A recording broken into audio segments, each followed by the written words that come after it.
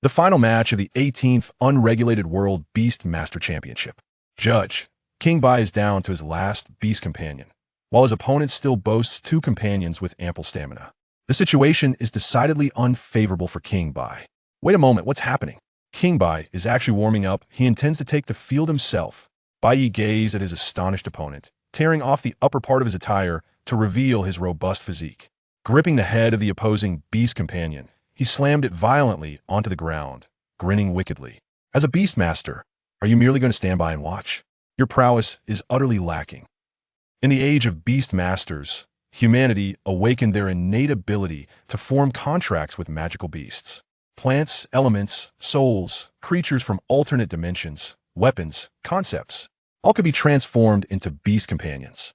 Bai Ye traversed into this realm, awakening the talent of the bond of connection. As long as a beast companion was defeated and returned to the beastmaster space, he could absorb all abilities from that companion. Thus, the strongest, most formidable beastmaster was born. Chapter 1. Where am I? Is this still my homeland? Students, as we embark on this journey to the beast companion cultivation base, I hope each of you will find a companion suited to your needs. On the school bus, the teacher, adorned with golden-rimmed glasses, called out to the excited students packed inside. In the last row by the window, Bai Ye tilted his head against the glass, lost in thought as the scenery outside rushed past. He was not of this world 2 years prior. He had crossed over. His social circle remained unchanged. His classmates were still the same group, with no one sprouting extra eyes or wings. Yet, what on earth were those bizarre creatures scurrying about? Had Pokemon truly come to life?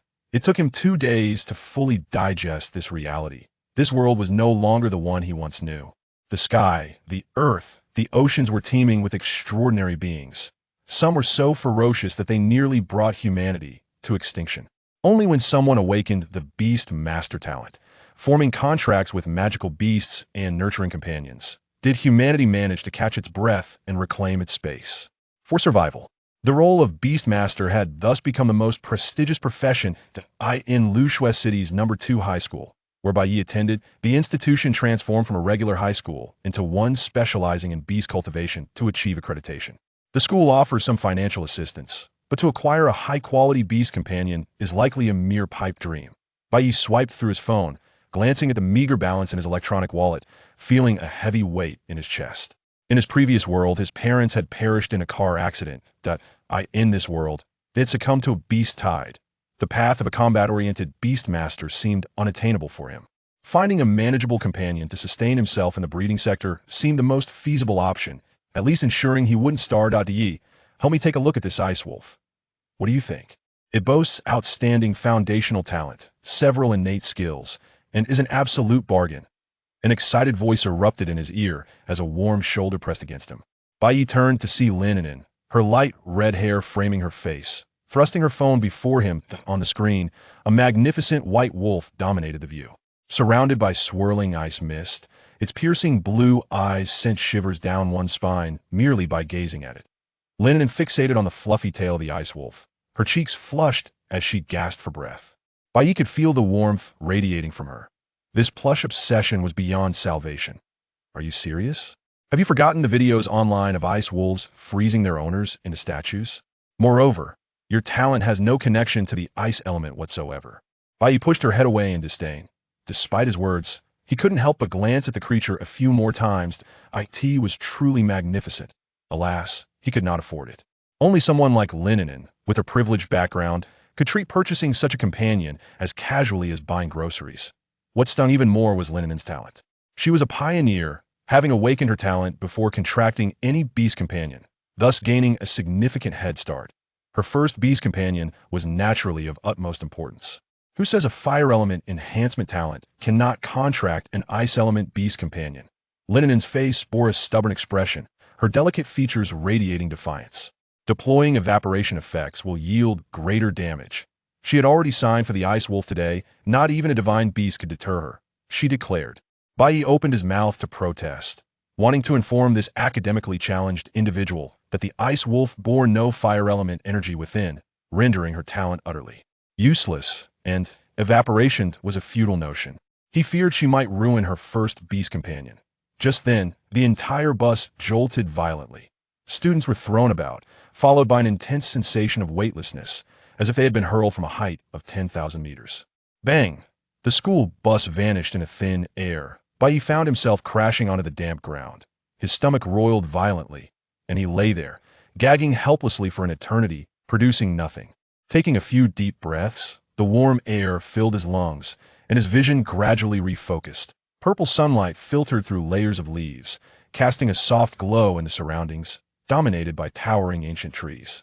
Bai Yi sprang to his feet, instinctively grabbing a branch nearly half his height to shield himself. With his back pressed firmly against a stout tree trunk, he scanned the vicinity with heightened vigilance.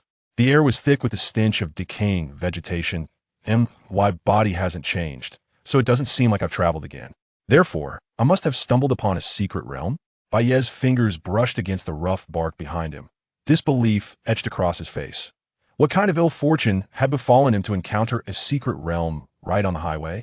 Surely, the odds were slimmer than choking on water.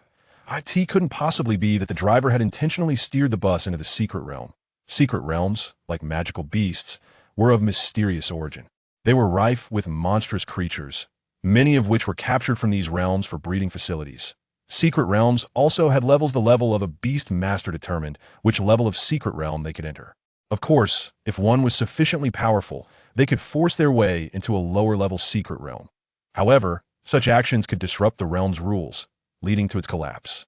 Everything within would be torn apart by spatial turbulence. Clearing a secret realm could yield treasures, with higher levels granting better rewards. Legend spoke of certain secret treasures capable of bestowing an individual with an additional new talent. Contemplating such matters is futile without a single beast companion. Even in the most rudimentary, first-level secret realm, a mere magical beast could easily tear me apart. May it not be a solitary realm of secrets. In his heart, Bai Yi silently prayed, while his eyes incessantly scanned the surroundings, ready to flee at the slightest rustle. Suddenly, a few lines of text appeared before him without warning. Beast Pet Evolution Compendium. Name. Bai Yi. Attribute. None. Qualification. Rare. Level. Mundane. Skill. None. Talent. Bond of Affinity. Current Beast Pet. None. Possible evolution routes. Mechanical, biochemical, martial arts, spectral. Click to view. Description.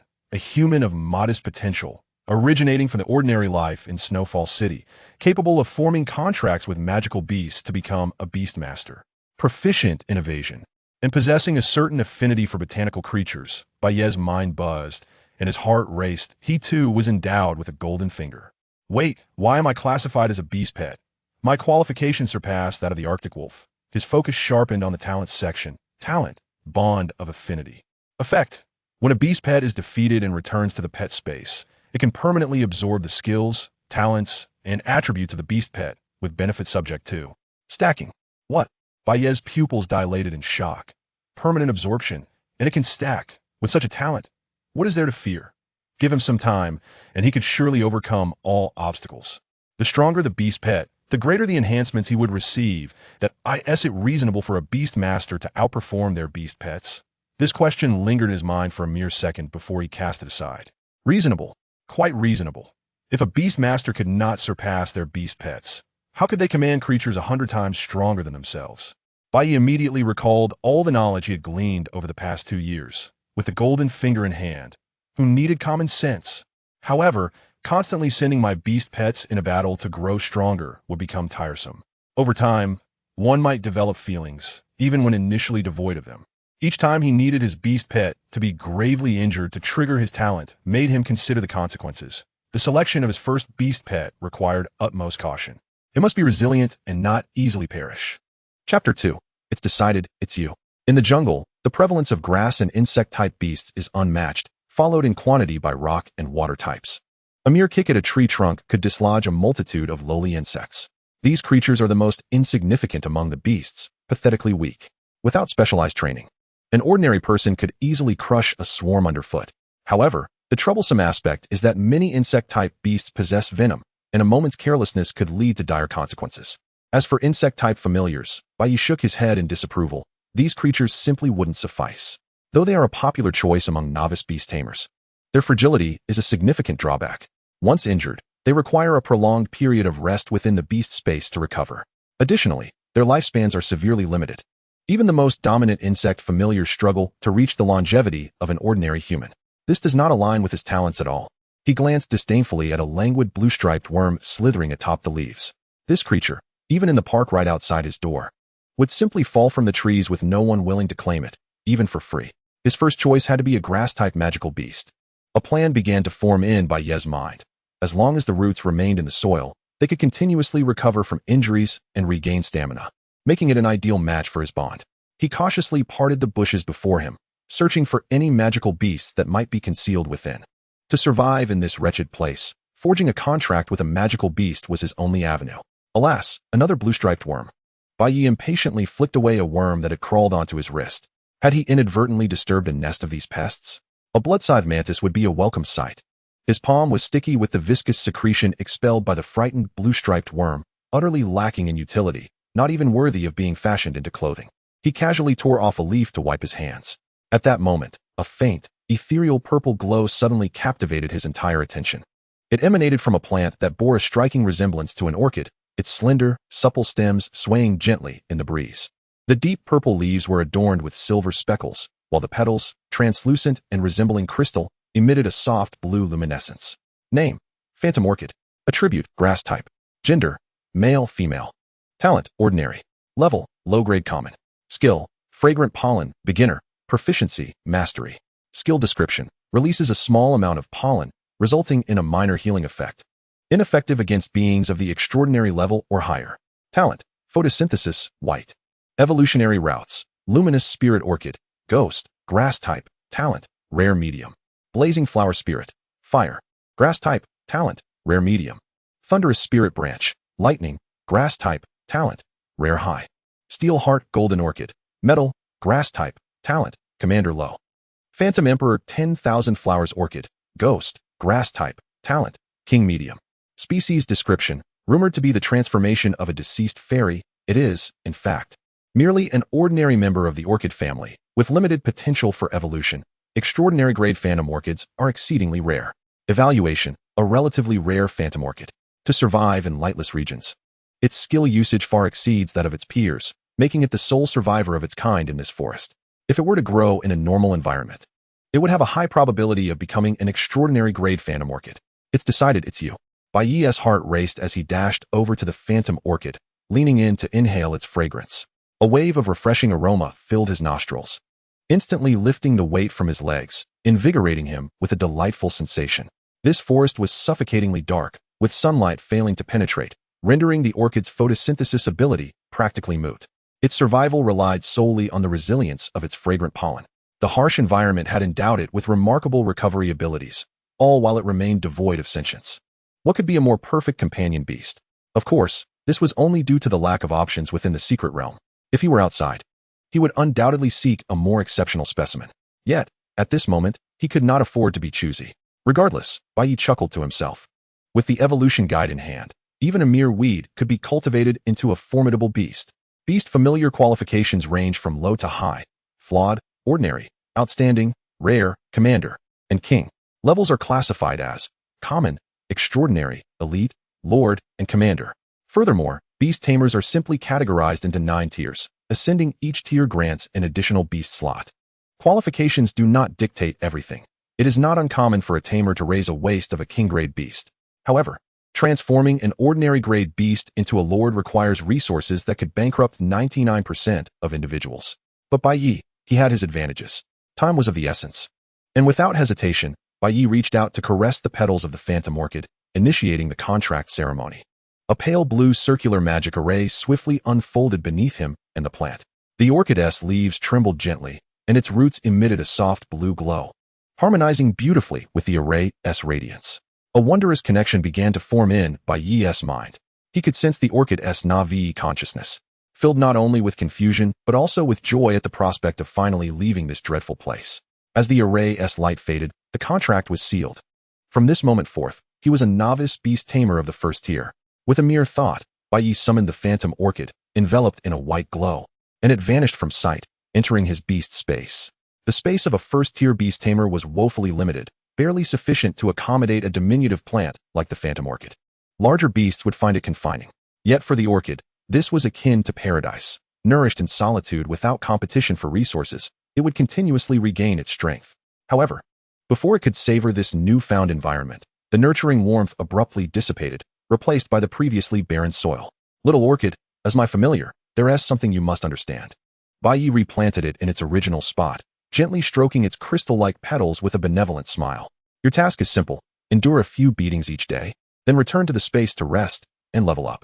As soon as he finished speaking, Bai Yi flicked his finger lightly. With a sharp sound, a small cluster of pollen along with a petal was forcefully dislodged. Almost instantaneously, he withdrew the damaged phantom orchid back into the beast space. Your phantom orchid has experienced a crushing defeat in battle and has returned to the beast space. Assessing damage to the phantom orchid. Talent bond triggered. Absorbed familiar attributes. Phantom orchid. In the next moment, a faint yet pure surge of life energy flowed through the contract, rejuvenating Bai Yi's entire being. The fatigue he had just endured evaporated, leaving him feeling lighter. He even sensed an increase in his affinity for plants. This was the essence of the bond. Chapter 3. Purity greatly enhanced. Success. Bai Yi exhaled in relief. The assessment of injury was far more lenient than he had anticipated. Merely losing a petal sufficed to trigger it. If he had to truly injure a familiar, that would indeed pose a problem, even for a plant-type beast companion. Recovering from severe injuries necessitates a considerable amount of time.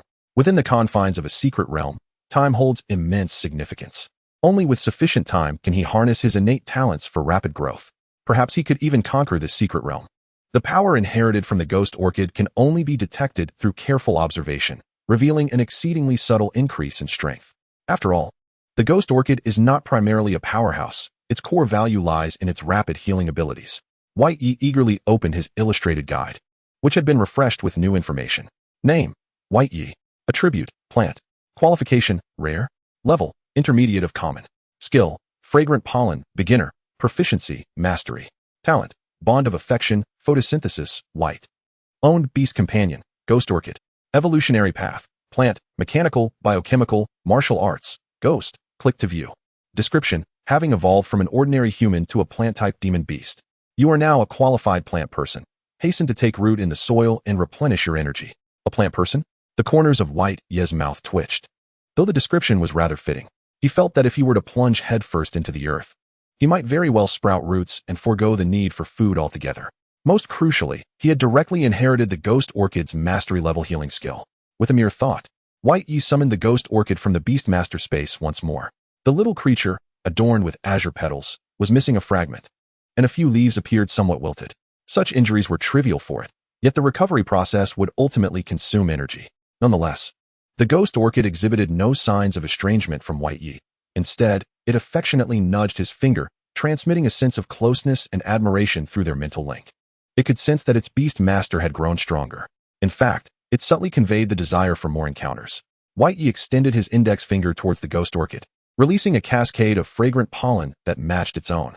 The dull petals of the ghost orchid absorbed the energy, regaining their luster and appearing even more vibrant than before.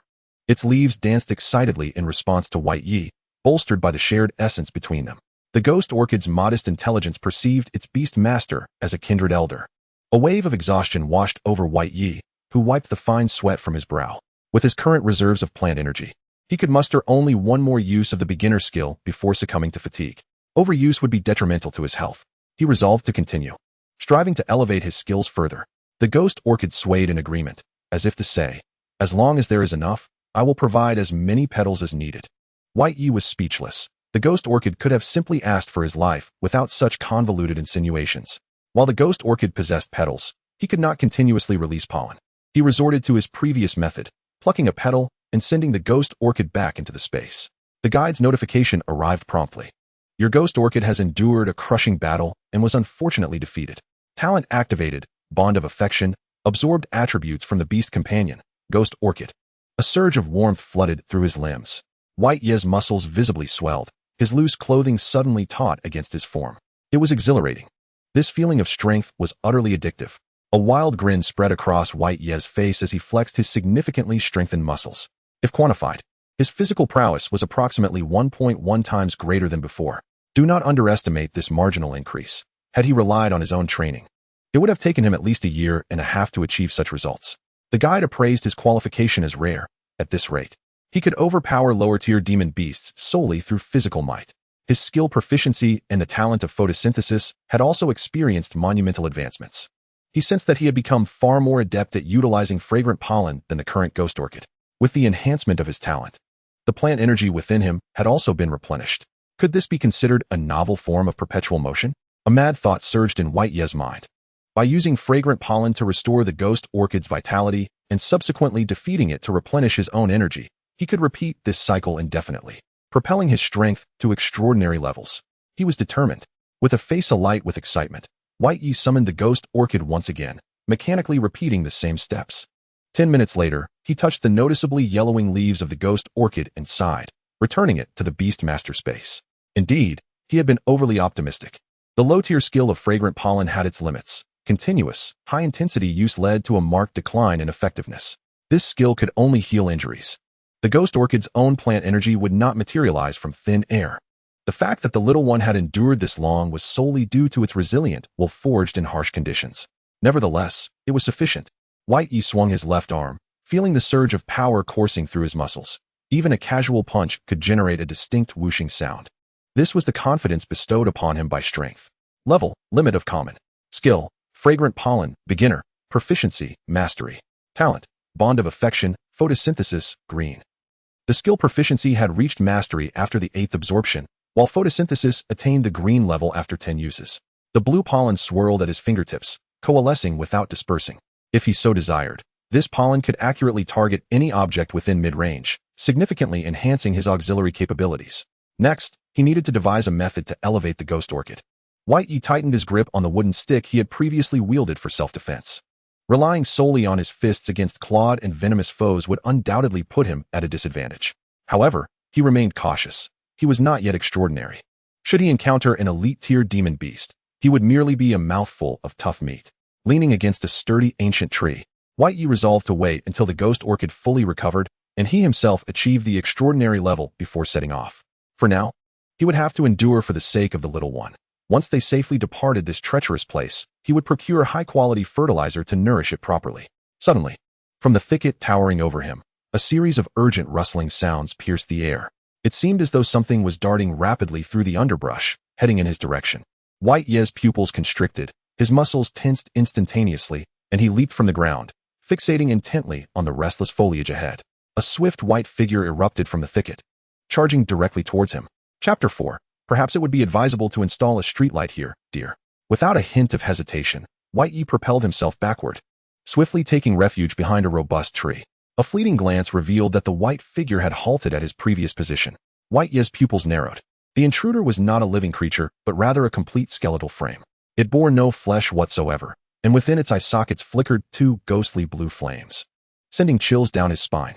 A spectral entity. The sound of clattering bones echoed as the skeleton detected White Ye, its jaws clashing violently, producing a piercing noise. It brandished a rusted machete, its skeletal legs propelling it forward with ominous intent. Name: Skeletal Minion. Attribute: Ghost Type. Gender: None. Qualification: Flawed. Level: Intermediate Common. Skill: None. Talent: None. Evolution Path: Death Knight, Rare Advanced. Lich, Commander Intermediate. Dreadlord, Commander Advanced. The information from the illustration flashed by in an instant. Its combat prowess was only marginally superior to that of the support type Shaolin, and with its flawed qualification, it would never hope to transcend into the extraordinary in the wilderness. Such a creature was perfect for practice. Thud, thud. His heart thundered like a drum, blood coursing through his veins in a fervent rush. Fear, what a jest. He was trembling with exhilaration. Boom. White Ye sidestepped the skeletal minion's sluggish swing, lunging forward to close the distance. His right fist, propelled by a fearsome gust of wind, struck solidly against its forehead. Crack! The terrifying force erupted, shattering the already fractured skull of the skeletal minion, bone fragments scattering in all directions. The 2 flickering orbs of ghostly fire within its eye sockets flared briefly before extinguishing completely. With a series of sharp cracks, the skeletal frame below the neck could no longer sustain itself, collapsing into a heap of disjointed parts. White Ye exhaled deeply, shaking out his slightly numb arms. That punch had drained him of all his strength, and his muscles still quivered. There were indeed undead creatures. It seemed this secret realm was not merely an ordinary jungle. He clicked his tongue, aware that undead beings were notoriously troublesome, and the difficulty of navigating this secret realm would likely exceed his expectations. If the master of this realm happened to be a lich capable of summoning endless minions, then they would truly be in for a challenge. The mere thought of being inundated by an unending tide of skeletal foes sent shivers down his spine.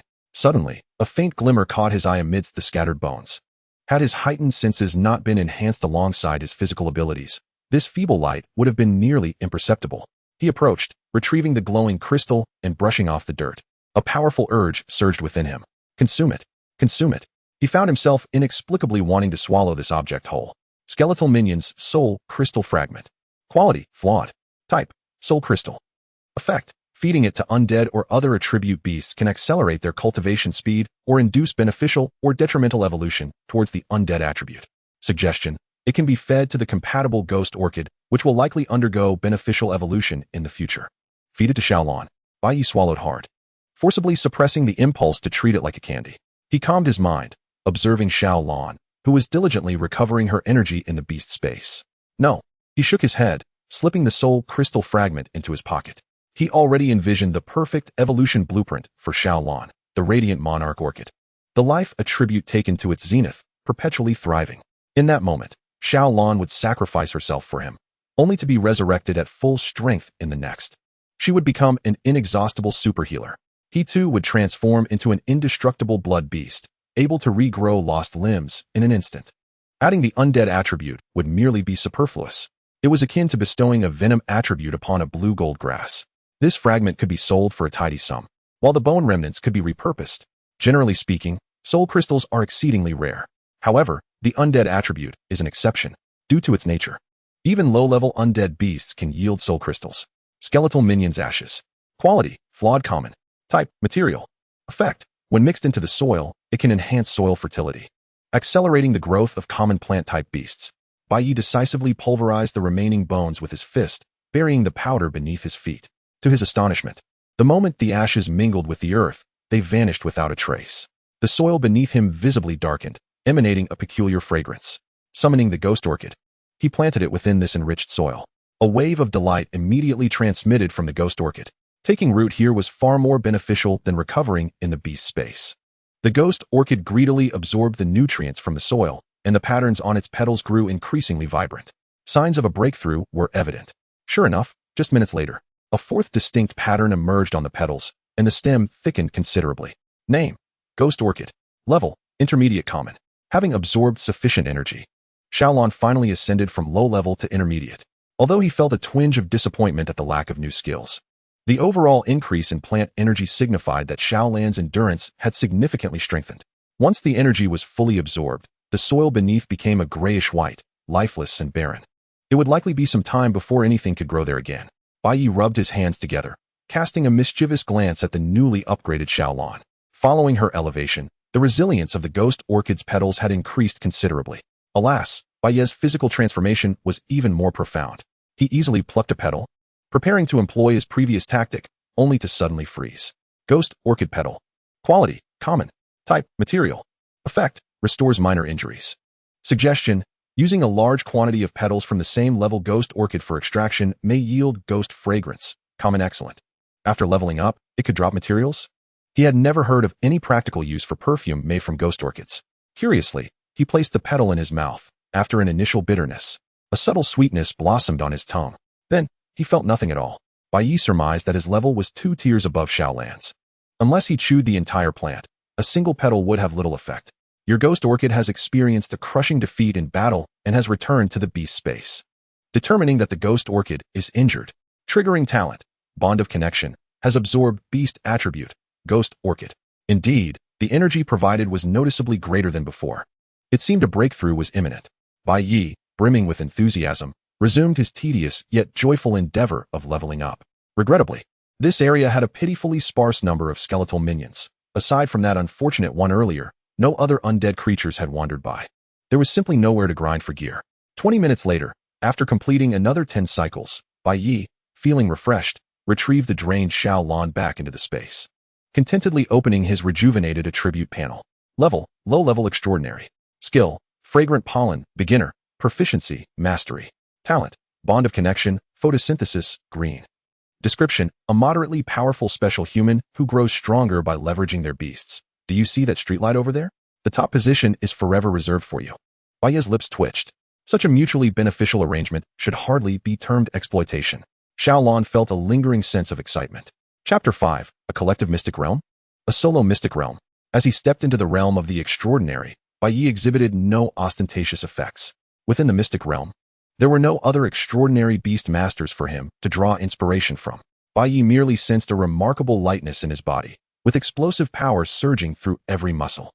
The energy of nature flowed vigorously within him, amplified several times over compared to before. He glanced at his hands. No leaves had sprouted, and his skin had not turned green.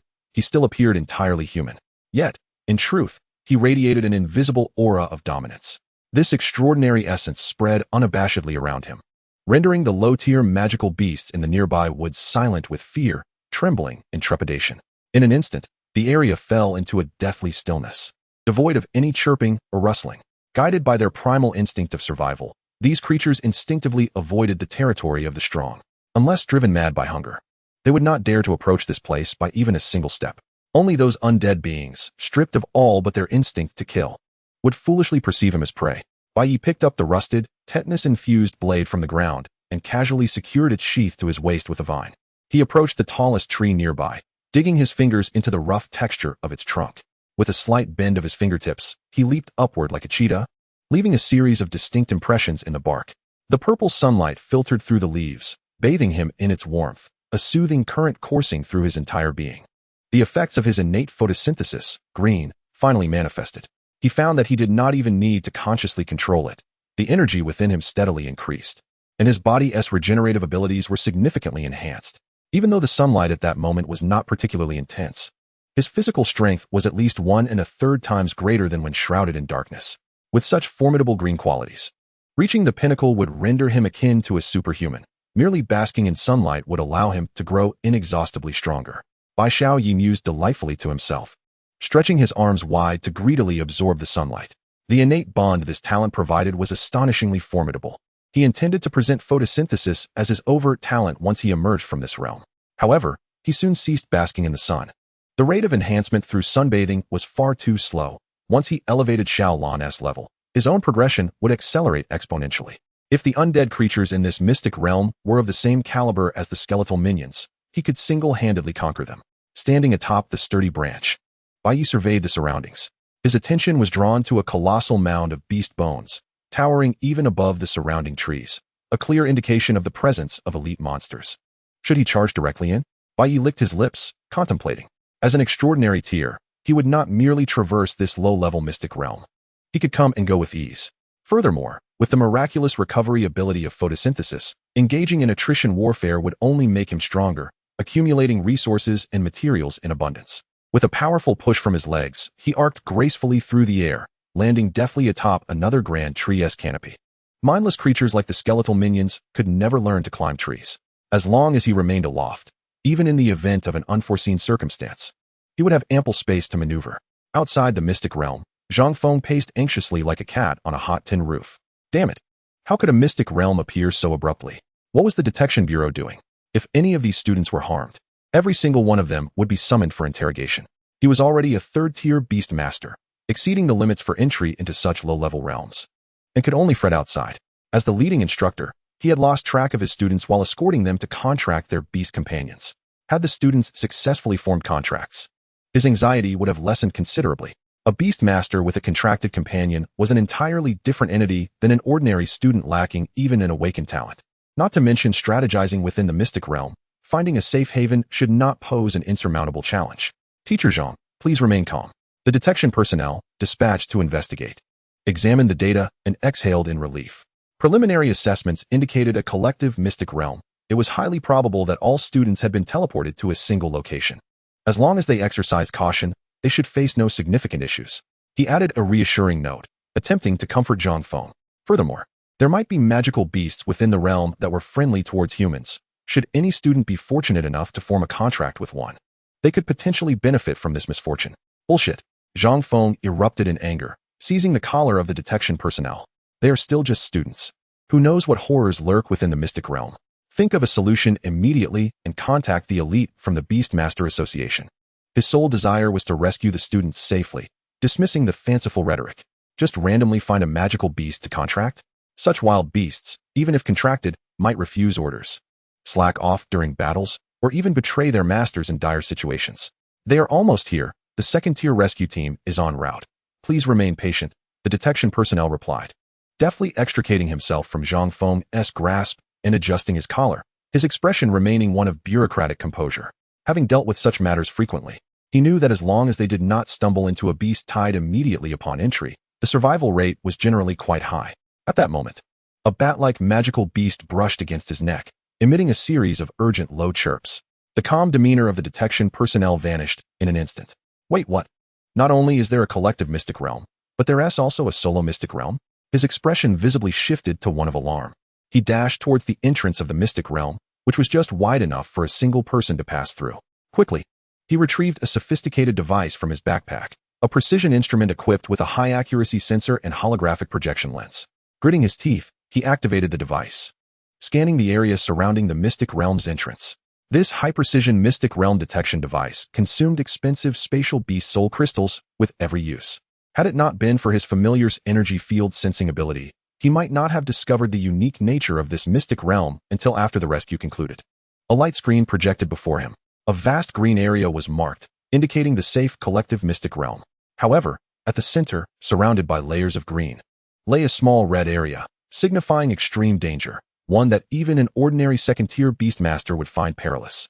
At the top of the display, glaring numbers read, 110. The time flow within the solo mystic realm was 10 times that of the real world. For every hour that passed outside, those within had already endured a full 10 hours. In the solo mystic realm, if fortune favored them, more than 30 students might not have been teleported inside.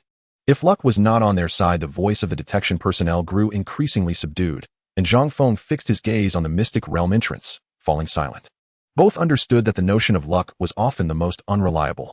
Should any unfortunate soul be transported inside, devoid of a beast companion, food, or support, they struggled to conceive how a student, not even a novice beastmaster, could survive in such dire circumstances.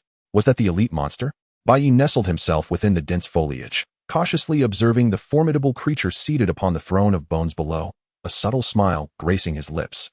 The sense of oppression exuded by this foe is undeniably stronger than that of the ordinary skeletal minions. Remarkably, it has yet to ascend to the intermediate level of the extraordinary tier, thus still remaining within the scope of my hunting capabilities. Chapter 6. Behold, a formidable beast. Name, Spectral Warrior. Attributes, Ghost. Gender, None. Talent, Exceptional Low Grade. Level, Extraordinary Low Grade. Skills, Nether Slash, Intermediate. Mastery, Acceleration, Intermediate. Proficient, Bone Shield, Low Grade. Proficient. Talent, Fearless, Green. Fearless, Green. Retains full combat capability under the pressure of beasts one tier above, with a slight enhancement to stamina recovery. Bai Yi cautiously observed the Spectral Warrior. The vision enhancement granted by his extraordinary level allowed him to discern every intricate detail of his opponent. Compared to the skeletal minions, the skeletal structure of the Spectral Warrior was markedly more complex.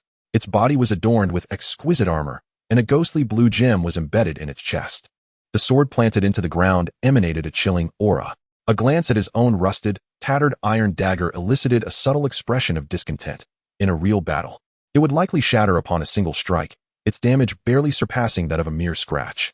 Undoubtedly, elite monsters are significantly more formidable, and the 3 skills at their disposal are all designed for combat. However, the audacity to leave its treasured sword at its side rather than in hand suggests a profound confidence, implying that no beast nearby could challenge it. Hesitation leads to defeat. Bai Yi discarded the hindering iron sword and leapt into the air, vanishing in the blink of an eye, emerging from the shadow of the trees. His body was enveloped in sunlight, unleashing a surge of potent strength from within.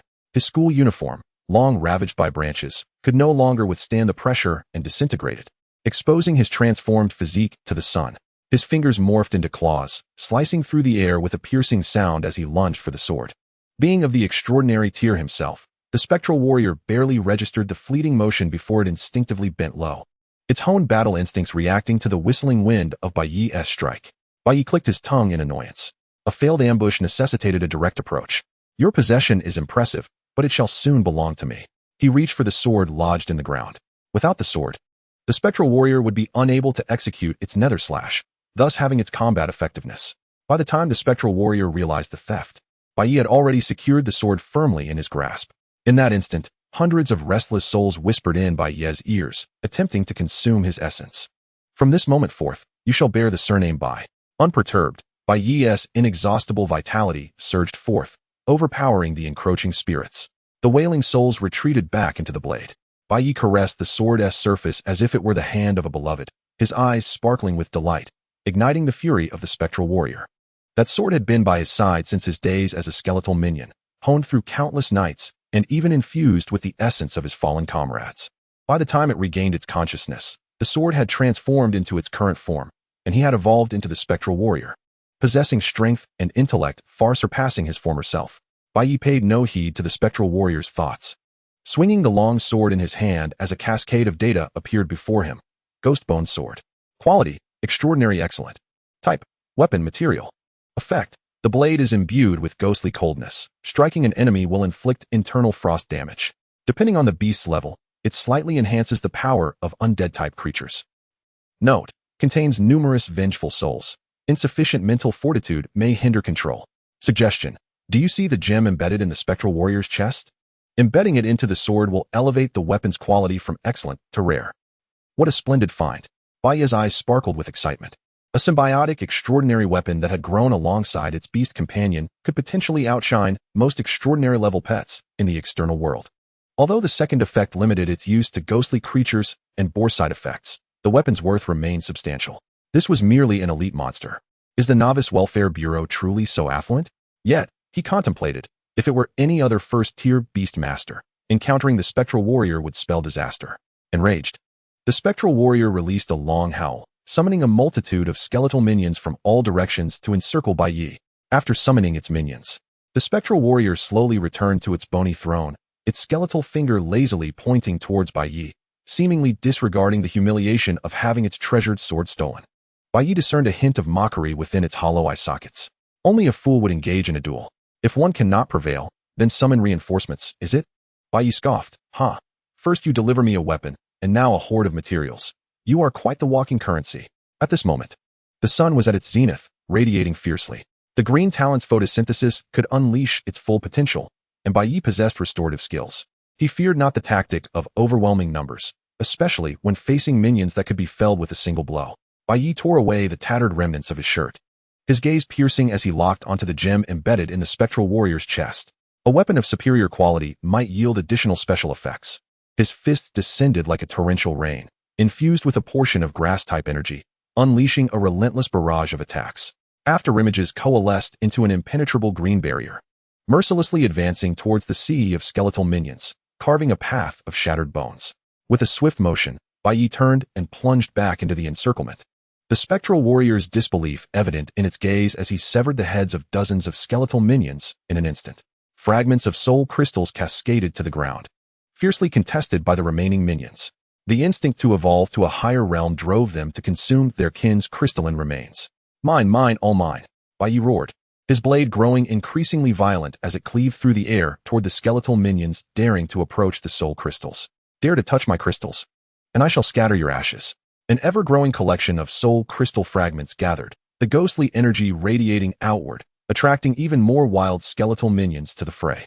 Bai Yi had never practiced any formal sword techniques, but as the saying goes, sheer strength overcomes skill. As long as the damage was sufficient, he relied on sheer force. With the tip of his sword lightly tapping the ground, Bai Yi's form spiraled like a dragon across the battlefield. Each turn and swing of his arm severed swathes of skeletal heads. The ground was soon littered with fragments of soul crystals. In just a few minutes, hundreds of skeletal minions fell to his blade. The spectral warrior, bewildered, pondered, why does this peculiar grass-type beast grow stronger with each strike? Its offensive did not weaken. Rather, it intensified, amplifying the unease within the spectral warrior. Realizing that mere numbers would not suffice against Bai Yi, it rose and seized a well-preserved long sword from a nearby skeletal minion. Dark, purple energy coalesced around his legs. In that fleeting moment, Bai Yi decisively relinquished the struggle against the skeletal minions, instead setting his sights on the spectral warrior preparing to engage directly. A vibrant green blade of light erupted, cleaving a broad path as he surged forth with blinding speed towards the ghostly combatant. In the blink of an eye, He attained comprehension of Chapter 7, New Skill Mastery X2. A sudden inspiration struck him as he channeled the fierce momentum of the bone blade into his corporeal form. Congratulations on mastering the skill, Natural Energy Fist, Intermediate, Proficiency, Novice. Skill description: concentrate grass-type energy in the fist. After a brief charge, unleash a rapid punch against the opponent. The longer the charge, the greater the punch's force. His fist, imbued with the radiance of grass-type energy, hurtled towards the spectral warrior's skull. The ghostly warrior abruptly tilted its head aside, yet the exquisite helmet was less fortunate, shattering into fragments upon impact. The grand move he had been preparing was interrupted, causing its skeletal frame to tremble violently, its presence akin to an avalanche. You were quite brave just now, weren't you? The sharp edge followed swiftly, slicing downwards with a crisp crack of bone, fracturing another rib on the opposite side of the spectral warrior's chest. The remaining ribs clamped tightly onto the bone blade, preventing it from cleaving the warrior in two. Bang! Bai Yi flashed a grin reminiscent of a villain, releasing the bone blade and cupping his hands around the sides of the ghostly warrior's head. His legs coiled around its upper body like a serpent, firmly locking its arms in place. Want to explode with rage? The spectral warrior struggled desperately, the flames in its eye sockets swelling with boundless fury. It was willing to ignite its very soul for greater power. Bai Yi afforded it no opportunity for a miraculous comeback, unleashing extraordinary force upon its head.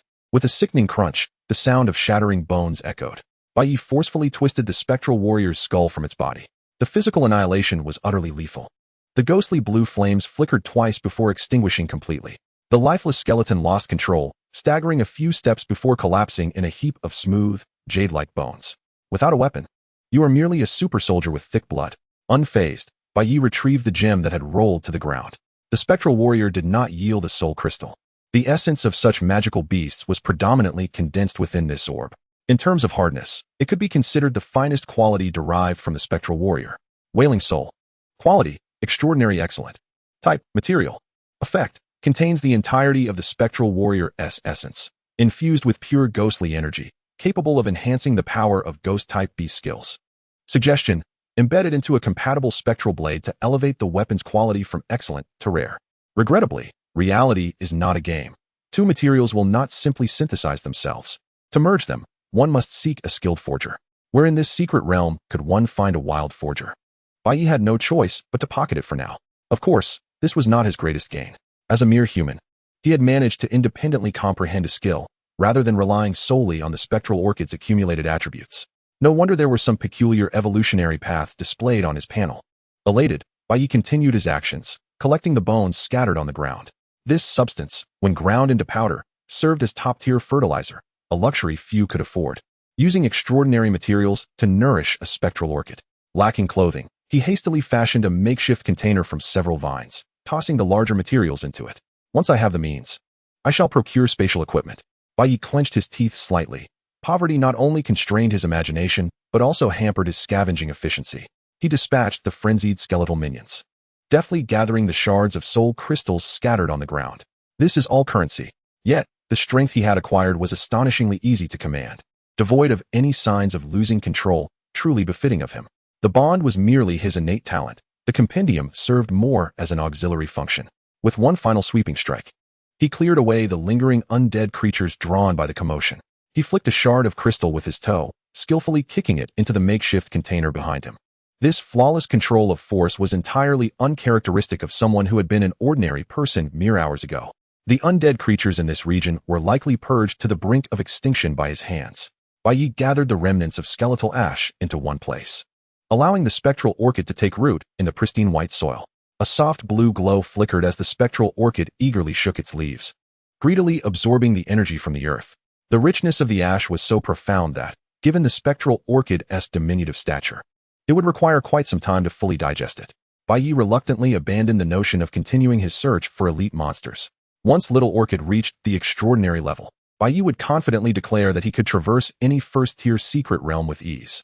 Speaking of which, if even extraordinary levels could not be considered bosses, could this instance truly be of hellish difficulty? Bai Yi sat upon a bone chair left behind by the spectral warrior, idly browsing the compendium interface. Alas, the recent battle had been so immersive that his phone had met a tragic end. His already modest household was further burdened by this misfortune. Well, the ashes of these skeletal minions now contain only pure nourishment, so they 1T lead Little Orchid to develop in some peculiar ghost-type direction. Bai Yi was unsure how long he had been engrossed in the system when a round, purple sun began to slowly descend from the east. Indeed, the physical engine of this secret realm thrived on rebellion. The silver spots on the spectral orchid's leaves had expanded further, their brightness now more conspicuous than ever. In the pitch-black jungle, it was akin to a moving target. No wonder I couldn't find a higher-level spectral orchid. It seems that the higher they ascend, the more susceptible they become to predators. It's no wonder you are the sole survivor, Bai Yi mused, stroking the leaves of the spectral orchid. Name, spectral orchid. Level, high-grade comet. Skills, fragrant pollen, beginner. Proficiency, mastery. Dust explosion, intermediate. Proficiency, novice. Skill description, derived from a combination of a few skeletal minions' bone explosion technique and a small amount of extraordinary grade ash. It gathers pollen and triggers a small-scale explosion. The power being relatively weak, causing area damage to surrounding enemies, with a minor chance of inflicting dizziness. Is this what you call ordinary quality? Bai Yi inhaled sharply, exclaiming, "Good heavens! What kind of ordinary quality pet could awaken a crowd control skill at the high-grade common level?" This was effectively area damage coupled with control, a definitive answer to the version's queries. Spectral orchids beyond this secret realm had never possessed such skills. This skill had been unlocked from the depths of the eerie white bones. Yet who outside the secret realm would care for the lives of skeletal minions?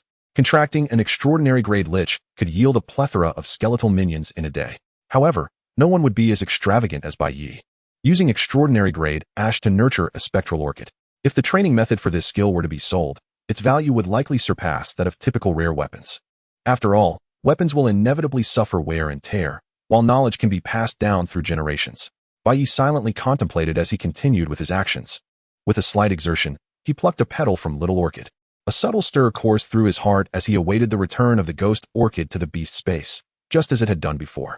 However, upon glancing down, he observed the flower crown of the ghost orchid swaying gently in the breeze, as if it too were puzzled by its continued presence in the outside world.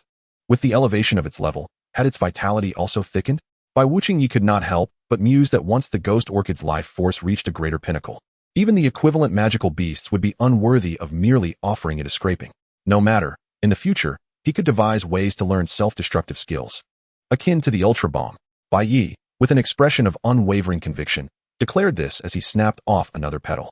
The ghost orchid thought to itself, "When on Earth will I be able to produce sound?" Chapter 8. Art is Explosion. As a surge of power far surpassing anything previously experienced flowed through him, Bai Yi luxuriated in a languorous stretch. Simultaneously, a wealth of new skill knowledge emerged in his mind, as if it were an innate gift. The disparity between the extraordinary and the mundane was indeed vast. Even though Xiao Lan had already attained high-tier common status, 10 infusions had not elevated him to mid-tier extraordinary. Bai Yi sighed, acknowledging that while his strength had undeniably magnified, he remained at the lowly level of extraordinary. A rough estimate suggested that to ascend to the next minor realm, he would require approximately 5 more attribute infusions. He reflected, suddenly realizing that he had become accustomed to measuring his own worth by the level of his beasts. This was unacceptable. His true vocation was that of a beast tamer. Perhaps a brief cultivation session would suffice. Bai Yi closed his eyes, entirely focused on expanding his second beast space. Only with the complete establishment of this second space could he contract a second beast and ascend to the rank of a novice beast tamer. After about 10 minutes, he slowly opened his eyes, nodding in satisfaction. Today had been a day of diligent cultivation. He needed to hasten his recovery, striving to achieve an upgrade before dawn. He used vines to suspend bones from the branches, filled with plentiful shards of soul crystals, enticing the undead to approach. Utilizing the traps he had set, he continuously captured wild skeleton minions. Unfortunately, the results were less than satisfactory. The sporadically captured skeletons yielded little of value. They served adequately as fertilizer for Xiao Lan. Yet the low levels of these skeletons rendered the notion of evolving through their ashes somewhat unrealistic.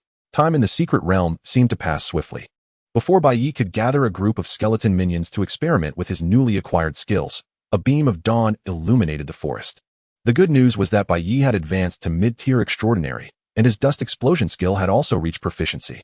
The bad news was that the pace of leveling had become increasingly sluggish. To reach high-tier extraordinary, he would need to absorb the attributes of the ghost orchid at least 40 times. The moment sunlight bathed him, the mental fatigue accumulated from the previous night dissipated. And Bai Yi, brimming with vitality, released the ghost orchid. No need to rush. There's no requirement to return to the beast space, nor do we possess high-grade fertilizer. As soon as the words left his mouth, Bai Yi distinctly felt a dip in the ghost orchid's mood, the radiance of its petals dimming noticeably. This was troubling. Xiaolon couldn't be developing a misguided sense of care, could it? After all, prior to Bai Ye's entry into the secret realm, the ghost orchid had lived an existence indistinguishable from that of ordinary plants. In just a day, under Bai Ye's guidance, the ghost orchid had already begun its journey toward becoming an exemplary worker. Upon reflection, this was not without merit. As a native flower, Xiaolon, do you know where powerful beings reside? The ghost orchid tilted its head, struggling to comprehend Bai Ye's inquiry. Speaking of formidable magical beasts, do those walking skeletons count? In its perception, both the skeleton minions and the ghostly warriors could effortlessly crush it.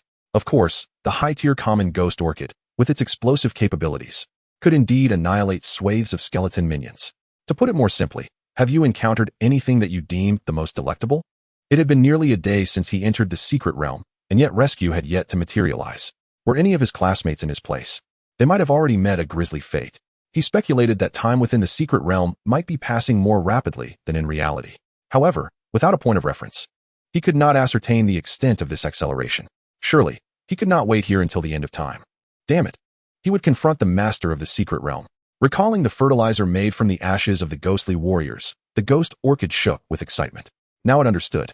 There were few nutrients in the entire forest that could rival those of the ghostly warriors, and it was improbable that all extraordinary beings would merely pass by the ghost orchid.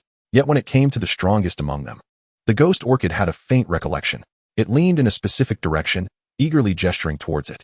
Its limited intelligence led the ghost orchid to believe Bai Yi intended to take it to hunt for even more delectable sustenance.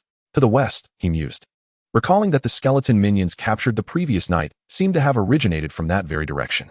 Following the direction it pointed, Bai Yi nodded, stowing away the bone structure and striding confidently ahead.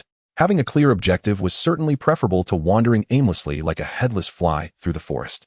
Bai Yi walked towards the rising sun, with the ghost orchid perched on his shoulder.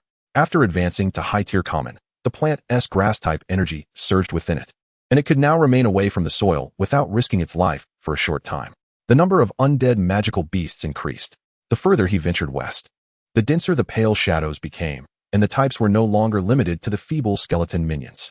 Skeletons of various shapes and sizes, such as skeletal llamas, charged towards Bai Yi with wild abandon. To be precise, they lunged at the bone structure behind him. Truly, a horde of mindless creatures. Before the undead beasts could reach him, Bai Yi waved both hands, releasing a torrent of pink pollen. Art is explosion, drink. Bai Yi formed 2 fingers into a gesture and shouted fiercely. The pink pollen rapidly coalesced, forming pale pink energy orbs that rained down like a torrential storm upon the undead creatures. Boom, boom, boom. Upon contact with the skeletons, a cacophony of explosions erupted. Fragments of bone scattered, and the unique fragrance of orchids permeated the air. Compared to technological explosives, the power of this pollen explosion was not supreme.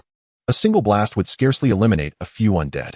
Yet even if they did not perish, they would be rendered incapacitated. Their skeletal frames became disordered amidst the explosions. Limbs severed and scattered as they tumbled to the ground in disarray. Even so, they continued to claw at the earth, frantically crawling toward Bai Yi. Hundreds of pollen orbs rained down ferociously. Bolstered by photosynthesis, Bai Yi transformed into a humanoid artillery platform. His mid-tier skills were more terrifying in his hands than some high-tier abilities. The pollen danced, intertwining with the scattered bone remnants, dyeing the ground in a peculiar shade of pinkish white. The number of undead magical beasts visibly diminished, yet Bai Ye's expression darkened. Something was amiss. The difficulty of the secret realm was undoubtedly abnormal. To enhance his proficiency, he also allowed the ghost orchid to unleash its dust explosion. Unfortunately, Xiaolon could only manage 2 casts before becoming exhausted. Even having reached the extraordinary level, it was impossible for it to casually wield mid-tier skills as if they were mere basic attacks. With thousands of undead beasts, even if none were at the extraordinary level, the sheer volume alone could exhaust a second-tier Beast Tamer to the point of collapse. What kind of cursed secret realm have I stumbled into? In the moments when Bai Yi was momentarily lost in thought, the relentless undead beasts abruptly halted their advance, turning on their heels and fleeing the pollen-laden hellscape at a speed more than doubled from their previous pace. Chapter 9, Lich. Observing the retreating white tide, Bai Yi was resolute in his pursuit, exerting himself to follow closely behind the main force. 3 hours later, a bottomless, pitch-black pit emerged before his eyes. Those once fearlessly charging undead creatures now entered the abyss in an orderly fashion, one after another. Bai Yi understood their intelligence was limited. This method of control surpassed that of the Wraith warriors by several degrees. Hidden within was likely a far more formidable undead beast, possibly the master of this secret realm. What a catch this could be. Bai Yi licked his parched lips, glanced at the darkened cavern, and then looked up at the sky. This was not akin to his previous encounters with Wraith warriors. Beneath the ground, sunlight was entirely cut off, significantly diminishing his strength and recovery capabilities. Engaging in a home field battle? Only a fool would attempt that. Bai Yi resolved to scout the area first. If he could lay eyes on the master of the secret realm, he could extract valuable intelligence. The difference between possessing information and lacking it was monumental. As the last undead creature descended into the pit, Bai Yi crouched low, cautiously edging toward the pit's edge. He left half of himself in the sunlight while extending his upper body into the darkness. After entering the realm of the extraordinary, his senses had been heightened, allowing him to discern his surroundings even in the obscurity. Peering down the cavern, a colossal ancient castle gradually came into focus. The underground fortress took on an irregular circular shape, its surface riddled with the scars of time and mottled with moss, as though it had sprouted directly from the earth. The entrance was marked by a towering stone door, flanked by two Wraith warriors standing sentinel. Bai Yi's eyes sparkled with excitement. They were merely low-tier extraordinary beings, an opportunity to acquire two rare weapons. He silently retreated from the cave entrance, stroking his chin contemplatively as his mind raced. While Wraith warriors were not particularly formidable, the entity that commanded them to guard the entrance must possess at least advanced extraordinary capabilities. Perhaps even at the pinnacle of the extraordinary. The allure of immediate gain must not cloud his judgment. Bai Yi raised his hand, conjuring a swirling mass of pink pollen in his palm. Outside, the explosive force of the dust would be diluted, but within the confines of this limited space. If concentrated sufficiently, the ensuing explosion could be cataclysmic.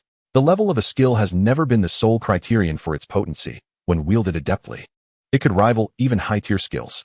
He had devised a plan, either obliterate the master right in their lair or force them out from the depths below. In any case, there would be no way he would engage in battle underground. Wisps of pollen were sent into the pit, with the ghostly orchid occasionally emerging to lend its support. It would unleash a skill before retreating back into the beast taming space, drained of energy. Exhaustion equated to defeat, but this time, the target had shifted from Bai Yi to the master of the fortress. This also allowed him to hone his skill proficiency, two birds with one stone. It wasn't until the sun sank beneath the horizon that Bai Yi, weary and with arms hanging limply, finally paused. This was akin to an uninterrupted barrage of mid-tier skills. His photosynthetic supplies were nearing an upgrade to blue quality. Otherwise, even an elite-level beast companion would be drained dry. The rich fragrance of flowers wafted at the cave's entrance. It was time. Let it explode. With Bai Yi's command, a thunderous explosion erupted from the depths of the pit. The shockwave rampaged through the underground space, billowing clouds of dust that filled the entire cavern. The immense sound waves ricocheted off the walls, causing earth and stone to tumble from above. The walls quaked violently, and spiderweb-like cracks appeared in the fortress's structure, threatening imminent collapse. The two Wraith warriors were caught in the vortex of the explosion, their anguished cries swallowed by the chaos as their forms were reduced to mere fragments amidst the violent energy. Even an extraordinary being at the pinnacle would be severely harmed at the center of such an explosion. Bai Yi retreated to a safe distance, avoiding the shockwave, his gaze fixated on the cave entrance, eagerly anticipating the emergence of the fortress's master. Moments later, the cavern was engulfed in fading smoke and residual tremors. Devoid of any further activity. Can they truly endure this? Is my companion a ninja turtle? Bai Yi frowned deeply. As night fell, his endurance waned, and he could not afford another round of carpet bombings. He decided to wait until morning for another strike. Just as Bai Yi prepared to depart temporarily, a low, thunderous roar resonated from within the pit, a powerful presence that seemed to suffocate the air. Is it coming out? I thought you intended to remain a timid turtle for life. Bai Yi felt a surge of excitement, his feet propelled by wind as he swiftly retreated, denying the entity any opportunity to react. He scattered pollen in all directions while fleeing, disappearing into the depths of the forest. Engage directly? What a jest! This was my escape route. Casting a glance over his shoulder, Bai Yi caught sight of a shadow erupting from the pit, fueled by boundless fury, racing toward the direction he had vanished. In the next moment, the pollen he left behind detonated, the ensuing smoke effectively concealing his presence, leaving the master of the fortress to unleash a furious, reluctant howl in his wake. How terrifying! Indeed, an extraordinary being at the pinnacle. Name: Lich. Attribute: Undead. Gender: None. Qualification: Intermediate Commander. Level: Extraordinary Pinnacle. Skills: Summon the Fallen, High Tier, Mastery. Reconstruct the Fallen, High Tier, Expert. Heart Mastery, Mid Tier. skilled. Bone shield, low tier, skilled. Weaken, mid tier, skilled. Talent, absorption enhancement, green. Absorption enhancement, green. Absorbs the souls of same attribute species, accelerating evolution speed. Not merely an extraordinary pinnacle. Possessing 2 high-tier skills and a talent that accelerates evolution. Truly befitting the master of the secret realm, stronger than most liches cultivated by beast tamers in the outside world. The majority of the beasts in this secret realm had likely been transformed into undead creatures by this lich, serving as nourishment for its accelerated cultivation. Given some time for its strength to rise, the realm's level would likely follow suit. After all, secret realms are not static. I must swiftly enhance my own power. Bond of connection, activate. While Bai Yi was fervently stacking attributes, the lich was in a state of distress.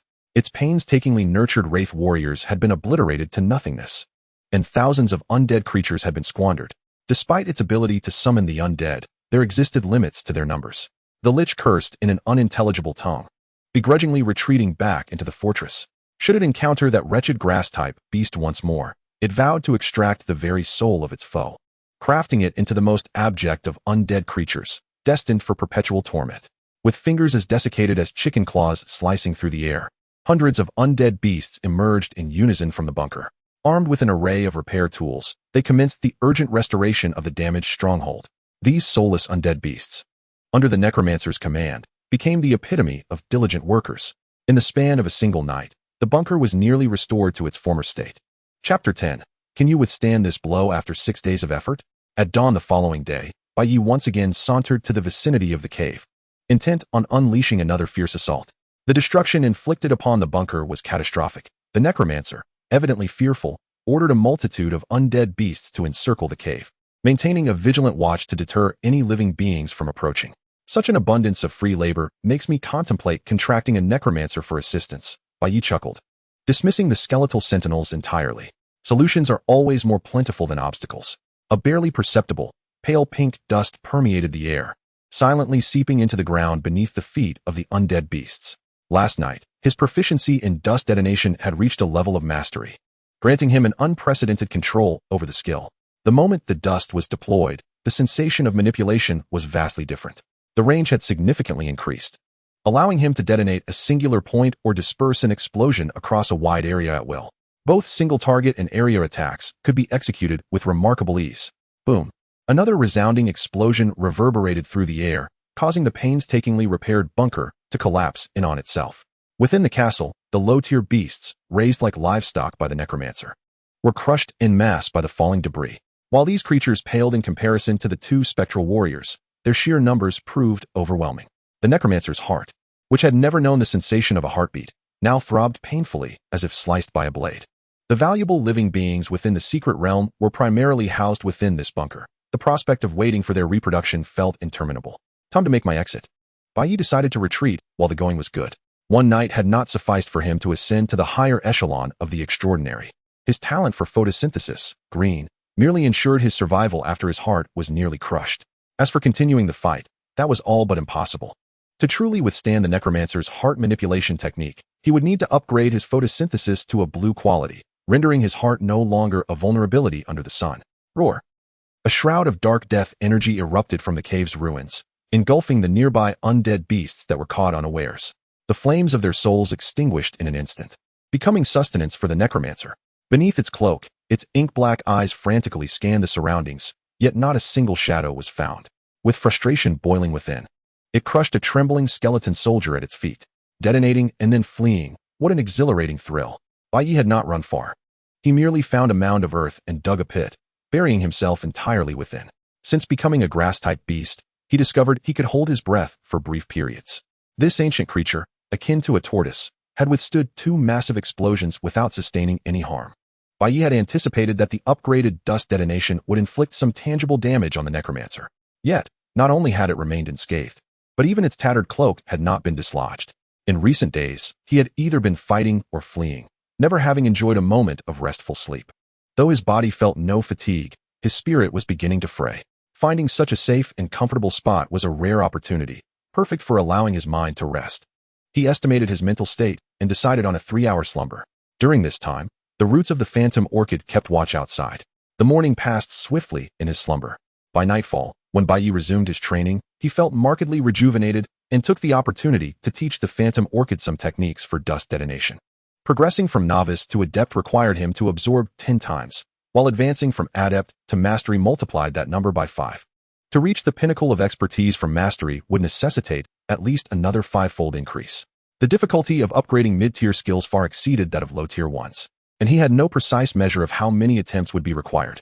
In the days that followed, Bai Ye settled into a routine of 3 points: daytime detonation of the necromancer, absorbing energy from the Phantom Orchid, and ensuring the orchid had enough stamina to train on its own at night. After several days, the cave was left riddled with scars from explosions, and the castle was reduced to mere remnants of its foundation. Not even a rat could enter without emerging in tears. The necromancer emerged numbly from the depths. Its cloak that once shielded it from sunlight had vanished, and its left arm was severed, exposing the desiccated bone beneath. Just days prior, a severed arm would have been inconsequential. It could easily have absorbed more undead beasts to replenish its strength. But now it was all gone. Everything was lost. Within the secret realm, it could barely harness a fraction of its inherent abilities, and any hope for power would have to be sought through dubious means. The army of undead it had painstakingly amassed over decades had been obliterated by that maniacal grass-type beast.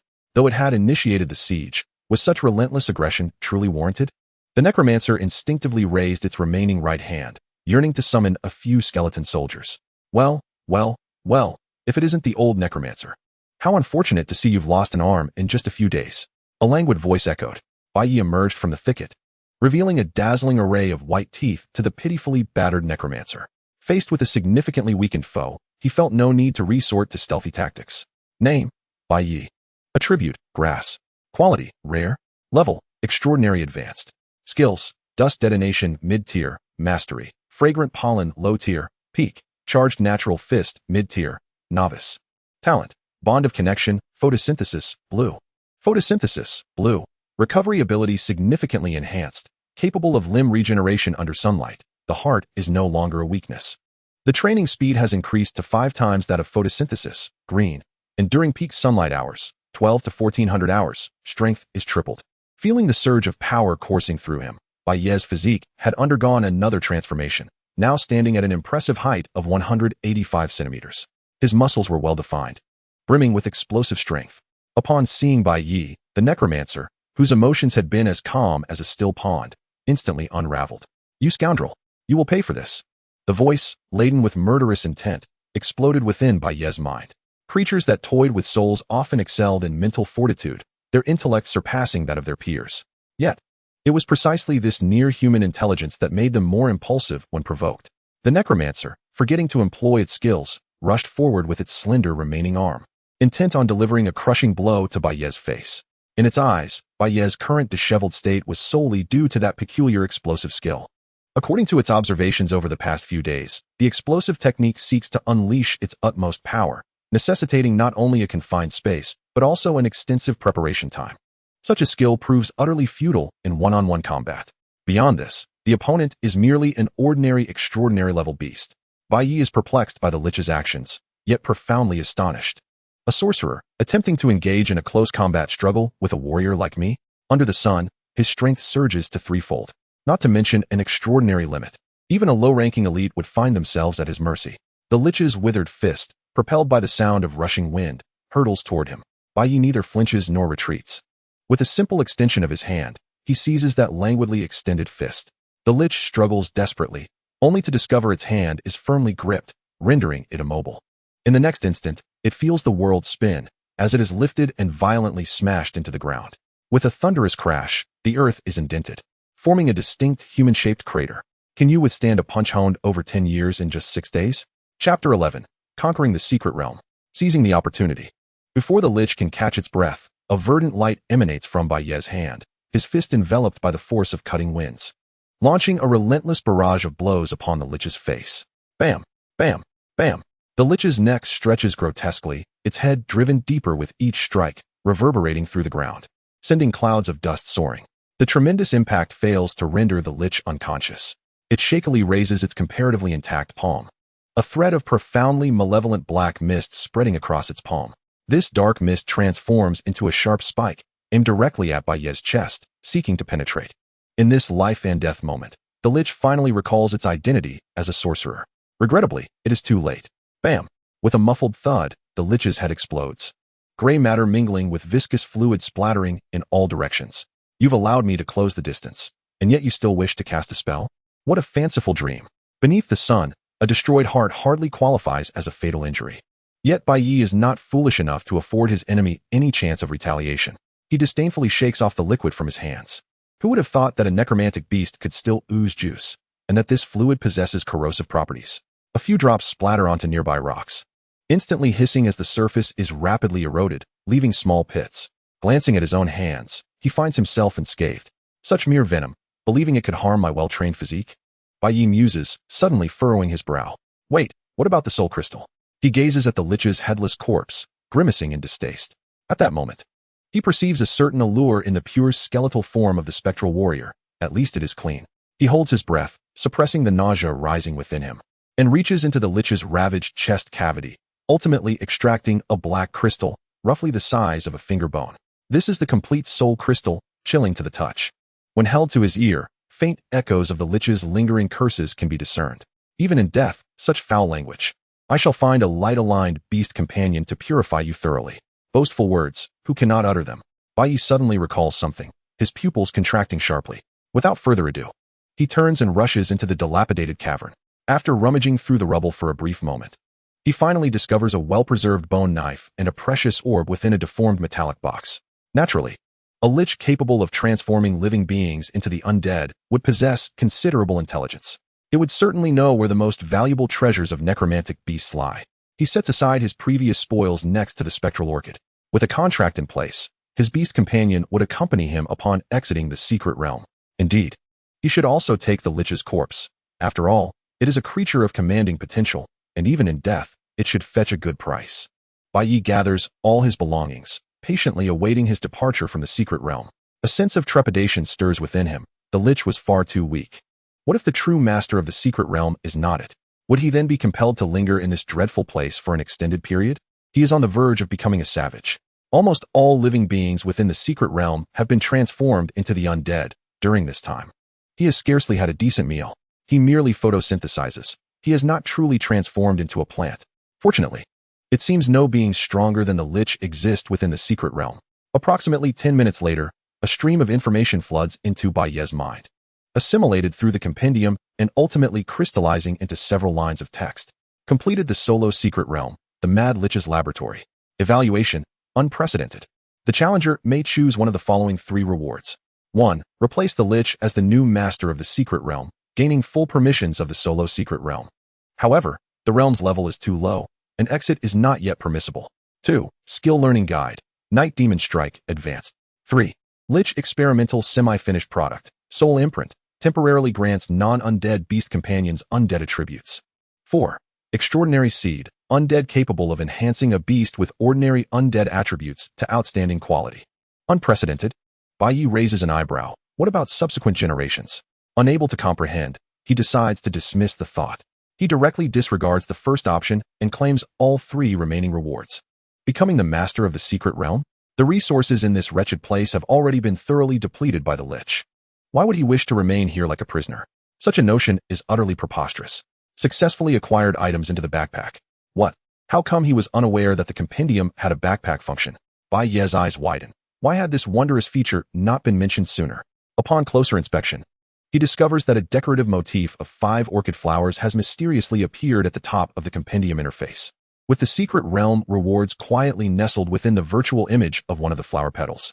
Excellent, excellent. So it has been fashioned into a skin, has it? With a mere thought, the extraordinary seed is retrieved. A small, black object, akin to a grain of rice, rests in his palm, also belonging to the undead category. This extraordinary seed emits a faintly sweet fragrance, causing Bai Ye's throat to constrict as he involuntarily swallows. He feels an overwhelming urge to consume this object whole. To quell this impulse before it intensifies, he hurriedly returns the extraordinary seed to his backpack. When he attempts to perform the same action on the lich's corpse, the backpack remains unresponsive. It appears to only activate for secret realm rewards. Before Bai Yi can take out the other 2 rewards for examination, an immense force of repulsion abruptly propels his body. The world around him begins to distort, his vision elongating, stretching further away. When clarity returns, he finds himself amidst a crowd of people. This sudden appearance causes him to stumble, inadvertently toppling a few individuals nearby. With a clatter, the spectral orchid is transported back alongside him, automatically returning to the Beastmaster space, while a heap of spoils clatters to the ground, producing a cacophony reminiscent of discarded metal. White Ye shakes his still dizzy head, surveying the astonished faces of his classmates. A swift glance reveals their attire immaculate, devoid of any signs of battle, as if they had not just narrowly escaped from a secret realm. Could it be that the only one trapped in the secret realm is myself? Conversely, a multitude of rescue personnel clad in uniforms surrounded me, creating a heartwarming scene. The scale of their efforts to save a single individual was indeed touching. Before I was aware of my own talents, I never imagined I would command such attention. However, it struck me as peculiar. I had been wandering through the secret realm for quite some time, yet had not encountered a single rescuer. Raising my gaze to the moon suspended in the sky, I let out a sigh of relief, my tone lightening. How long has it been since I entered? The passage of time between the secret realm and reality was not drastically different, ensuring that upon my return, the world would not have transformed beyond recognition. 14 hours and 12 minutes. The answer came from a man in a suit, his expression reflecting shock as he gazed at me, as if he had seen a ghost. He opened his mouth, seemingly eager to speak, but I interrupted him with my own words. A time-flow ratio of approximately 10-1. What a pity, I mused. My method of advancement was indeed unique, requiring the cooperation of a beast companion. Yet, this small secret realm offered scant resources. Otherwise, had my beast companion been able to utilize this time differential for training, it would surely have left peers far behind. Regrettably, once a secret realm is conquered, it remains closed off for an extended period, only reopening when stability is restored, allowing other beast tamers to enter and hone their skills. But who knows how long that will take? As I pondered, I failed to notice the increasingly peculiar gazes directed at me from those around. Chapter 12. This is my initial beast companion. 14 hours and 12 minutes. The voice of the suited man was dry, as if gravel were lodged in his throat. The detection personnel beside him were equally stunned. One even dropped their instrument with a clatter, oblivious to their surroundings. The entire group stood frozen, mouths agape as if they could fit an egg inside. A deathly silence enveloped the area. Dozens of rescuers regarded me with the awe typically reserved for prehistoric creatures. 14 hours. 14 hours had elapsed outside. What about in the solitary secret realm? The suited man's mind raced, a staggering realization dawning upon him. 142 hours, almost 6 days. A mere ordinary student without a beast companion had survived alone in a perilous secret realm for 6 days. Is this even humanly possible? Let alone students. Even seasoned professional beast tamers would struggle to endure 3 days under such circumstances without a companion. Yet here stood this youth, looking remarkably unscathed apart from his tattered clothing and the pile of ominous bones at his feet, exuding an energy that seemed far too vibrant for one who had just escaped a harrowing ordeal. You, the suited man pointed at me, fumbling over his words, unable to articulate a coherent statement. I found their reaction rather bewildering. However, upon reflection, their astonishment was not entirely unfounded. It was indeed rare for an ordinary student to conquer a low-level secret realm without a beast companion or assistance. While such achievements were not unheard of, every one of these beast tamers was a paragon of extraordinary prowess. Perhaps I could take a moment to feel a sense of pride. My gaze traversed the crowd, landing on the most conspicuous figure nearby. Amidst the throng, a striking figure clad in soft pink caught my attention. Lin Anan sat on the ground, her face etched with worry as she occasionally sighed, appearing to bear a heavy grievance. Beside her, a magnificent warhorse exhibited impatience, pawing at the earth. I blinked in surprise.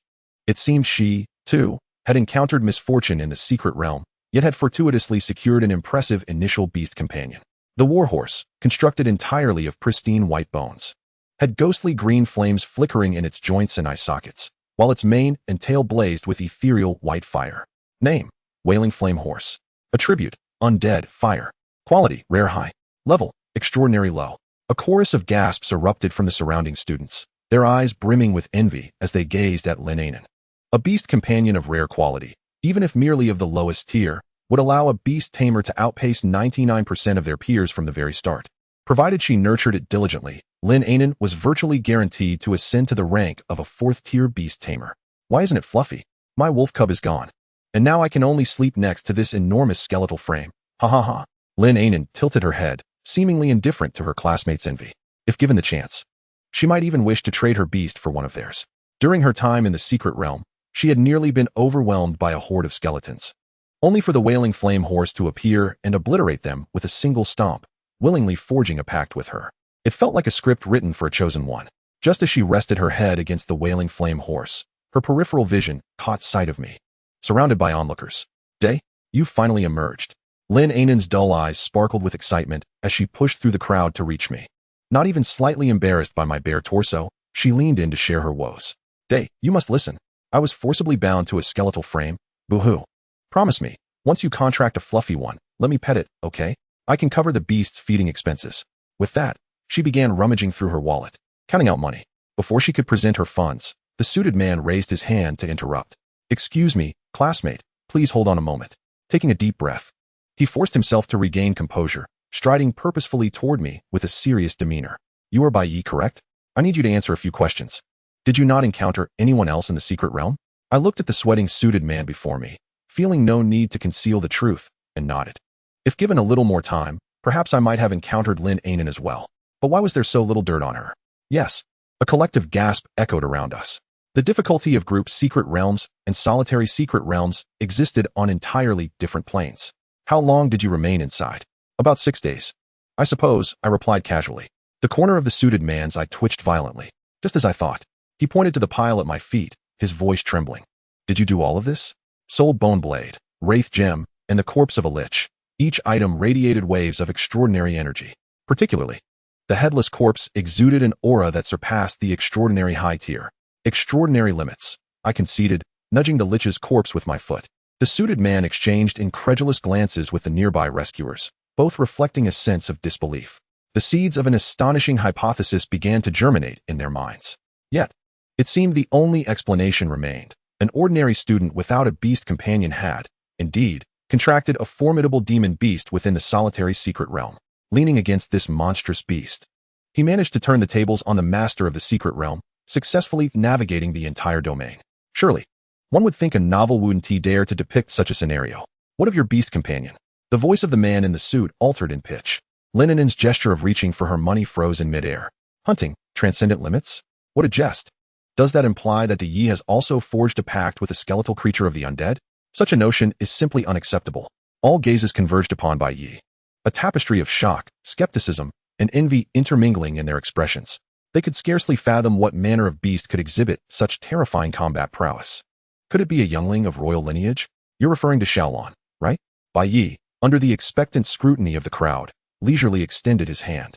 Come forth. A gentle white light blossomed in his palm. Everyone held their breath, fixated on the radiant glow, bracing themselves to behold an awe-inspiring, fearsome creature. As the light dissipated, what emerged was merely a palm-sized, translucent orchid, exuding a faint luminescence, gracefully hovering in Bai Ye's hand. It swayed delicately, its petals adorned with glistening silver specks, presenting a visage both beautiful and innocuous. The assembly once again succumbed to silence. The man in the suit gaped, tilting his head in disbelief. Hey, Phantom Orchid? Is this it?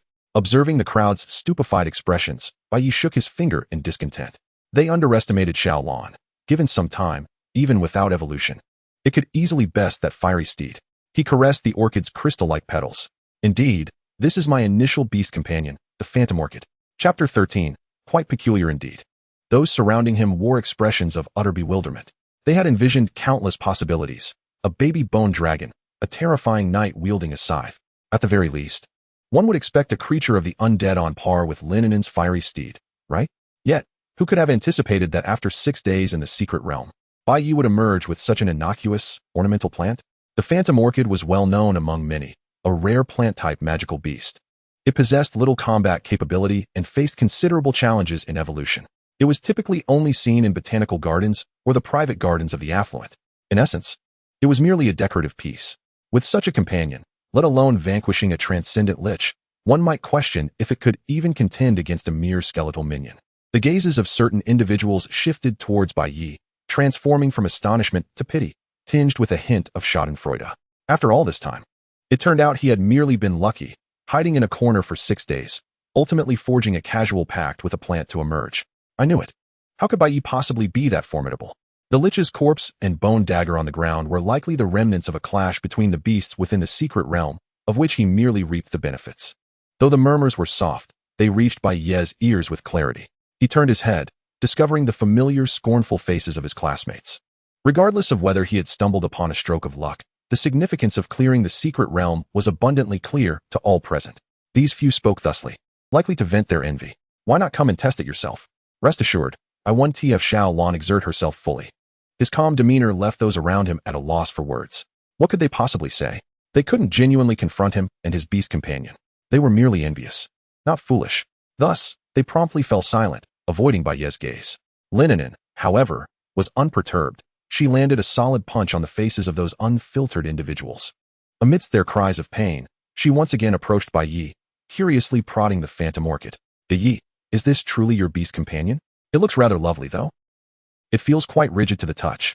She pouted, evidently dissatisfied with the unyielding, crystalline texture. But it's certainly better than my skeletal minion.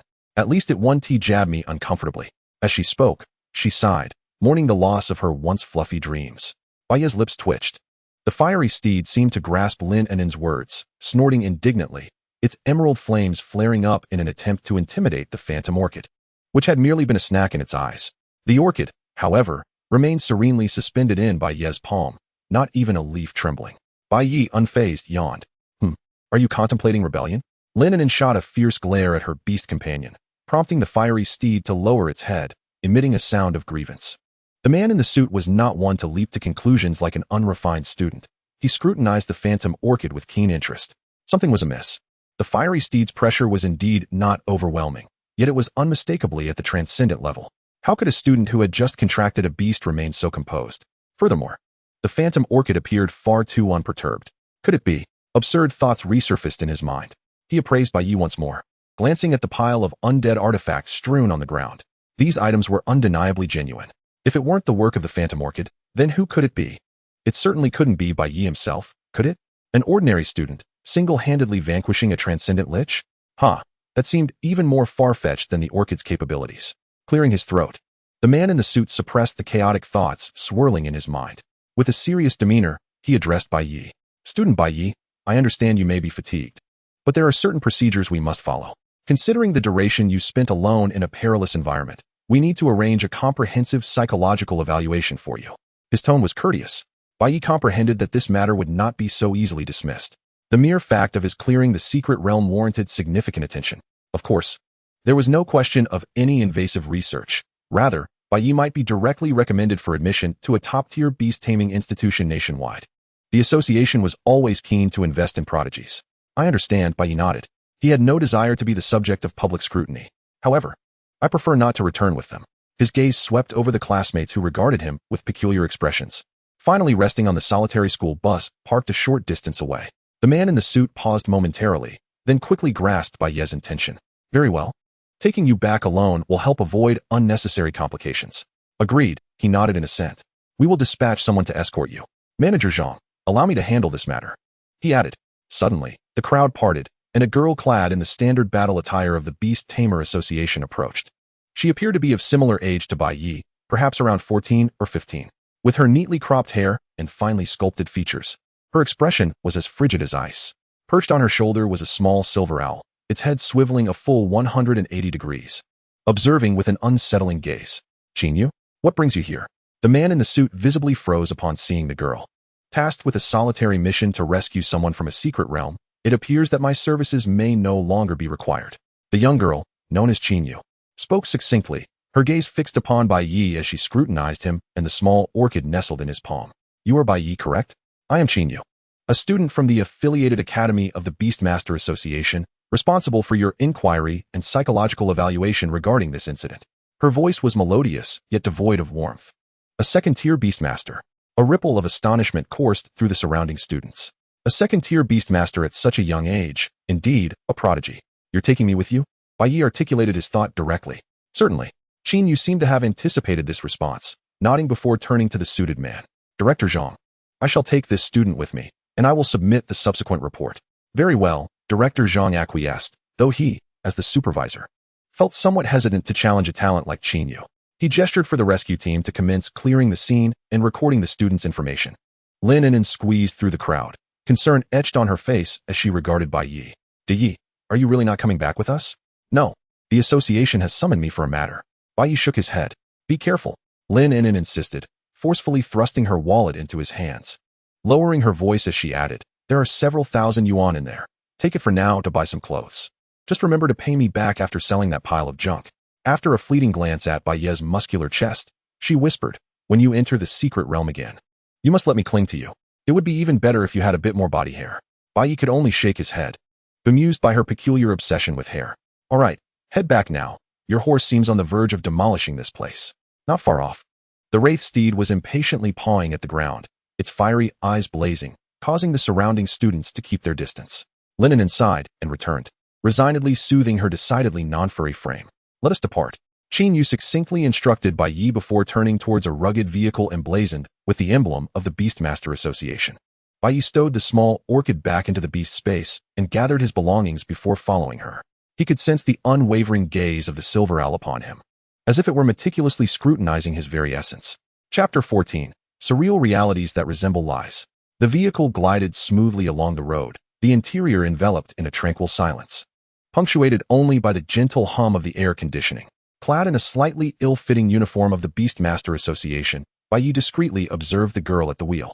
At 15, could she possibly be driving without a license? Since boarding, she had spoken not a word, her focus solely on the road ahead. The contours of her profile appeared soft under the glow of streetlights, yet an air of aloofness surrounded her. The silver owl perched on her shoulder remained serene, its eyes closed like a statue. Bai Ye felt compelled to break the silence. The atmosphere was palpably awkward. Aren't you going to conduct my psychological evaluation? He hesitated, realizing that discussing such matters in the vehicle might be inappropriate. Perhaps we should wait until we return to the association. Qin Yu maintained her gaze on the road. Oh, Bai Ye complied, closing his mouth obediently. Leaning back against the seat, he began contemplating the events that had transpired. This expedition into the secret realm had yielded tremendous rewards. Not only had his abilities soared to extraordinary levels, but he had also secured a plethora of valuable spoils. The corpse of a lich, a creature of commanding quality, was particularly noteworthy, even in death. It was of immense value to those specialized in necromancy within the association or other institutions. Necromantic beasts were inherently enigmatic. Perhaps this commanding corpse could elevate his qualifications further. He needed to devise a plan to safely convert these acquisitions into funds. Additionally, there was the matter of nurturing the small orchid. A ghost orchid of ordinary quality required an abundance of resources to evolve. Relying solely on ashes was inefficient. He would need to procure high-grade fertilizers. All of this necessitated capital. Arrived. After an indeterminate passage of time, Qin Yu's voice rang out once more. Bai Ye snapped out of his reverie to find that the vehicle had halted before an imposing silver building, resplendent in its technological grandeur. At the entrance, a colossal emblem of the Beastmaster Association shimmered with a metallic sheen against the night. Disembark. Qin Yu unfastened her seatbelt and stepped out first.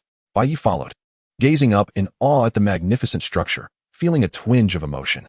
This was the branch of the Beastmaster Association in Snowfall City, the very place where Beastmasters came for level assessments. He had not anticipated that his first visit would unfold in such a manner. As Qin Yu led him inside, they encountered numerous staff members along the way. Upon sighting Qin Yu, they would respectfully halt and greet her. Bai Ye trailed behind her, pondering the depth of her status within the association. Surely, even a genius would not command such reverence from professional beastmasters. It seemed her standing was far more significant than she had implied. She guided Bai Ye to a stark white room, devoid of anything but 2 sofas and a coffee table. Please sit. Qin Yu indicated the opposite sofa. As Bai Ye sank into the plush seat, it felt as though he might sink into its depths. Cursed privilege. Were it not for the inopportune timing, he would have inquired whether the Beastmaster Association was accepting apprentice beastmasters. Taking her own seat, Qin Yu's silver owl took flight from her shoulder, landing silently on the coffee table, its golden eyes fixed intently upon Bai Ye. We may begin now. She produced a tablet, tapping it a few times. Name, age, school. Bai Ye, 17, number 2 High School of Snowfall City. Initial beast companion, Ghost Orchid. Qin Yu paused momentarily, glancing up at him. Qualification ordinary? Yes. A barely perceptible frown creased Qin Yu's brow. How long did you remain in the secret realm? Approximately 6 days. Please provide a detailed account of your experiences within the realm, from entry to exit. The more elaborate, the better. Her tone was strictly professional. Bai Ye fell silent. A detailed account? Should he disclose that he possessed an extraordinary ability allowing him to grow stronger by battling his beast companion? Or should he mention that he had transformed from an ordinary individual into an extraordinary powerhouse in less than a day? Are you reluctant to share? Qin Yu's voice cooled as she observed his silence. It's not that I am reluctant, Bai Ye sighed, raising his hands in resignation. I simply do not know how to articulate it. The events were so bizarre that even if I explained, you might not believe me. I gained strength from sunbathing. wrestling with the undead during the peak hours of sunlight in the secret realm. Upon hearing this, Qingyu rubbed her temples. That is indeed quite extraordinary. A beastmaster who does not summon beasts but chooses to confront magical creatures directly. It sounds like something only a person who has had a few too many drinks would say. Within the mysterious realm, there exists information concerning other undead beasts, their tactile sensations rather unremarkable, with bones too rigid to match the final encounter with that lich. Qingyu raised her hand, feigning an attempt to silence Bai Yi. Stop. You may document such matters in your report later. The association will reward you adequately for your intelligence. A faint, delicate fragrance wafted into Bai Ye's nostrils, and after exhaling slowly, he nodded in acknowledgement. Qingyu retracted her palm, which had grown warm from Bai Ye's breath, and lowered her gaze to swipe at the tablet. Psychological assessment. B. Mental state stable. Exhibiting a strong self-preservation instinct, though concealing some crucial information. She lifted her gaze to meet Bai Ye's. The spoils can be acquired by the association, and the price will exceed the market rate by a margin of 10%. That works, Bai Yi exhaled in relief. This was precisely what he desired. As long as he could convert his possessions into currency, whether or not he penned a report was of little consequence. I have another request, Bai Yi added. Speak. I require confidentiality. I do not wish for my name to appear alongside these items in any public transaction records. He understood the principle of innocent man bears the burden of wealth. An ordinary student suddenly presenting such valuable goods would undoubtedly attract unwanted attention. However, if his prowess did not reach elite levels, Bai Yi would ensure that the other party learned what the true nature of physicality entails. Qingyu regarded him intently, seemingly surprised. No wonder you were the first to complete the challenge. Your temperament surpasses that of most students. Very well, the association has specialized channels to address such matters. She rose, gathering her belongings. The evaluation is concluded. You may leave. The school will grant you a week of respite due to this incident. The aftermath of the mysterious realm necessitates observation. Thank you. Wait. Are you saying others have also entered the mysterious realm? Bai Yi stood, his face a canvas of astonishment. That doesn't add up. How did they emerge unscathed? You entered a solo realm. In every conceivable aspect, you truly are exceptionally gifted. Observing Bai Yi's expression darkening, Qinyu's lips curled into a fleeting smile before returning to her previous calm, as though the moment had been but a mirage. Tomorrow at 9 in the morning, I shall collect you for a visit to the association's internal market. Bring all your belongings.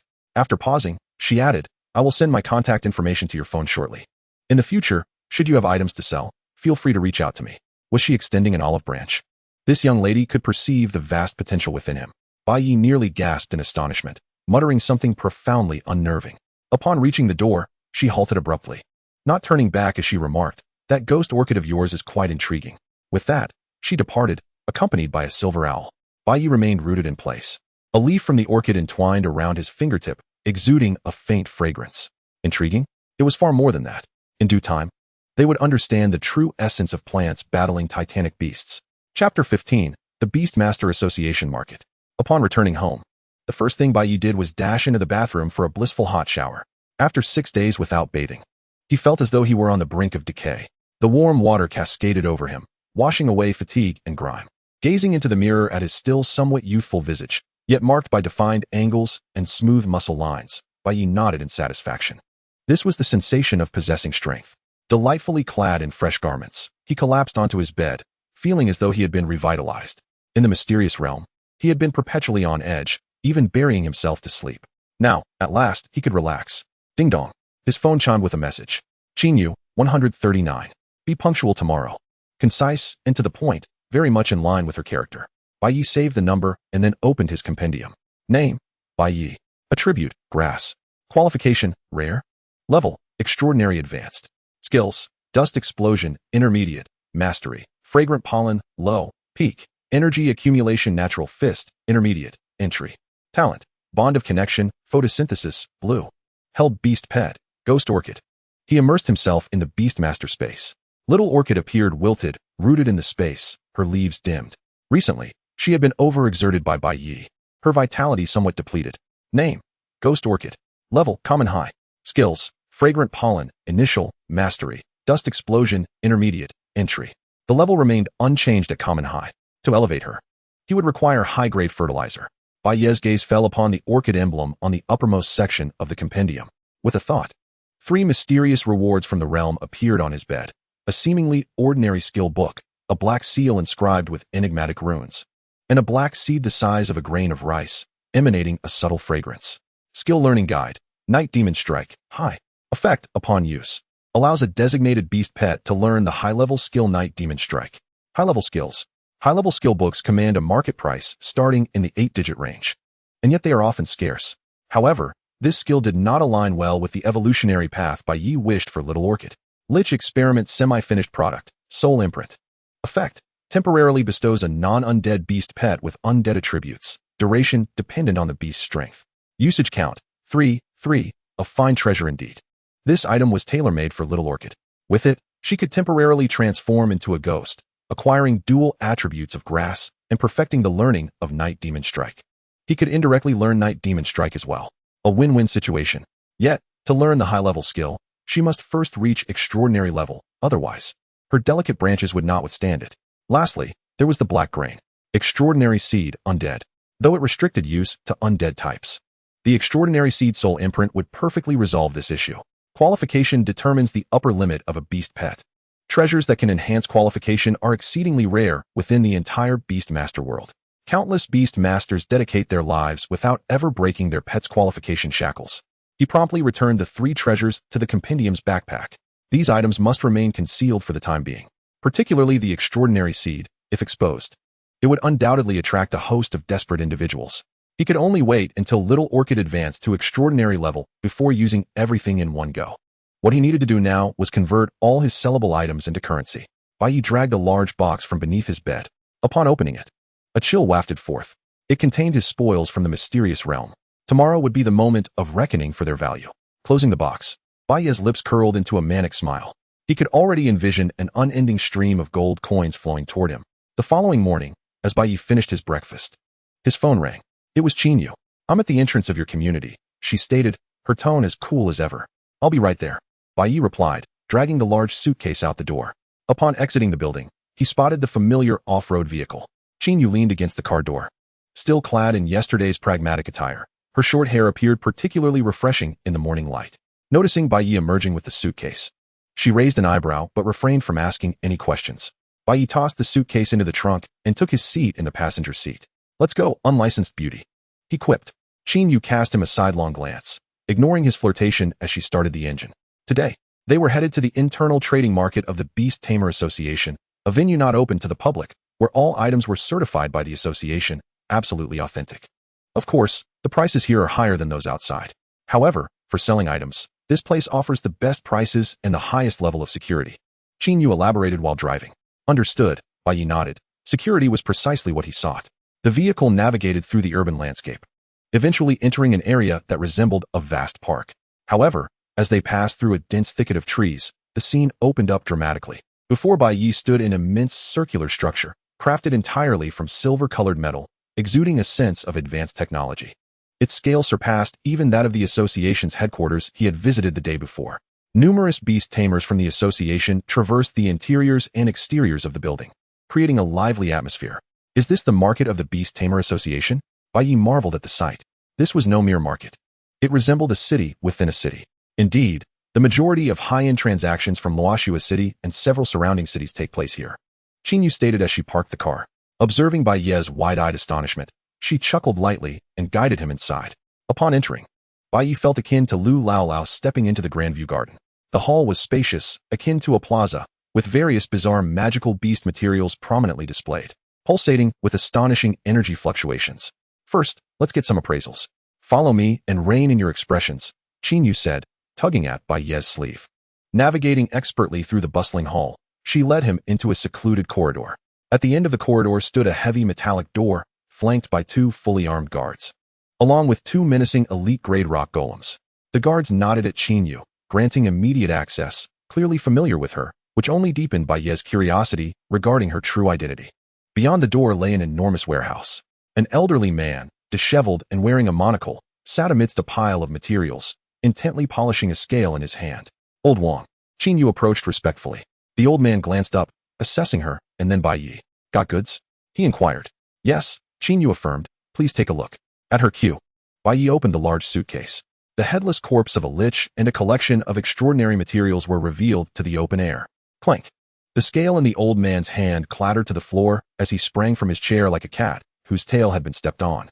darting towards the suitcase with astonishing speed. His murky eyes fixated on the headless corpse, radiating an eerie light. Commander-level quality.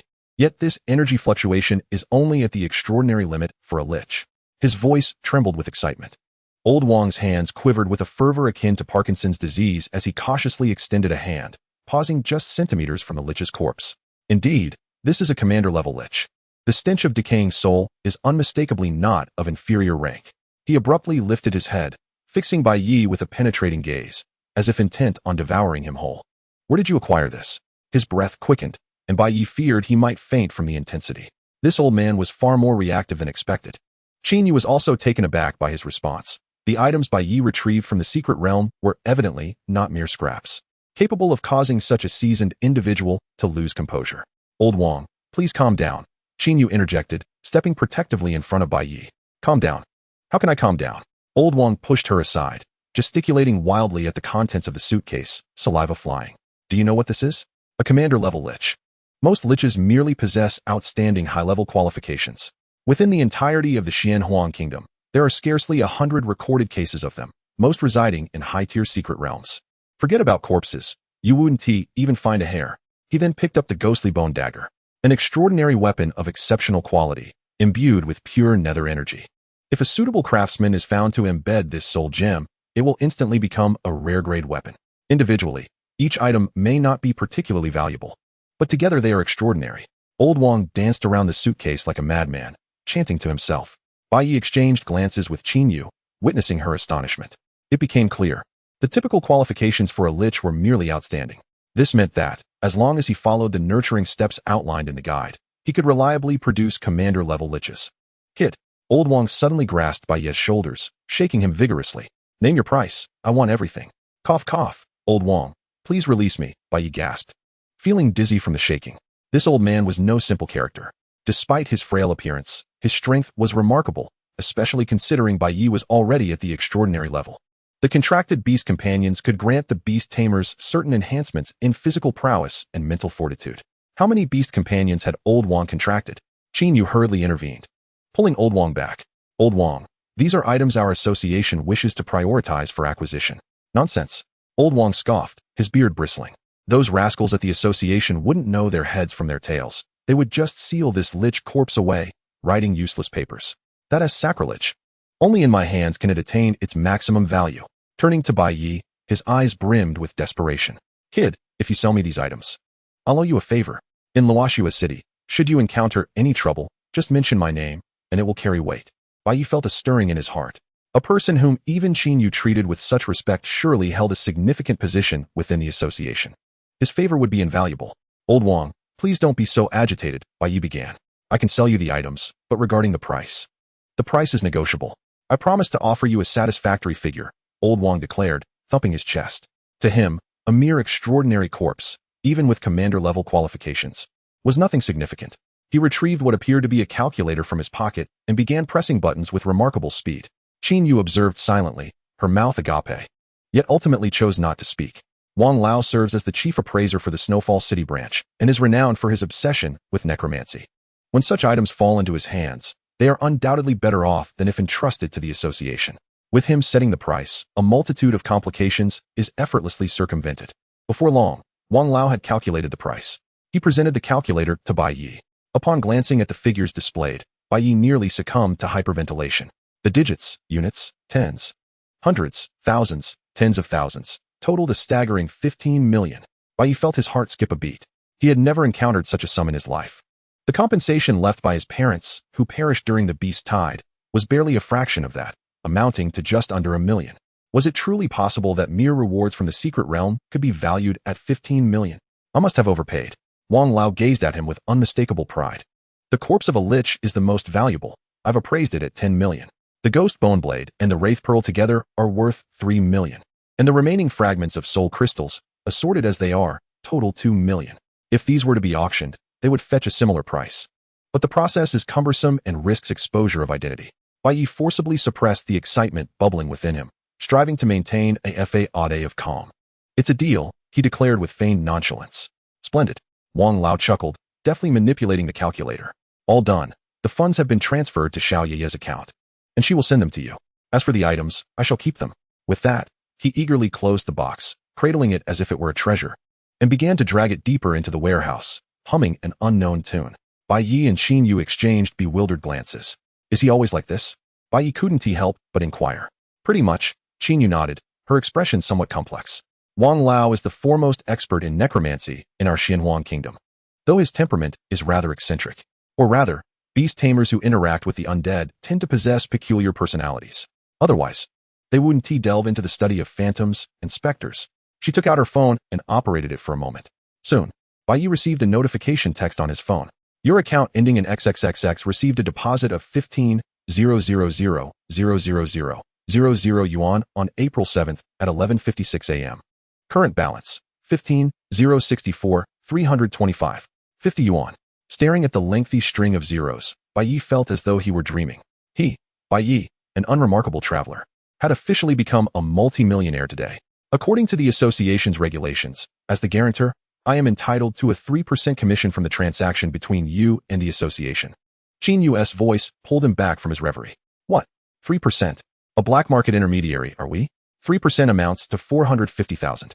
However, had it not been for Qin Yu, he would never have encountered Wang Lao. The fee was justifiable. When did she become my guarantor? No need for that. Qin Yu shook her head. Bai Yi was taken aback. This transaction is Wang Lao's personal endeavor. It did not go through the association's accounts. Hence I have no grounds to collect a commission from you, she stated matter-of-factly. Moreover, she paused, casting a glance at Bai Yi. Consider it a personal favor. This cold-hearted girl, unexpectedly so warm-hearted?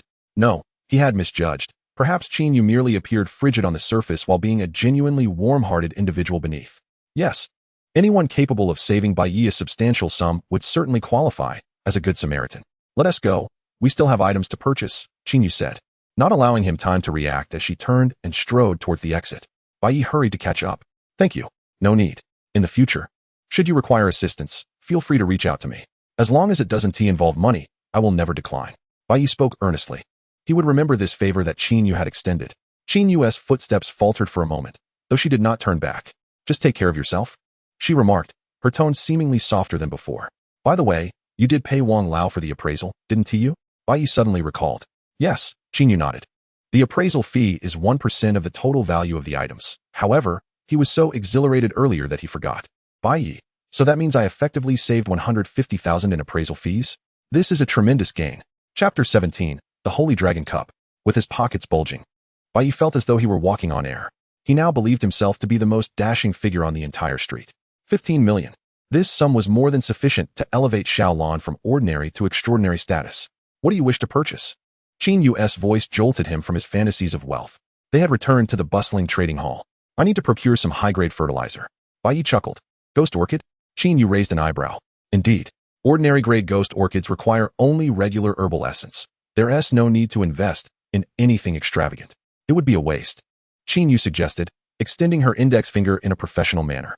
She felt somewhat regretful for Bai Yi. With such innate talent, he could significantly enhance himself simply by choosing a suitable initial beast companion. Yet he had contracted a ghost orchid due to the limitations of its quality. Given these constraints, it would be difficult for the ghost orchid to accompany Bai Yi to the end. It would be wiser to conserve resources for his next beast companion. No, Bai Yi shook his head, his expression resolute. Xiaolan is unlike any other ghost orchid. It deserves the very best. Qin Yu's lips twitched involuntarily.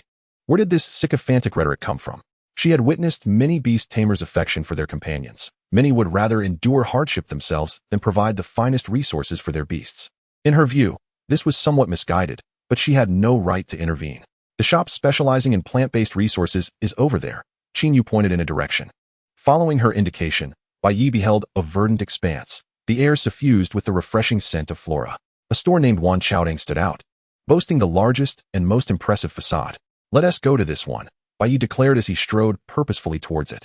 Upon entering, a striking saleswoman in a green qipao approached them, her alluring figure commanding attention. Bai Yi glanced at the sign again.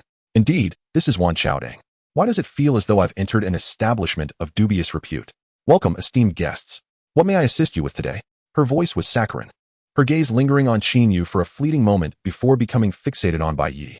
Dressed in ordinary casual attire, he now exuded an aura of newfound confidence after his recent wealth.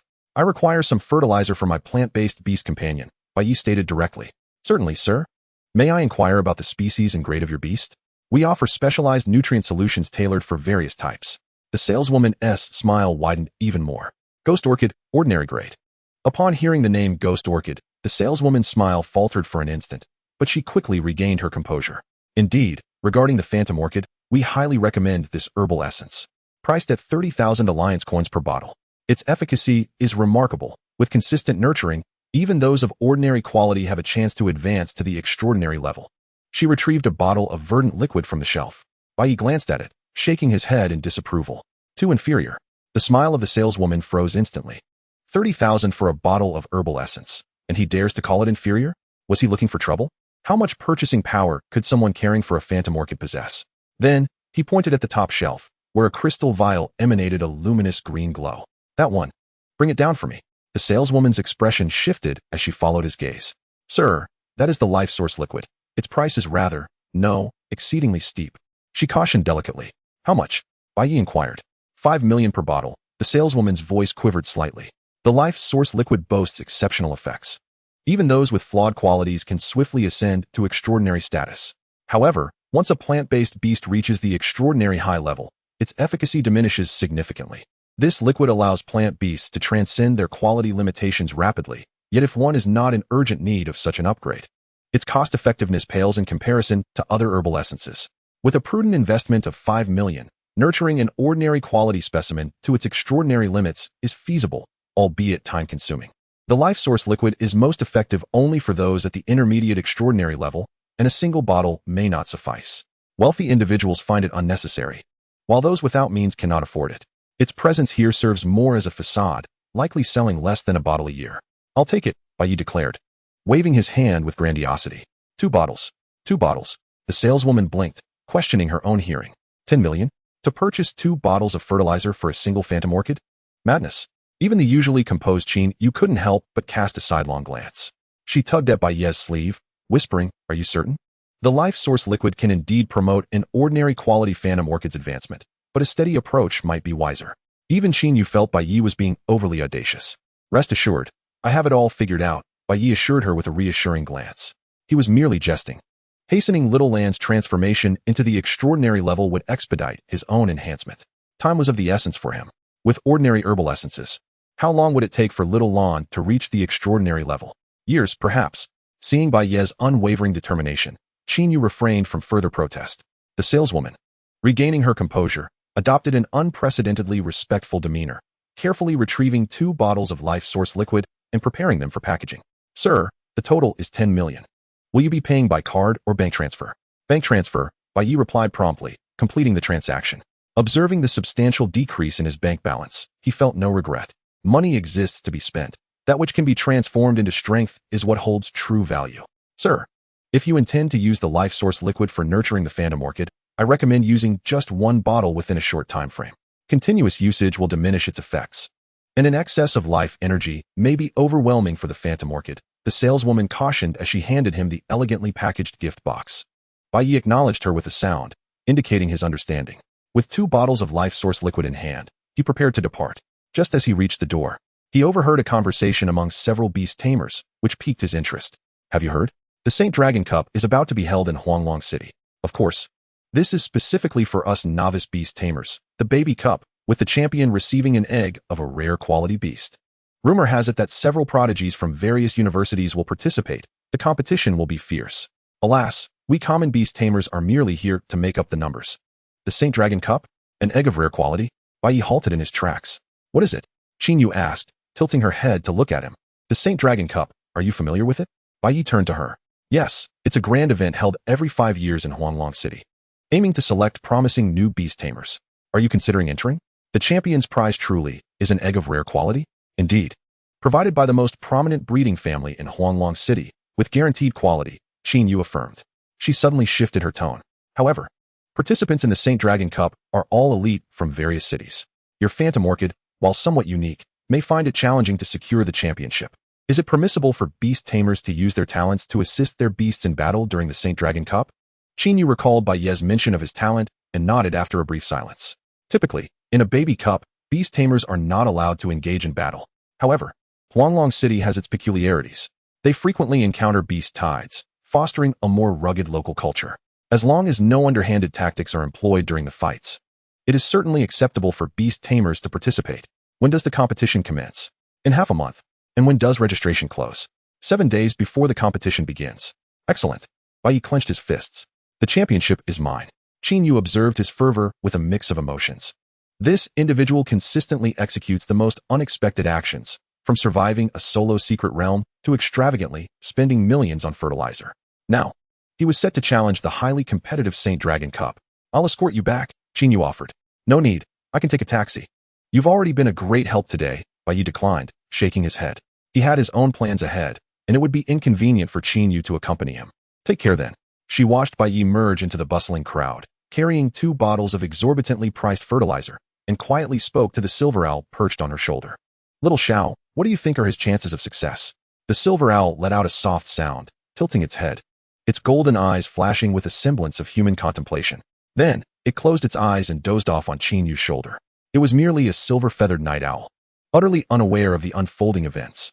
Chapter 18, The Extraordinary Phantom Orchid. Upon returning home, Bai Yi promptly locked the door behind him. He eagerly placed the 2 bottles of life source liquid on the table and summoned Little Lon from the beast space. Little Lon, it's time to eat. Sensing the 2 bottles radiating a vibrant green glow, Little Lon, previously lethargic, sprang to life. Its leaves danced with excitement, and the brilliance of its petals intensified. The immense life energy contained within instinctively stirred its yearning. Bai Yi uncapped one of the bottles of life source liquid. The rich, almost tangible essence of life swiftly filled the room. Just a whiff made Bai Yi feel the grass-type energy within him awaken. He dripped a drop of the life source liquid onto his fingertip and tasted it. Minty. Immediately, a surge of life energy erupted within him, causing Bai Yi to shudder with delight. The vitality was abundant, yet only a minuscule portion integrated into his essence. No wonder the effects significantly diminished after reaching the extraordinary level. What was once a cultivation item has now transformed into a complete restorative elixir. Gurgle, gurgle. He poured an entire bottle of life source liquid into the small flower pot where the little orchid was rooted. The pale green liquid was swiftly absorbed by the soil, staining it a vibrant green. In the next moment, an astonishing scene unfolded. The little orchid began to grow at a visibly rapid pace. Its branches thickened. The crystal-like petals became increasingly translucent, and the silvery specks on the leaves twinkled like illuminated stars, radiating a dazzling brilliance. The energy waves of the grass system rippled outward from the little orchid. Your ghost orchid is absorbing a tremendous amount of life energy. Its level is beginning to rise. Common high, common limit. The notification sound from the illustrated guide flooded Bai Ye's mind. It succeeded. The little orchid could finally break through. Bai Yi sighed in relief, feeling that the 5 million spent was truly worthwhile. The energy contained in the life source liquid seemed overwhelmingly vast, somewhat difficult for the newly advanced little orchid to digest. Its aura halted its ascent upon reaching the initial extraordinary level. Soon after, the brilliance emanating from the little orchid began to slowly retract inward, and the outward energy waves flowed back into itself. The blooming crystal petals gradually closed, forming a plump and rounded emerald green bud. A profound sense of drowsiness transmitted through their bond to Bai Ye's mind. Does it need to sleep to digest the energy? Bai Yi was momentarily taken aback, but quickly realized. Indeed, achieving such a leap was no easy feat. The little orchid, possessing only ordinary qualifications, had managed to surge from common high to initial extraordinary with just 1 bottle of life source liquid, a testament to resourceful investment. The massive life energy required time for gradual absorption and transformation into its own. Should the energy dissipate, the little orchid could risk falling back from the extraordinary level to common. Bai Yi carefully cradled the potted plant containing the little orchid bud in his hands, a paternal smile of satisfaction gracing his face. The life aura of the little orchid was becoming increasingly stable as it slept. Rest well. Bai Yi returned the little orchid to the beast space, allowing it to slumber in a more comfortable environment. He was not a heartless taskmaster and certainly would not deny the little orchid its time to rest, temporarily devoid of its external source of energy. Bai Yi was not in a hurry.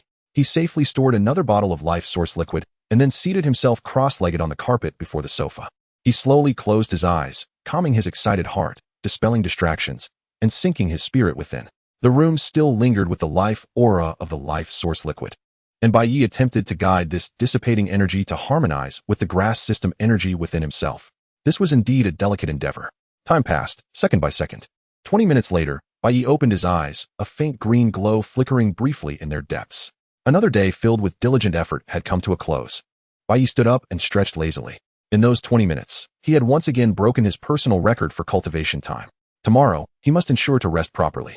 Just then, the abrupt ringtone of his phone shattered the tranquility of the room. Bai Yi picked up his phone to see that the caller ID displayed an N. He swiped to answer, and immediately, Lin and Anne's vibrant voice echoed from the other end. Hey, Yi, what are you up to? Took you ages to answer. Just finished cultivating, Bai Yi replied, leaning back against the sofa with a smile. Cultivating? Lin on the other end was clearly taken aback. Before exclaiming in an exaggerated tone, I don't believe it. You can barely drag yourself to the bathroom without me. How could you suddenly become so diligent? Come on. There's a newly opened cat CAF. I heard they have a lot of precious cats, and a few of them are even extraordinary. Come with me to check it out. Not today. I really have something to do, Bai Yi declined helplessly. What about tomorrow? That should work, right? I'll buy the latest fertilizer for your little orchid. Lin persisted. Not tomorrow either. I'll be in seclusion for a while. More accurately, it was the little orchid in seclusion, while Bai Yi, as Lin suspected, was indulging in leisure.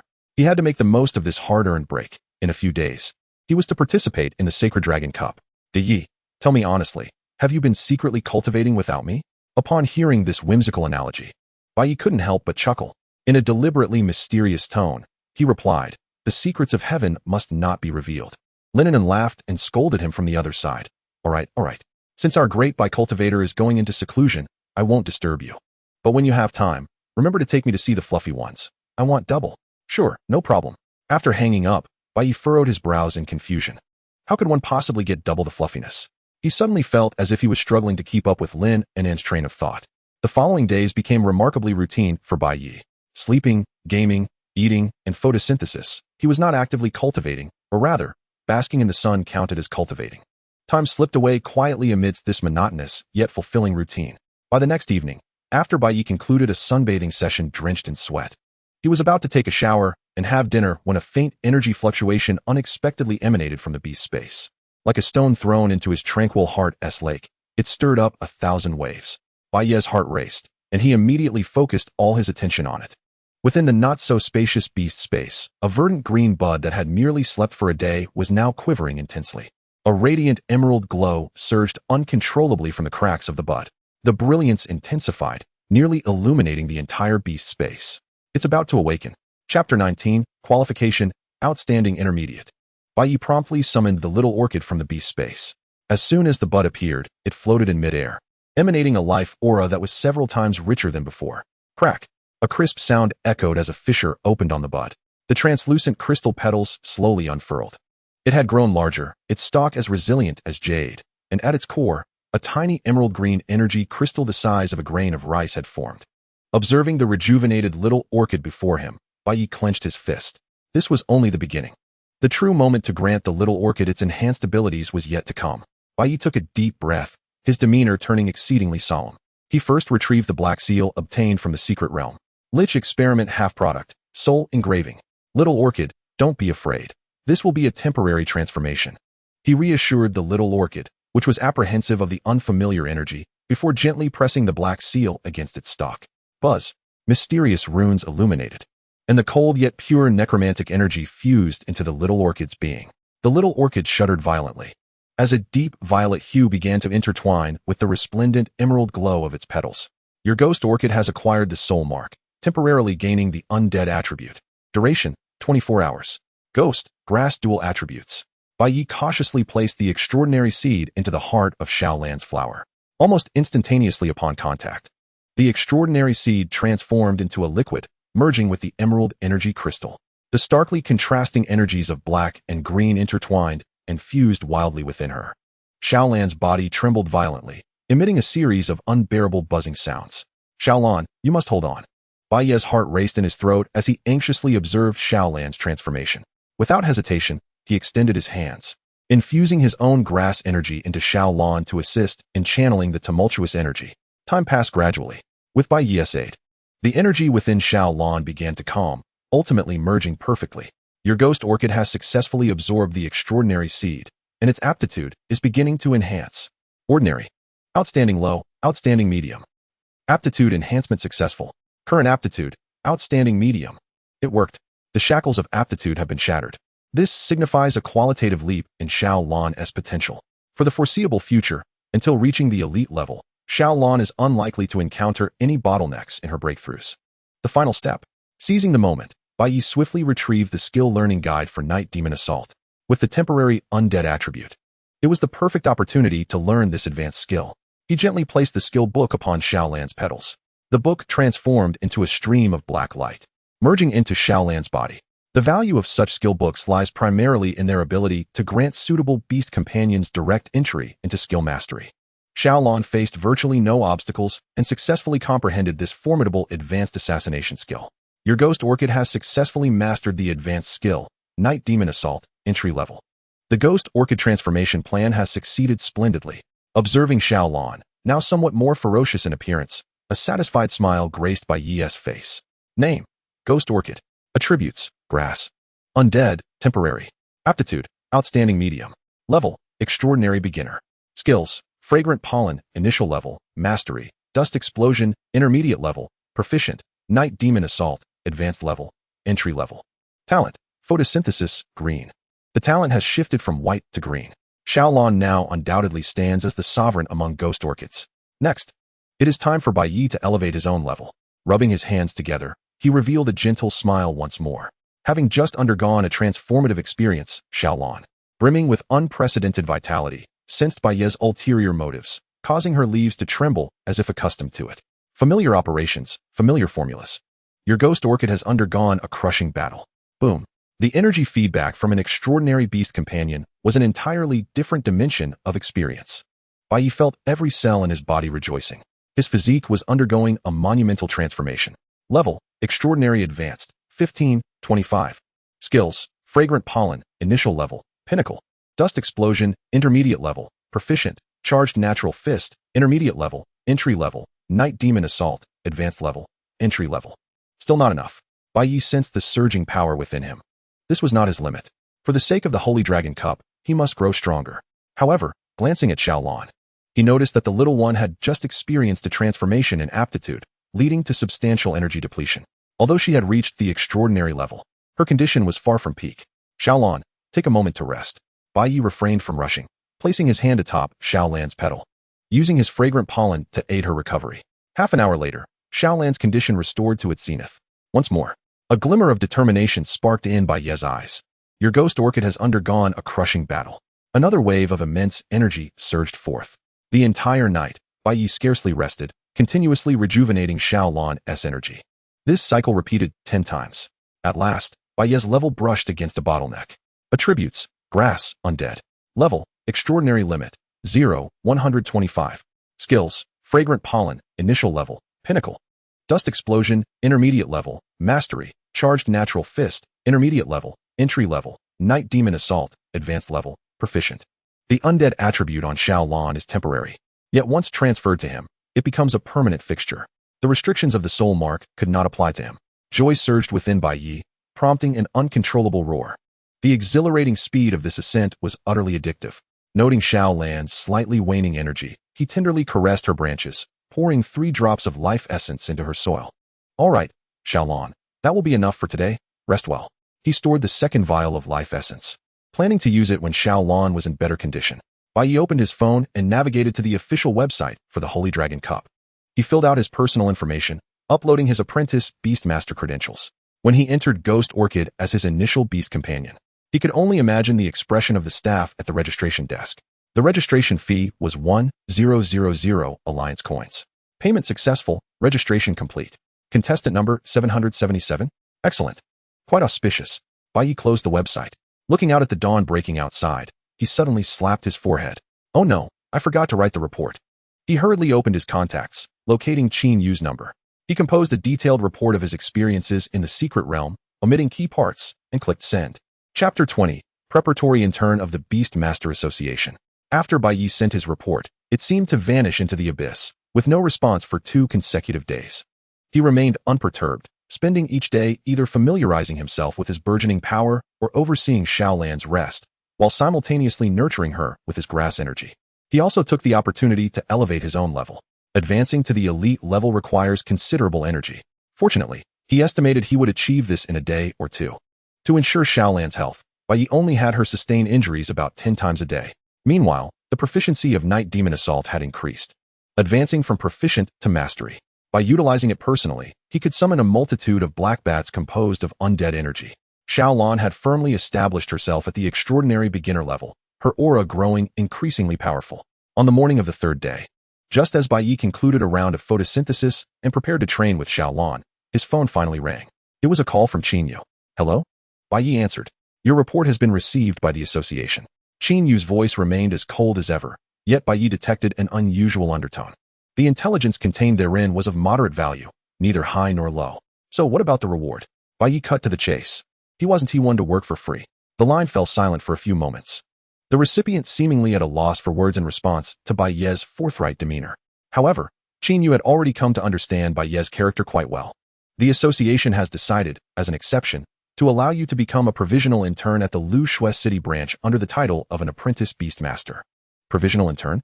Bai Yi raised an eyebrow, intrigued. What are the benefits?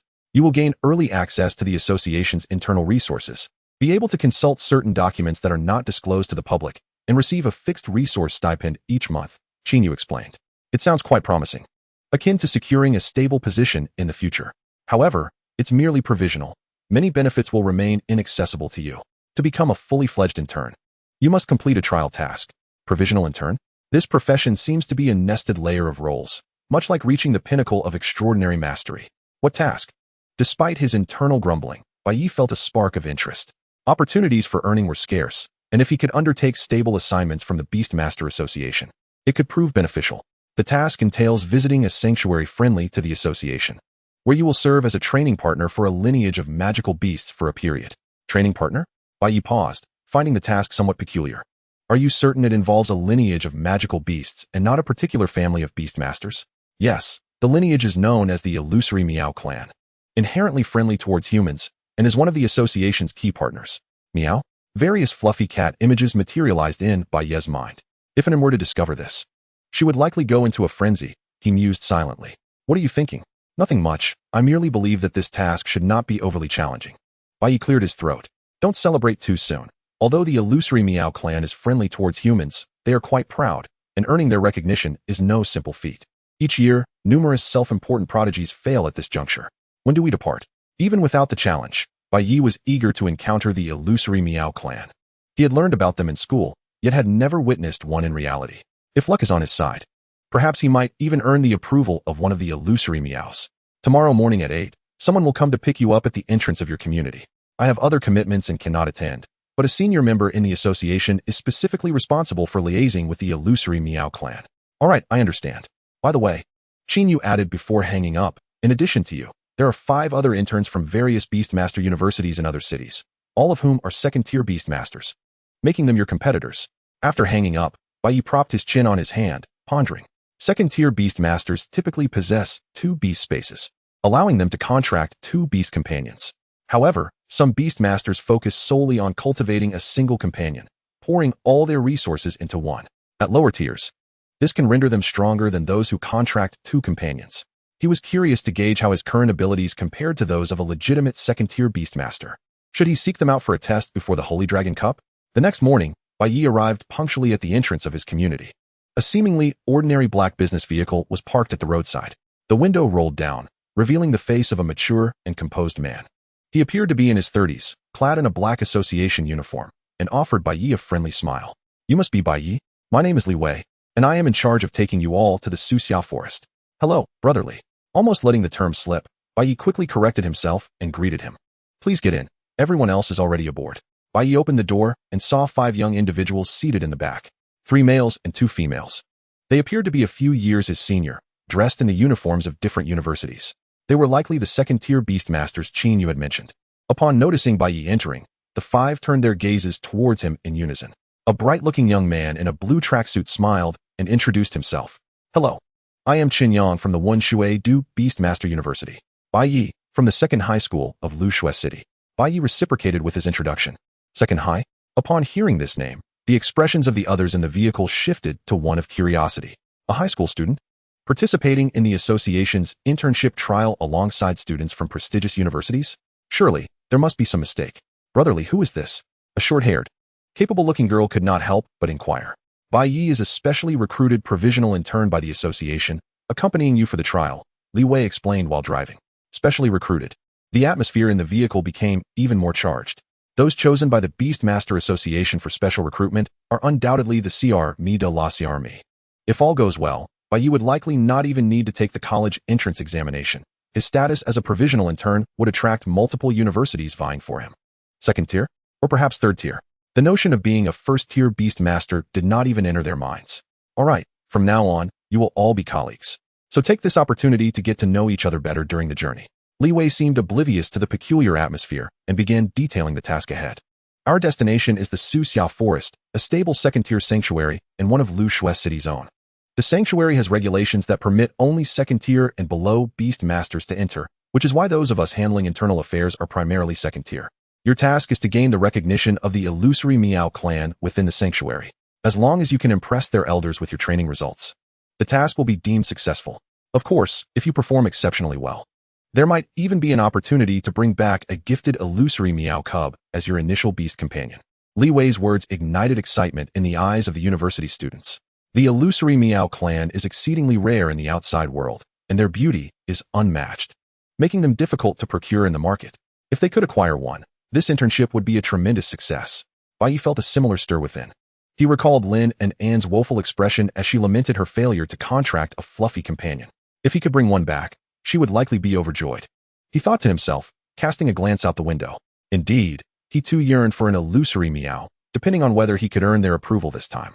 The vehicle had already left the city limits, heading towards the outskirts. Chapter 21. The Illusory Miao Clan of Suxiao Forest. After nearly 3 hours of traversing winding mountain roads, the business vehicle halted before a region enclosed by tall barbed wire, heavily guarded by soldiers and magical beasts. The atmosphere was quite foreboding. After Li Wei presented his credentials, the vehicle was granted access and slowly entered, passing through a buffer zone. A massive silver archway came into view. At its center, the space shimmered with a watery distortion, radiating a gentle glow. Bai Yi stared intently at the archway, scrutinizing it closely. Is that the entrance to the sanctuary? The last time the secret realm manifested, it appeared directly on the highway, and he barely had time to comprehend before being drawn inside. This marked his inaugural encounter with a genuine portal to a secret realm. We've arrived. Everyone, please disembark. Li Wei parked the car and led the 6 individuals out. Is this the entrance to Suxiao Forest? It is considerably larger than the portals at our university, Qinyang remarked, gazing at the imposing secret realm door with a sense of wonder. The portals at university are merely artificial. They cannot compare to those formed by nature. The other students displayed expressions of eager anticipation, save for Bai Yi, who remained notably composed, having recently survived in the wilderness of a secret realm for several days. He was acutely aware that beauty often belied hidden dangers. I hope there is an ample supply of food within, he mused, not wishing to be rooted to the ground as a mere plant once more. Before we enter, I must reiterate the importance of discipline. Li Wei brought the group to the threshold of the portal, his demeanor shifting from warm to stern as he addressed them. Although Suxiao Forest is stable, it remains a secret realm. There are still uncharted territories unknown to humanity. All actions must follow orders. Solo ventures are strictly forbidden, and any provocation of the beasts within is absolutely intolerable. Understood? Understood. The 5 university students chorused in unison. And you, Bai Yi? Li Wei turned his gaze toward him. Understood, Bai Yi nodded, with the caveat that the beasts inside did not choose to provoke him first. However, a secret realm that has been thoroughly conquered by humanity should not present any extraordinary incidents, right? Very well. Li Wei nodded in satisfaction before summoning 2 mystical beasts from his beast space. One was a cat enveloped in flickering crimson flames, with a red gem adorning its forehead. The other was covered in wave-like water patterns, exuding a refreshing aura, crowned with a blue gem. Name: Flame Cat. Type: Fire General.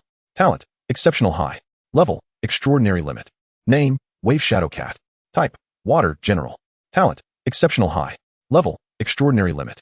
Upon their appearance, the 2 cats affectionately rubbed against Li Wei's pant leg, their curious eyes surveying Bai Yi and the others. The defining characteristic of the illusion cats and their evolved forms was the gem atop their heads. So these are your pets, brotherly? The evolved forms of illusion cats, Flame Cat and Wave Shadow Cat?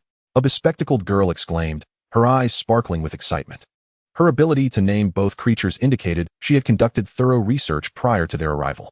Indeed, they are my companions, Li Wei replied, a proud smile gracing his face. In my youth, I inadvertently stumbled into Suxiao Forest and, by sheer chance, acquired them from the Illusion Cat clan. Currently, there are 3 known evolved forms: grass, water, and fire. The illusion cat itself is of the general type. His words undoubtedly inspired the university students, invigorating their spirits. All right, prepare yourselves. We are about to enter. With a wave of his hand, Li Wei led the way toward the secret realm door. Bai Yi lingered at the rear of the group, passing through the shimmering membrane of water-like space, revealing a breathtaking vista. Fresh air enveloped him, imbued with the sense of earth and grass. The entire environment pulsated with a vibrant essence of life, contrasting starkly with the foreboding and oppressive atmosphere of the previous necromantic realm. This is Xuxiao Forest? It is absolutely stunning. Allowing grass-type beasts to train here for a day is equivalent to 2 days outside, the university students exclaimed in awe. Silence. Li Wei admonished sharply.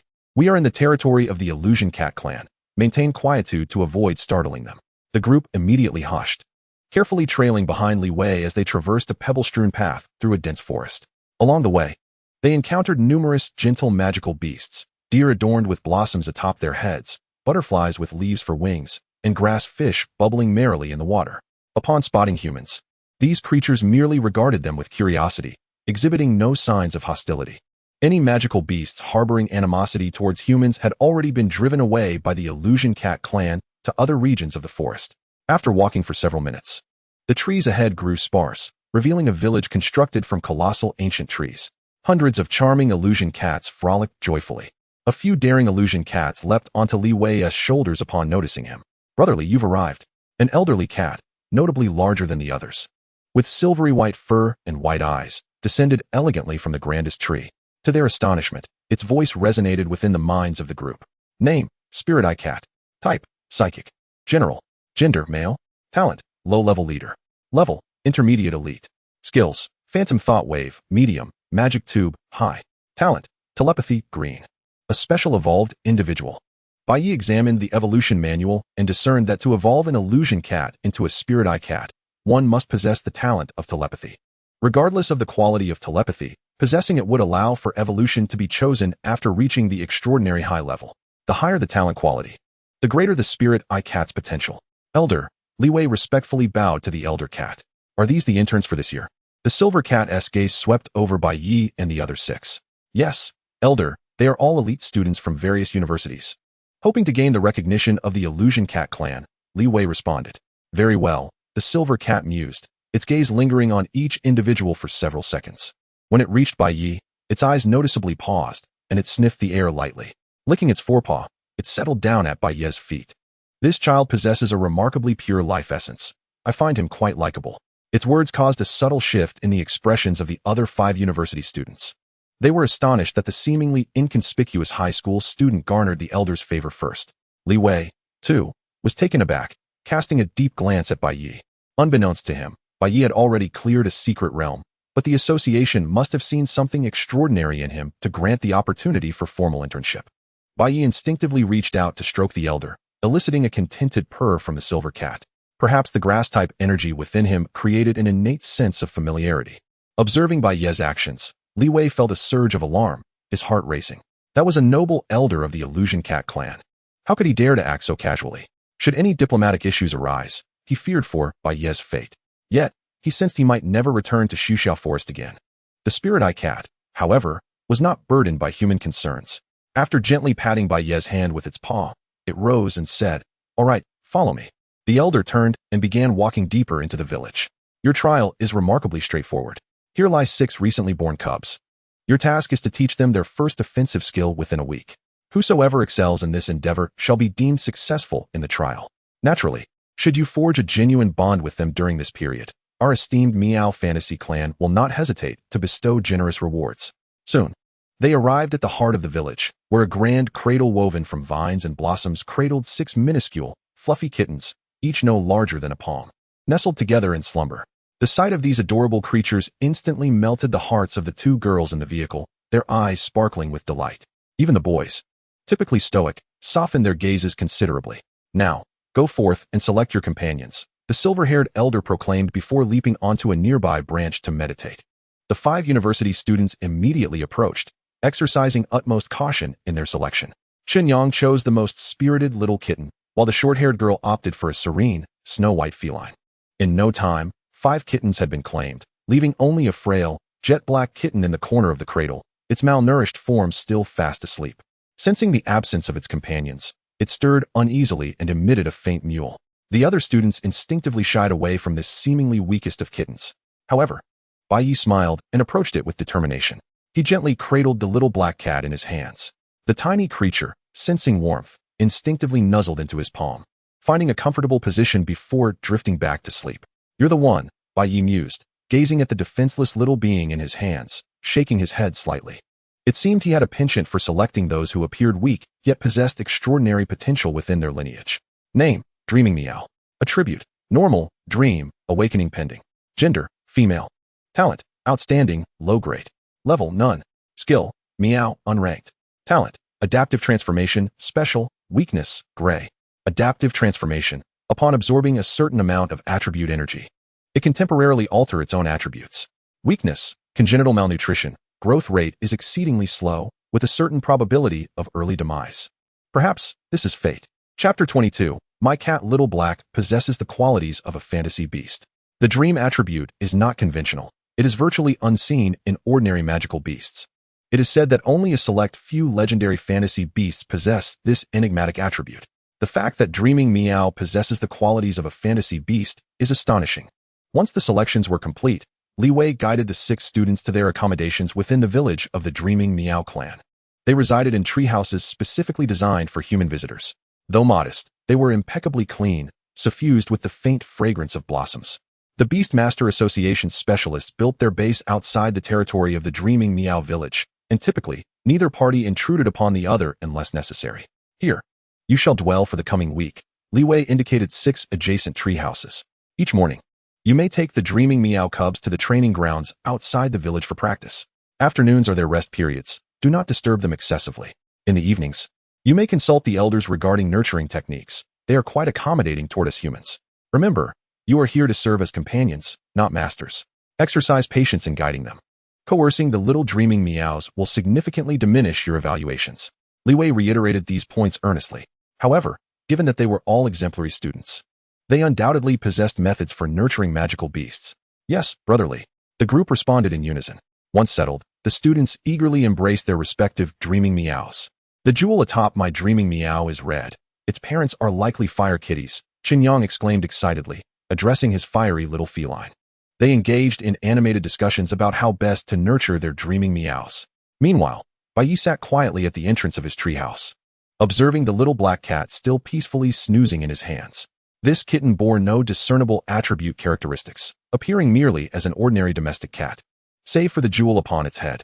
"Hey, Bai Yi," Tianwang approached, casting a glance at the black kitten in his hands, slightly abashed. Despite being older than Bai Yi, they had all selected the more appealing Dreaming Meows, leaving him with the one that seemed the weakest. A pang of guilt struck him. "This one seems a bit underdeveloped. Would you like to trade?" Tianwang, genuinely well-meaning, offered his assistance. "No, thank you," Bai Yi replied, shaking his head while gently brushing his finger against the kitten's nose, imperceptibly infusing it with a hint of grass energy. "I find her quite lovely." "All right then." Tianwang shrugged. "Good luck. By the way, I should remind you that the Dreaming Meow clan's trial is not solely about who teaches the fastest. They place far more value on the emotional connection. Your seemingly weakest one might, in fact, foster a deeper bond, which could be an advantage." With that, he cradled his fiery little kitten and ventured off to exchange insights with the others. Bai Yi contemplated Tianwang's words thoughtfully. "Emotion, huh?" He gazed down at the little black cat in his hands. The small creature appeared to be dreaming beautifully, a droplet of drool escaping its lips. "Little Black. From now on, that shall be your name." Bai Yi recognized his own naming abilities were rather poor, but simplicity sufficed. As if responding to its new name, Little Black's ears twitched and slowly opened its eyes. They were pure black orbs, as profound as obsidian. It regarded Bai Yi with neither fear nor shyness, merely tilting its head curiously at the human who cradled it so gently. The energy Bai Yi infused into it brought immense comfort. The fluffy little head nuzzled against Bai Yi's fingers. "Hello, Little Black." Meow. In the days that followed, Bai Yi's life assumed a new rhythm. Each morning, he brought Little Black to the open grassy expanse outside the village. While he focused on training Little Black, he did not neglect his own development. He placed Little Lawn upon his shoulder, occasionally allowing it to return to the Beastmaster space when necessary. Over the course of several days, Little Lawn displayed remarkable diligence, helping Bai Yi successfully advance to the elite tier. The other 5 university students employed various methods to train their Dreaming Meows. whether through tempting them with special treats or summoning their own beasts for straightforward combat-based instruction. The training grounds often sparkled with vibrant energy. In contrast, Bai Ye's approach was rather unique. He refrained from utilizing any items or forcing Little Black into combat. It would be folly to pit a congenital weakling against adversaries. Instead, he sat cross-legged on the grass, placing Little Black upon his lap and closing his eyes. A lone individual and a feline, basking serenely in the warm embrace of sunlight. What on earth is that fellow doing? I cannot fathom. He has been seated there motionless since dawn. Surely he has not given up? Yet, considering the lack of potential in that phantom cat, it seems unlikely he can be trained further. A high school student. His reservoir of beast mastery knowledge likely pales in comparison to ours. Perhaps his admission was due to an exceptional innate talent in beast mastery. Not far off. Several other interns were training while casting curious glances at Bai Ye. No matter how strong one's innate talent may be, without corresponding knowledge, nurturing a beast companion becomes quite the arduous task. Furthermore, the curriculum of high school scarcely touches upon creatures like phantom cats. Even Tianwang, who had always been amiable towards him, could not help but approach and whisper, "Bai Ye, what training method are you employing? Meditation, perhaps? I believe that since phantom cats possess various evolved forms, soaking up some sunlight might just unlock new shapes." Bai Ye opened his eyes and, half in jest, replied, "Simply basking in the sun will hardly lead to new evolutions for a phantom cat. If it were that simple, beast researchers would have discovered it long ago." He was nurturing the Little Black cat's body with the grass-type energy from within himself, meticulously fostering its frail constitution. Without proper conditioning, it would struggle even to perform basic movements, let alone learn skills. His grass-type energy served as a commendable supplement for a creature of the general type like the phantom cat, particularly given the innate talent it possessed. By supplying it with diverse elemental energy, the Little Black cat could naturally thrive. Over the past few days, Bai Ye could distinctly perceive the tangible transformation in the Little Black cat's physique, which was evolving at an observable rate. The bond between them was also strengthening. Now, whenever Bai Ye extended his hand, it would eagerly leap into his embrace, purring contentedly. "Surely you jest? Merely basking in the sun cannot impart skills," Qinyang kindly cautioned. "There are merely 3 days left in this evaluation period. If you do not seize the moment, you will undoubtedly be eliminated." "Not necessarily." Bai Ye maintained his unhurried demeanor. Observing him, Qinyang could only shake his head in resignation and return to training his own phantom cat. Perhaps due to hereditary factors, Qinyang's phantom cat could now emit faint sparks. With a few more days of practice, it would likely master the low-tier fire skill, Fire Fong. So he was not particularly worried about elimination. Another day passed. The Little Black cat had undergone a complete transformation, evolving from a frail, coal-black creature into a sleek, robust Black Panther cub. Its favorite pastime now involved lounging in Bai Ye's lap, reveling in the comforting nourishment of grass-type energy. Bai Ye was now receiving treatment akin to that of Xiaolon. His photosynthesis quality had ascended from blue to purple. Photosynthesis, purple. Cultivation speed increased tenfold. During peak sunlight hours, 12 to 1400 hours, strength amplified sevenfold.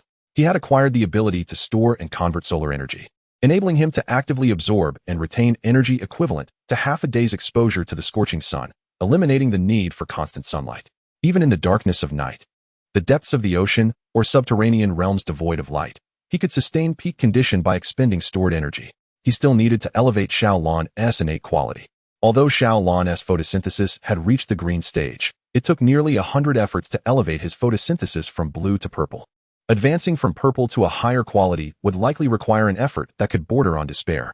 Alas, it appeared that Bai Ye was completely out of luck. Indeed, tomorrow marked the final day, and his phantom cat had yet to exhibit even a shadow of a skill. Wang Lei shook his head as he gazed in Bai Ye's direction. "That is not entirely fair.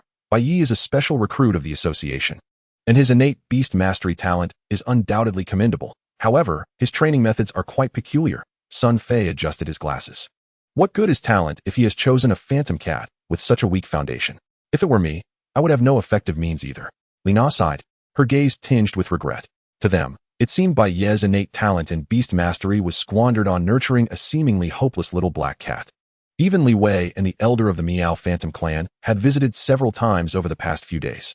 Observing Bai Ye's free-range training approach, they merely shook their heads without further comment, perhaps having lost faith in him.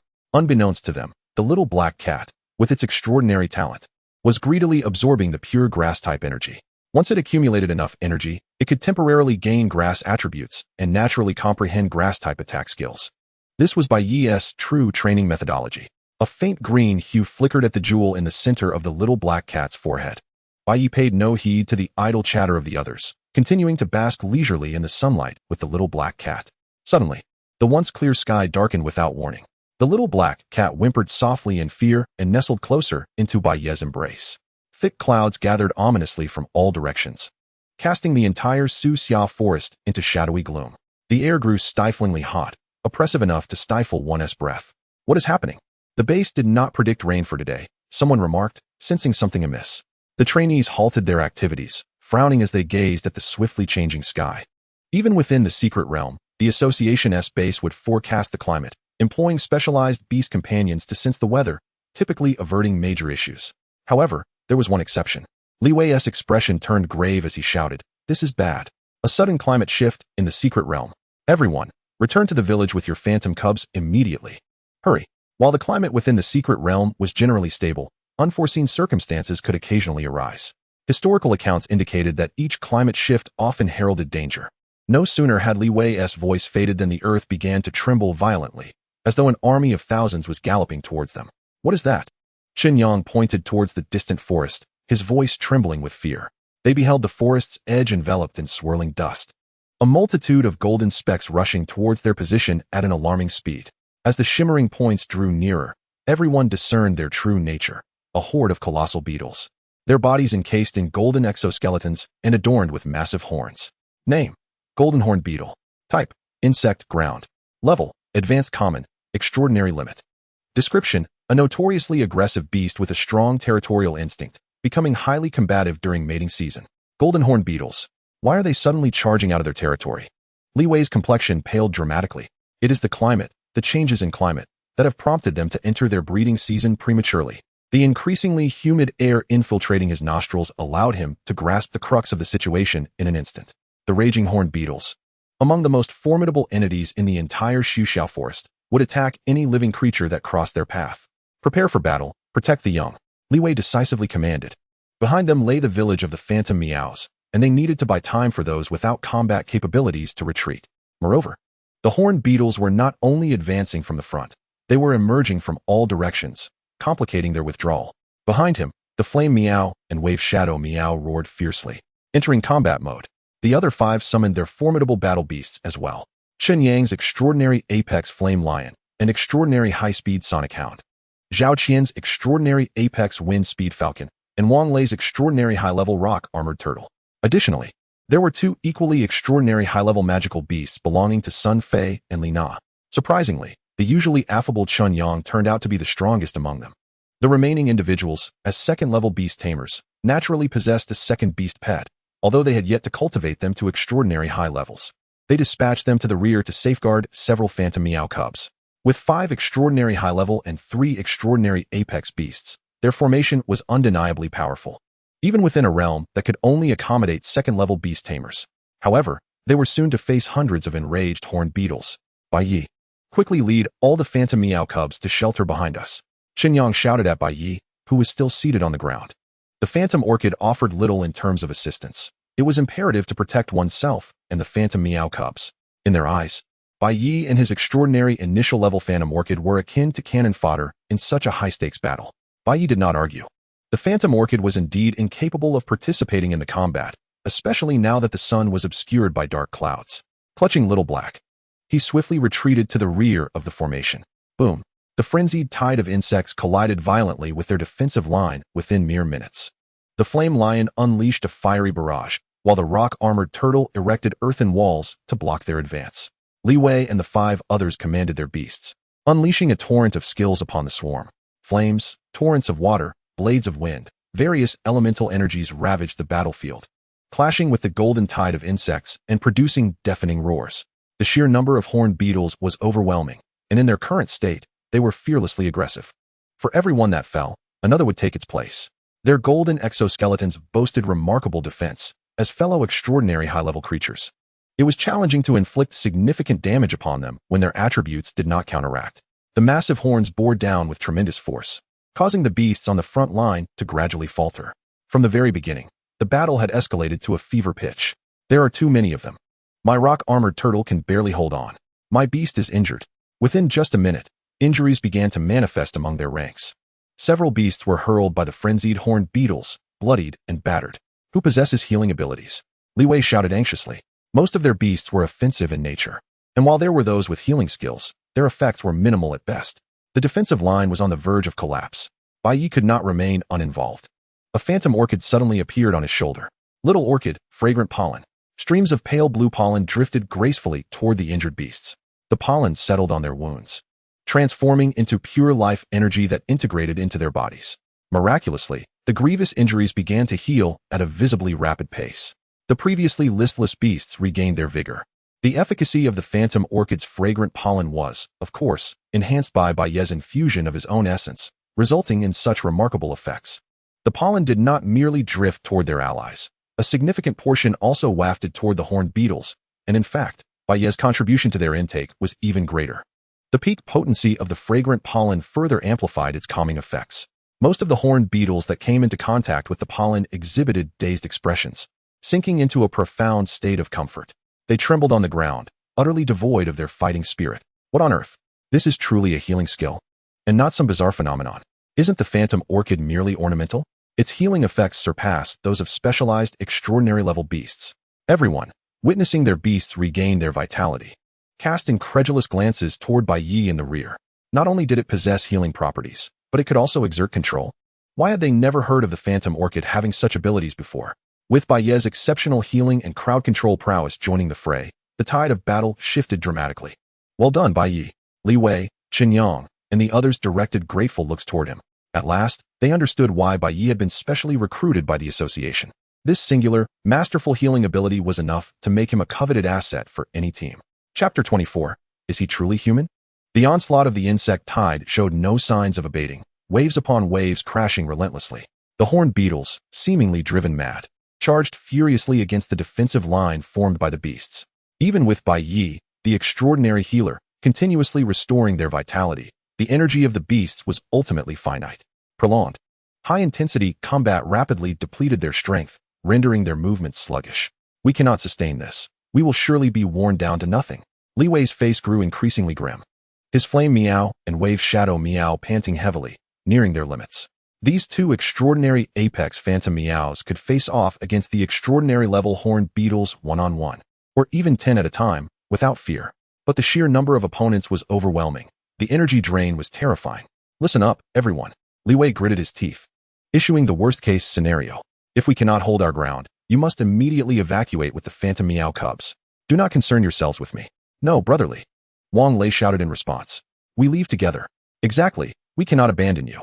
Observing the resolute expressions of his comrades, Li Wei felt a warmth in his heart.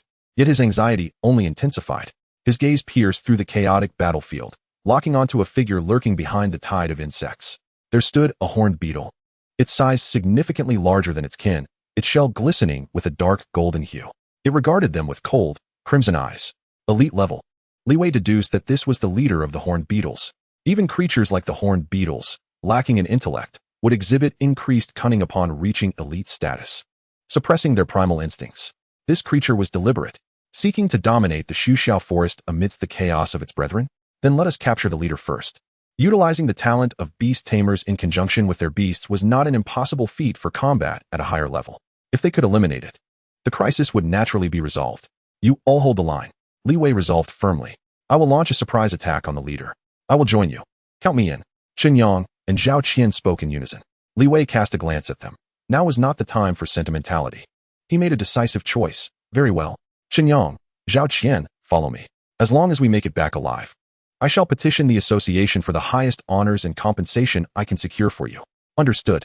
Before his words had fully resonated, Qinyang's blazing lion and Zhao Qian's swift falcon followed closely behind Li Wei's two phantasmal cats, like 4 arrows released from a bow, darting towards the leader of the golden tortoise from the flank.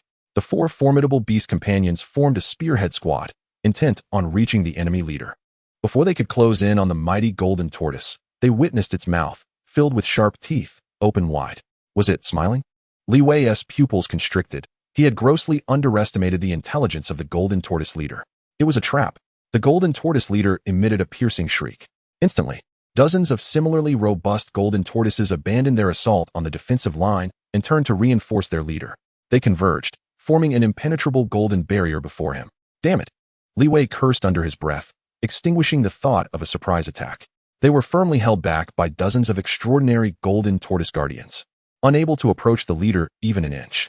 In those fleeting seconds of being ensnared, disaster struck the main defensive line. Having lost 3 primary beast companions, the already shaky line was torn open, creating a massive breach. A particularly robust golden tortoise, at the pinnacle of extraordinary rank, seized the fleeting opportunity. Its colossal form transformed into a battering ram, violently knocking aside Wang Lei's rocky armored tortoise and surging through the gap.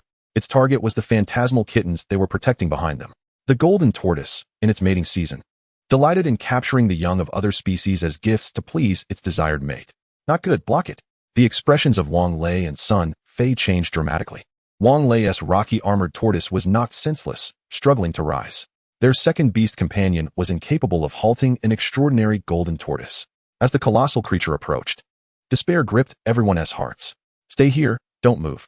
He gently placed the little black cat he held onto the ground, offering a word of caution. What he had hoped would be a supporting role now demanded his direct intervention. It felt as though wherever he went, trouble followed. It must be the world's fault. Amidst the horrified gazes of everyone, Bai Yi advanced rather than retreated, charging towards the extraordinary golden tortoise. Bai Yi, are you mad? Come back. Tianwang, witnessing this scene from afar, was frantic, his eyes wide with disbelief. What was he planning? To block it with his bare body. Zhao Qian gasped in shock. They could not comprehend Bai Yi's actions. Even though humans received some power feedback after contracting with beast companions, a first-tier beast master could not hope to contend against the extraordinary level with mere flesh and blood. That was sheer folly. A full-force collision from the extraordinary golden tortoise would be beyond even Tianwang's extraordinary blazing lion to withstand. Was he not courting death? Unbeknownst to them, a tear in the dark clouds allowed the scorching afternoon sun to pour through. Bai Yi felt every cell within him rejoice under the sunlight. Come forth, he roared. Advancing rather than retreating, a subtly concealed verdant light flickered from his right fist. Energy-accumulating fist. Under the incredulous gazes of all, his fist collided forcefully with the golden tortoise's massive horn. Boom. The sound erupted as air was instantaneously displaced. A terrifying shockwave radiated from the point of impact, sweeping outward in all directions. What sort of power was this? Could a human truly unleash such strength in an instant? The violent gusts surged like a tsunami, lifting clouds of dust and completely obscuring everyone's vision. The force even brought a momentary halt to the fierce battle raging in the distance. As the dust began to settle, an eerie silence enveloped the area. Bai Yi remained standing firm. The ground beneath him had cracked and sunk, forming a terrifying pit, yet he stood unyielding. The golden tortoise beneath his fist, mid-charge, abruptly halted. No, it did not simply stop, it vanished. Its once proud massive horn, along with the upper half of its body, was utterly obliterated into a shower of shell fragments and green viscera beneath that singular punch. The remaining half of its body twitched feebly twice before collapsing to the ground. Lifeless, an extraordinary magical beast had simply ceased to exist. Li Wei felt his throat dry, nearly choking. He gazed at the figure who slowly retracted his fist. Was Bai Yi truly human? Could he be some special beast disguised as a human? Chapter 25, One Punch Man Bai Yi. In the distance, the golden tortoise leader, witnessing this spectacle, was first filled with profound trepidation in its crimson compound eyes, which was soon replaced by an overwhelming rage. Had it truly been frightened by a mere human? An enraged roar erupted as the leader commanded its kin to charge at Bai Yi. Once again, 3 enormous, extraordinary golden tortoises surged forth from the tide of insects, racing directly at Bai Yi. More extraordinary levels. Li Wei's face paled in terror. Had these extraordinary beings emerged sooner, they would never have endured this long. The golden tortoise leader had merely been toying with them. Facing the first golden tortoise that charged, Bai Yi could hardly be bothered to change his approach, delivering an unremarkable straight punch. Crack! The fist collided with the horn, yielding no surprises. The horn shattered, and the violent force surged through, reducing the tortoise's head to a cloud of fragments. Under the sun, Bai Yi scarcely regarded even those at the elite intermediate level, let alone these extraordinary beings. One punch. The second golden tortoise loomed perilously close, casting a massive shadow over Bai Yi. Without even a glance, Bai Yi retaliated with an elbow strike, precisely hitting its side. Bang! It burst apart like a watermelon, its green and gold shell fragments scattering in all directions. Another strike. The third golden tortoise hesitated in shock at the demise of its companion, yet Bai Yi's figure was already upon it. He leapt, driving his knee upward like a hammer, crashing into the tortoise's jaw. The sound of splintering bones echoed as the colossal creature was sent soaring by an irresistible force. It tumbled through the air for over 10 meters before crashing heavily into the swarm of insects, lifeless. 3 extraordinary beings, 1 punch, 1 elbow, 1 knee, were obliterated. The golden tortoise leader was in a daze. Even it would require considerable effort to subdue 3 extraordinary kin. It was impossible for Bai Yi to treat them as if they were made of paper. Bai Yi had no intention of granting it time to ponder. He lifted his gaze, piercing through the dense swarm of insects to lock onto the largest leader. In the next instant, Bai Yi transformed into a human beast, his legs propelling him with tremendous force. He surged into the tide of insects like a cannonball, not flinching or evading, wielding his body as his weapon. With the most brutal ferocity, he carved a bloody path through the swarm of insects. Any mighty stag beetle blocking his trajectory, whether mundane or extraordinary, faced but one fate: to be shattered into countless pieces beneath his assault. In the blink of an eye, Bai Yi had charged directly before the leader of the beetles. How had it inexplicably found itself cornered? The stag beetle leader, sensing the imminent threat to its life, felt its horn, thicker than that of all its kin combined, radiate a blinding golden light. A searing beam of energy tore through the air, hurtling down towards Bai Yi. In the face of this lethal strike, capable of melting steel, Bai Yi calmly raised his fist. Vitality surged in his hand, meeting the cataclysmic energy beam head-on. Remarkably, the beam began to dissipate inch by inch beneath Bai Yi's fist. The leader's prideful horn cracked from its tip, spreading countless fissures, until it finally erupted with a resounding blast. The momentum of his fist continued unabated, crashing heavily onto the leader's head. The colossal form of the beetle froze in place, its crimson compound eyes instantly devoid of all vitality. In the next moment, its entire head, along with a portion of its body, exploded into a mist of blood. The leader's essence splattered across the battlefield, its unique scent wafting through the air, dousing even the most fervent of stag beetles in cold dread. Witnessing that figure, drenched in the blood of its kin, awakened a primal fear etched deep within their genes. In a frenzy, they scattered in all directions, a rabble in disarray. Yet, not a single one dared to flee towards Bai Yi. The battlefield lay in ruins, punctuated by a handful of individuals whose worldview had been irrevocably shattered. He single-handedly pierced through the entire tide of insects? Chunyang murmured, the fiery lion creature in his grasp cowering like a timid kitten, avoiding Bai Yi's gaze. A humanoid beast, this individual's talent was undoubtedly meant to amplify his own prowess. Zhao Qian's mouth hung agape, wide enough to accommodate an egg. Her university offered a program for Beast Tamers, yet most students merged with their companions in battle. None were like Bai Yi, who plunged headlong into conflict, leaving his beast behind. Rather than mere beast taming talent, it resembled the innate abilities of magical beasts. We won, didn't we? After a prolonged silence, a voice, almost dreamlike, broke through. We won. Several university students, still reeling from the exhilarating experience, patted themselves in disbelief. They had never encountered such thrilling events before. This internship would provide them with tales to boast about for years. Soon, their gazes, filled with a mixture of awe and reverence, turned towards Bai Yi, standing resolutely at the center of the battlefield. Bai Yi, thank you truly for this. Li Wei approached Bai Yi, his expression a complex tapestry of emotions. He struggled to find words that could adequately convey his gratitude. Without Bai Yi, not only would they have perished, but the village of Illusory Miao would have suffered grievously as well. In that moment, he questioned whether the expectations of the Beast Tamer Association were excessively demanding. Even someone as extraordinarily gifted as Bai Yi had to undergo evaluations to become an intern. Did the sub-association in Luoxua City intend to refrain from recruiting anyone for the coming years? Most critically, Bai Yi was only at the first tier. At such a nascent stage, he could easily vanquish elite magical beasts. This meant he could embark on rescue missions or reconnaissance tasks in any Tier 3 or lower secret realm without concern for his safety. He found it hard to believe the sub-association was unaware of Bai Yi's remarkable talent. It's nothing, Bai Yi replied, shaking his hand to rid it of blood, his gaze settling on the shattered remains of the stag beetles beneath him. Surely, these fragments could fetch a decent price? Having spent years in the association, Li Wei, despite his relatively low rank as a beast tamer, quickly discerned Bai Yi's intentions. He hastily reassured Bai Yi that the association would recover these remains and that the rewards would be substantial. Bai Yi moved to gather the trembling Xiao He, who had curled up in fear, cradling it once more. It was all over now. He gently stroked Xiao He's back, soothing it. In his embrace, Xiao He gradually ceased its trembling, lifting its head to gaze adoringly at Bai Yi with its pitch-black eyes. In its young heart, the image of Bai Yi, who had trampled the tide of insects and shattered formidable foes, became an indelible imprint. Approximately 15 minutes later, the elder of the illusory Meow clan descended from the skies, accompanied by a group of adult illusory Meows. Upon seeing the 6 unscathed cubs, it breathed a sigh of relief. It had intended to send reinforcements. Yet many stag beetles had invaded the village, and the adult illusory Meows had been detained to protect the retreating young.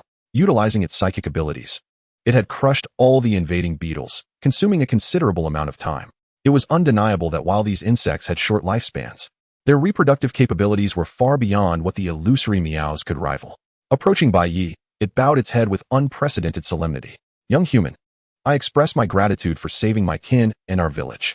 All the adult illusory Meows behind it followed suit, bowing their heads in unison.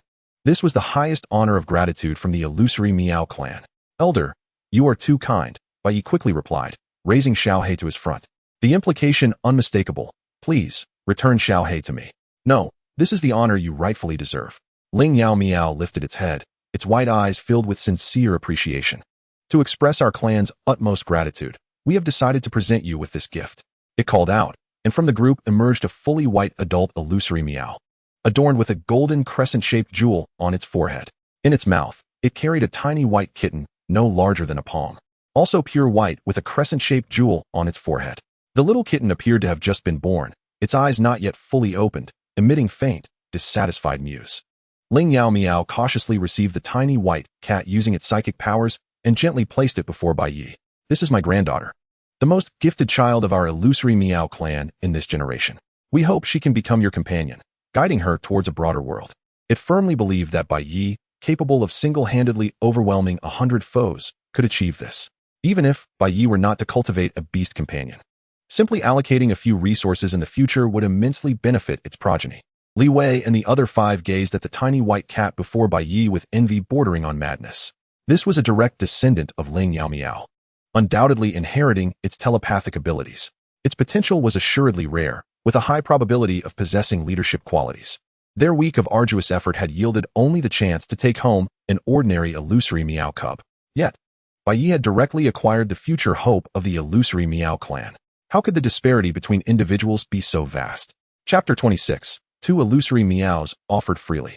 Confronted with the grand gift bestowed by the illusory Meow clan, Bai Yi's heart skipped a beat.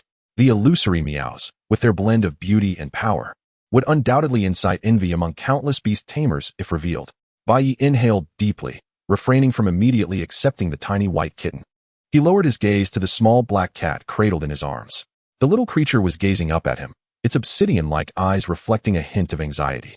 It seemed to be fearful that Bai Yi might abandon it for the seemingly more beautiful and gifted white cat. Bai Yi smiled softly.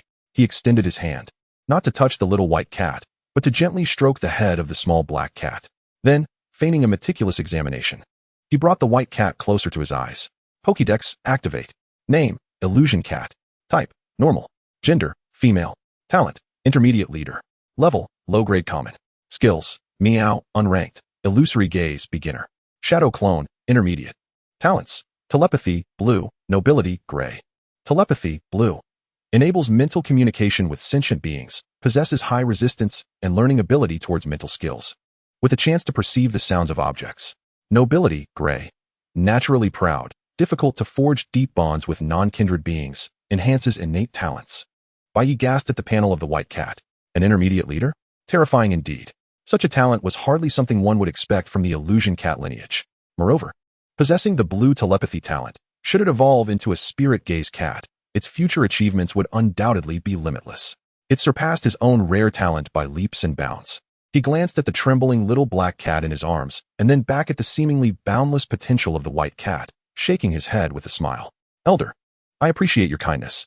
Bai Yi earnestly addressed the spirit gaze cat. I already have a companion. He lifted the small black cat for all to see. Though it appeared frail at present, its future accomplishments would surely rival any beast companion. The little black cat was taken aback. It had not anticipated that Bai Yi would refuse such a grand temptation for its sake. Meow. It pressed its head closely against Bai Yi's face. The entire assembly was left in stunned silence. Li Wei and the others stared at Bai Yi in astonishment. To forsake a high-potential illusion cat for a black cat of lesser talent? What a perplexing decision. However, upon reflection, Bai Yi was not like the typical beastmaster. He belonged to the type that harnessed great power from within, capable of nurturing beast companions according to his own preferences. The spirit-gazed cat was equally astonished, unable to fathom why Bai Yi would decline its granddaughter. It regarded Bai Yi and the excited little black cat in his arms, a myriad of complex emotions flickering in its white pupils. After a long pause, it finally spoke. It has been a long time since I have encountered a human like you. It bowed its head once more to Bai Yi. However, you must accept this gift. My granddaughter can only traverse a broader world by accompanying a human such as yourself. Furthermore, the spirit-gazed cat levitated using its psychic abilities and gently patted the little black cat's head. No one has ever claimed that a beastmaster can only take one illusion cat. My granddaughter can also be your alternate companion, and they can become excellent partners. With such words spoken, Bai Yi found it difficult to refuse any further. Moreover, truth be told, he felt a slight yearning for the little white cat, a beast companion with leader talent, and the potential for further evolution. Who wouldn't desire that? Very well. Bai Yi took a deep breath and solemnly nodded. I assure you, I will never neglect either of them. That is all I require. The spirit-gazed cat's whiskers quivered, finally revealing a look of relief. Securing 2 illusion cats alongside a young man of immense potential was certainly a prudent bargain.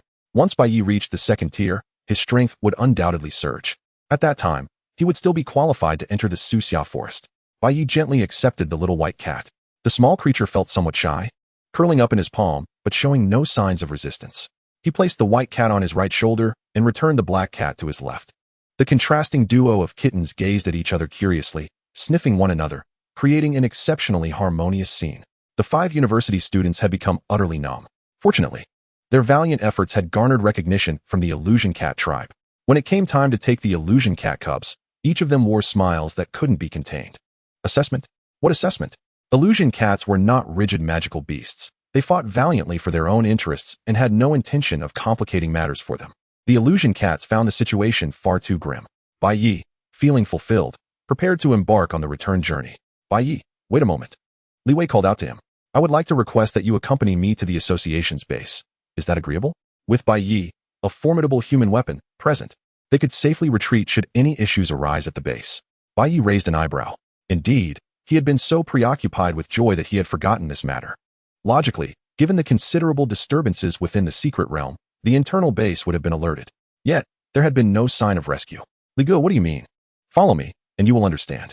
Li Wei's expression grew grave as he led Bai Yi toward another direction in the forest. This location was the special base established by the Beastmaster Association within the Suxia forest. The others returned to the village of the illusion cats, their beast companions having been overly exhausted and unable to continue fighting. Accompanying them further could prove perilous. Bai Yi followed Li Wei, traversing the dense forest. The atmosphere felt somewhat oppressive. Bai Yi, however, was lost in the moment, playfully engaging with the 2 small kittens on his shoulders. He named the little white cat Illusion Snow. The little black cat, feeling the inequity of treatment, incessantly pawed at his hair. Illusion Snow, on the other hand, was far quieter, occasionally surveying its surroundings with its curious golden eyes. After about an hour of walking, an open area emerged before them. The sight caused both of them to halt in their tracks. The metal base that should have stood there had now become a wasteland. The once strong alloy walls were riddled with countless holes, as if something had gnawed at them. Various intricate instruments lay scattered about like debris, transformed into a heap of scrap metal. A pungent scent of blood filled the air. What on earth had transpired? Li Wei's complexion turned ashen. He dashed into the ruins, shouting, Old Zhang, Team Leader Wang, can you hear me? No matter how he called out, only an eerie silence responded. Be cautious. Let's split up and see if there are any survivors. Bai Yi followed him into the ruins, stepping onto a twisted metal plate, his brow furrowing tightly. The signs of destruction did not resemble the work of a large magical beast. Rather, it appeared to have been gradually consumed by countless small entities. Cough, is that you? Li Wei? A weak voice emanated from beneath a pile of collapsed building materials.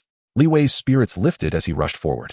With the combined efforts of 2 spectral cats, the heavy metal block was moved aside. In the corner, a middle-aged man clad in the association's uniform, bloodied and gasping for breath, leaned against the wall. His left leg was pinned beneath a steel plate, with shattered bones protruding, evoking a visceral sense of phantom pain merely by looking at it. Old Zhang, Li Wei exclaimed, his eyes turning red upon seeing him. Bai Yi summoned Xiaolan and promptly approached the man known as Old Zhang. Fragrant pollen. He released a cascade of pollen, and the wounds on Old Zhang's body began to heal visibly, his pallid complexion regaining a hint of color.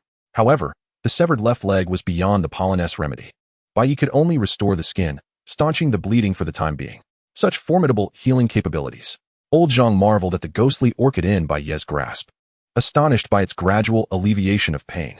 Has this ghostly orchid mutated? What on earth transpired? What about the others? Li Wei inquired urgently. It was the golden termite. Old Zhang replied, catching his breath, his voice laced with dread. During the climatic shift, swarms of golden termites erupted from the ground, launching a frenzied assault on the base. Golden termites? Li Wei's pupils dilated in shock. How is that even possible? There are no such beasts in the Suxia forest. The golden termite is a terrifying insectoid beast that inhabits the southern desert regions. They feed on metal and reproduce prolifically. Once a swarm forms, even elite-level monsters must flee. We know not how they appeared, Old Zhang lamented, shaking his head bitterly. We fought valiantly and managed to repel the swarm. But Team Leader Wang sacrificed himself to shield us from the Queen's dying counterattack. At this, the man, who had not shed a tear even when losing his leg, felt his eyes well up. Out of over 30 station personnel at the base, fewer than 10 survived. This cannot be mere coincidence. Bai Yi picked up a severed golden termite carcass from the ground. Name: Golden termite exoskeleton. Quality: inferior quality fragment. Effect: integrating into metal can enhance hardness to a certain degree. Recommendation: artificially bred inferior golden termites are not recommended for use. Indeed, it is artificial. With the earlier uprising of the horned golden beetles followed by the golden termites, it is evident that someone is orchestrating these events from the shadows. It must be a bugmaster. Li Wei's voice turned frigid as if to freeze the air. Only a bugmaster could have stealthily introduced the Queen into the secret realm and precisely commanded them to launch an attack in the absence of humans. Bugmasters are a peculiar offshoot of beastmasters, specializing in breeding insectoid beasts, employing methods that are both bizarre and elusive. By nurturing a single queen, they can amass an army of insects. Due to their erratic behavior and unscrupulous methods, bugmasters have a notorious reputation within the beastmaster community. Could their objective be the Spectral Cat clan? No, it must be more intricate than that. Could it be the core of the secret realm? Li Wei began to piece together the critical elements. Acquiring the core of the secret realm would enable one to become its master. The bugmaster who conquered the Suxia forest would have no reason to decline the position of realm master, leaving the core in the guardianship of the Spectral Cat clan. Initially, they used the uprising of the horned golden beetles to deplete the strength of both the Spectral Cat clan and the association. Then they unleashed the golden termites, dismantling the association's base and severing the Spectral Cat clan's support. Without these two factions, the Bugmaster's queen could seize the secret realm's core and ascend as the new master. However, a pressing question remains. How did the Bugmaster discern that a significant climatic change was imminent? We must leave this place. This matter must be reported to the higher-ups immediately. Li Wei assisted Old Zhang, guilt-ridden as he turned to Bai Yi. Bai Yi, I must trouble you once again. Though he was the task's leader, he could only rely on a child to resolve it. Chapter 27. Official members of the association. Bai Yi rescued the remaining members of the association, attending to their injuries one by one. Li Wei transmitted a distress signal. And soon, a shrill alarm echoed from afar. A large contingent of second-tier beastmasters surged into the Suxia forest, swiftly commandeering the scene with their flying beast companions. Evacuating the injured without delay, the entire Suxia forest was comprehensively sealed off, an invisible barrier isolating the interior from the exterior. Bai Yi and the others were subsequently arranged to return to Luoxua City. Inside the armored vehicle on their way back, an air of silence enveloped them. Chen Yang and the others huddled in their seats, gazing out at the rapidly receding scenery. They ultimately felt their own weakness acutely. As they glanced at Bai Yi, who was resting with his eyes closed in the corner, a mixture of emotions washed over them. It was challenging to reconcile this quiet youth with the figure who had shattered elite-level beasts with his bare hands. The dissonance was striking. The chasm between them and Bai Yi could not be encapsulated by simple terms like talent or strength. They could not fathom why a being capable of physically contending with elite-level beasts at the first tier would be relegated to their team as an intern. This thought, once ignited, proved impossible to suppress. Do not think about it. Do not dare to ponder further. The more they contemplated, the more they sensed that the Luoxua City Beastmaster branch was far deeper and darker than they had imagined. Bai Yi remained unaware that they perceived Luoxua City in such a sinister light. Upon leaving the secret realm, his phone began to inundate him with text messages. He had inadvertently forgotten a matter of great importance. The school had only granted him a 7-day leave, and he had already been absent for 5 days. Given the circumstances, he decided to continue his absence. After all, the association had his back, and the school would heed the association's directives. Upon returning to Luoxua City, Li Wei rushed into the association's medical department, neglecting to tend to his own wounds. After ensuring his injured colleagues were settled, he locked himself in his office, lighting an invigorating incense, and began to write feverishly. A meticulously detailed report was submitted to the association's high-level encrypted mailbox overnight. The report was divided into two core sections.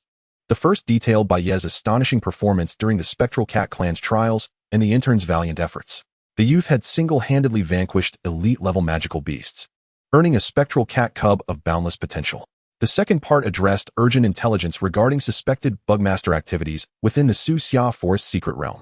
When this report landed on the desks of the Luoxua City branch's higher-ups, an extended silence enveloped the conference room. The branch president, a sprightly, elderly man with graying hair, was the first to shatter the stillness. "What are your thoughts on this, Bai Ye?" "Incredible." A middle-aged official adjusted his glasses and spoke in a hushed tone. "I have checked his background. A student from an ordinary high school. Both parents were commoners who perished during the beast tide. Yet he managed to conquer the secret realm upon signing a contract with a magical beast. What is the nature of his talent? How could he possess such terrifying physical strength in such a brief span?" And that ghostly orchid, Li Wei had mentioned in his report. Its healing abilities rival those of extraordinary healing beasts, which defies logic. The crux of the matter lay in his rejection of the elder Ling, Tong Miao's granddaughter, opting instead for the weakest little black cat. Such temperament is exceedingly rare among the younger generation, although he ultimately decided to take both. His initial preference is a testament to his character. Another female official nodded in agreement.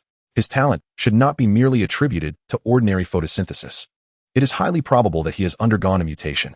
This potential should preclude him from being relegated to the status of an intern. We must ensure that he is not snatched away by other branches. As for the matter concerning the Bugmaster, the president's fingers tapped rhythmically on the table, his gaze sharpening. This is of paramount importance. The Suxia Forest is one of the most critical resource sanctuaries in our Snowfall City, and we must not allow any errors. An immediate investigation is imperative. I suspect this is related to the Nest organization that has recently been active in the southern regions. The meeting continued late into the night. Ultimately, the association reached several decisions. First, he would be promoted to a formal member of the Snowfall City branch. Second, in recognition of his exceptional contributions during the Suxia Forest incident, he would be awarded 6 spirit fruits.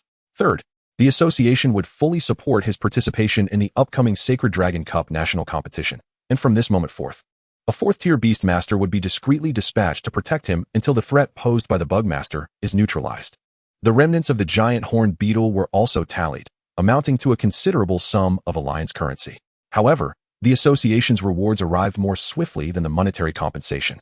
The following afternoon, while Bai Ye was amusing himself with the 2 little phantom cats, a sudden piercing shriek rent the air from outside, and a colossal shadow enveloped the entire building.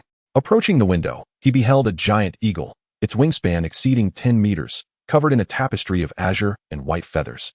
Hovering in the air, its keen, electric gaze locked onto him with unwavering intensity. An elite? No. Even Bai Ye felt an overwhelming sense of pressure emanating from the giant eagle. In his current state, he would likely be no match for it. Upon the eagle's back stood a middle-aged man clad in the association's uniform, his posture erect. This indicated that the eagle was no wild beast. Moments later, the doorbell rang. Upon opening the door, Bai Ye found the middle-aged man standing there, exuding an indescribable aura of authority. "Bai Ye?" The man inquired. "I am Wei Zhang, the deputy director of the operations department of the Snowfall City branch. The association has sent you some items." With that, he handed over a box crafted from special metal and a velvet small case. Inside the box were the 6 spirit fruits awarded to him by the association.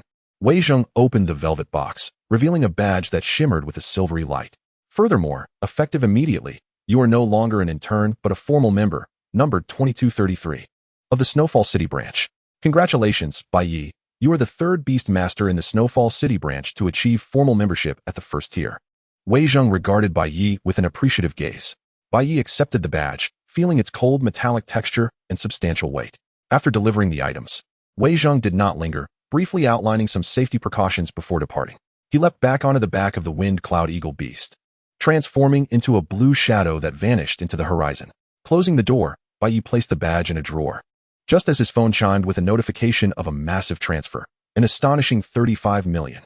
It appeared that even the elite horned beetle was far less rare than the commanding lich.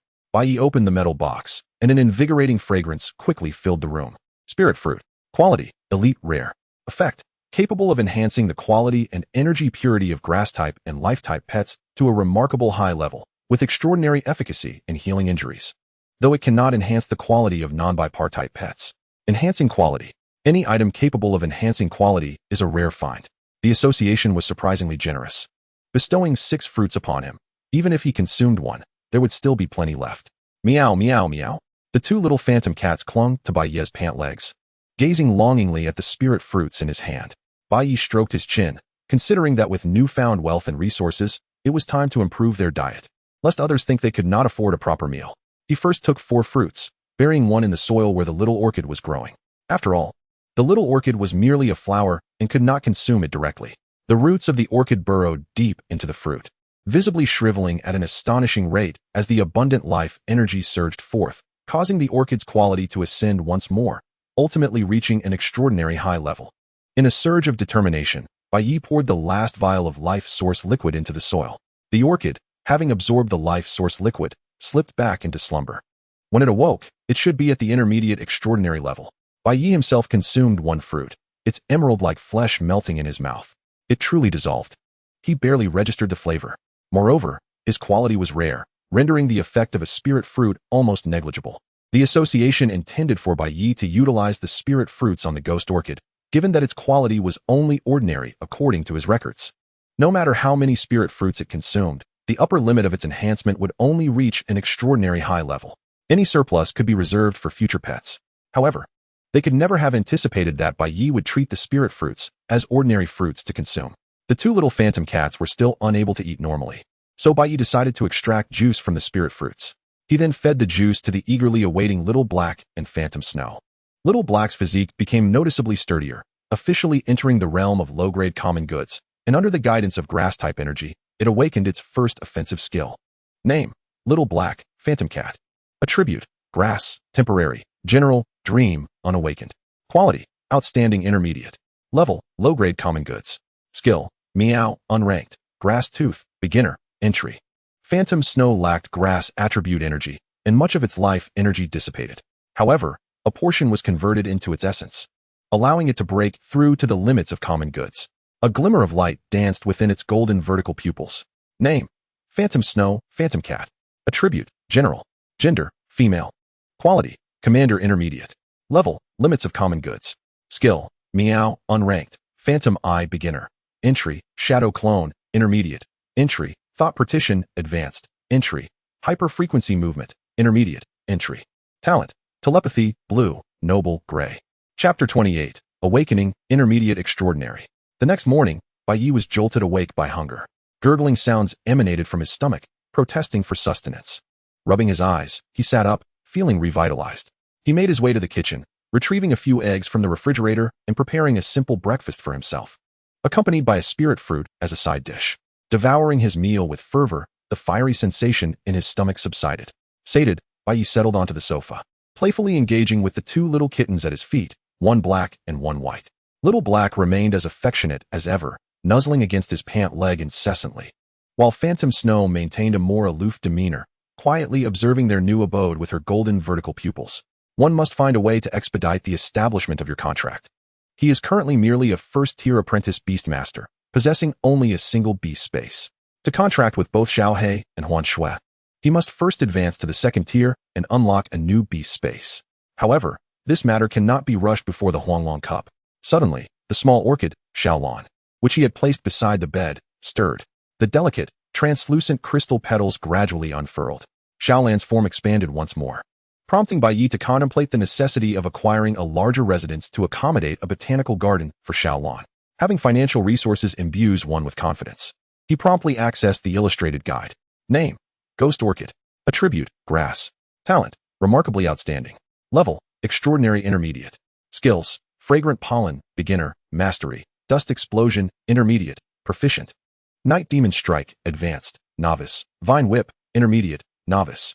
Innate Talent: Photosynthesis, Green. The level had undeniably ascended from Extraordinary Beginner to Extraordinary Intermediate, and it had acquired a brand new skill. The 10 million life essence liquid had not been squandered in vain. Upon awakening, Xiaolan affectionately nudged Bai Ye's cheek with a tendril, conveying a joyous sentiment. As Xiaolan grew stronger, its intelligence heightened, and it could now communicate its intentions to Bai Ye with clarity. Well done, you are the strongest. Bai Ye smiled as he gently stroked Xiaolan. Yet his mind wandered to another matter. With Xiaolan's upgrade, could it signify that? He rubbed his hands together, revealing a congenial grin. Xiaolan seemed to sense his mischievous gaze, its leaves quivering slightly, yet it did not retreat. For it, aiding its beast master in becoming stronger was a source of great delight. Shall we have a go? Bai Yi inquired tentatively. Xiaolan's leaves nodded vigorously. The familiar motions. The well-known formula. Your ghost orchid has experienced a crushing battle. Name: Bai Yi. Level: Elite Beginner, 25, 125. Skills: Fragrant Pollen, Beginner, Peak Mastery, Dust Explosion, Intermediate, Mastery. Energy-Infused Nature Fist, Intermediate, Proficient, Night Demon Strike, Advanced, Proficient. Talent: Photosynthesis, Purple. Alright, let us conduct 5 sessions today. Before the Sacred Dragon Cup, Bai Yi felt the need for further practical testing. He required a sufficiently robust venue to assess both his and his 3 beast companions' true capabilities. The Refinement Club. Bai Yi quickly searched on his phone and soon located the largest Beast Master Training Club in Luoxua City. The Refinement Club boasted a comprehensive array of facilities, including various simulated training environments. Naturally, such offerings came at a hefty price. Yet, with over 40 million in his account, Bai Yi was well equipped to remain at the club for quite a while. Money must be spent wisely. He rose to his feet and beckoned to the 2 small kittens at his feet. Come, let us practice a bit. Bai Yi placed the 2 kittens into a pet carrier and took a taxi directly to the Refinement Club located on the outskirts of the city. The club occupied a vast area, and the parking lot was filled with luxury vehicles. Bai Yi held Xiao He in one arm, while Huan Shui elegantly perched upon his shoulder. This unusual combination of 1 person and 2 kittens stood out amidst the numerous imposing beasts surrounding them. Good day, sir. How may I assist you? Upon entering, a sweet-faced receptionist in professional attire approached him. Her gaze swept over Bai Yi and Huan Shui, briefly revealing a flicker of astonishment, unmistakably recognizing the illustrious feline. However, her professional demeanor quickly restored her composure. I require a comprehensive training venue, Bai Yi stated straightforwardly. Certainly, sir. The receptionist replied with a smile.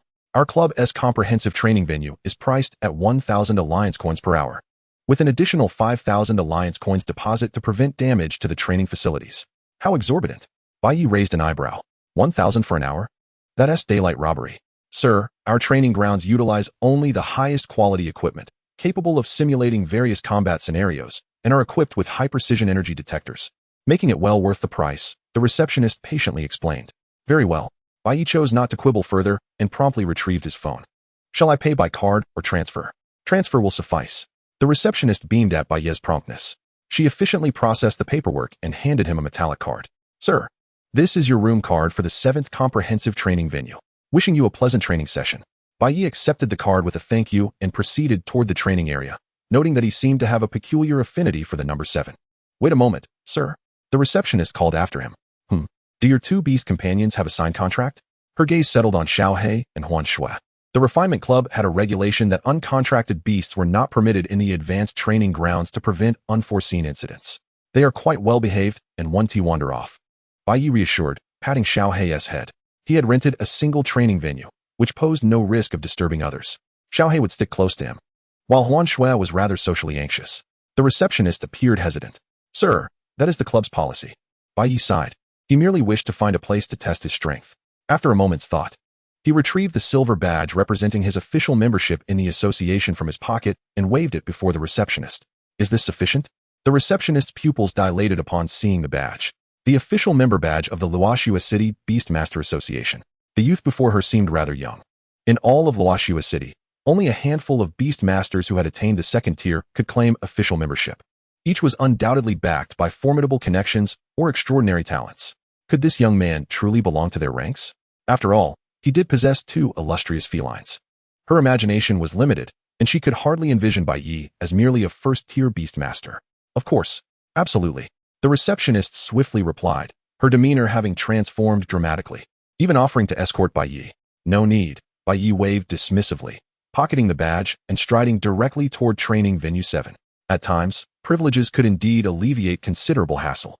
Watching Bai Yi's retreating figure, the receptionist exhaled a sigh of relief. She hurriedly grabbed her internal communicator to contact her supervisor. Supervisor, a distinguished guest has arrived at training venue 7. He is an official member of the association and remarkably young, appearing to be a high school student. Membership in the association was one thing, but youth was the true rarity. Bai Yi swiped his card to enter training venue 7. Inside was a closed space roughly the size of a basketball court, with walls and flooring crafted from an unknown metal. In the center of the arena stood several ferocious-looking metallic dummies, presumably intended for testing one's striking power. Quite satisfactory, Bai Yi nodded in approval. He gently placed Xiao He and Huan Shui on the ground, allowing them to familiarize themselves with their surroundings. He then approached the control console at the center of the arena. The screen displayed a variety of training mode options. Let us start with the simplest one. Bai Yi selected the basic strength test mode. A metallic dummy before him illuminated its eyes with a red glow and slowly raised its arm. Strength test target. Level, common low, defense, 100. It settled then. Xiao He? Bai Yi called out to Xiao He, who was playfully chasing its own tail in the corner. Meow? Xiao He tilted its head and scampered over, gazing curiously at the moving metal figure before it. Go on, attack it, Bai Yi instructed, pointing at the target. Xiao He, seemingly understanding, nodded slightly, crouched down, and then sprang forward with fervor. It opened its mouth, revealing its still developing baby teeth, and bit down on the target's ankle. Ding! A crisp sound resonated. The target remained unmoved. Xiao He, covering its mouth, scampered back to Bai Yi's feet, mewing pitifully. Bai Yi sighed. Where are your grass teeth? He shook his head helplessly and picked Xiao He up, gently ruffling its head to soothe it. All right, it's not your fault. It seems training for Xiao He must commence with more fundamental skills. Chapter 29, The Training Ground's Humorous Anecdote of the Measuring Cup. Bai Yi glanced at Xiao He's status panel. Talent, Versatile Transformation, Special, Feeble, Gray. The feeble talent is undoubtedly a significant issue. I must find a way to eliminate this talent. Similarly, Huan Shui's gray talent is exceptionally advantageous, Bai Yi mused. He set Xiao He aside and turned his attention to another target. Xiaolon, come forth. With a flash of white light, the elegantly formed ghost orchid appeared at the center of the arena. It's time to test your strength. Xiaolon, unleash dust blast on the target, Bai Yi commanded. Gesturing towards another intact target, he adjusted the target's level to extraordinary beginner. Xiaolon swayed gracefully, its petals trembling slightly. Countless pollen particles dispersed from its core, coalescing in the air and hurtling towards the target. Boom! A muffled explosion sounded as the pollen collided with the target, sending a violent shockwave that caused the target to shudder, its energy shield rippling. The screen immediately displayed a set of data. Attack assessment, intermediate skill. Damage value, 358. Target remaining defense, 642, 1000. Not bad at all, Bai Yi nodded.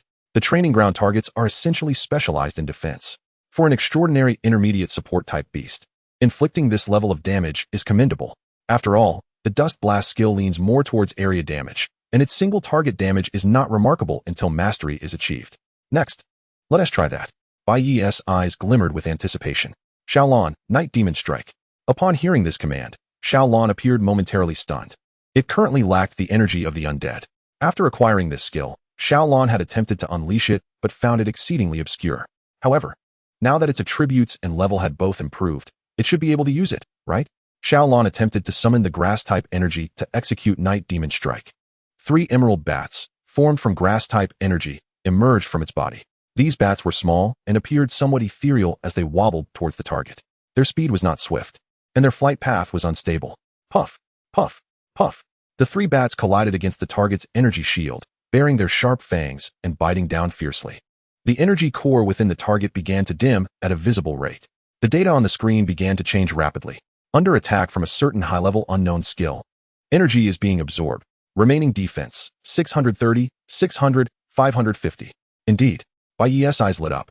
The grass-type Night Demon Strike absorbs not blood, but life force, or rather, energy. An alternative version of Super Absorb. Though the quantity is a bit lacking, Bai Yi mused, stroking his chin. Xiaolan's proficiency with this skill was only at the beginner level, allowing it to summon a mere 3 bats with limited power. I must step in personally. A smirk crept onto Bai Yi's lips as he walked to the center of the arena. He glanced at the target, which still had a considerable amount of defense remaining, and addressed Xiaolon. Watch closely, Xiaolon. This is how Night Demon Strike is done. Taking a deep breath, Bai Yi summoned the energy of the undead within him, unleashing a life force that was exponentially stronger than what Xiaolon had tapped into. Night Demon Strike. As the words left his mouth, a multitude of green shadows surged forth from behind him. He summoned hundreds of bats in one breath, each far more substantial than those summoned by Xiaolon, their eyes gleaming with a sinister red light. The energy he expended was not excessive, merely equivalent to that of an extraordinary intermediate level. Yet the power far exceeded what Xiaolon could achieve. The amassed green wave engulfed the extraordinary beginner target, shattering its energy shield in less than a second, which could not withstand the onslaught. The target itself quickly deteriorated under the bat's relentless gnawing, reducing it to a pile of metallic powder. Warning. Target 7 in the training arena has been destroyed. Please cease training immediately. Bai Yi observed the scene before him, satisfied as he snapped his fingers. The swirling bats in the air dissipated into grass and wood energy, vanishing without a trace. Did you see that, Xiaolan? Higher proficiency means you can do as you please, he remarked with a smile to the stunned ghost orchid. Xiaolan's leaves quivered wildly, transmitting a wave of extreme admiration. It still could not comprehend how its beast master could wield a skill that it found so challenging to utilize with such terrifying power. As the alarm subsided, the door to the training room burst open. A middle-aged man with a Mediterranean hairstyle, accompanied by 2 security guards, rushed in, panting heavily. Sir, what on earth happened? Upon seeing the heap of metallic powder on the ground and the frantic alerts on the console, his eyes nearly bulged out of their sockets. Bai Yi, feeling a bit sheepish, shrugged. It seems somewhat flimsy. Perhaps next time we could use a sturdier one. Hearing Bai Ye's words, the manager's face turned pale. Flimsy? This was a target designed to withstand a full-force strike from an extraordinary intermediate. How could it be reduced to powder in such a short span? Glancing at the seemingly harmless ghost orchid beside him, the manager felt his worldview shaken. So, the club's target was destroyed by the ghost orchid? This is bad. We've inadvertently purchased a counterfeit product. Sir, according to the regulations, any damage inflicted upon the training facilities necessitates compensation at market value, the manager said, wiping the cold sweat from his forehead with great caution. He dared not offend the enigmatic member of the association before him, yet he could not disregard the club's rules either. How much? Bai Yi inquired. This target is valued at 300,000 alliance coins. All right, I shall compensate you. Bai Yi replied readily, pulling out his phone to prepare for the transfer. Witnessing this scene, the manager was rendered speechless. 300,000 coins, and not a flicker of an eyelid. He must undoubtedly be the scion of some prestigious family, seeking a taste of life outside their gilded cage. No need, no need. The manager hastily waved his hands. You are our esteemed guest. Our club can certainly absorb such a minor loss. Besides, you have already paid a deposit. Please, continue. He would be a fool to offend a potential powerhouse over a trifling sum like 300,000 coins. How embarrassing, Bai Yi feigned reluctance. Yet his hand remained resolutely still. It's only right. The manager, maintaining a forced smile, retreated with 2 security guards, his demeanor utterly deflated. Before leaving, he even took the time to close the door gently. Bai Yi gazed at the now tranquil training room and shook his head. It seemed he needed to tread carefully. His attention shifted to the last and most anticipated beast companion, the white kitten that had remained quietly in the corner, observing with an aloof gaze. Phantom Snow. It's your turn. Bai Yi's voice was the catalyst for Phantom Snow's movement. The kitten stood and gracefully trod to the center of the arena, emitting a powerful aura that belied its diminutive size. Chapter 30. The Mighty Phantom Snow. Bai Yi approached the control panel and set the final training target to its maximum level. Strength testing target, level, extraordinary intermediate, defense, 5,000. An extraordinary intermediate target specializing in defense was more than enough to give even some second-tier beast tamers a headache. However, Phantom Snow was undoubtedly capable of handling it. Are you ready? Bai Yi asked. Phantom Snow fixed its cold gaze upon the target, slightly crouching, adopting an attacking stance. Huh, Bai Yi exclaimed, huffing. When did you learn that? The extraordinary intermediate target's eyes glowed red, its arm transforming into a blur as it swung down toward Phantom Snow's petite form. In the split second before the strike landed, Phantom Snow vanished into thin air. Impressive speed, Bai Yi nodded. Although Phantom Snow was currently a mere common-grade creature, the swiftness it displayed surpassed that of most extraordinary intermediate magical beasts. Phantom Snow reappeared behind the target, its sharp claws raking across the metallic surface, sending forth a shower of sparks. Ding ding ding. The damage values on the screen flickered momentarily. Damage value, 12. Damage value, 15. Despite the rapidity of Phantom Snow's assault, the impact remained insufficient to breach the target's energy shield. It was characteristic of small feline magical beasts, particularly given the significant disparity in levels between Phantom Snow and the target. The target turned and unleashed another punch. However, this time, Phantom Snow did not evade. A glint of golden light flashed in its eyes, and its form split into 3. Shadow Clone. 3 identical Phantom Snows launched simultaneous attacks from 3 different angles. The target's system appeared to falter, momentarily unsure of which target to engage. Splendid. Bai Yi couldn't help but applaud. The combat intuition exhibited by Phantom Snow was far beyond what one would expect from a mere fledgling, truly befitting its leadership potential. Meow? Phantom Snow attempted to emit a commanding growl, but only a soft, feeble mewl escaped its lips. Upon hearing its own sound, Phantom Snow froze momentarily. In the next instant, a surge of power erupted from its petite body. A silver radiance enveloped its fur, and its form seemed to swell slightly. Muscles expanded visibly, brimming with explosive strength. Hyperbody, intermediate, temporarily pushes the physical limits, significantly enhancing strength and speed, albeit at a certain cost to the body. Divided thought, advanced, segments thought processes, allowing for multi-threaded thinking, enhancing reaction speed and tactical analysis capabilities. Here it came, Phantom Snow's new skill. Bai Yi was envious of Phantom Snow's hyperbody. His physique was already superior to Phantom Snow's, augmented further by his photosynthesis talent. If he could acquire this skill for himself, his power would increase dramatically. In the center of the arena, with hyperbody activated, Phantom Snow transformed entirely. Like a bolt of white lightning, it darted around the target, leaving deep claw marks upon its energy shield with each flash. The energy shield of the target flickered violently under the onslaught of Phantom Snow's tempestuous strikes. Damage value, 288. Damage value, 301. Damage value, 295. The damage values on the screen surged wildly. The common-grade Phantom Snow's explosive power was nearing that of extraordinary intermediate creatures, even surpassing some beast companions that were not adept at offense. In Bai Ye's eyes, Phantom Snow's figure remained remarkably clear.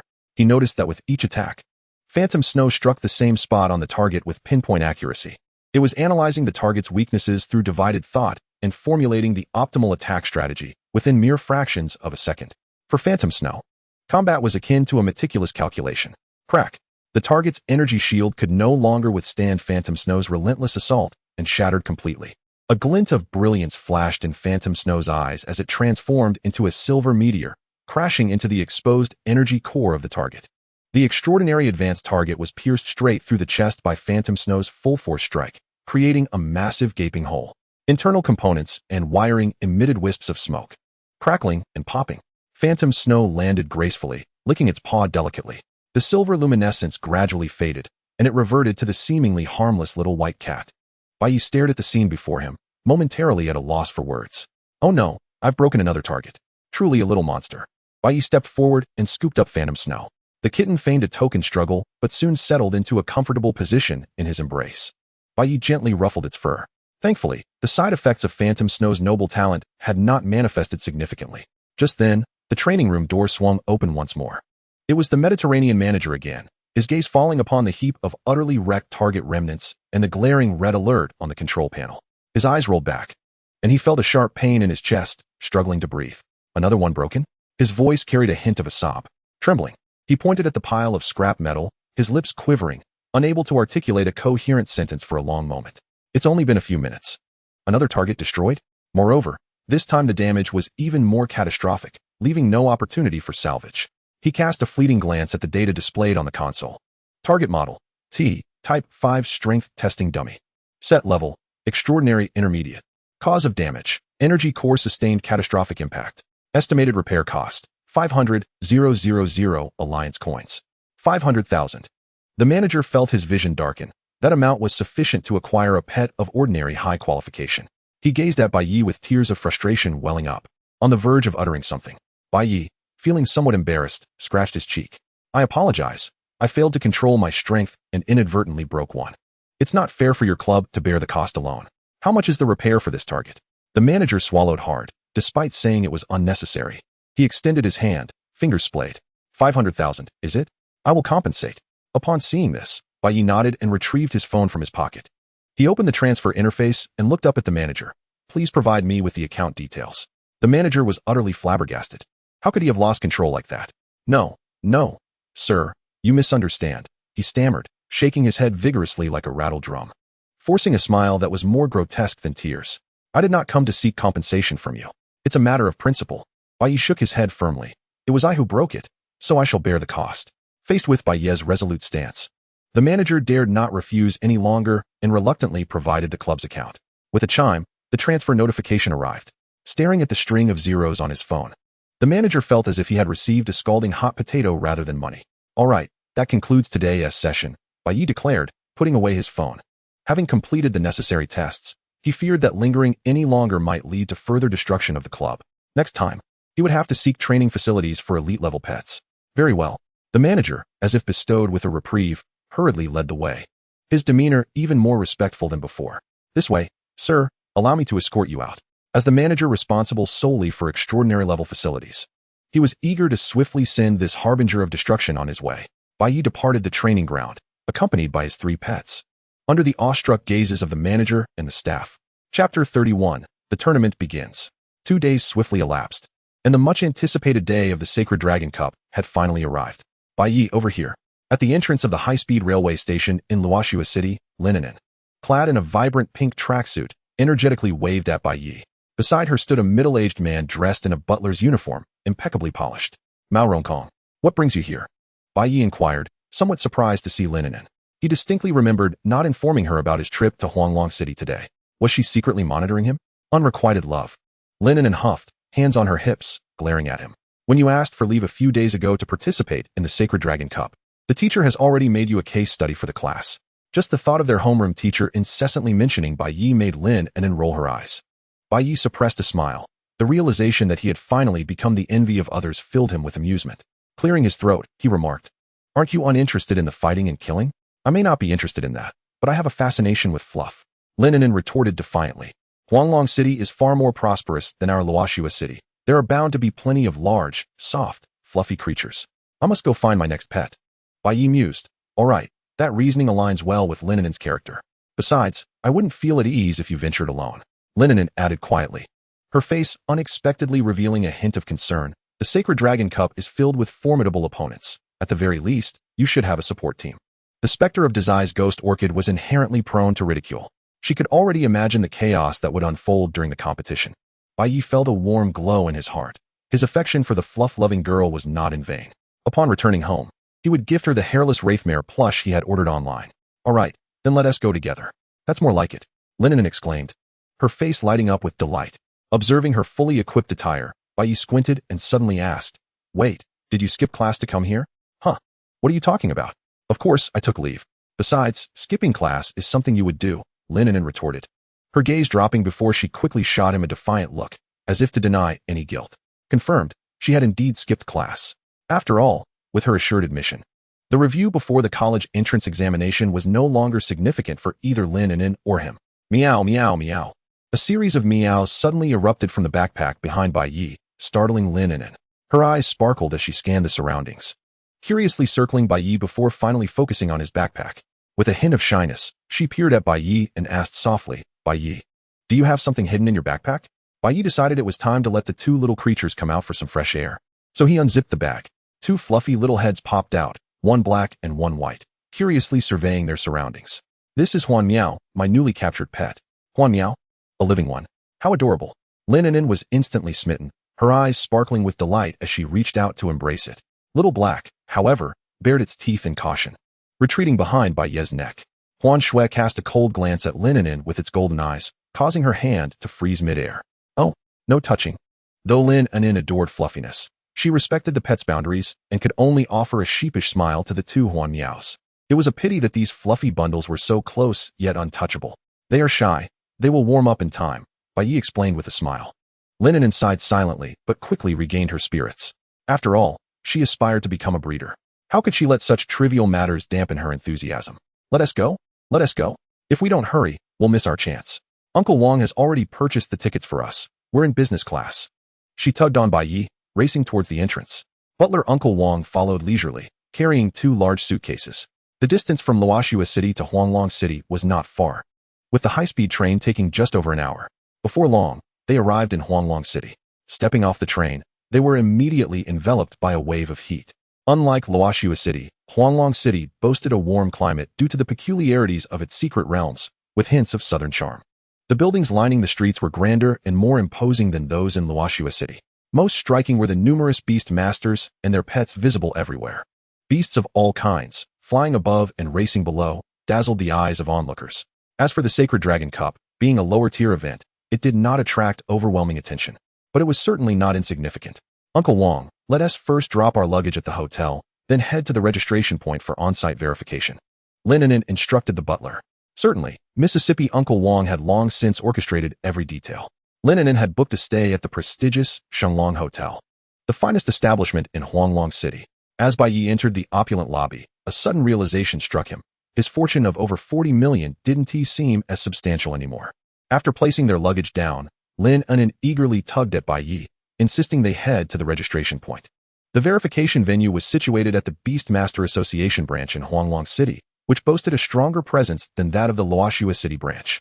A lengthy queue had already formed at the verification desk, with aspiring young beast masters from all corners of the world gathering with their companions.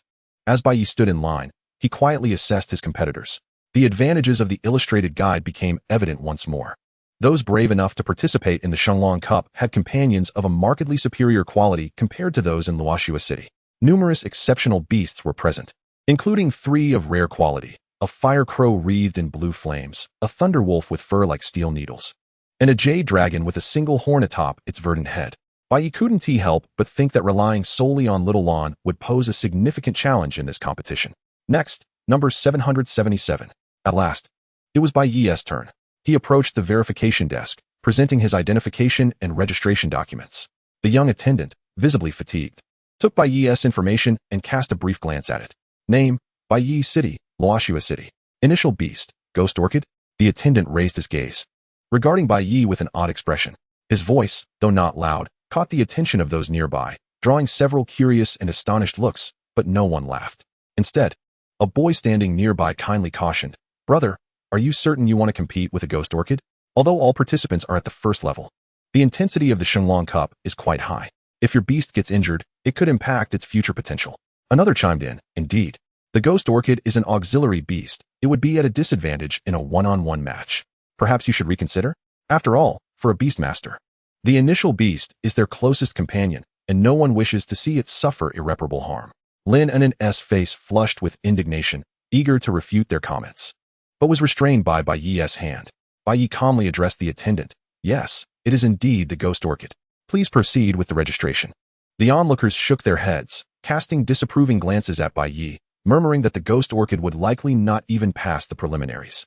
The young attendant regarded Bai Yi with a deep gaze. As he was resolute in his decision, there was little more to be said. He swiftly completed the verification process. "All right, tomorrow morning at 9, report to the Shenglong Arena in the east of the city for the preliminaries. Late arrivals will be disqualified. Thank you." Bai Yi accepted his participation certificate and turned to leave. On their way back, Lin Nnen sidled up to Bai Yi, attempting to console him. Yi, don't be upset. They meant well." Although she believed Bai Yi wouldn't be bothered by such remarks. "I'm not angry," Bai Yi replied with a smile and a shake of his head. "What they said isn't entirely incorrect, but unfortunately, my little Lon is not an ordinary Ghost Orchid. Besides, when my opponent is busy pondering their victory speech as they near defeating Little Lon, that's when I will take the stage."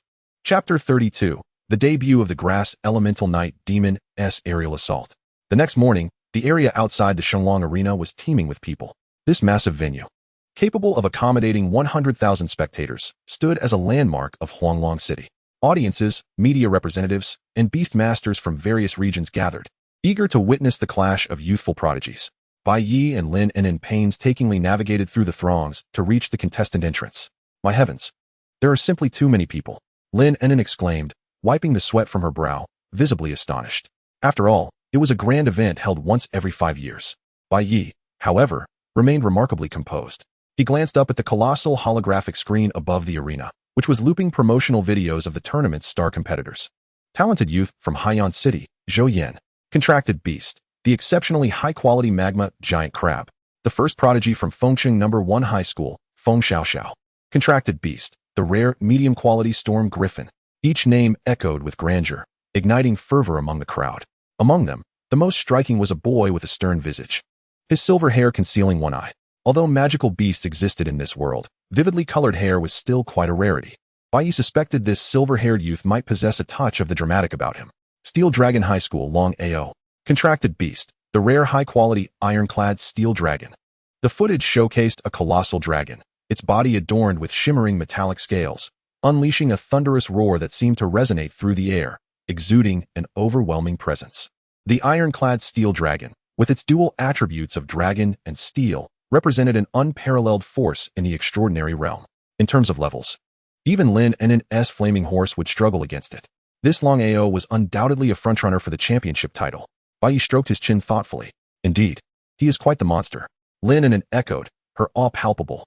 Yi, do you feel confident?" "Of course," Bai Yi replied with a smile. "Isn't rarity just a matter of perspective? Everyone has something unique. Attention, all contestants. The preliminaries are about to commence. Please assemble in your designated zones according to your numbers." The announcement reverberated through the arena. Bai Yi bid farewell to Lin and entered the contestant passageway. Inside, it was already filled with participants. Bai Yi located his designated Zone 7. The rules of the preliminaries were straightforward, reflecting Huanglong City's spirited nature. A 10-person free-for-all. Each zone would host 10 contestants engaging in a chaotic melee, with only the last one standing advancing to the next round. Simple yet brutal. Bai Yi cast a glance at his adversaries. 2 at the ordinary limit, 3 at the primary extraordinary level, 3 at the intermediate extraordinary level, and 1 at the advanced extraordinary level. A girl adorned in elaborate attire with a high ponytail, her contracted beast being an advanced extraordinary ice crystal bird. Truly, the Shenglong Cup attracted prodigious talents, as it was remarkable to witness an advanced extraordinary beast so readily. The university students encountered in the Suxia forest had only possessed advanced extraordinary beasts, with only Tianwang boasting one at the extraordinary limit. The girl was evidently the center of attention in this zone, given the ice crystal bird's already superior quality and the highest level in the arena. If given the opportunity, she could easily eliminate everyone except for Bai Yi. As for Bai Yi, he was once again splendidly overlooked. Humph, a bunch of insignificant fish. The arrogant girl, cradling her ice crystal bird, disdainfully surveyed the room, her gaze lingering on Bai Yi with an unmistakable sneer. Bai Yi relished their disregard. The preliminaries for Zone 7 have begun. With the judge's command, the energy shield surrounding the arena rose instantaneously. Ice crystal bird, eliminate those insignificant fish. The proud young lady took the initiative, a faint blue glow shimmering in her eyes as she unleashed her beast mastery talent, targeting everyone except herself. The ice crystal bird flapped its wings, unleashing a storm of ice spikes that descended like a torrential downpour. The advantage of flying beast companions was insurmountable. Flamehound, quickly evade and retaliate with sparks. Windblade Mantis, shred those ice spikes. The other competitors similarly commanded their beasts, dodging the ice spikes while initiating counterattacks. 3 ordinary beasts, pushed to their limits, were swiftly knocked out of the arena without a chance to defend themselves. Shall we cooperate to defeat the ice crystal bird first? Absolutely not. Who knows if others might stab us in the back? Only Bai Yi held Xiao Lan protectively in his arms, leisurely evading the relentless barrage of ice spikes. Ha! That one using the ghost orchid is truly ineffective. How amusing. It was the first time witnessing a beast master dodging attacks alongside their beast.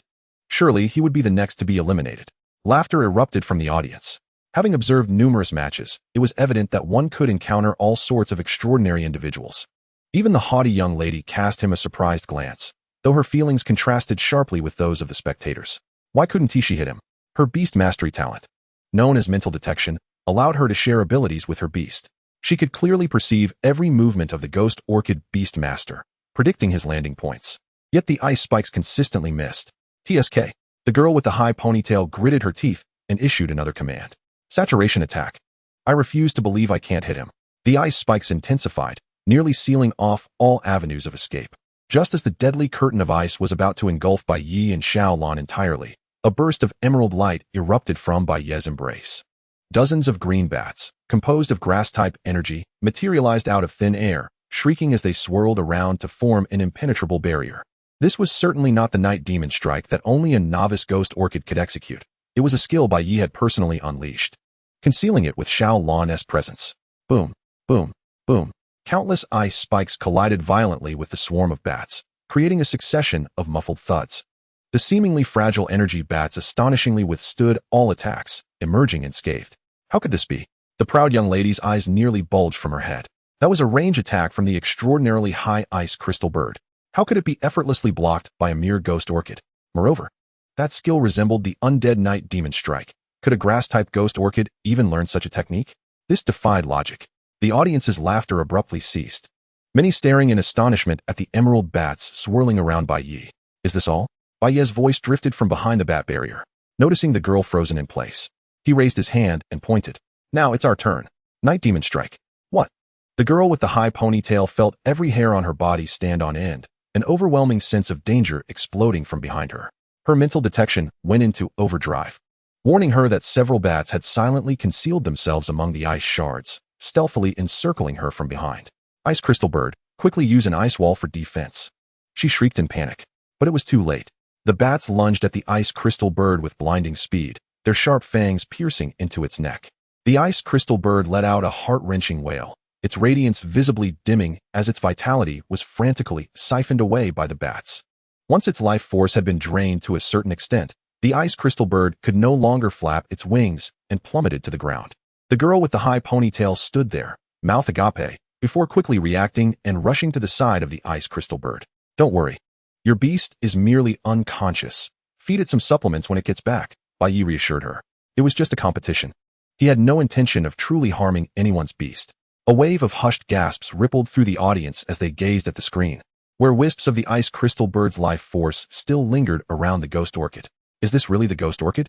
The high-tier skill Night Demon Strike? I must be seeing things. It was indeed possible to cultivate a superlative ghost orchid. But had anyone ever published a paper on whether a grass type could learn Night Demon Strike?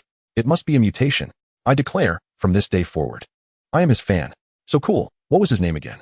In the VIP section, Qin set down her pen, remaining silent for a long while. Today, she had not donned her standard combat attire, but instead wore a white dress, which softened her typically frigid demeanor, adding a touch of youthful grace. The silver owl perched on her shoulder still maintained its cool facade, though upon closer inspection, one would notice its eyes devoid of any sparkle. It was merely asleep. Do you know this person? Inquired a middle-aged man beside her, dressed in the uniform of the Huanglong City Association.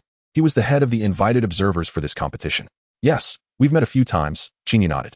Recalling that day in the trading market when Bai Yi confidently proclaimed he would secure the championship. With his innate talent coupled with a ghost orchid possessing high-tier undead skills. It was no wonder he exuded such confidence.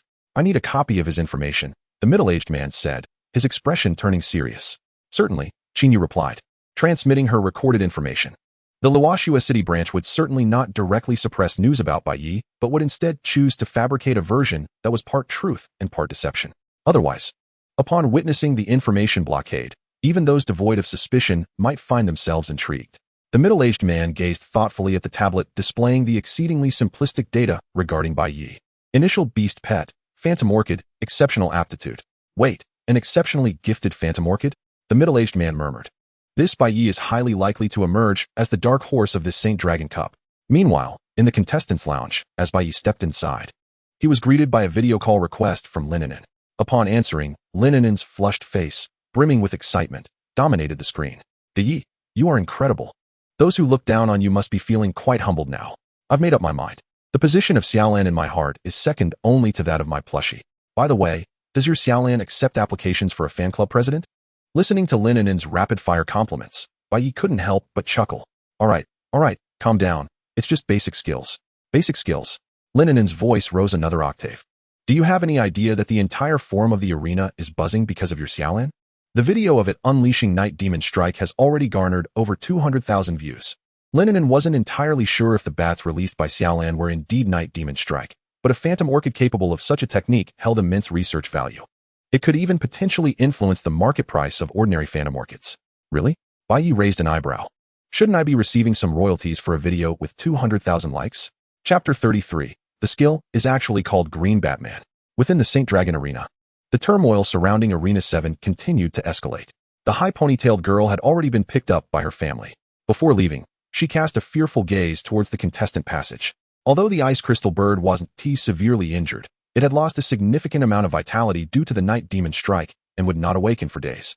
For a proud genius, this was more painful than death itself. She had come with the determination to reach the top 4, only to find herself unable to even pass the preliminaries. Clenching her fists, she thought it must be the fault of her beast pet. If only she had a mechanical-type beast pet, this situation could have been avoided. Perhaps she should slow down the training of the ice crystal bird. In Bai Yi's lounge, a knock echoed at the door. The staff member of the arena stood outside. Bai Yi set down his still-active phone and gestured for the person to enter. The staff handed him a card and a small terminal. Greetings, Mr. Bai. This is your voucher for advancing to the next round, along with your prize money from the preliminaries. A total of 100,000 Alliance coins has been transferred to your account. The next round of competition is scheduled for tomorrow at 9 a.m., and the specific schedule will be sent to your terminal by 8 p.m. tonight. Understood. Bai Yi accepted the items, glanced at the prize amount displayed on the terminal, and nodded in satisfaction. While not an exorbitant sum, it was still quite decent. Mr. Bai, our arena supervisor would like to request a meeting with you. He wishes to discuss your phantom orchid in person. After delivering the items, the staff member hesitated, cautiously probing Bai Yi's expression. No time. Bai Yi dismissed the suggestion without a second thought. What could we possibly discuss? He was quite averse to dealing with the upper echelon, especially those who appeared to have ulterior motives. Wasn't this just inviting trouble? The staff member's face displayed a hint of difficulty. If he truly wishes to discuss, let him wait until I have secured the championship. Bai Ye left those words behind as he turned to exit. The staff member remained frozen in place, watching Bai Ye's retreating figure, mouth agape, but ultimately refraining from pursuing him. Champion? What audacity! The extraordinary ice crystal bird was indeed formidable. Yet it was unlikely to even break into the top 5 of the entire Saint Dragon Cup. Moreover, there was a super extraordinary contender. For an extraordinary intermediate phantom orchid to claim victory was akin to scaling the heavens. Ye, you were simply magnificent just now. Lininen's voice resonated through the phone, still relishing the earlier scene. You didn't even give face to the arena supervisor. That's impressive. Just a supervisor, not the president. Bai Ye remained indifferent. He was eager to leave this contentious place and return to strategize against his upcoming opponents, primarily wanting to train Xiaolan further. His interest in the beast pets of other contestants was rather negligible. Unless they were elite level, they were hardly a concern. Upon reuniting outside, they finally managed to exit the arena. The sky had darkened, and the night scene of Huanglong City was far more vibrant than that of Luoxua City, with neon lights flashing and traffic bustling. Let's head back to the hotel first, Bai Ye suggested. Home. Lininen nodded enthusiastically, eager to find a quiet place to interrogate Bai Ye. Upon returning to the Saint Dragon Grand Hotel, Lininen wasted no time in pushing Bai Ye onto the sofa as soon as she closed the door. Come clean. What's the deal with Xiaolan? What deal? Bai Ye tilted his head, opting to feign ignorance. Stop pretending. The Green Knight Demon Strike, and that power that obliterated the ice crystal bird, is certainly beyond what an ordinary phantom orchid possesses. Despite what others said about her intelligence, she was far from foolish. At the very least, she could tell if Bai Ye was putting on an act. Oh, you mean that? Bai Ye feigned sudden realization, patting the phantom orchid in its pot. That's a new skill it recently comprehended, called Green Batman. Impressive, isn't it? Green Batman. 3 question marks appeared above Lin Enin's head. What sort of name is that? Does mastering this skill imply that Xiaolan's parents were devoured in some dark alley? Exactly. It's designed specifically to counter those flashy birds. Bai Ye spoke with a straight face. Spinning tails. Lin Enin. She'd be a fool to believe that. Meow. At that moment, a series of soft meows emanated from Bai Ye's backpack, instantly diverting Lin Enin's attention. Oh, I almost forgot about your little Huan Meow. Honestly, how could you leave 2 newborn kittens in the contestant lounge? What if a bad person took them? She hurried over, excitedly unzipping the backpack. The 2 little furballs, Xiao He and Huan Shui, peered out curiously, surveying the room. No matter how many times she saw them, they were simply adorable. Stars sparkled in Lin Enin's eyes. She reached out to stroke Xiao He's head. This time, Xiao He did not shy away. It merely sniffed her scent and then rubbed its tiny head against her finger. Hey, let me pet it. Lin Enin exclaimed in delight, feeling utterly healed. Huan Shui maintained her aloof demeanor. She thought Xiao He was far too relaxed, allowing someone to pet it after only 2 encounters. If things came too easily, that human would surely take advantage. Huan Shui leaped onto Bai Ye's shoulder, pawing at his hair, urging him to hurry and serve dinner. After spending a considerable portion of the day confined within the pet backpack, she felt as though the vibrant sheen of her fur had dulled. They were hungry. I should attend to their needs first. Bai Ye rose with a smile, retrieving the specially prepared vitality fruit juice for them from the backpack. It was slightly diluted, after all, as the association had provided only a limited supply of spirit fruits. I wonder if this substance can be procured with money. Ye, are you truly not going to divulge the truth to me? Lin Enin, undeterred, inched closer to Bai Ye, her large eyes blinking inquisitively. What truth? Bai Ye fed the last drop of vitality juice to Xiao He, watching with delight as the 2 little creatures licked their lips in satisfaction. How did Xiao Lan learn necromancy skills? Could it be a mutation? Lin Enin let her imagination run wild. In a sense, yes, Bai Ye mused, stroking his chin. After a moment of contemplation, he nodded earnestly. Under his meticulous care, Xiao Lan had indeed undergone a transformation. With sufficient financial investment, other beast tamers could cultivate a ghostly orchid akin to Xiao Lan. Yet such an endeavor would be a tremendous financial loss. A mutated ghostly orchid, indeed. Lin Enin tilted her head, poking at the ghostly orchid that was absorbing moonlight by the window. I believe I've read somewhere that certain botanical beast companions can absorb energies of different attributes under extremely unique conditions, leading to mutations. Chapter 34, Continuous Fermentation. Did you feed it ashes, Ye? The more she pondered, the more plausible it seemed. She contemplated whether to mix some hair into the diet of her flame steed upon returning. Perhaps it would lead to its transformation into something fluffy. Suddenly, the flame steed, resting in Lin Enin's beast taming space, opened its eyes, cautiously surveying its surroundings. For some inexplicable reason, it felt an unsettling premonition. Bai Ye cast a contemplative glance at Lin Enin. This girl had a remarkable knack for deduction. He had indeed fed Xiao Lan ashes, but that was a last resort. and Xiaolan's necromantic attributes had no relation to what it was fed, to linen. Bai Ye's ghostly orchid far surpassed the value of those so-called rare quality beast companions. Bai Ye smiled, choosing to remain non-committal. If you're hungry, let us order something to eat. Absolutely. I want the most famous roasted dragon lizard legs from Huanglong City. The mention of food immediately swept Lin and In's previous inquiries away. They ordered an opulent room service. The succulent roasted dragon lizard legs paired with chilled tree fruit juice were nothing short of a heavenly delight. By the way, Di, Lin and In mumbled incoherently as she gnawed on the dragon lizard leg. Now that you've garnered so much attention at the Holy Dragon Cup, you must be cautious in the upcoming matches. Concern for Bai Ye filled her heart, and the more anxious she became, the hungrier she felt, leading her to take a hearty bite of the dragon lizard leg. Don't worry, I have it under control. Bai Ye sipped his juice, exuding an air of calm. When the soldiers come, we shall face them. When the waters rise, we shall build a dam. In the face of absolute strength. Any scheming is naught but a paper tiger. Unbeknownst to others, who could fathom the immense power concealed beneath his seemingly ordinary exterior, he would undoubtedly deliver a resounding surprise to those with ill intentions, while they relished their meal. Discussions regarding contestant 777 and his peculiar ghostly orchid erupted across Huanglong City's Beast Tamer's communication platforms, the official forum for the Holy Dragon Cup, Beast Tamer groups, and even short video platforms were inundated with commentary on the match. Astonishing upset.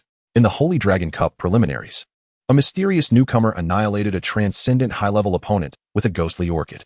That is not a ghostly orchid. It is a genuine specter in botanical disguise. Here is the video. Let us take a minute to revisit that grass-type night demon strike. Video link. A brief video shot by spectators was fervently shared. In it, a deluge of ice spikes fell, and just as everyone believed Bai Ye was about to be overwhelmed, dozens of emerald-hued bats appeared out of thin air, braving the onslaught. The scene shifted, revealing the ice crystal bird emitting a chilling wail before plummeting from the sky. The video abruptly ended. Comment section. Is that truly a ghostly orchid? If the ornamental orchid in my backyard were that formidable, I would immediately enshrine it. To the one above, don't be absurd. This is undoubtedly a mutated species. That attack is definitively the Night Demon Strike, a high-tier necromancy skill. It's terrifying. Just one breath from that ice crystal bird could cost half its life. Who is this contestant 777? I've never heard of such a figure before. I've located the official contestant information. His name is Bai Ye. Quite young, likely just a high school student. Today's high schoolers are incredibly competitive. Soon we might see students wielding elite-level beast companions. In no time, Bai Ye's identity and background were thoroughly scrutinized, albeit limited to publicly available information. His solo conquest of a secret realm and special recruitment by the association were strictly confidential. Nonetheless, it was enough to create a stir. A youth from an ordinary high school, showcasing a mutated ghostly orchid on the stage of the Holy Dragon Cup. This was the quintessential protagonist narrative.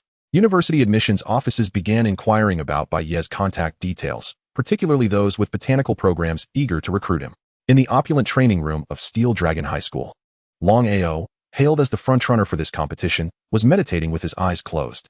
His ironclad steel dragon lay beside him like a small mountain, emanating a menacing heat. Young Master Ao, there has been an incident in the 7th District. A man, presumably his assistant, hurriedly entered, presenting a tablet. Long Ao gradually opened his eyes, accepting the tablet and clicking on the pinned video. Upon seeing the emerald bats, his brows slightly lifted. When the ice crystal bird was vanquished, the perpetually stoic expression on his face finally revealed a flicker of interest. Ghostly orchid? Night demon strike? A faint smile tugged at the corners of Long Ao's mouth. Intriguing. The ability to learn skills from other attributes piqued even his interest. However, if that ghostly orchid were indeed a mutation, its value would significantly diminish. Mutation signifies uniqueness. Other beast companions would find it impossible to replicate. Do you need me to investigate this by Ye's background? The assistant inquired. No need. Long Ao shook his head, tossing the tablet back.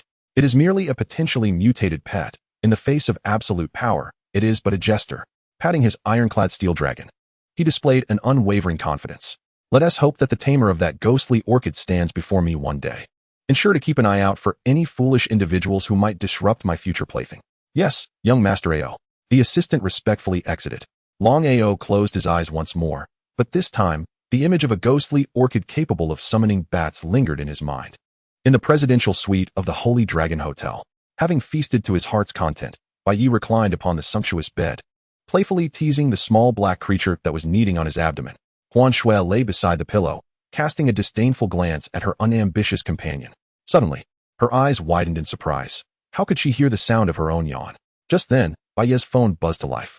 It was an unfamiliar number, with the caller location indicating it was local to Huanglong City. Hello? Bai Ye answered casually. Good day, may I speak with Mr. Bai Ye? Came a polite, yet somewhat formulaic male voice from the other end. Who is this? Bai Ye inquired. Mr. Bai, I am Zhao Qua, a talent scout from the Heavenly Divine Group.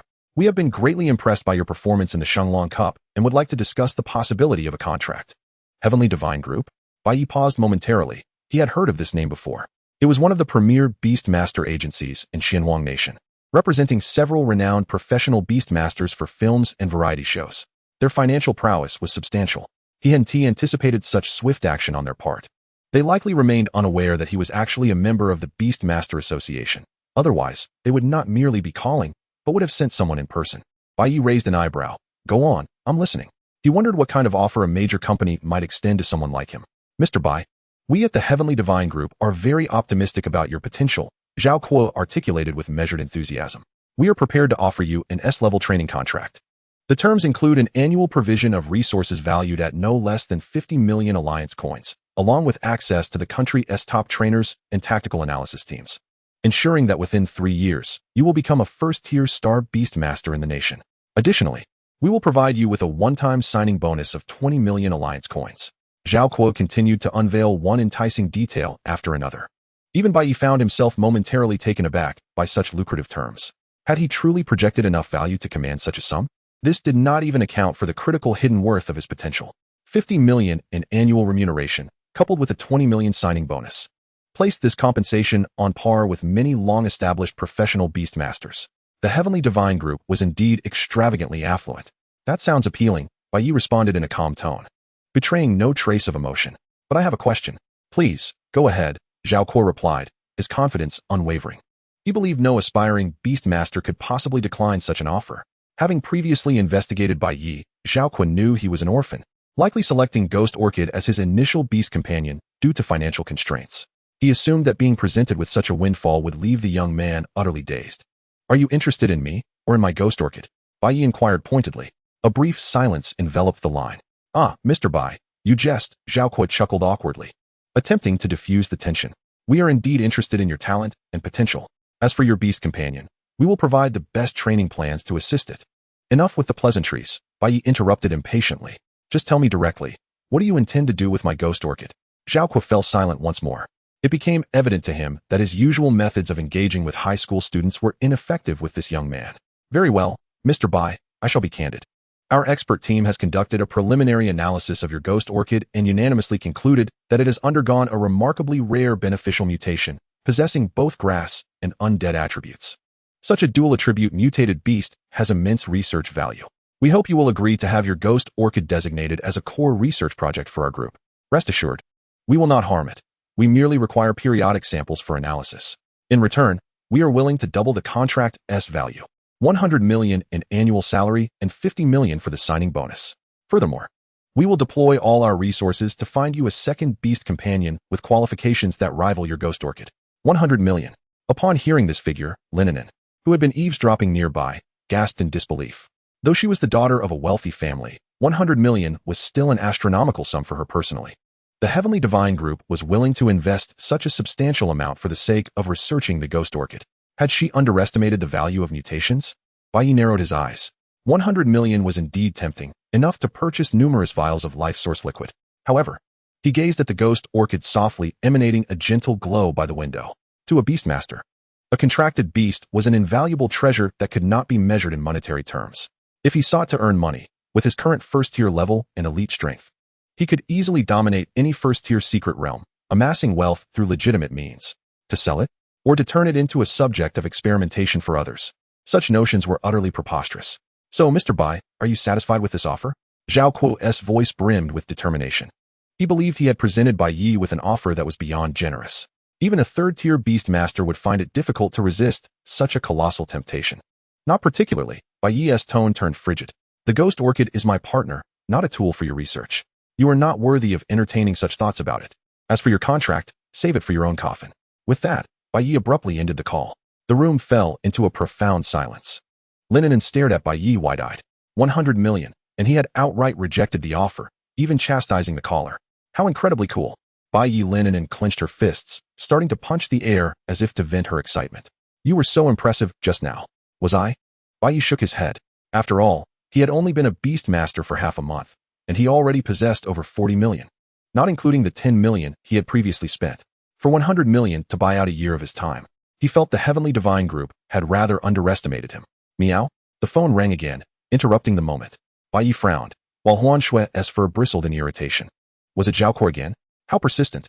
He answered with impatience, preparing to scold the caller anew. Hello? Is this ever going to end? Bai Yi? It's me. Teacher Zhang, came a familiar yet somewhat bewildered voice from the other end.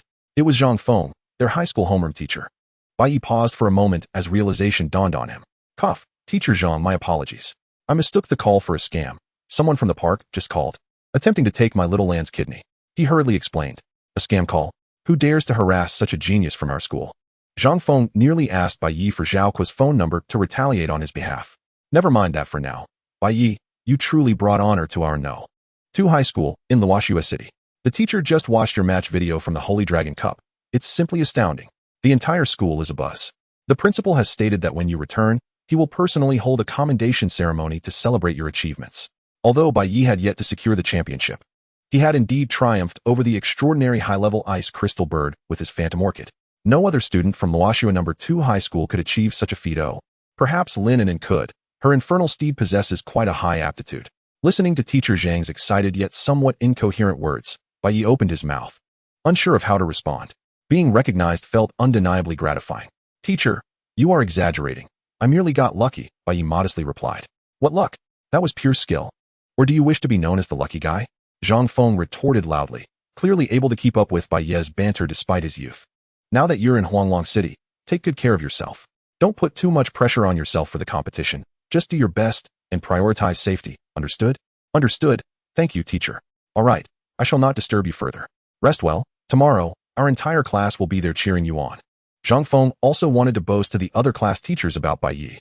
Unfortunately, everyone was quite competitive, aside from their class. No other classes would likely broadcast Bai Yi's match during lessons. After hanging up, Bai Yi's earlier annoyance due to Zhao Kuo had dissipated significantly. Yi, you are now a celebrity, Linen said with a smile. Who knows? Once you secure the championship, the whole of Luoxua City will soon know of you. That would be quite splendid, Bai Yi shrugged. Once I win the championship, I might even earn a spot among Luoxua City's top 10 outstanding youths. Uft. Linen chuckled at his words. Don't laugh, just yet. Teacher Zhang just mentioned me being alone. You must have indeed skipped class. I don't comprehend what you're saying. I'm off to bed. The two exchanged playful banter for a while until Bai Yi's terminal received a new message. It was from the official Holy Dragon Cup. Regarding the matchup for the second round of tomorrow's competition, Bai Yi opened it and found his name.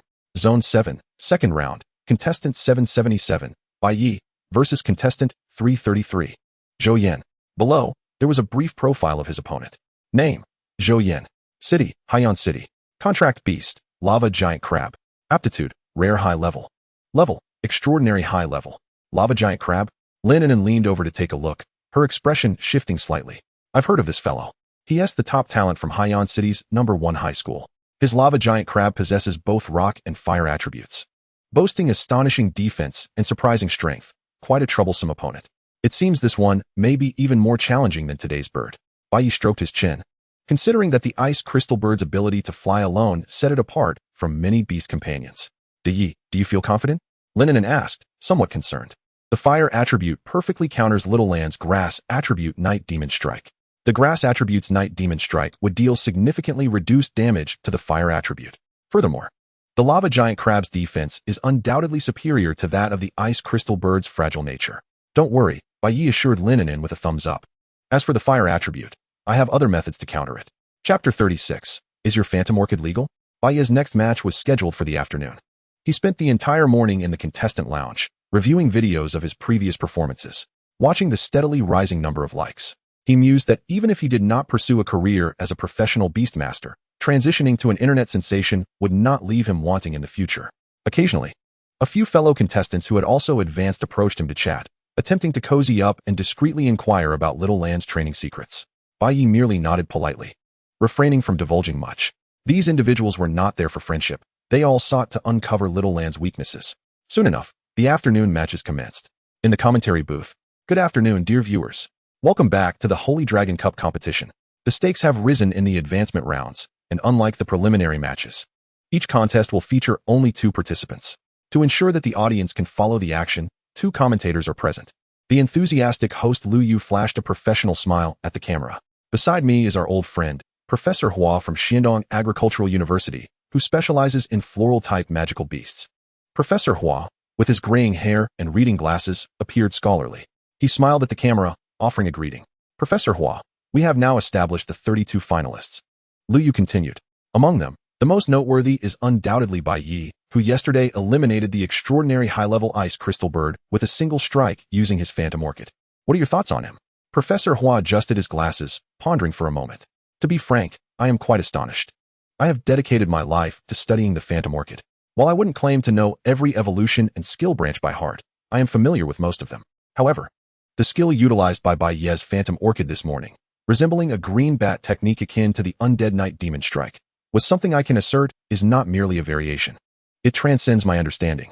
The grass attribute energy has formed a skill resembling the undead, with a life-draining effect akin to a skill known as super drain. Lu Yu's eyes sparkled with excitement. Are you suggesting that Bai Ye's phantom orchid is indeed an exceptionally rare mutant, just as the online community speculates? There is a possibility. Professor Hua nodded, adjusting his glasses, his eyes gleaming with keen interest. Plant-based magical beasts are indeed fascinating. I eagerly anticipate his upcoming matches and hope to unravel more secrets about this extraordinary orchid. All right, let us return our focus to the competition. Lu Yu's voice rose once more. Bai Ye's opponent is the prodigious youth from Haiyan City, Zhou Yan. His beast companion is the lava giant crab. On the screen, a massive crab, resembling a small mountain and covered in hard volcanic rock armor, lumbered onto the stage, its enormous pincers glowing with intense red light. It was evident that this would not be an easy foe for the phantom orchid. This might spell trouble for the phantom orchid. After all, the lava giant crab wields fire attributes that perfectly counter grass types. Indeed, and the lava giant crab is renowned for its defense and strength. I doubt the night demon strike can penetrate its defenses. I have high hopes for the lava giant crab. After a day's worth of anticipation, Bai Yi had become the most controversial figure in the competition. Those who admired him hailed him as the dark horse of the tournament. Those who harbor disdain for him believe that he is merely fortunate and yearn for someone to bring him to heel. The match commenced with the authoritative call of the referee. The lava crab unleashed its fiery jets. Zhou Yan launched an aggressive onslaught right from the start. It was evident that he had meticulously studied Bai Ye's competition footage, determined not to allow the phantom orchid any opportunity to release its night demon assault. The lava crab opened its maw wide, and a scorching column of magma surged toward Xiaolan. The terrifying heat distorted the surrounding air, enveloping the arena in a shimmering orange hue. There was no escaping this. In the stands, those who had little faith in Bai Yi wore expressions of schadenfreude. At the commentary booth, Lu Yu nervously remarked, Zhou Yan's strategy is exceptionally clear. Fire type counters grass type, employing a wide-ranging flame attack to suppress Bai Yi, leaving him with no opportunities. How will Bai Yi respond to this strike? Faced with magma capable of melting steel, Bai Yi still chose not to evade. Just as the magma column was about to engulf them, a vibrant green light erupted from Xiaolan, forming a barrier of emerald bats. Boom! The searing magma collided violently with the green bat barrier. Bai Yi frowned slightly. Indeed, fire type had the upper hand against grass type, and his energy was dissipating far more rapidly than it would against an ice spike attack. However, glancing up at the blazing sun, he noticed that his energy recovery was astonishingly faster than its consumption. He could sustain this for an entire day. How is this possible? Zhou Yan's eyes nearly bulged from their sockets. That was the full force of the lava crab. How could it be that the phantom orchid's defense, an offensive skill, had withstood it? There was no sign of energy waning. Is your phantom orchid even legal? It perfectly blocked lava crab's magma jets. Lu Yu's voice brimmed with incredulity. Professor Hua, is it possible for the phantom orchid to control its skill to such an extent? Professor Hua adjusted his glasses, fixated on the central arena where the bat-formed barrier stood. His mouth agape, unable to articulate a response. He had dedicated his life to studying phantom orchids and had never encountered such an extraordinary specimen. After a considerable pause, he managed to speak. This requires an unfathomable mastery of energy, and the consumption must be immense. I cannot comprehend how it could possibly sustain itself. In the arena, Zhou Yan, red-faced with fury, bellowed, "Is this your full strength? Don't get too complacent. If you have the guts, don't hide like a turtle. Lava crab. Use pincer smash." The lava crab, with heavy steps, swung its enormous pincers down on the barrier. Bai Yi had no intention of engaging it head-on. "It's our turn." No sooner had he spoken than, to Zhou Yan's astonishment, Bai Yi and Xiao Lan surged forth from the barrier. You've lost your mind. So don't blame me for being ruthless. Zhou Yin sneered inwardly. Come out of your turtle shell, and let us see how you win. The lava crab unleashed its magma field. He had anticipated this move. With a mighty crash, the lava crab slammed its pincers into the ground. Boom. The arena cracked under its weight, and torrents of molten lava erupted from the fissures, transforming half the battlefield into a sea of fire. In such an environment, the grass-type phantom orchid would suffer continuous burn damage, and its movements would be severely hampered. Let us see how you fight now. Zhou Yin wore a triumphant grin, having cut off all of Bai Ye's advantages. Who says I must fight you? What? Zhou Yan's nostrils flared as an unfamiliar yet fragrant aroma filled the air, distinct from the sulfuric stench. A chill ran down his spine as countless pale pink dust particles silently blanketed the entire arena, merging with the volcanic ash, nearly imperceptible. Dust explosion. Bai Yi's voice resonated like the harbinger of doom. Boom, boom, boom, boom, boom. A series of earth-shattering explosions erupted beneath the lava crab's feet, its body, and overhead, detonating from all directions. The violent energy, mingled with the searing magma, conjured a cataclysmic storm that engulfed the massive form of the lava crab entirely. Chapter 37. The finals begin. Amidst the relentless explosions, the lava crab let out a pained howl. While it was indeed a fire type, the explosions unleashed a heat so intense that even it could scarcely endure, accompanied by a tremendous shockwave. Even the lava crab's formidable volcanic rock shell shattered under the barrage, leaving it charred and splintered. What skill is this? Zhou Yin was bewildered. He had never heard of a phantom orchid possessing explosive capabilities. His focus had been solely on guarding against the night demon assault, never anticipating that the phantom orchid could wield such a fearsome area of effect explosion. He had lost. Utterly and completely. Lu Yu in the commentary booth leaped to her feet, her voice trembling with excitement. My heavens! The lava crab has been toppled. Bai Ye's phantom orchid harbored a terrifying hidden strike. Was that a mid-tier or high-tier skill? Professor Hua, can you elucidate this? Professor Hua's pen clattered to the floor as he stared blankly at the explosive conflagration in the arena. This appears to be a dust explosion triggered by a considerable amount of pollen, but generally, such explosions shouldn't reach this magnitude in less expansive areas. Thus, it must indeed be a skill. The power of the skill combined with the lava crab's magma has produced this overwhelming force. However, how did it manage to disseminate the dust so stealthily across the arena, and to self-initiate the detonation in such high temperatures? The elderly professor felt his intellect was nearing its limits. This phantom orchid resembled a black hole, perpetually enigmatic, always ready to unleash something astonishing. He felt a burning desire to recruit Bai Yi as his student, envisioning the potential research on phantom orchids. With just his thesis on the subject, Bai Yi could remain with him until he earned his doctorate. Contestant 777, Bai Yi, is victorious. The referee's voice jolted Zhou Yin back to reality. He stared blankly across the arena, still grappling with the incomprehensible nature of his defeat. Just half a minute prior, he had held the advantage. I've lost. Zhou Yin, despondent, withdrew his heavily injured lava crab, walking off the stage amidst the complex gazes of the audience. Bai Ye's second victory ignited a fresh wave of excitement throughout the arena. If his earlier win had raised eyebrows, suggesting it was a fluke due to an unexpected skill, this afternoon's match against a stronger opponent with a type advantage had solidified Bai Ye's undeniable prowess. Grass type combined with explosions. What an extraordinary combination. One could easily believe that the phantom orchid had mastered high-tier sunblaze. A dark horse? I see potential for championship glory. Absurd. The difference between extraordinary high-tier and the limits is not trivial. Don't overstate it. Look at Long Ao in the distance. The audience buzzed with animated discussions. In the subsequent matches, Bai Yi continued to exhibit his formidable prowess. In the round of 16, his opponent was a young girl hailing from Wind City, accompanied by her extraordinary intermediate wind griffin, known for its unparalleled speed. As the match commenced, the girl sought to exploit her speed advantage by employing a kite-flying strategy to create distance between herself and Bai Yi. However, Bai Yi offered her no such opportunity. The night demon assault re-emerged, with the emerald-hued bats not launching a direct attack, but rather circling above to form an immense net, effectively blocking all escape routes for the storm griffin. Following this, a barrage of powdery explosions ensued. With no refuge available, the storm griffin was bombarded, its feathers scattering as it promptly lost its combat capabilities. In the quarterfinals, Bai Yi faced a young boy wielding an extraordinary advanced shadow wolf. This elusive creature could merge with the shadows, launching unpredictable sneak attacks that were nearly impossible to defend against.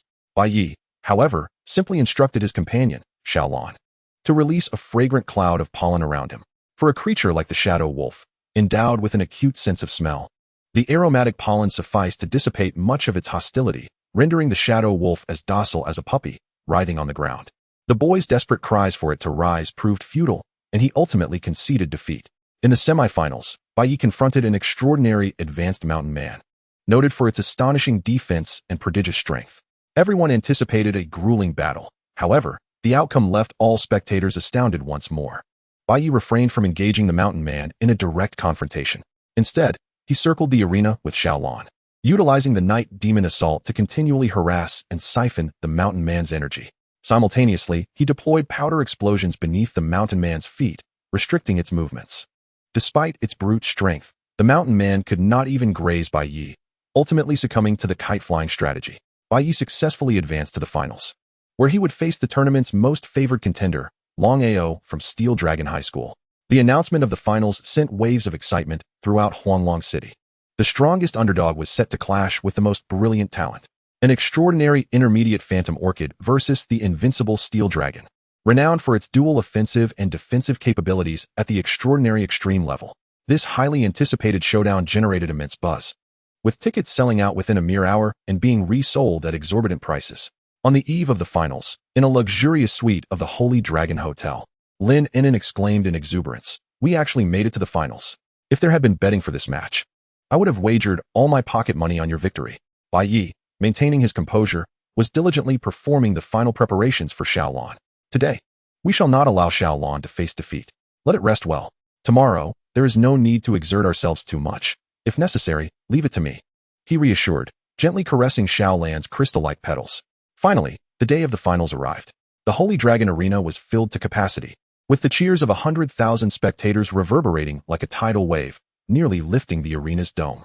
Countless spotlights converged upon the center of the arena, where a new champion would soon emerge.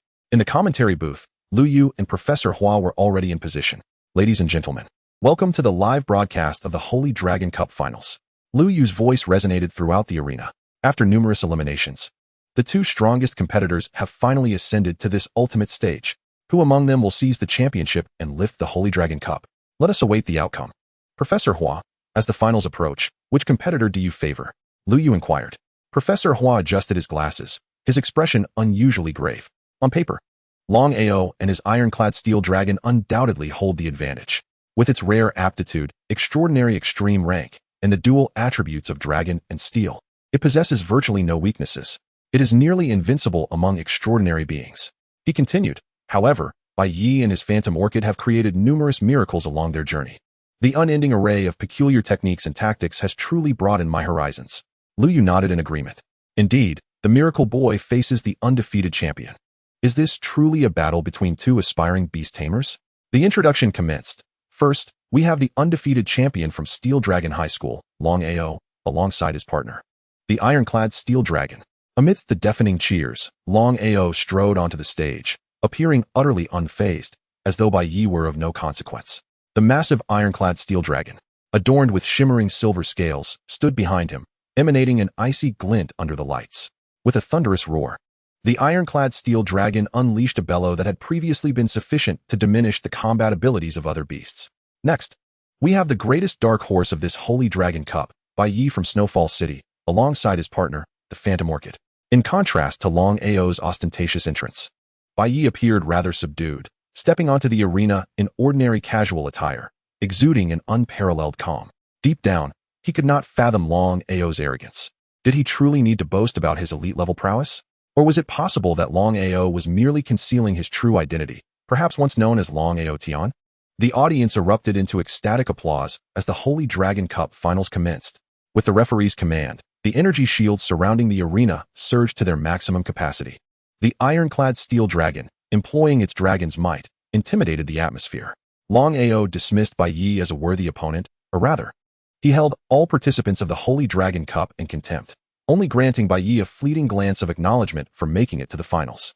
However, that was the extent of his regard. He had no intention of taking Bai Yi seriously. The colossal head of the ironclad Steel Dragon turned toward Bai Yi, its golden dragon eyes radiating terrifying pressure, bearing down upon Bai Yi and Xiaolon. The air itself began to tremble under this overwhelming force. Unlike typical skills, the roar penetrated even through the protective shield, leaving several spectators gasping for breath. For Bai Yi, an elite-level combatant, the dragon's might posed little threat. Xiaolan, having assisted Bai Yi in training, possessed an indomitable will that far surpassed that of ordinary beasts. Interesting, Long Ao mused, his brow furrowing for the first time. Did Bai Yi truly disregard the ironclad steel dragon's pressure? It was one thing for the beast to remain unaffected, but could even the Beast Tamer himself be unaffected? If so, then it was time to conclude this encounter decisively. Long Ao raised his hand, commanding the ironclad steel dragon to unleash its signature move, Steel Dragon Breath. The ironclad steel dragon opened its massive jaws, silver energy gathering furiously within its throat. A torrent of silver breath, laced with metallic shards, surged toward Bai Yi and Xiaolan. Here it comes, the ironclad steel dragon's signature skill, Steel Dragon Breath. Lu Yu exclaimed, instinctively slamming his hand on the table in astonishment. The ironclad steel dragon consumed various metals as sustenance, allowing it to store undigested metal within its body. The Steel Dragon Breath, primarily reliant on metal, would not significantly deplete the ironclad steel dragon's reserves. This high-tier skill was capable of instantly melting specialized alloys. Bai Yi was in peril. Night Demon Assault. Bai Yi commanded without hesitation. The emerald-hued bat barrier re-emerged, shielding them firmly once more. Yet, this time, their adversary was none other than the ironclad steel dragon. Boom. The argent breath of the dragon collided fiercely with the bat barrier. In the mere instant of contact, a portion of the barrier was shattered. This latest night demon assault was unleashed by Xiaolan, struggling to withstand the dragon's breath. Crack, crack. One by one, the bats vanished, their verdant glow diminishing at a visibly rapid pace. Xiaolan's body trembled violently, clearly reaching her limits. Break, Long Ao roared, as a silver tether connected him to his beast companion, amplifying the power of the ironclad steel dragon's breath once more. Bang! The bat barrier shattered explosively, the silver breath surging forward unimpeded, aimed at the unsuspecting Xiaolan. In the audience, Lin gasped, anxiously covering her mouth. The phantom orchid could not withstand the dragon's breath with mere flesh and blood, and everyone present felt that the finals might conclude rather abruptly. Yet, more concentrated bats surged forth from Xiaolan's side. No one noticed that apart from their vivid green bodies, the inner sides of their wings were adorned with hints of deep purple. Skill, Night Demon Assault, Advanced, Mastery. Indeed, not long ago, Bai Yi's Night Demon Assault had finally reached a level of mastery. With his proficiency, he discovered he could merge two Night Demon Assaults of differing attributes into one. A new Night Demon Assault, fusing grass and undead elements. Night Demon Assault? Lu Yu paused in the commentary booth. It clearly cannot withstand the attack. Is contestant Bai Yi intending to forsake defense and attempt a mutual demise with his opponent? Professor Hua furrowed his brow, utterly perplexed by Bai Yi's maneuver. No, that's not right. His intention wasn't to attack. As the audience assumed Bai Yi was going all in, an astonishing scene unfolded. The bats did not charge towards the ironclad steel dragon. Instead, they boldly confronted the argent breath. Was he insane to continue using bats to block the dragon's breath? What difference was there from seeking death? The audience erupted in astonishment. The seemingly frail energy bats, upon contact with the dragon's breath, did not evaporate instantly. Instead, they surged forward like sharks, sensing blood, ravenously consuming the energy within the dragon's breath. The silvery torrent of breath thinned at a visible rate. What is happening? Lu Yu's eyes widened in disbelief. After years of commentary, he had witnessed countless spectacles, yet this was beyond anything he had encountered. The bats were absorbing the dragon's breath. Professor Hua leapt from his seat, fixated on the arena. I understand, he exclaimed, excitedly pounding the table as he shouted. The grass-type Night Demon Assault absorbs not only vitality, but also energy. It can assimilate energy of differing attributes as well. Though the Steel Dragon's breath is a composite of metallic and dragon energies, it is, at its core, still a form of energy. Advanced. What nonsense. If it can truly absorb energy of any attribute, it would undoubtedly be classified as a transcendent skill. Professor Hua's words echoed through the arena's broadcast, leaving the audience in a state of disbelief, staring at the green bats voraciously consuming the dragon's breath. Transcendental Intermediate, Phantom Orchid, Transcendent Skill. Could these three terms be interconnected? Long Ao's expression froze. The steel dragon's breath was astonishingly neutralized in such an unfathomable manner. The bats did not consume all the energy. The potency of the breath was diminished by 99%, breaking through the obstruction of the bats and sending Xiaolan flying. The glow of the petals dimmed slightly, but after releasing a waft of fragrant pollen, she regained her vitality. You've concealed your capabilities well, a transcendent skill only revealed now. Long Ao was finally taken aback by Bai Yi's prowess. But do you think this will allow you to triumph over me? He sneered. the bond with his beast companion growing ever stronger, as both human and dragon began to move in synchrony. The ironclad steel dragon initiated metal resonance. Long Ao stomped his foot, and the steel dragon mirrored the action with its colossal claws, sending invisible waves rippling across the arena's surface. The arena was constructed from a special metal, and under the influence of the metal resonance, the ground began to tremble violently. Chapter 39. The body overturns the steel dragon.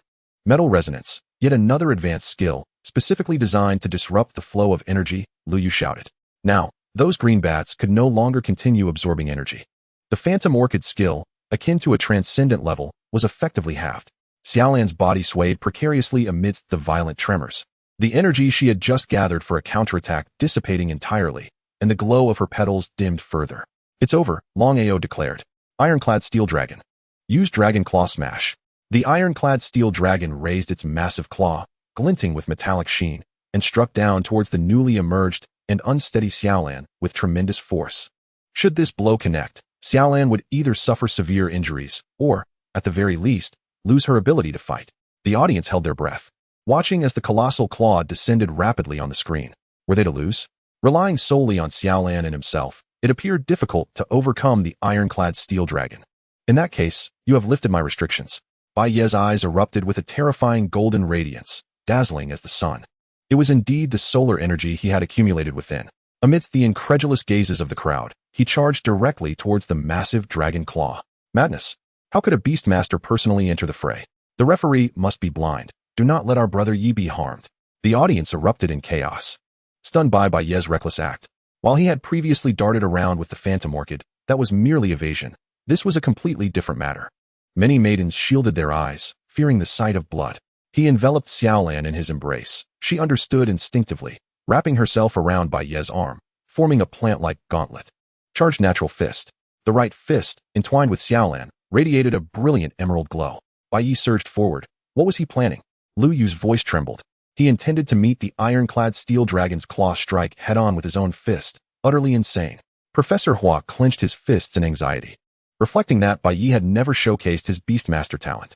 Could it be that he possessed the innate ability to personally engage in combat? But that was the ironclad steel dragon at the peak of transcendence. Boom. Bai Ye's fist collided with the ironclad steel dragon's massive claw with tremendous force. A terrifying shockwave erupted from the point of impact, engulfing the entire arena.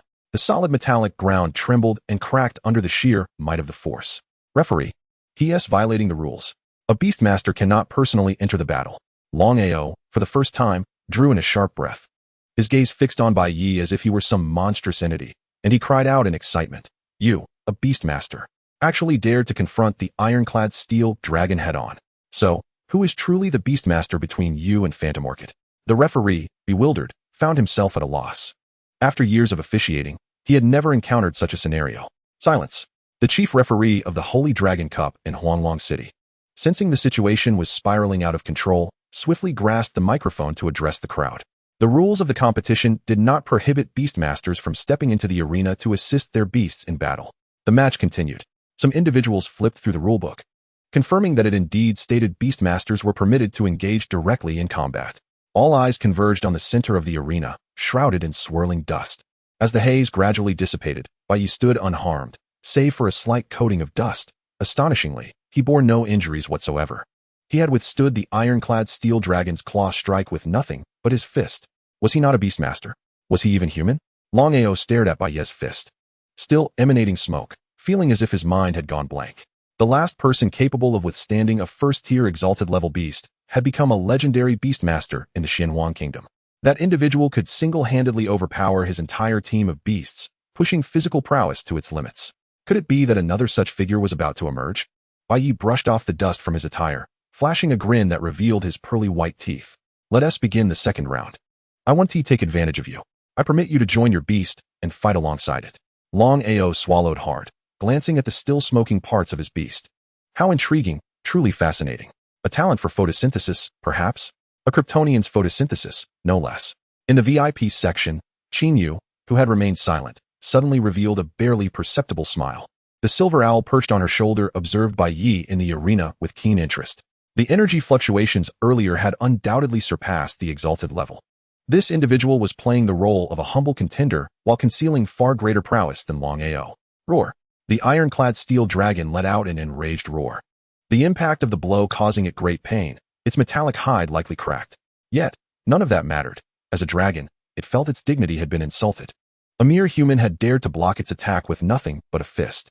If word of this reached its kin, it would be utterly humiliated, likely losing its mating rights. Unforgivable. It raised its massive claw once more, its talons glowing with a blinding metallic radiance. Long Ao, having regained his composure from the shock, wore a ferocious expression. Apologies, I concede that I underestimated you. We shall now fight with 1000% of our ability. Ironclad Steel Dragon, unleash the metal storm. Terrifying energy coalesced around the ironclad steel dragon, and countless sharp metallic shards materialized out of thin air. A devastating storm formed around it, surging toward Bai Yi. This was the true killing move of the ironclad steel dragon. Faced with such a destructive metallic tempest, Bai Yi took a few steps back, apprehensive that his face might be marred. The power was indeed formidable. Even a typical elite-level contender could be ground into pulp by such a storm. However, beyond that, it seemed insufficient. Verdant energy disguised itself as it erupted from Phantom Orchid, yet it actually converged in the palm of Bai Ye's hand. What was he doing? Did he intend to withstand the metal storm with sheer physicality? Impossible. The metal storm was an area attack, unavoidable, with each shard possessing the force of a cannonball. If my brother Ye's face gets scarred, referee, I will hold you accountable. As the grass-type energy reached a critical point, Bai Yi pressed his hands together forcefully. In the next instant, an astonishing phenomenon unfolded. Countless emerald green pollen, soft pink explosive dust, and a veritable swarm of energy bats manifested around Bai Yi, centered upon him. These energies did not disperse, but instead began to rotate around him in a remarkable manner, quickly compressing into a rapidly spinning emerald energy sphere composed of 4 distinct skills.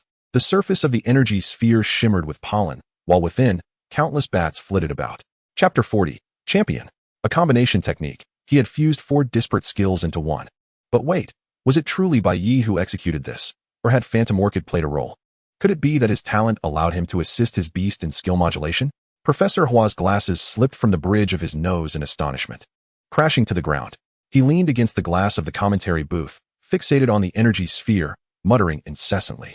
Generally speaking, to employ a combination technique, one must attain an exceptionally high level of comprehension of multiple skills. Such techniques seldom appeared in official competitions due to their high investment and low returns.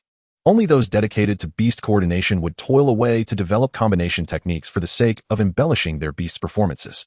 In the arena, Long Ao, due to his innate talent, found his senses intertwined with those of the ironclad steel dragon. Drawing upon the dragon's perception, he sensed a life-threatening power emanating from the small energy sphere. Ironclad steel dragon. Stop him. Do not let him unleash that. Long Ao's voice rose to a frenzied pitch, but alas, Bai Ye's movements were too swift. Mastery of skills granted one the liberty to act at will. Go. A radiant smile illuminated Bai Ye's face. Spiral hand. No, natural energy sphere. He hurled the energy sphere forward with great force. The emerald energy sphere transformed into a streak of light, racing toward the impending devastation of the metal storm at an unimaginable speed. Upon contact with the metal storm, the energy sphere penetrated it as effortlessly as a heated iron brand plunging into butter. Hiss! The metal storm, capable of shredding elite-level contenders, was effortlessly cleaved apart by the energy sphere, creating a massive breach. The sphere continued unabated, striking the ironclad steel dragon precisely in the rear, to Long Ao's astonishment. Roar! The section of the ironclad steel dragon's chest, composed of the toughest alloy, was rendered as fragile as paper before the energy sphere. It was pierced cleanly, creating a gaping wound, as the furious force skills wreaked havoc within its body. The forceful impact assailed its internal organs. Dust explosions ravaged its internal structure, while bats drained its vital essence. Yet, the healing pollen continually mended its wounds, oscillating between agony and relief. The massive form of the ironclad steel dragon trembled violently before collapsing, foam spewing from its mouth, caught in a limbo of discomfort and relief. Goodness, a combination technique. No less, and one executed by both the Beastmaster and their beast. Even witnessing a decisive victory makes this worth every penny. A man clad in a red windbreaker rested his hand against the railing, a broad grin plastered across his face as he gazed at Bai Ye's figure. To witness such advanced techniques in a novice Beastmaster's match was truly exhilarating. Some individuals were already contemplating whether to request Bai Ye's autograph. Even if he chooses not to pursue the path of battling beast tamers in the future, opting instead to become a beast companion coordinator, a promising future undoubtedly awaits him. A new champion has emerged. Liu Yu suddenly leaped to his feet, expending every ounce of strength as he let out a roar. Let us extend the warmest cheers to congratulate our new king, the young lad from Snowfall City, Bai Ye. The once silent arena was instantly engulfed by a tidal wave of cheers. Bai Ye, Bai Ye, Bai Ye. The collective shouts of 100,000 voices surged skyward. In this moment, everyone etched this name into their memory. A ghost orchid had wrought numerous miracles and, with his own fists, vanquished a dragon. This year's Sacred Dragon Cup has rightfully crowned him as the new champion. In the center of the arena, Bai Ye exhaled deeply. Feeling the energy within him replenished by the sun's rays, he began to ponder whether he might be powered by nuclear energy. If he were to raise a mechanical-type beast companion in the future, it would surely save a considerable amount on food expenses. It would be sufficient to directly absorb the energy from within him. The natural energy sphere he had just conjured was a spur-of-the-moment inspiration, mimicking a technique from an anime of his past life, forcibly merging 4 skills into one. Had he excluded the purely restorative skill of aromatic pollen, the ironclad steel dragon would likely be as good as dead by now. The power was indeed astonishing, but so was the consumption. This maneuver had drained 30% of his energy in an instant. Had he opted for a combination of just 3 skills, even an elite-level opponent would have met their end. Dragon AO, please retrieve your beast companion. The judge's voice jolted the still-dazed Dragon AO back to reality. Dragon AO glanced despondently at the ironclad steel dragon lying motionless on the ground, then turned to Bai Ye. His eyes filled with a mix of resentment and a deeply concealed fear. Trembling, he withdrew the ironclad steel dragon back into the beast space. Who exactly are you? Me? Bai Ye chuckled softly. Just an ordinary high school student from Snowfall City No. 2. With that, he turned and walked off the arena amidst the thunderous applause of the audience, leaving Dragon AO standing there, lost in despair. An ordinary high school student? Damn that ordinary high school student. What kind of ordinary student can obliterate an ironclad steel dragon with their fists? Dragon AO felt as though his worldview had been utterly shattered today, yet it quickly reassembled itself. His talent allowed him to synchronize with the ironclad steel dragon's thoughts, amplifying its abilities. If that were the case, then the ironclad steel dragon could also enhance him. Dragon AO had an epiphany. Pursuing the path of a powerful beast tamer was undoubtedly the right choice. Enlightened, Dragon AO let out a deafening roar, startling the host, who had yet to announce his victory. Without waiting for a formal invitation, Dragon AO dashed out of the arena, leaving everyone baffled, with members of the Long family present. The organizers did not intervene with Dragon AO's abrupt departure. The vice president of the Beast Tamer Association of Huanglong City, the event's organizer, personally stepped onto the stage to present Bai Ye with a trophy crafted from pure gold. Congratulations, contestant Bai Ye. The vice president, an amiable-looking elder, nodded approvingly, though he lamented that Bai Ye was not from Huanglong City. Thank you, vice president. Bai Ye graciously accepted the heavy trophy. The vice president waved his hand modestly, reminding himself that he was still just the vice president and should not draw too much attention. Next came the distribution of the champion's rewards. Staff wheeled out a box made of special metal, which the vice president opened to reveal its contents. A vibrant green egg exuding a life force, along with 2 palm-sized bells crafted from an unknown blue metal. The champion's reward includes 1 rare-quality green leafworm beast egg and a pair of elite-grade items. The Qingfeng bells. The voice of the president echoed throughout the arena. Green leafworm? Isn't that the most common insect-type magical beast?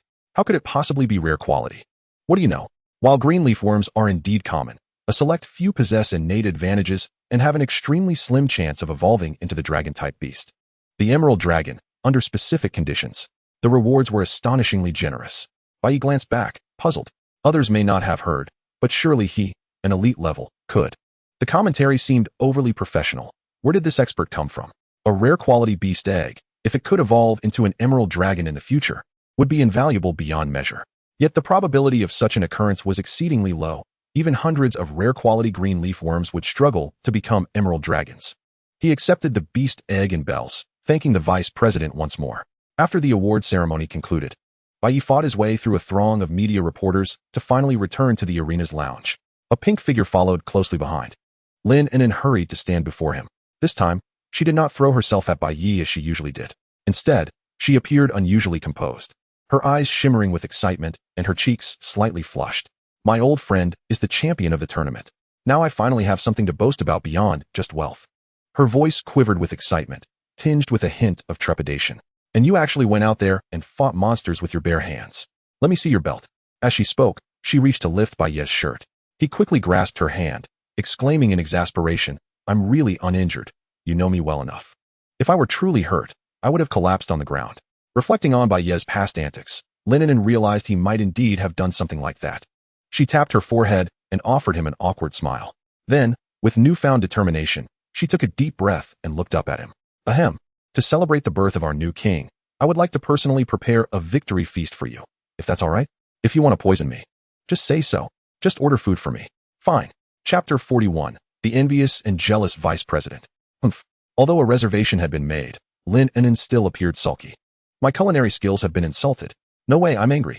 Unless you let me pet Xiao He, I won't feel appeased. The map of Yin country seemed a bit too short. If she wanted to touch, she could just say so. Observing her demeanor, Bai Yi found it amusing and deftly shifted the topic. Don't be upset just yet. Let me show you something wonderful. Lin Yin's eyes lit up.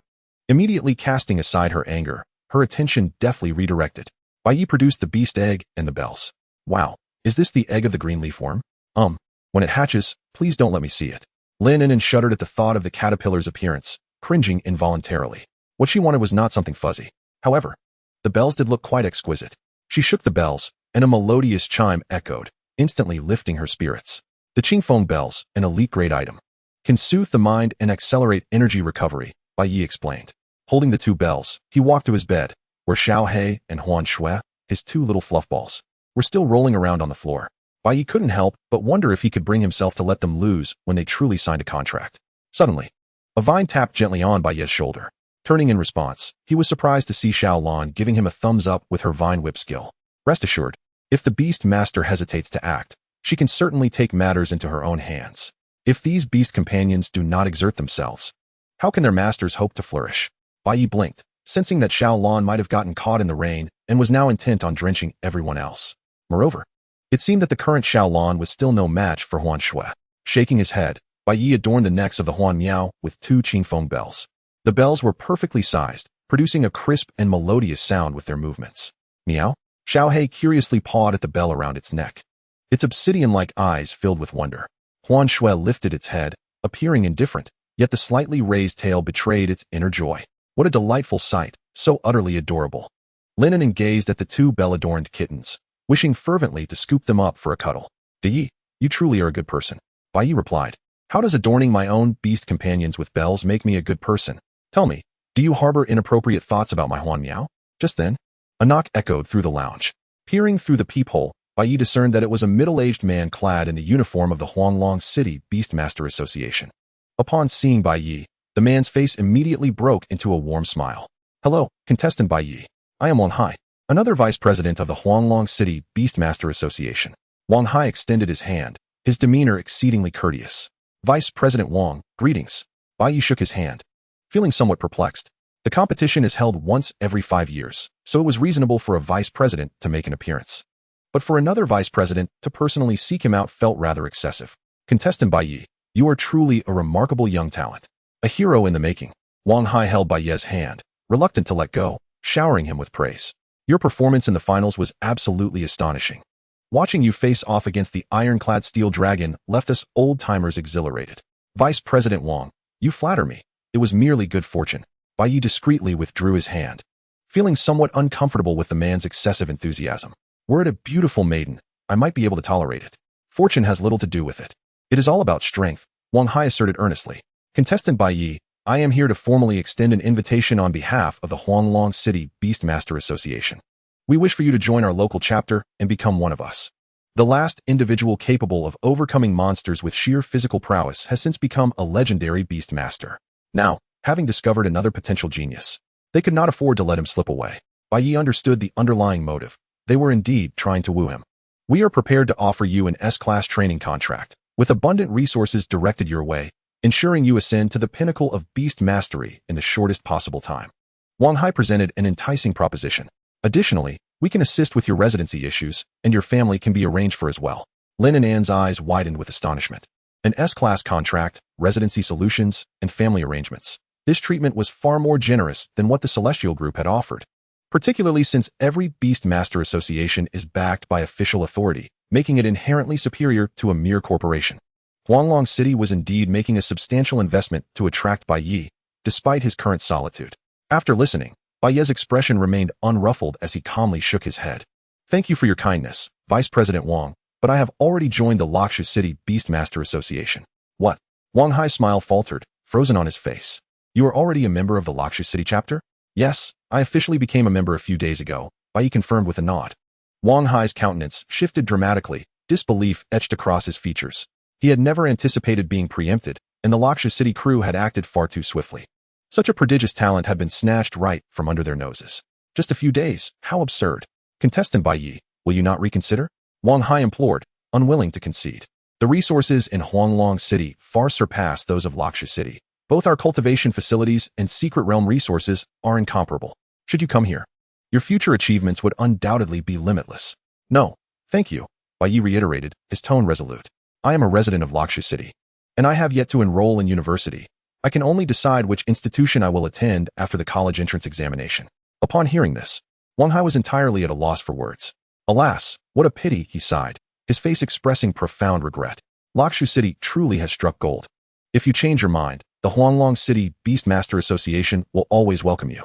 Should your local association refuse to release you, I will personally intervene. With that, he departed, visibly disheartened. Watching Wang Hai's retreating figure, Lin Inen nudged Bai Yi with her elbow. Yi, you really turned that down? That was an S-class contract from Huanglong City. And what of it? Bai Yi shrugged. Am I to uproot myself for a mere handful of resources in another local chapter? If it were the Beastmaster Association as a whole, I would certainly consider it. Most local chapter members aspire to join the main association. But what significance does joining a neighboring city's chapter hold? Lin Inen replied, it seems you truly lack for nothing. With such monstrous talent, if Bai Yi desired resources, he could thrive even without joining an association. All right then, it seems that genius indeed walks a path less traveled, Lin Inen commended, giving him a thumbs up. Bai Yi smiled, concealing one additional thought. He was not particularly fond of Huanglong City's sweltering climate. He found the distinct seasons of Lakshu City far more comfortable. Having bid farewell to Wang Hai, Bai Yi and Lin Inen prepared to exit the arena. As they stepped out of the lounge, they were immediately besieged by a throng of reporters. Contestant Bai Yi, how did you withstand the ironclad steel dragon with just your physique? Why did your phantom orchid utilize necromantic skills? Was it a mutation? What are your plans for your future career? Will you consider joining a professional battle team? Questions surged like a tidal wave, leaving Bai Yi feeling overwhelmed. I'm sorry, but I have no comment. He instructed Xiao Lan to bind Lin Inen like a dumpling and hoist her above his head, finally managing to break free from the reporter's encirclement. My goodness, being a celebrity is exhausting. Lin Inen wiped the sweat from her brow, still reeling from the experience of being treated like a courier package. That is precisely why I dislike fame, Bai Yi sighed. The two took a taxi back to the Holy Dragon Hotel. Upon entering their room, Bai Yi flopped onto the soft bed. I'm utterly drained. At last, I can rest properly. He closed his eyes, preparing to drift into a deep slumber until it was time to eat. Just then, his phone rang at the most inopportune moment. Bai Yi, feeling a twinge of impatience, picked up his phone and glanced at the caller ID. It was Teacher Zhang. After a moment's hesitation, he decided to answer the call. Hello, Teacher Zhang. On the other end, Zhang Feng's voice burst forth, tinged with a fervor that nearly cracked. I just watched your finals video. My heavens, you are simply extraordinary. Bai Yi replied, Teacher, is there such flattery? Please, calm down. He distanced the phone slightly, concerned that Zhang's exuberant voice might render him deaf. It was merely a championship for the baby cup. Surely, it was premature to be this ecstatic. I can't calm down. Zhang Feng shouted. Bai Yi, listen to me. I have monumental news to share. What news? Bai Yi raised an eyebrow, wondering if it was that he could remain at home until the college entrance examination. Now that would indeed be splendid news. Just 2 hours ago, a new secret realm emerged at our affiliated middle school. Chapter 42, The Secret Realm Invitation from the Alma Mater. A new secret realm? Bai Yi sat up in surprise. A brand new realm represented countless advantages. Xiao Lan had acquired the Night Demon Strike only because he had conquered a new secret realm. Precisely, an unexplored secret realm. Zhang Feng's voice brimmed with uncontainable excitement. The principal of our school holds a significant voice within the association, and if we negotiate well, this realm could serve as a training ground for our students. Many universities do not enjoy such privileges. Preliminary assessments indicate it is a Tier 2 realm, and it is remarkably stable. A Tier 2 realm? Bai Yi's heart stirred. A Tier 2 realm meant that the magical beasts within would be, at most, intermediate elite. For him at this moment, it was akin to a novice village. Teacher, your point is. Bai Yi began to surmise Zhang Feng's intentions. Bai Yi, I understand you've just finished a competition and must be exhausted. I really shouldn't be bothering you. Zhang Feng's tone shifted to one of solemnity. However, this matter is of utmost importance to our school. A stable Tier 2 realm signifies a wealth of resources and a multitude of internship opportunities, elevating the overall quality of our faculty and students by several notches. But the association stated that if the school wishes to claim this realm, we must find a way ourselves. They can only offer limited assistance. Bai Yi fell silent. He was acutely aware of the value of a permanent secret realm. It was not merely a resource, but the very foundation of a city's development. The reason Luoxua City was perpetually overshadowed by Huanglong City was largely due to a scarcity of secret realm resources. Exceptional talents like the Illusion Cat would be inconsequential in Huanglong City. The principal has stated that if you can conquer this realm and establish it as a permanent secret realm for our school, the school will grant you 10% of the profit as your reward. Zhang Feng had dropped a bombshell, 10% of the profits. Lin Nen gasped in astonishment nearby. A 10% annual yield from a Tier 2 realm would indeed amount to astronomical figures. The school was genuinely investing heavily this time. Bai Yi narrowed his eyes. The offer was undeniably tempting, but he was more concerned about another matter. Teacher, what will I gain from conquering the realm? Of course, there are rewards. Zhang Feng responded promptly. Conquering an unexplored realm is a significant honor, and the association will bestow generous merit rewards. Additionally, upon defeating the realm's master, you will obtain the realm core, which you may choose to become the new realm master or relinquish to the association in exchange for equivalent resources. Most importantly, if you achieve a high rating on the first conquest, you will receive a special reward from the realm itself. According to the association's predictions, this first conquest could yield a unique item that elevates a beast master from Tier 1 to Tier 2. Bai Yi glanced at the illusion cat resting on his bed and readily agreed. With the Huanglong Cup concluded, there was no need for him to remain at Tier 1 any longer.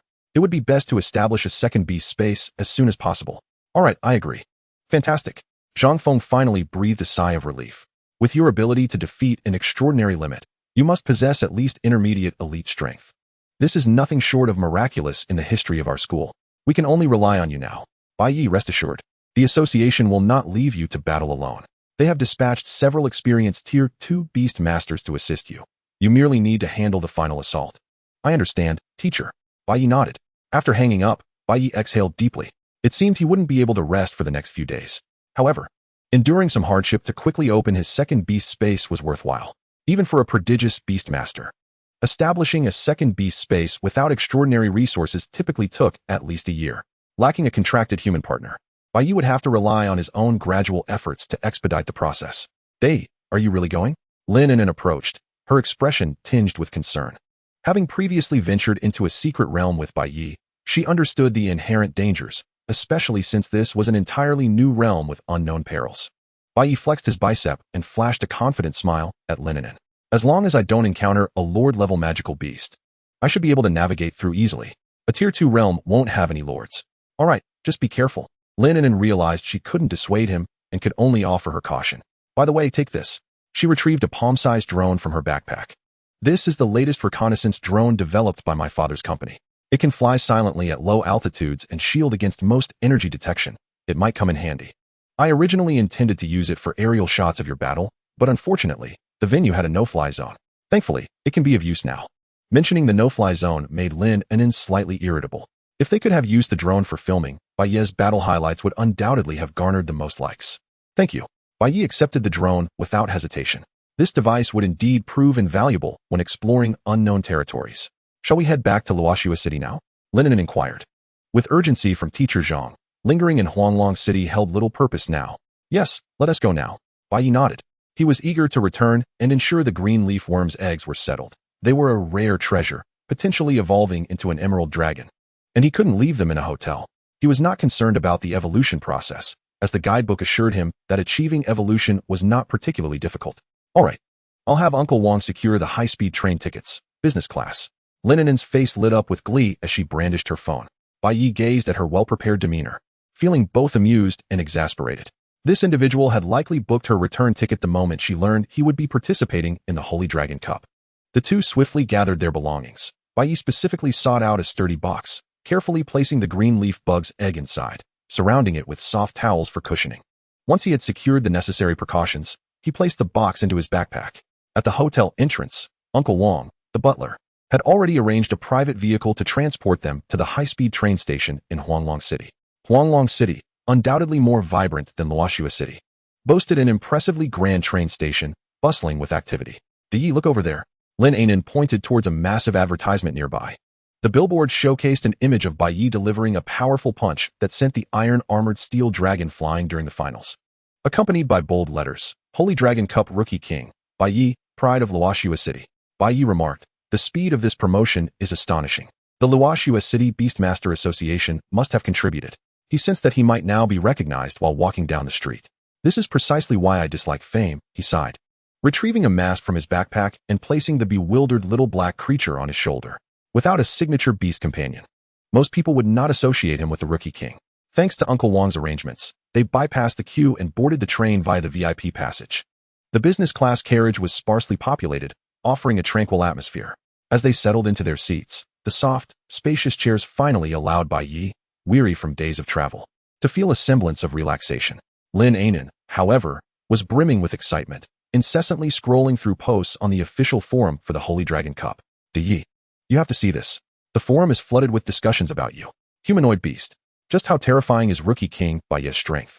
In-depth analysis. Why can the Phantom Orchid unleash necromantic skills? Someone even established a fan club for you. Guess who the president is? That's right, it's me. Listening to her chatter, Bai Yi shook his head in resignation. Cradling his backpack, he closed his eyes, preparing for a brief rest. At that moment, he keenly sensed two peculiar gazes directed towards him from the far end of the carriage. Chapter 43. Uninvited guests on the high-speed train. Bai Yi's gaze inadvertently swept over, landing on two men clad entirely in black, their heads adorned with dark hats. One, a robust figure wearing sunglasses, and the other, a long-haired youth, gestured animatedly as if engaged in a discussion. Bai Yi felt an unsettling sense of familiarity. He seemed to recall having seen them on television, often pursued by a bespectacled young boy. It wasn't until the automatic door closed, obscuring the figures that appeared to have emerged from a distillery, that he lost sight of them. The carriage was spacious, with only the two of them in business class. Bai Yi placed his backpack on the adjacent seat and took out the two small kittens, Little Black and Phantom Snow, cradling them in his lap. Contemplating the two kittens perched on him, he pondered which of them he should form a contract with first once he became a second-tier Beastmaster. He gently stroked Little Black's head, eliciting a confused look as she licked the tips of his fingers. Naturally, since he had partnered with Little Black first, she would be his priority. As for Phantom Snow, she would have to be patient a little longer. As the train gradually departed, the scenery outside rushed by in a blur. Leaning back in his seat, Bai Yi closed his eyes to rest. Now that he had gained notoriety, there were many eyes upon him.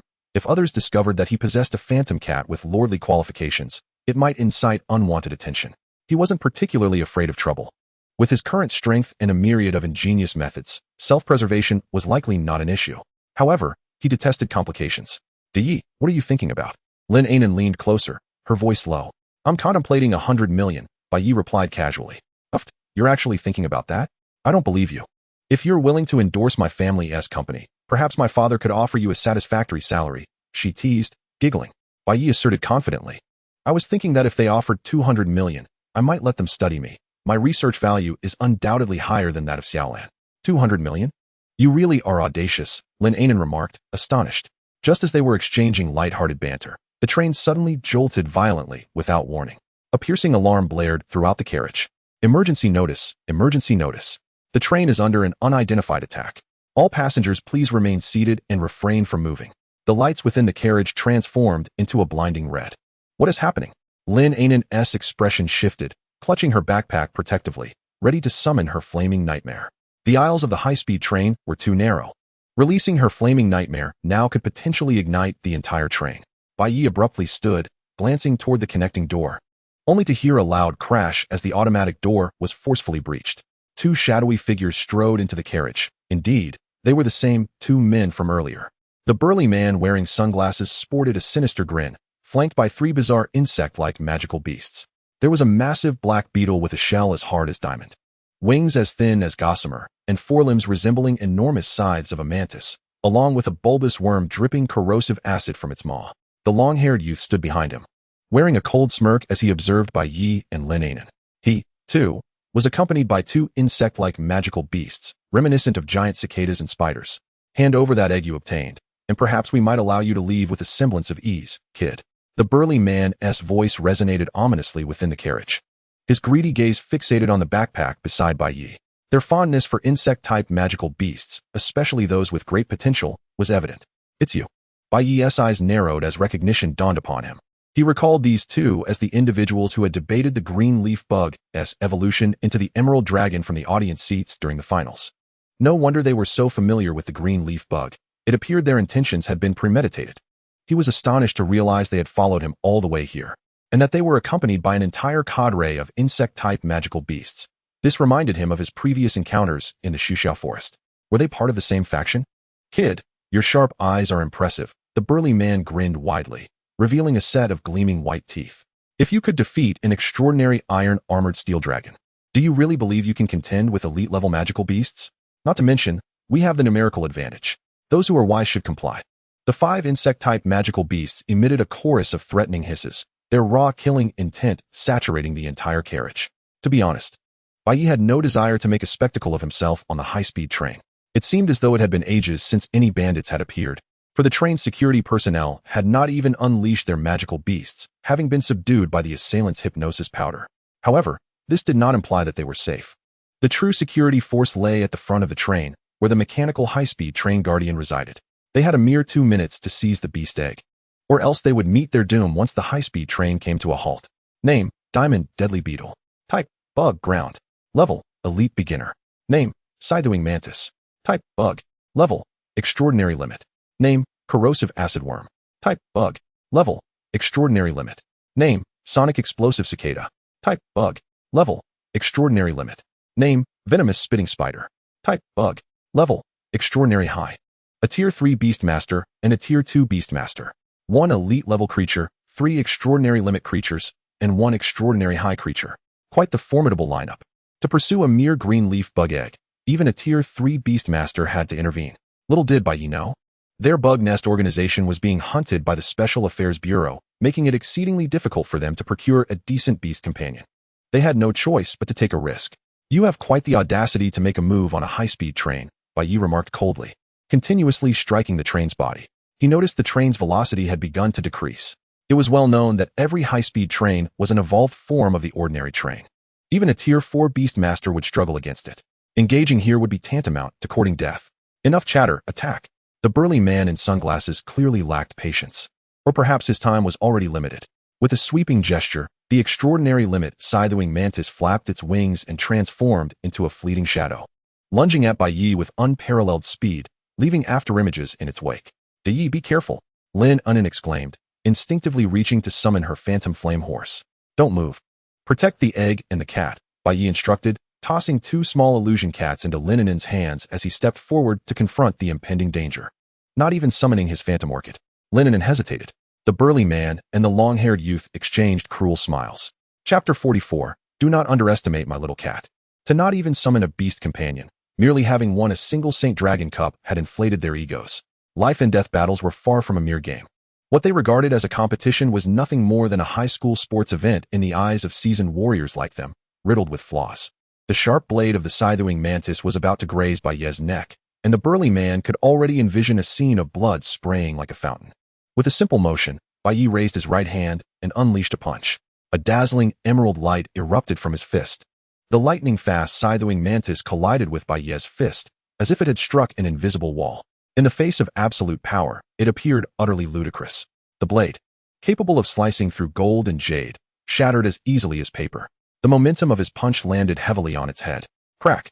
The scythewing mantis's head exploded like a watermelon, liquid splattering everywhere.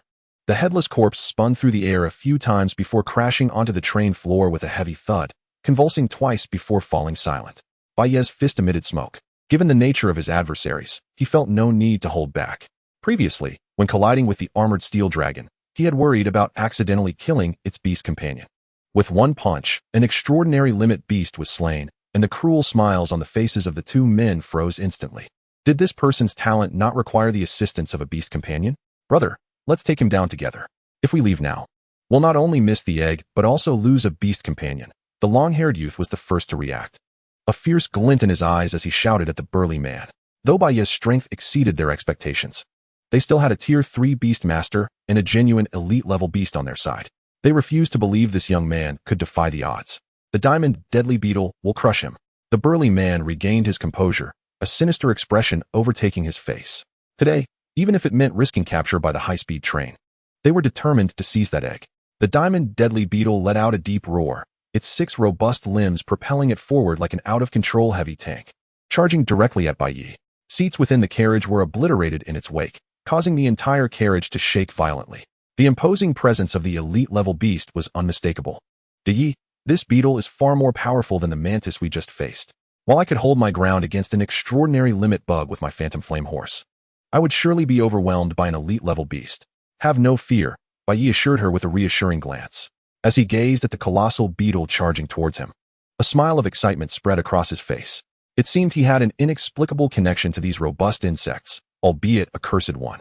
With a low roar, he charged forward to meet the diamond deadly beetle head-on. In the incredulous eyes of the 2 black-clad men, he braced himself against the full force of the elite-level beast's assault. Seeking death. Boom. Bai Ye's body collided fiercely with the massive form of the diamond deadly beetle. A deafening sound erupted within the carriage, and a tremendous shockwave radiated outward from the 2 figures. The metallic walls of the carriage showed visible dents from the impact. Now, they could not allow these 2 to escape. Otherwise, who would bear the financial loss? Linen was pushed back by the force of the blast, and had she not grasped a nearby handrail, she would have likely been thrown out. She stared intently at the center of the dust cloud where the collision had occurred, her heart racing. As the dust began to settle, Bai Yi crossed his arms over his chest, bracing himself against the diamond deadly beetle's overwhelming charge. To everyone's astonishment, the diamond deadly beetle was halted in its tracks, unable to advance. Hiss, cough, cough. The burly man gasped in shock, inadvertently choking on the dust-filled air. To withstand the charge of an elite-level beast with bare hands? Unfathomable. Impressive strength, but alas, it's limited to this. Bai Yi grinned, revealing a set of white teeth. His arms flexed, his muscular physique nearly bursting through his clothing, causing onlookers to wince. Get up. With sheer determination, Bai Yi lifted the several-ton diamond deadly beetle. In the face of the burly man's horrified gaze, he slammed it forcefully against the carriage wall. Boom. The sturdy metal carriage finally succumbed, a massive hole torn through it. A fierce wind rushed in through the opening, and the diamond deadly beetle was not flung out, but instead bounced back, dazed and disoriented. Its carapace cracked in several places. Roar. It struggled to rise. Bai Yi, however, offered it no reprieve. With his right foot glowing with emerald light, he descended upon the diamond deadly beetle's head. It is merely a variant of the energy accumulation natural fist.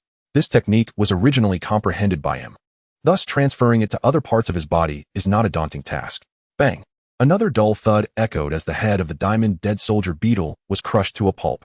Even an elite-level magical beast was swiftly obliterated. No, my beetle. The burly man in sunglasses let out a heart-wrenching scream upon witnessing this scene, his eyes reddening beneath the shades. That was an elite pet he had painstakingly nurtured, and it was gone in an instant, without even a chance to be of use. Next, it's your turn. Bai Yi extended his index finger, pointing it at the long-haired young man. The young man trembled under his gaze, retreating in fear. And no, don't come closer. He desperately commanded his 2 beast pets. Sonic Burst Cicada, Venom-spitting Spider, quickly, block him for me. Though both beasts were aware that this command was akin to a death sentence, they exchanged glances and valiantly positioned themselves in front of the long-haired youth. Being his Beast Tamer, they felt compelled to obey his orders. Bai Yi observed the 2 large insects with a sigh of resignation. It was worth noting that even the beasts of a normal Beast Tamer could not match the loyalty of the long-haired youth's 2 beasts. It truly was a waste. Just as the 2 beasts prepared to launch their final charge to buy time for their master to escape, a flash of white lightning suddenly zipped past Bai Yi's feet. Uffed.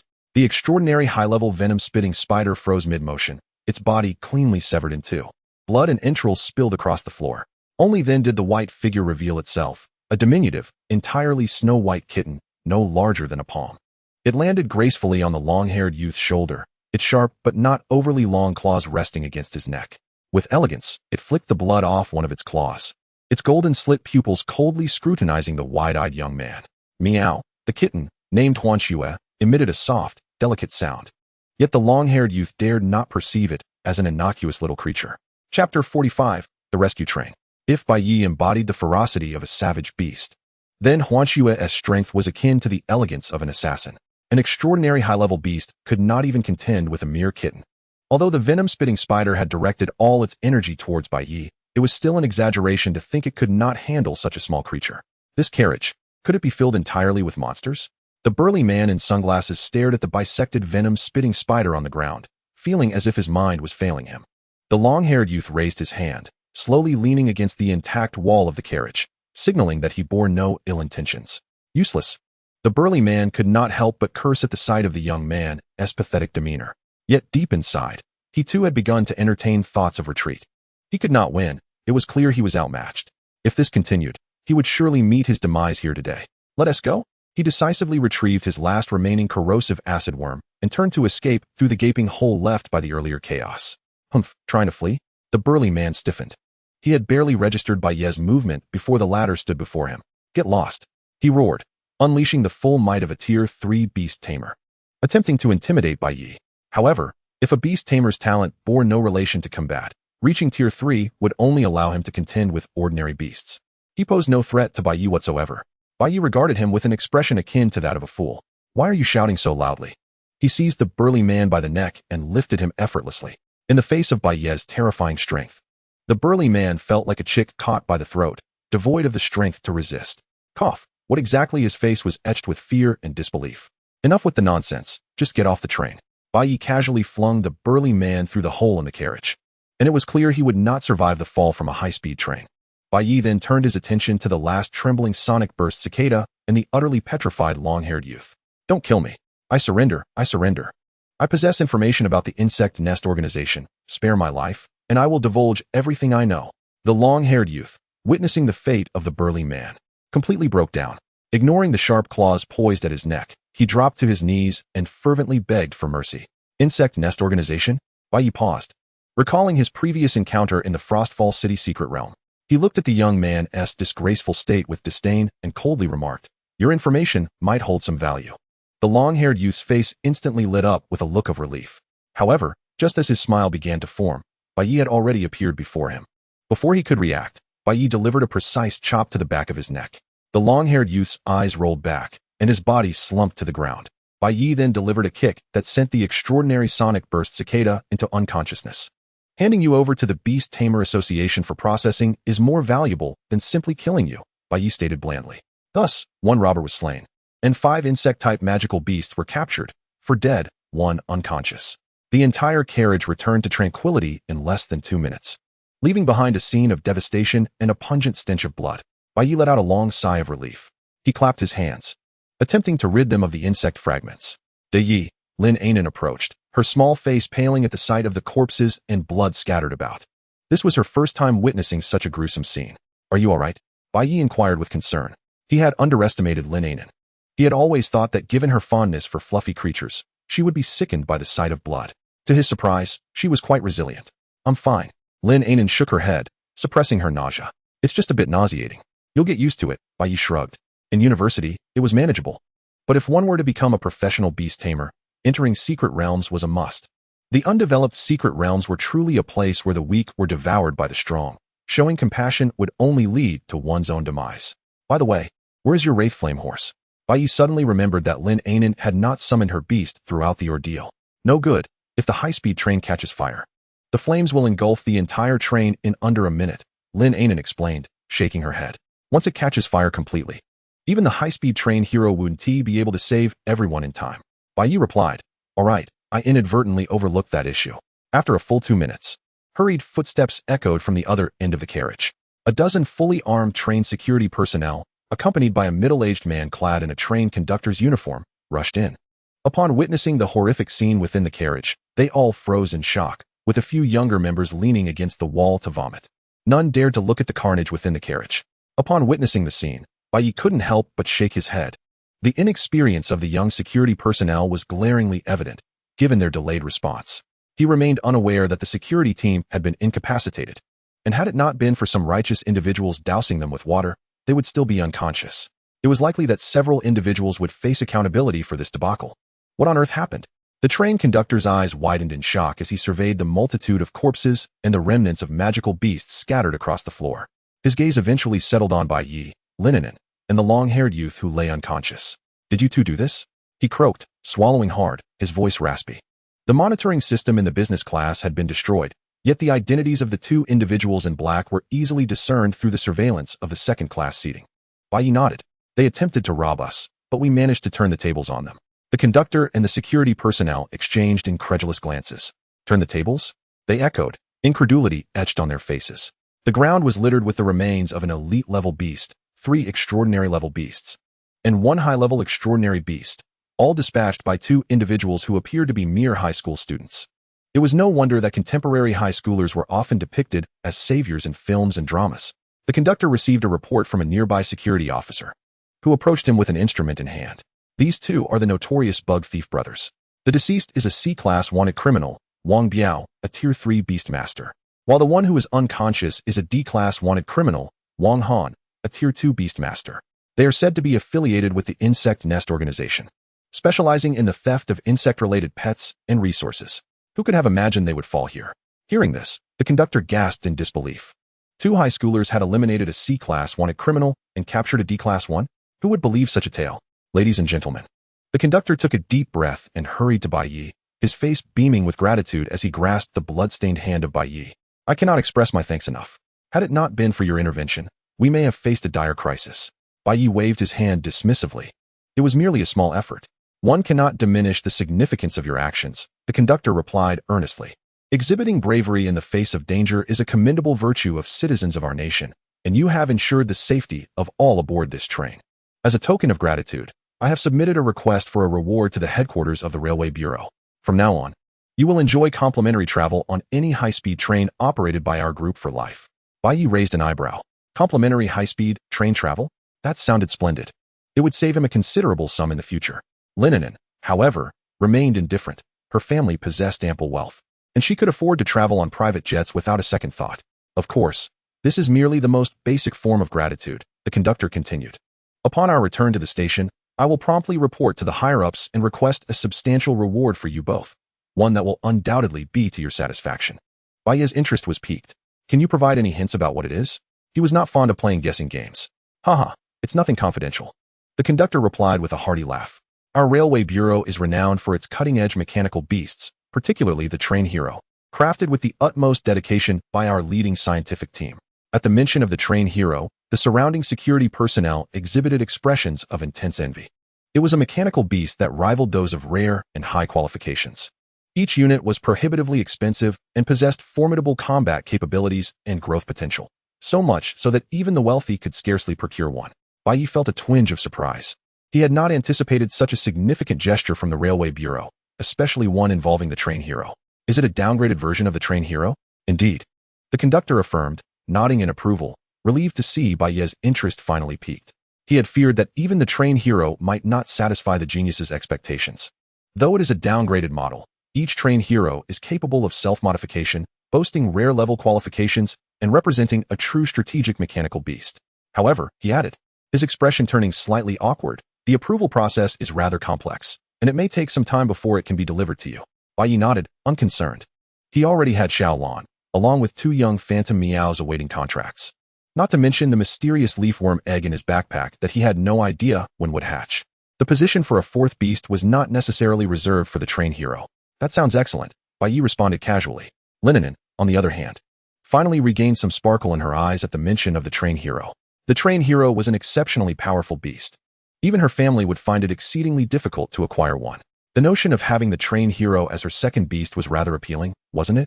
Yet, the thought that the Train Hero would not be soft and furry caused her spirits to dampen once more. Crouching on the ground with her knees drawn up, she radiated an aura of despondency. Just then, the high-speed train came to a smooth halt, despite the substantial hole in the carriage. A rush of wind swept inside, and a silvery figure soared in, landing gracefully in the center of the carriage. It was a robot constructed of metal, resembling a miniature version of a high-speed train's front end, striding steadily forth from the cloud of dust. Its body appeared to be crafted from a silver alloy, with sleek lines exuding a sense of power. Its blue electronic eyes sparkled with a semblance of sentience. Name: Train Hero Hope. Attribute: Mechanical. Level: Intermediate Lord. Qualification: High Commander. Description: a super-mechanical life form crafted by the foremost scientists of the high-speed rail group, possessing self-awareness and evolutionary capabilities, developed over a decade of dedicated effort. Bai Yi was taken aback. This was his first encounter with a Lord-level beast. The overwhelming pressure it exuded surpassed that of all the magical beasts he had previously encountered combined. The threat has been neutralized, and I am currently conducting a site assessment. The Train Hero announced in a monotone electronic voice, its blue electronic eyes scanning the chaos before finally resting upon Bai Yi and Lin. Greetings, young Beastmasters. I have detected anomalies in the energy within the carriage, as well as the biological signals of the wanted criminals. I appreciate your intervention in averting a disaster. Just a minor task. Bai Yi waved his hand, unable to resist the urge to touch the still warm metal surface of the train hero.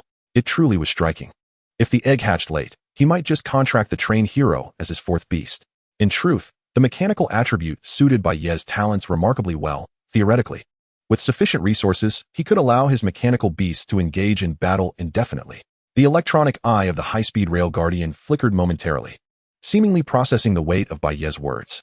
Surrounding passengers, oblivious to the truth, gathered around, pointing and whispering in curiosity at the business class compartment. Security personnel swiftly erected a cordon. Among the crowd, a man clad in a black trench coat, donning a hat, sunglasses, and a mask, appeared strikingly out of place. Merely standing there, he immediately drew the attention of all security officers. Halt! Who are you? Several security personnel quickly encircled him, weapons and beast companions trained on him.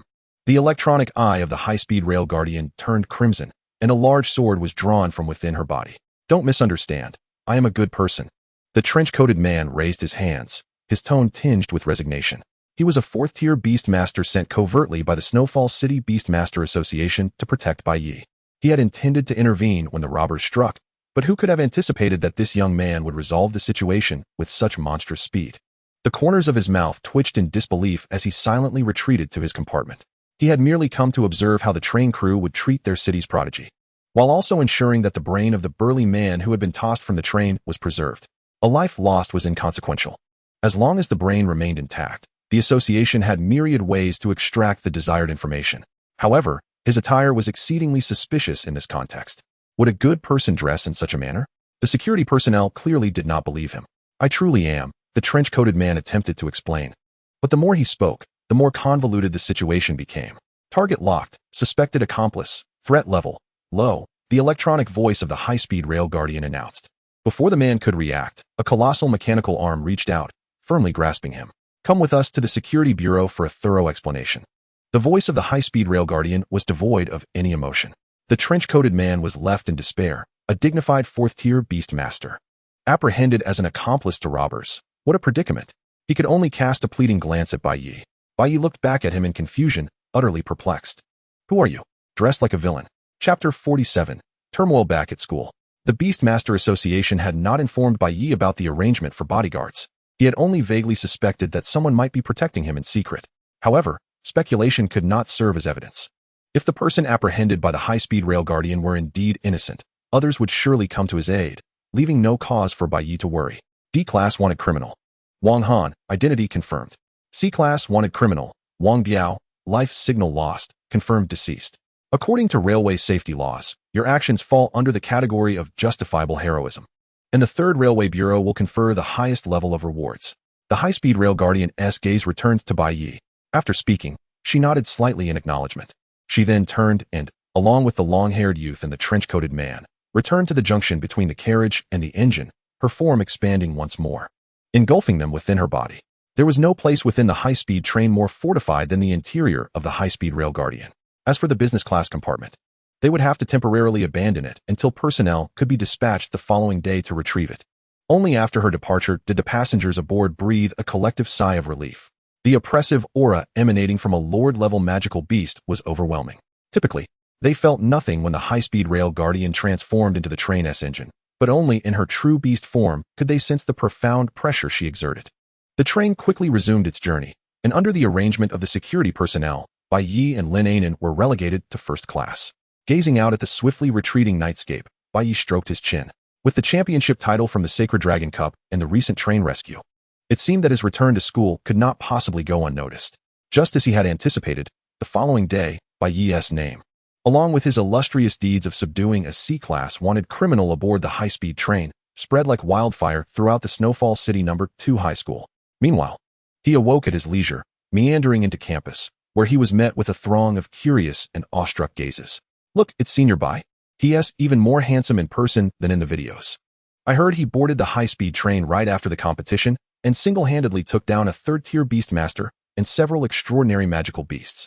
Is that true? My cousin works at the Third Railway Bureau. He said so himself. Incredible. This is straight out of a novel. The chatter of Snowfall City No. 2 students echoed throughout the halls. Bai Ye felt overwhelmed by the attention. All he wanted was to return to the classroom for a little more rest. Why was he being gawked at like a gorilla in a zoo? Quickening his pace, he easily navigated through the throngs of students, their physical prowess not matching his own. Before he could catch his breath, his homeroom teacher, Zhang Feng, rushed out like a whirlwind. Seizing his arm, his face flushed crimson. Bai Ye, you finally arrived. Hurry. The principal is waiting for you in the auditorium. All the faculty and students are here. You're the guest of honor. An award ceremony? Bai Ye was taken aback. He thought it was merely a formality. The grandiosity of it all was astonishing. Zhang Feng half pushed, half dragged him to the school auditorium. As soon as he entered, a thunderous ovation nearly lifted the roof off. Thousands of faculty and students filled the room, creating a spectacle more extravagant than a third-rate celebrity concert. Standing on the podium, Bai Ye surveyed the sea of eager, youthful faces below him, listening to the principal's impassioned commendation, and felt goosebumps rise all over his body. Student Bai Ye is not only the pride of Snowfall City No. 2 High School, but also a paragon for our younger generation. Through his actions, he has redefined what it means to embody the true spirit of a beastmaster. The principal's lengthy accolades were as monotonous as ever, rendering listeners almost drowsy. Even those genuinely excited about Bai Ye's achievements had now regained their composure. Bai Ye forced a smile, waving at the crowd below. Feeling like an awkward mascot thrust onto the stage, embarrassed to the point of wanting to dig a hole to hide in. The principal, with an overly enthusiastic tone, embellished Bai Ye's exploits to the point of absurdity. Single-handedly confronting robbers, heroically saving the entire train, a human beast of war, shattering armored foes. Bai Ye cringed at the over-the-top descriptions. After enduring the principal's lengthy speech, he finally received the microphone and introduced himself briefly before declaring the assembly adjourned. The students erupted into applause, celebrating the one who had liberated them from the drudgery. The principal, unable to voice any objections, recognized that he needed Bai Ye's support to secure ownership of the secret realm for the school. The current situation was clear, no matter the circumstances. Bai Ye held the utmost significance. Following the conclusion of the award ceremony, students gradually dispersed. Bai Ye was invited to the principal's office. Bai Ye, your remarkable performance has brought great honor to our school. The principal personally poured him a cup of tea, his smile never wavering. You flatter me. It was merely my duty, Bai Ye replied politely, holding the teacup. Ha ha ha, humble and unassuming, excellent. The principal nodded in satisfaction before shifting to more serious matters.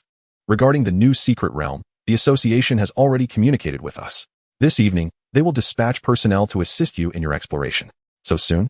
Bai Ye expressed surprise, having anticipated that the investigation would extend for at least a few more days. Given the gravity of the matter, it is prudent to act swiftly. The principal's expression turned solemn. A stable level 2 secret realm holds extraordinary significance for our school. I entrust this task to you. The principal retrieved a document from his drawer and presented it to Bai Ye.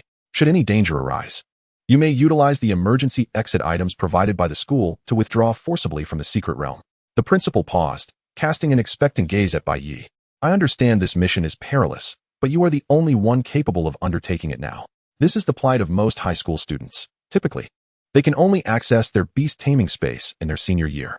Entering a level 2 secret realm at level 1 is exceedingly dangerous, and the teachers have surpassed that level. You may return to rest for a while. Whether you go home or back to class is your choice. At 7 in the evening, the association representatives will come to fetch you. Understood. Bai Ye rose. This was an arrangement he had long since agreed upon. With his ambition to swiftly ascend to the rank of a level 2 Beast Tamer, he had no reason to decline.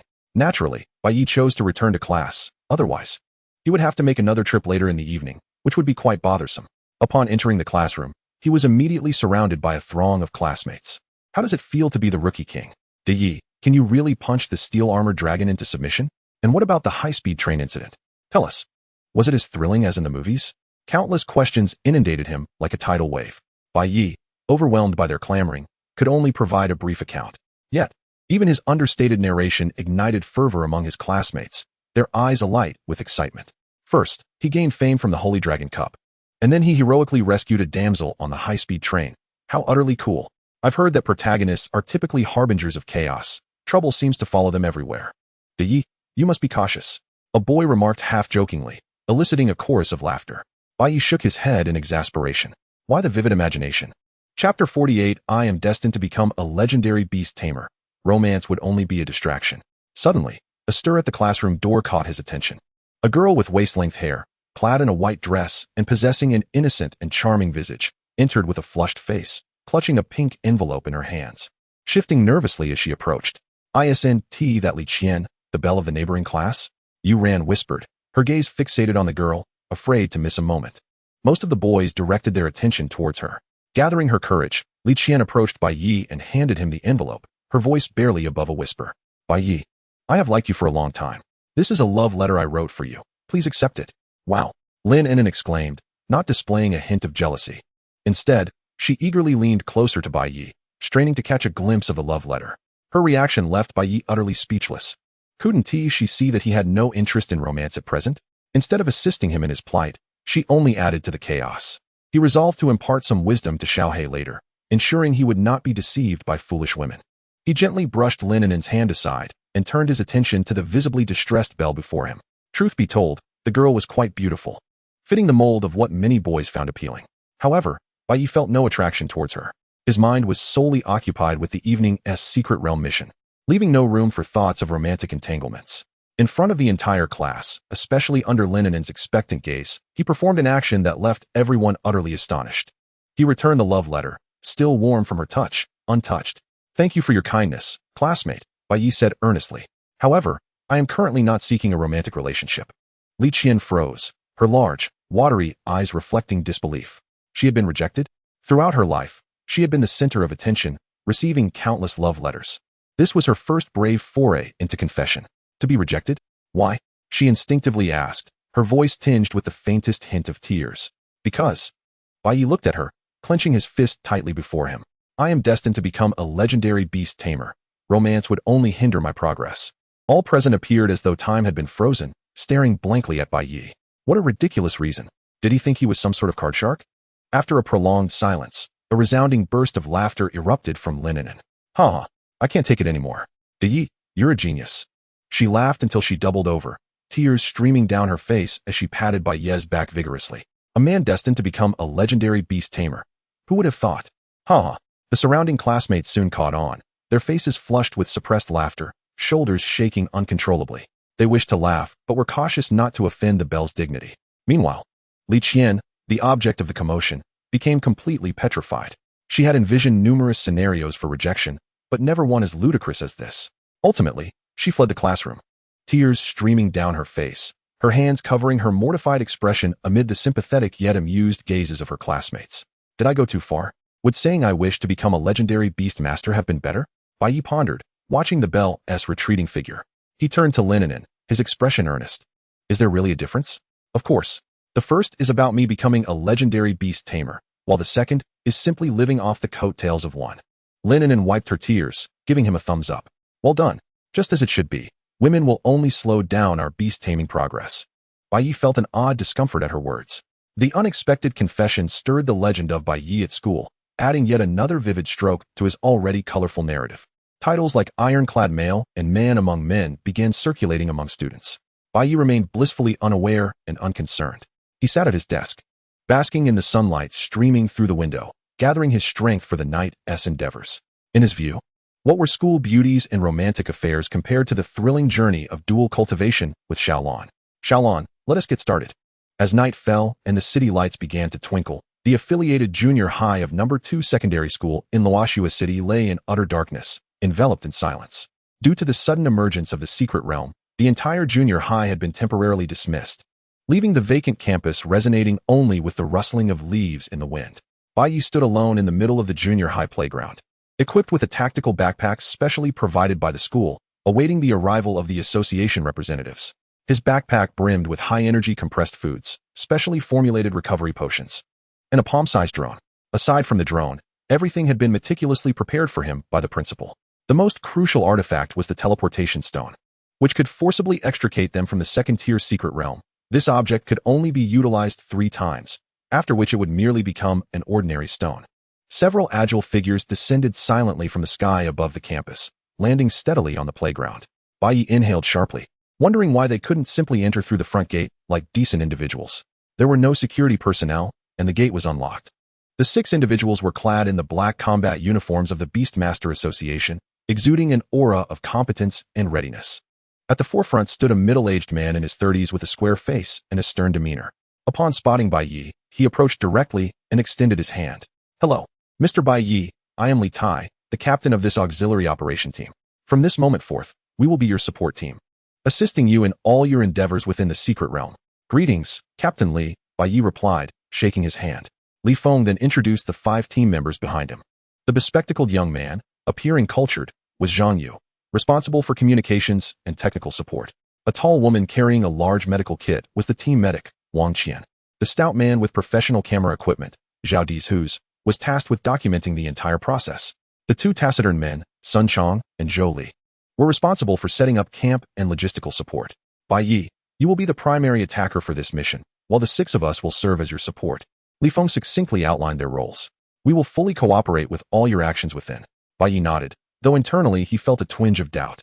Was this truly the standard configuration for tackling a secret realm? What kind of hellish existence had he endured when he had previously ventured into the realm alone? Unable to even quench his thirst with a proper drink of water? Chapter 49, The Iron Man Rebellion. Bai Yi greeted each member in turn. This team of Beastmasters was all at the 2nd tier, well-equipped, and clearly experienced. Their familiars were all extraordinary limits. Although they were not adept at direct combat, they should be more than capable of self-preservation within the secret realm. "All right, everyone is accounted for, and time is of the essence. We must prepare to depart," Li Feng said, glancing at his watch with a grave expression. The group nodded in agreement and followed Li Feng towards the rear of the junior high school building. The entrance to the secret realm lay just ahead. They were fortunate this time. No students or faculty had been inadvertently drawn into the realm. Otherwise, the association would have dispatched a team of Beastmasters to retrieve the students without waiting for Bai Ye's return. Once ready, the 7 of them, under Li Feng's leadership, stepped into the swirling vortex of ethereal blue light. The moment they passed through the membrane, Bai Yi felt the scenery before him distort. When clarity returned, a chilling stillness enveloped them. This realm was starkly different from the 2 he had entered previously. There were no lush forests or verdant grasslands. The sky was shrouded in a gray haze, obscuring both sun and moon. What lay before them was an endless expanse of ruins. Beneath the ashen sky, crumbled buildings, shattered bridges, and corroded metallic remnants lay scattered. "What is this place? It appears to be a city?" Bai Yi pondered incredulously. How could there be a city within a secret realm? The auxiliary team members who had entered earlier gasped in disbelief at the sight before them. "Quickly, Dizhuz, record everything." Li Feng reacted first, shouting at the hefty man with the camera. Zhao Dizhuz promptly activated his equipment, capturing this astonishing scene. This was undoubtedly a significant discovery. The technician Zhang Yu adjusted his glasses, excitement evident on his face. A secret realm that once housed a technological civilization. Its research value may surpass that of a 6th-tier realm. Bai Yi, however, was not as exhilarated. His attention remained focused on the surrounding environment. He approached a collapsed building, retrieving a rust-covered steel plate from the debris. The plate bore some incomprehensible symbols resembling writing. "Zhang Yu, come take a look at this," Bai Yi called out. Zhang Yu hurried over, summoning a mechanical familiar that resembled a beetle. "Data bug, analyze these writings." The data bug's compound eyes illuminated with a red glow as it began scanning and rapidly calculating the symbols on the steel plate. "My familiar, the data bug, can analyze and decipher unknown languages, though it will require some time," Zhang Yu explained. The value of this secret realm might far exceed their expectations. Li Feng approached, his excitement barely contained as he examined the steel plate. A realm with written language. Reporting this to the association would undoubtedly cause a sensation throughout the Tianwang kingdom. The hearts of all present ignited with fervor. They might be on the brink of witnessing history. Yet Bai Yi harbored a more pessimistic view. Rising to his feet, he surveyed the desolate ruins, a foreboding sense lingering in his mind. Why had such a grand civilization crumbled into ruin? What calamity had befallen it? Natural disaster? Or something more sinister? Let us rest here for a moment. Sun Chong, Zhou Li, set up a temporary camp. Wang Qian, check for any harmful gases in the vicinity. Li Feng issued his orders methodically. The gravity of the situation demanded their utmost diligence. Half an hour later, the data bug emitted a series of beeping sounds. "Captain, I've deciphered it," Zhang Yu exclaimed, his face alight with elation. Everyone gathered around him. The data bug projected a holographic display, revealing a line of deciphered text that appeared clearly before them. As they read the content, their breaths quickened. Iron Man, rebellion, humanity, self-destruction. Iron Man rebellion? This information is staggering. Just as they were engulfed in shock, Bai Ye's ears perked up. He abruptly lifted his head, gazing toward the distant ruins. Something was approaching. No sooner had he spoken than several dark figures emerged from the silent ruins, rapidly closing in on their position. Enemies, Li Feng shouted, his voice taut with urgency. The secret realm was fraught with peril. Without needing further instruction, the team members reacted instinctively, their mental energies intertwining as summoning arrays flared to life beneath their feet. Two colossal stone statues rose from the ground, two gale wolves materialized out of thin air, and finally, two thunderlight tigers roared, arcs of electricity dancing across their fur. The 6 extraordinary limit familiars formed a formidable defensive circle around the group, their combined might representing the entirety of their offensive capabilities. As for the auxiliary familiars, in such a high-stakes encounter, their presence would be futile. From the shadows of the distant ruins, the dark figures approached with terrifying speed, their outlines rapidly expanding. When Li Feng discerned their true form, his heart sank. They were not flesh-and-blood creatures. Cold metal glinted under the dim light of the gray sky, 8 long, sharp legs supporting a disc-shaped metallic body. As it moved, it emitted a cacophony of crackling sounds, traversing the rugged ruins as if treading upon level ground. At the center of its form, a colossal, crimson single eye radiated a fierce red glow. The swiftness was astonishing. In the blink of an eye, the horde of metallic monstrosities had surged to the forefront. Name: Mechanical Sentinel. Attributes: Mechanical. Level: Intermediate Extraordinary. Skills: Energy Beam, Metallic Claw. Description: a fundamental mechanical combat unit. Devoid of intellect, solely programmed to execute the most rudimentary commands. It is a mechanical beast. Li Feng's expression soured to an extreme. At least 30 of them, all on high alert. The mechanical type was notoriously difficult to contend with among various attributes. Lacking pain, oblivious to fatigue, exhibiting absurdly high defenses, and employing an array of flashy offensive maneuvers, they rendered one defenseless. The rock giant, with immense force, swung its fist down with a resounding crash, crushing one of the leading mechanical sentinels into a concave shape. Yet, the mechanical sentinel merely flickered its red eye, and 8 metallic legs rebounded with a thrust. With a series of piercing sounds, they all plunged into the rock giant's body. The extraordinary limit of the rocky form was effortlessly breached by the intermediate extraordinary assault. The difficulty of this secret realm was undoubtedly at the peak of Tier 2, perhaps even rivaling some Tier 3 realms. Damn it, why are these metal clumps so resilient? Li Feng gritted his teeth, watching as several gaping holes sprouted on his rock giant, spewing forth fragments of stone. Target their eyes. Zhang Yu's urgent shout echoed across the battlefield, as the data insect had identified their weaknesses. With a command, their tactics shifted instantly. The Gale Wolf deftly sidestepped the incoming metallic claws, transforming into a swift azure shadow, claws aimed directly at the enemy's solitary eye. The red eye shattered. Sparks erupted from the mechanical sentinel, its 8 legs twitching uncontrollably, incapacitating it on the spot. It was effective. Knowing the weaknesses of these metal clumps significantly improved their situation. However, the overwhelming numerical advantage of the mechanical sentinels was daunting. They possessed neither strategy nor fear, merely obeying the directive to encircle and annihilate. For every one that fell, 3 or 4 more rushed to take its place. The beast companions were soon engulfed by the tidal wave of metallic spiders, blood and debris erupting from their bodies. Chapter 50. Are we redundant? This cannot continue. Cold sweat beaded on Li Feng's forehead. He hadn't anticipated encountering such a formidable foe upon entry.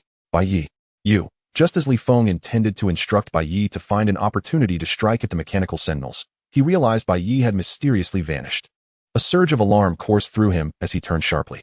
Bai Ye's figure had already appeared at the edge of the battlefield. All support personnel, retreat. Leave these tin cans to me. What? Before Li Feng could react, Bai Ye had already lunged forth. He charged into the torrent of mechanical sentinels like a tiger plunging into a flock of sheep. Danger! Wang Qian instinctively shouted, but quickly realized that Bai Ye's physical prowess seemed to eclipse even that of his beast companions.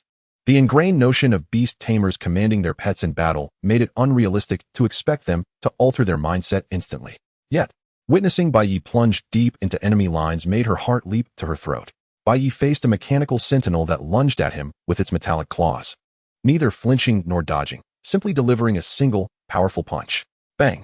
The hard metallic shell of the mechanical sentinel crumbled beneath Bai Ye's fist as if it were mere paper, scattering parts and wires across the battlefield. Gulp! The support team couldn't help but swallow hard. How ferocious, how powerful. Is this the strength a human can possess? Zhao Deju's camera nearly slipped from his grasp. Bai Ye had no time to regard their astonishment. After dispatching one mechanical sentinel with a single punch, he swiftly maneuvered through the throng of metallic spiders. With each strike, a mechanical sentinel was reduced to mere fragments. The sunlight in this secret realm was feeble, limiting Bai Ye's photosynthesis to the sunlight stored within him. Yet, the mere intermediate extraordinary foes posed no need for him to utilize his talents. The mechanical sentinels, which appeared invulnerable before 6 extraordinary limit beast companions, seemed fragile as stacks of tin cans before Bai Yi. One punch, one spider, Bai Yi muttered to himself, feeling an exhilarating rush. Since elevating his strength to the elite level, he had yet to unleash his full power seriously. Captain, what should we do now? Jolie asked, swallowing hard in a daze. Bring the beast companions back and safeguard ourselves, Li Feng replied, his lips parched. And cheer for Bai Yi while we're at it. The 6 battered beast companions returned to their master's side. In less than 5 minutes, Bai Yi had thoroughly cleared away over 30 mechanical sentinels. The battlefield was strewn with metallic wreckage and a pungent smell of burnt metal. Bai Yi casually brushed off the mechanical debris clinging to his knuckles. Mechanical creations were indeed clean. Had they been beasts from other secret realms, he would have been drenched in blood by now. While such a state wouldn't impede his movements, it would be rather disgusting. He approached Li Feng and the others, wearing an expression that hinted at unfulfilled satisfaction. Phew, warm-up complete. Warm-up? Li Feng's throat tightened, rendering him speechless. A strong sense of absurdity surged within him. Was their team, in fact, somewhat superfluous? At Bai Yi's pace, he could likely traverse this secret realm in under a day, and their presence would only hinder his progress. Captain, did we misinterpret our mission? Zhao Dezhu stammered. Clutching his camera, Li Feng ignored him, fixating on Bai Yi's retreating figure, his fists clenched tightly. After a prolonged silence, he finally squeezed out a few words through gritted teeth. Let us focus on our own duties. We are the support. With Bai Yi, this humanoid beast of terror, leading the way, the subsequent journey became astonishingly smooth. Any mechanical sentinel emerging from the ruins could not even sound an alarm before being dismantled into a heap of parts. Their mission transformed from fully assisting the main attacker in exploring the secret realm to simply trailing behind, ensuring they did not fall behind and remaining ever ready to cheer him on. Whenever they encountered an assault from mechanical sentinels, before they could even react, Bai Yi would already rush forward like a gust of wind. Then came the cacophony of clattering metal as the battle concluded before they could comprehend what transpired. In the end, only Bai Yi stood unscathed, gazing regretfully at the scattered metal fragments. If only they could sell this scrap for money. Well, that was a jest. What he ought to do was copy their data, a task Zhang Yu had already executed commendably. The members of the support team transitioned from shock to numbness, ultimately beginning to mourn for the ill-fated mechanical sentinels. Why provoke anyone, only to attract the attention of such a monster? Captain, do we truly not need to do anything? Wang Qian murmured, glancing at the relaxed figure ahead. She carried the substantial medical box on her back, feeling as though she were merely a tourist accompanying a team. To say she had treated anyone would be an exaggeration. She had not even brushed against the hem of Bai Yi's garment. What else could she do? Li Feng let out a wry smile. Are you going to hand him a bottle of water or wipe his sweat? Bai Yi, not only does he not appear fatigued, he seems to have no hunger either. They had already had 2 meals, yet Bai Yi still exuded an aura of vitality, almost like a humanoid beast capable of thriving on the very energy present in the air. Wang Qian envisioned the scene Li Feng had described, herself wiping the sweat of a youth towering at 185 centimeters, his muscular physique sharply defined. When the youth turned to gaze at her with those clear eyes, her cheeks flushed, and she quickly shook her head. The thought had strayed too far from reality. Li Feng sighed. All we can do now is protect ourselves, avoid causing him any trouble, and record everything that transpires here. He glanced at Zhao Dezhu, who was shouldering the camera, and Zhao nodded, resolutely directing the lens at Bai Yi, eager not to miss any detail. Captain, do you think the association is aware of how formidable Bai Yi is? Technician Zhang Yu adjusted his glasses. They must know. After all, some of his information was provided by the association. However, does our so-called elite support team really need to assist someone who can single-handedly sweep through a second-tier secret realm? Perhaps the association is unaware of his true strength? Jolie speculated. Impossible. Li Feng immediately refuted the idea. Bai Yi is a specially recruited student of the association. His information must have undergone rigorous scrutiny. The association cannot be ignorant of his capabilities. Just as they were lost in their musings, Bai Yi abruptly halted. The others followed suit, on the verge of inquiring when suddenly, a violent surge of energy rippled from the distance. An unsettling aura emanated from a nearby ruin. They hurriedly lifted their gazes. At the horizon's edge, the silhouette of a structure resembling an abandoned factory gradually came into focus. Atop the building, a colossal hive-like entity, seemingly composed of countless metal parts, began to rise slowly. Chapter 51, Fusion, Mechanical Tyrant. What on earth is that? Zhao Dezhu aimed his camera, adjusting the focus incessantly. His rock giant trembled as the immense structure emerged, its massive form quaking uncontrollably. Not only it, But the other team members' beast companions also exhibited varying degrees of unease. This was the instinctual fear that living beings harbored when confronted with a superior existence. The energy readings were escalating sharply. Technician Zhang Yu observed the data displayed on his wrist terminal. It has surpassed Elite Intermediate level, and it continues to rise. Beyond Elite Intermediate? Li Feng stared incredulously at the direction of the colossal structure. How can this be? The association has conducted numerous surveys of this secret realm, and the highest level monsters encountered were merely Elite Intermediate. How could a higher existence suddenly manifest? Could it be the master of the secret realm? Wang Qin speculated. Such occurrences do happen. The master of a secret realm may utilize a special means to transcend its limitations. The Lich Bai Yi encountered in his first secret realm might have achieved this. Alas, it met its demise midway. Not necessarily. Zhao Dizhu shook his head, pulling the camera's lens to its maximum zoom, fixated on the metallic nest. Let us not forget, this place is teeming with mechanical monsters. Suddenly, the gigantic metal nest ceased its writhing. Following this, enormous fissures cracked open across its surface. The remnants of the mechanical sentinels that Bai Yi had previously destroyed were drawn towards those openings, as if by an invisible magnet. The sound of grinding metal resonated ominously from within the nest. Under the astonished gaze of the support team, the metallic structure began to transform at a visible pace. The grotesque and unwieldy nest gradually elongated, forming a torso and limbs akin to a humanoid figure.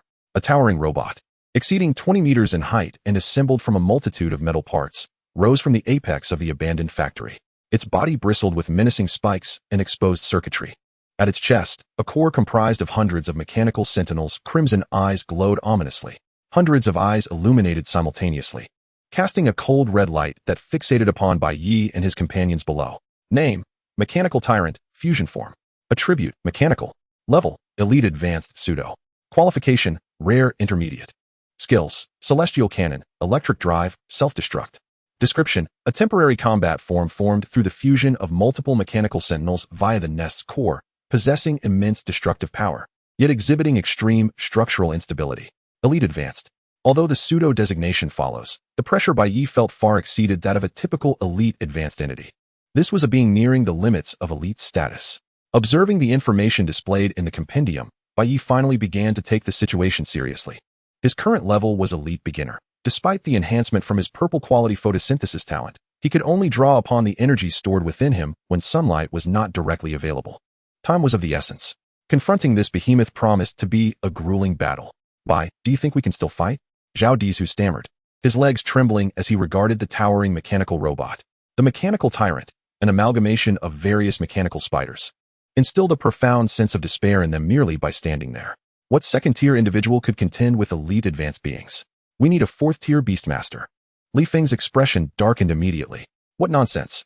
An elite advanced presence, and our team lacks even the qualification to be a nuisance to it, let alone fighting.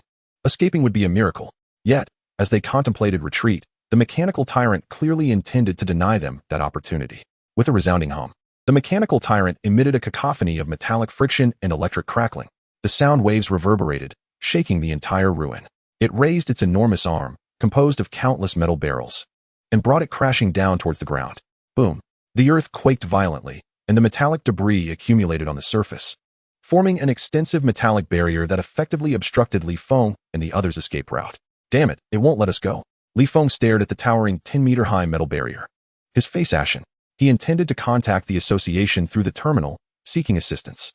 However, the terminal was filled with nothing but jarring static. This monstrosity had even disrupted their spatial signal. Their only option was to use the transfer stone to forcibly exit the secret realm. But that required 10 seconds of preparation time. Energy beams, prepare. The hundreds of crimson eyes on the mechanical tyrant's chest ignited simultaneously, radiating blinding red light. A torrent of energy from the mechanical sentinels surged into its core. The colossal energy output threatened to overwhelm even its form, sparks erupting wildly from its surface. There was no time left. This was the end. He had intended to confess to Akai after completing this mission. As he gazed upon the blinding crimson radiance reminiscent of the sun, Zhao Dizhu's heart sank into despair, compelling him to shut his eyes. In the face of such a formidable assault, any semblance of defense appeared utterly futile. Bai Yi was indeed powerful. His ability to withstand the onslaught did not imply that they could endure the ensuing shockwaves. Everyone, take cover behind me, Bai Yi instructed, waving his hand without turning back. He confronted the towering mechanical tyrant alone, his diminutive figure exuding an aura of unwavering reliability akin to that of a mighty mountain. Bai Ye. You. Li Feng began to speak, but was silenced by Bai Ye's raised hand. Have faith, leave it to me. Bai Ye felt the blood within him boil with fervor. Since ascending to the elite tier, this was the third occasion he had experienced such overwhelming pressure. The first two instances had been against allies. Yet this time he faced a true adversary. Delightful. How resilient is this haphazard assemblage of scrap metal? Bai Ye roared, springing into action with a powerful leap, propelling himself like a green meteor toward the cataclysmic energy beam. Witnessing his audacious charge towards the oncoming ray, Li Feng and the others felt their hearts nearly cease. To confront the full force of an elite-level magical beast with mere flesh and blood was beyond the realms of madness.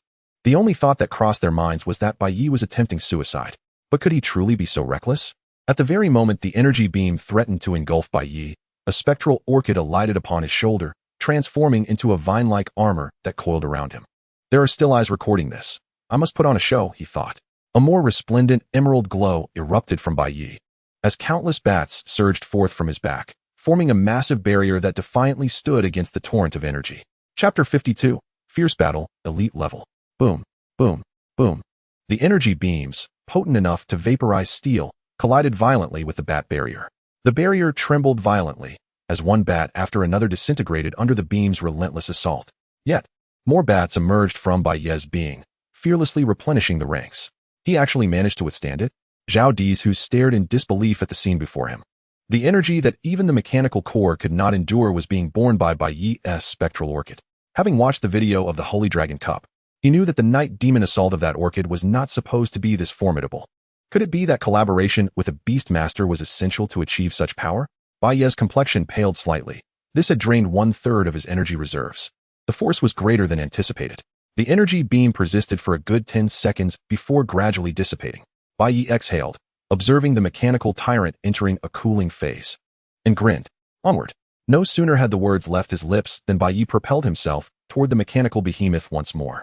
The mechanical tyrant's red alarms flashed ominously as it swung its massive metallic arm down towards the diminutive Bai Ye. Boom. Bai Ye did not flinch or evade. He met the strike head-on with a punch. The collision of fist and arm erupted in a cacophony of screeching metal. Bai Ye was hurled uncontrollably away, rolling several times before coming to a halt. Bai Ye, Wang Qian exclaimed in shock, her face paling, instinctively rushing forward to administer aid. Her beast companion lacked offensive capabilities, but excelled in healing. Don't go. Li Feng grasped her arm tightly, his eyes fixed on the fallen Bai Ye, nearly roaring. Trust him. Bai Ye sprang up from the ground, brushing off the dust. Aside from a few torn holes in his clothing, not a single scratch marred his body. What tremendous strength, he mused, shaking his slightly numbed arm, his gaze growing ever brighter. He realized that his power still fell short in comparison to his opponent. In light of this, Xiaolan, I need your assistance. The spectral orchid transformed into a gauntlet, extending a vine whip to Bai Ye, signaling that it was completely unscathed. It had grown accustomed to injury and could afford to exert itself today, striving to elevate its beast master to greater heights. It felt as though the roles of master and beast had begun to reverse since the moment of their contract. The mechanical tyrant had also taken notice of the suddenly manifested plant. Its core glowed ominously, unleashing a thin energy beam that accurately targeted Xiaolan. Bai Ye instinctively stepped aside, exposing a portion of Xiaolan's vine whip directly in the path of the beam. Sizzle. The energy beam struck Xiaolan's vine without hesitation. The plant trembled violently, its petals dimming momentarily before exploding into a shower of light, vanishing into nothingness. Your spectral orchid has endured a crushing battle and, regrettably, has been defeated. It has now returned to the beast space. Triggered talent. Bond of connection. Beast attribute absorbed. Spectral orchid. Pure grass-type energy surged back into Bai Ye, granting him a minuscule enhancement in strength. Name. Bai Ye. Level. Elite Primary, 101, 125. To Li Feng and the others, this scene was utterly bewildering. He had used his beast companion as a shield. No, why did he deliberately expose himself just now? Zhang Yu furrowed his brow, feeling utterly perplexed. They could not comprehend Bai Ye's reasoning. Could it be that the spectral orchid possessed some special ability to absorb damage on his behalf? With a successful hit, the mechanical tyrant seemed to grow more exhilarated, its red lights flashing even more rapidly. Tracks formed beneath it as it charged swiftly toward Bai Ye. Yet Bai Ye stood undaunted. What could not kill him would only serve to empower him further. Bathed in sunlight, he charged once again, engaging the mechanical tyrant in the most primitive form of hand-to-hand combat. Boom. Boom, boom. The dull thuds of impact echoed through the ruins. Time and again, he was flung back, only to rise again unscathed and charge forward once more. Does he not feel pain? Wang Qian watched the seemingly indomitable youth, her voice trembling. That was an elite-level attack.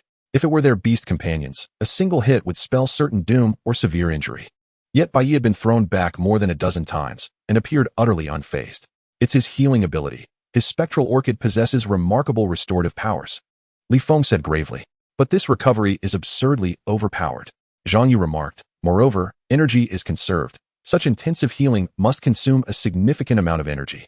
How could it possibly endure? I don't know. Li Feng shook his head, acknowledging that his years of experience as a beast master were rendered obsolete today. Bai Ye's defiance of their established norms was profoundly shocking. In a moment of respite after being struck back, the crystalline orchid reappeared upon Bai Ye's shoulder. Xiaolon, are you ready? The orchid's leaves swayed gently.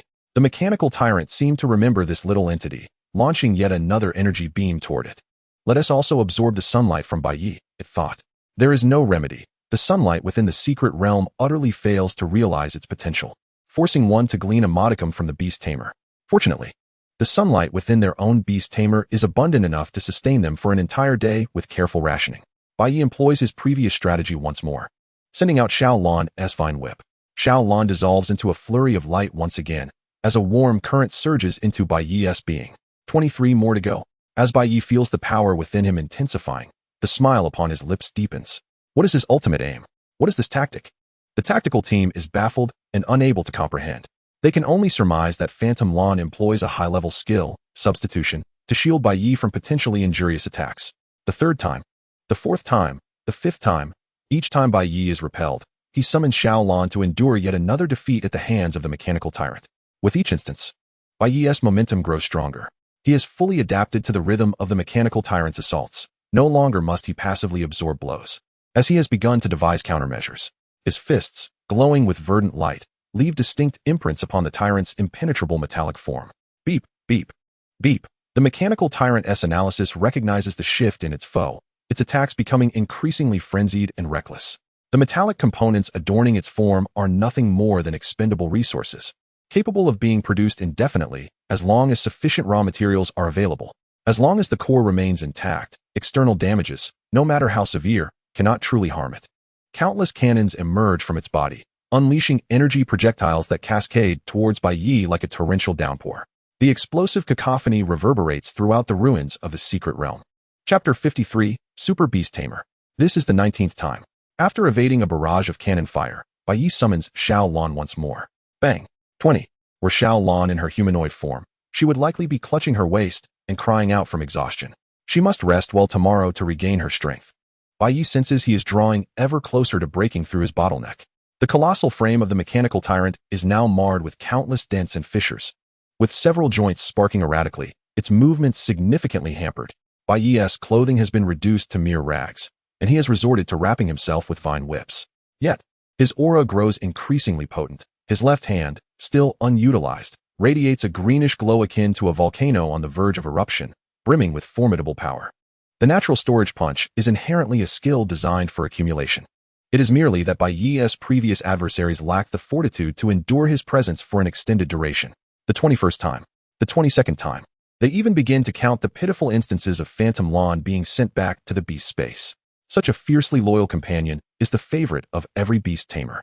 The closer Bai Yi approaches the elite intermediate level, the more his strength burgeons. Soon, he begins to subtly impose his will upon the mechanical tyrant. Crack. With a crisp sound of metal fracturing, Bai Yi forcibly wrenches one of the tyrant's arms from its socket. Beep, beep, beep. The mechanical tyrant cannot comprehend. Its database has never recorded a creature capable of rapidly escalating in strength during battle such as Bai Yi. Beep, beep, beep. New data loaded. Codename Lanma. What an unpleasant name.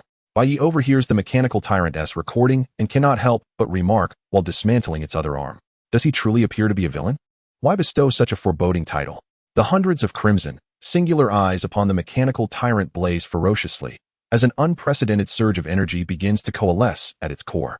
This is dire. It intends to self-destruct. Zhang Yu observes the escalating data on the screen, his expression shifting dramatically. The self-detonation of an elite high-level magical beast is no trifling matter. Now is the moment. A glint of determination flashes in his eyes as he summons Xiao Lan once more. Xiao Lan, this is your last chance. This time, Bai Yi plucks a petal from Xiao Lan, her figure disappearing for the final time before him. Her mission is accomplished. Simultaneously, a resplendent golden light intertwined with vibrant green life energy erupts from within Bai Yi, transforming his hair to gold. His eyes, under the influence of the life energy, shift to a deep green. The ground around him cracks and sinks under the weight of his burgeoning aura. Level up. Current level, elite intermediate. Oh, Bai Yi exhales deeply, reveling in the surging power within him, a satisfied smile gracing his face. He slowly raises his gaze to the mechanical tyrant, now gathering energy at its zenith. The warm-up is complete. Now it is my turn. The golden aura around him surges once more, as the photosynthesis, purple, talent activates fully. A sevenfold amplification of strength. Super Beast Tamer, at full capacity. Bai Yi's foot strikes the ground, shattering it, and in the blink of an eye, he vanishes from his previous location. The next moment, he stands before the mechanical tyrant. In the tyrant's bewildered gaze, he unleashes a left punch, charged to the utmost limit. There are no grandiose effects, only raw, unadulterated power. Bam! The core, which had amassed all its energy and was on the verge of self-destruction, shatters under the impact of Bai Yi's fully charged natural storage punch, resembling a fragile glass orb. One punch shatters it. The mechanical tyrant's massive form freezes in place, a gaping hole piercing through its chest where the core once resided, while numerous sparks of electricity flicker at the wound. The hundreds of crimson eyes extinguish with a final flicker. ZZZZ, unknown entity. The mechanical tyrant emits a mournful wail of defiance, as its composite body disintegrates at a visible rate. Countless metallic fragments rain down like droplets, accumulating into a small mountain upon the ground. In a single blow, the elite high-level mechanical tyrant is vanquished. Bai Yi gently descends to the earth, exhaling a sigh of relief. The elite intermediate strength, combined with a sevenfold amplification, has indeed not disappointed him. However, the expenditure is considerable. This effort has drained nearly 70% of his energy, depleting much of the stored solar energy as well. He turns to face his 6 teammates, who remain utterly stupefied, and shrugs nonchalantly. I told you, leave it to me. So this is his true prowess? Even the elite high-level mechanical magical beast stands no chance against him. Does this not imply that, regardless of Bai Yi's age, he could pursue a commendable career within the association? Captain, are we dreaming right now? Zhao Di's who puts down the camera, staring blankly at the metallic rain still cascading down. Pinch me to see if it hurts. Jolie beside him suggests. Instinctively, Zhao Di's who gives him a slap. Ouch! Jolie cries out in pain. It's real. Li Feng pays no mind to the two jesters. He takes a deep breath, striving to steady his heart, which beats like a drum. As he approaches Bai Yi with an unprecedented solemnity and states, Classmate Bai Yi, I feel quite apologetic. Aside from recording and analyzing a few ancient phrases, we have been of little assistance to you. Instead, it seems we have only troubled you further, requiring your protection. He is already contemplating discussing with the association to arrange a mobile beast for you. After all, you do not need to eat, and a single mobile beast would suffice to replace an entire support team. You're being too courteous, Captain Li, Bai Yi chuckled. Aren't we teammates now? Teammates? Upon hearing this term, a bitter smile appeared on Li Feng's face. They were merely ordinary beast tamers. How could they possibly be considered teammates of a monster? Regardless, we will remember this favor, Li Feng remarked. A youth capable of single-handedly defeating elite high-level magical beasts before even entering university. His future is limitless. By the way, classmate Bai Yi, Zhang Yu adjusted his glasses and approached with curiosity. You must be a scion, right? The way Bai Yi fought earlier truly resembled that of a super scion, with hair and eye color identical. It was no wonder Zhang Yu speculated as such. I wish I were a super scion, but alas, I am not, Bai Yi shrugged, expressing his helplessness. If we were to compare, the rate at which super scions grow stronger far exceeds my own. Even with enhancements, I could not match a true powerhouse. My talent is called photosynthesis. In the presence of light, I can grow stronger. He had previously used this excuse, and indeed, he possessed the talent of photosynthesis, albeit modified to suit his needs. Photosynthesis? The group exchanged glances. I see, you are not a super scion, but rather a super talent. Chapter 54, The Heart of Machinery. They were certainly familiar with the talent of photosynthesis. Wang Qian from their team possessed it. It is a relatively common affinity talent for plant types, enabling beast tamers and grass-type pets to recover more quickly under sunlight. However, Bai Yi's ability seemed rather extraordinary. Could it be a mutated talent? Wang Qian speculated. It must be, Li Feng nodded, concluding that this was the only plausible explanation. Geniuses often possess unique traits. They had not expected the beasts to be mutated. It seemed their talents were similarly exceptional. The world of beast taming indeed favored mutations. With many questions lingering, they wisely refrained from pursuing any further inquiries. Everyone held their own secrets, especially someone as talented as Bai Yi. That colossal machine should not be the lord of the secret realm, otherwise we would have already been transported away, Li Feng stated. Though they all felt exhausted, the exploration had to continue. However, even if the lord of the secret realm appeared afterward, they likely would not be more formidable than the mechanical tyrant they had just encountered. Bai Yi approached the remnants of the mechanical tyrant, embarking on his scavenging endeavor. Classmate Bai Yi, what are you doing? Wang Qian asked, her eyelids twitching slightly in disbelief. This is the remains of an elite high-level magical beast. We cannot waste it. Bai Yi continued his task without looking up, his movements remarkably adept. Wang Qian wanted to point out that most of the debris consisted of scrap metal from mid-level mechanical beasts, which held little value. However, when he swiftly extracted several glimmering core modules and robust alloy plates from the twisted parts, she swallowed her words. High-intensity energy alloy, externally. It costs at least several thousand per gram, and fragments of the energy aggregation core. Although exploded, the remaining materials can still be fashioned into decent energy batteries. Bai Ye's illustrated guide proved invaluable. No precious materials escaped his keen eye. The support team observed Bai Yi rummaging through the heap of debris, feeling a disconnection. Just moments ago, he had appeared as a war god, and now he had seamlessly transitioned into a scavenger. The shift in tone was abrupt. Captain, should we offer assistance? Jolie whispered. Assist with what? We wouldn't want to be misconstrued as looters, Li Feng replied irritably, feeling somewhat disoriented.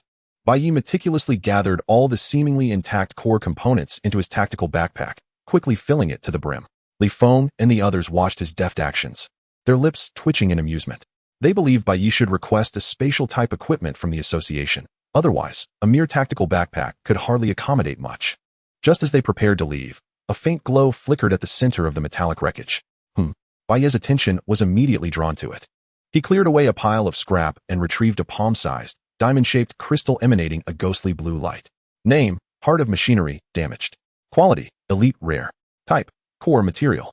Effect, contains pure mechanical source power, serving as the core to drive mechanical life forms, usable for crafting or enhancing mechanical-type pets.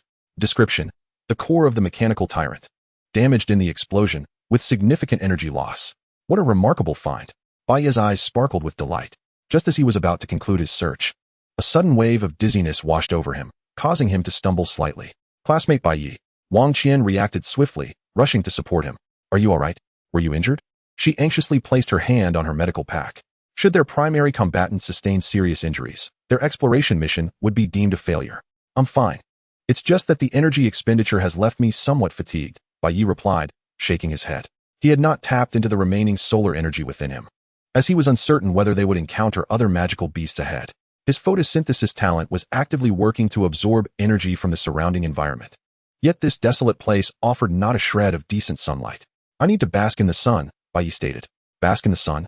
The entire support team was momentarily taken aback by Bai Yi's words. Alas, there is scarcely any sunlight here. Perhaps you could substitute it with energy replenishing potions, he suggested. Retrieving several vials of highly concentrated energy liquid from his backpack. These are premium supplies from the association. One vial can instantly restore 30% of energy to an extraordinary limit beast, and they hold considerable value. They should work for you as well, right?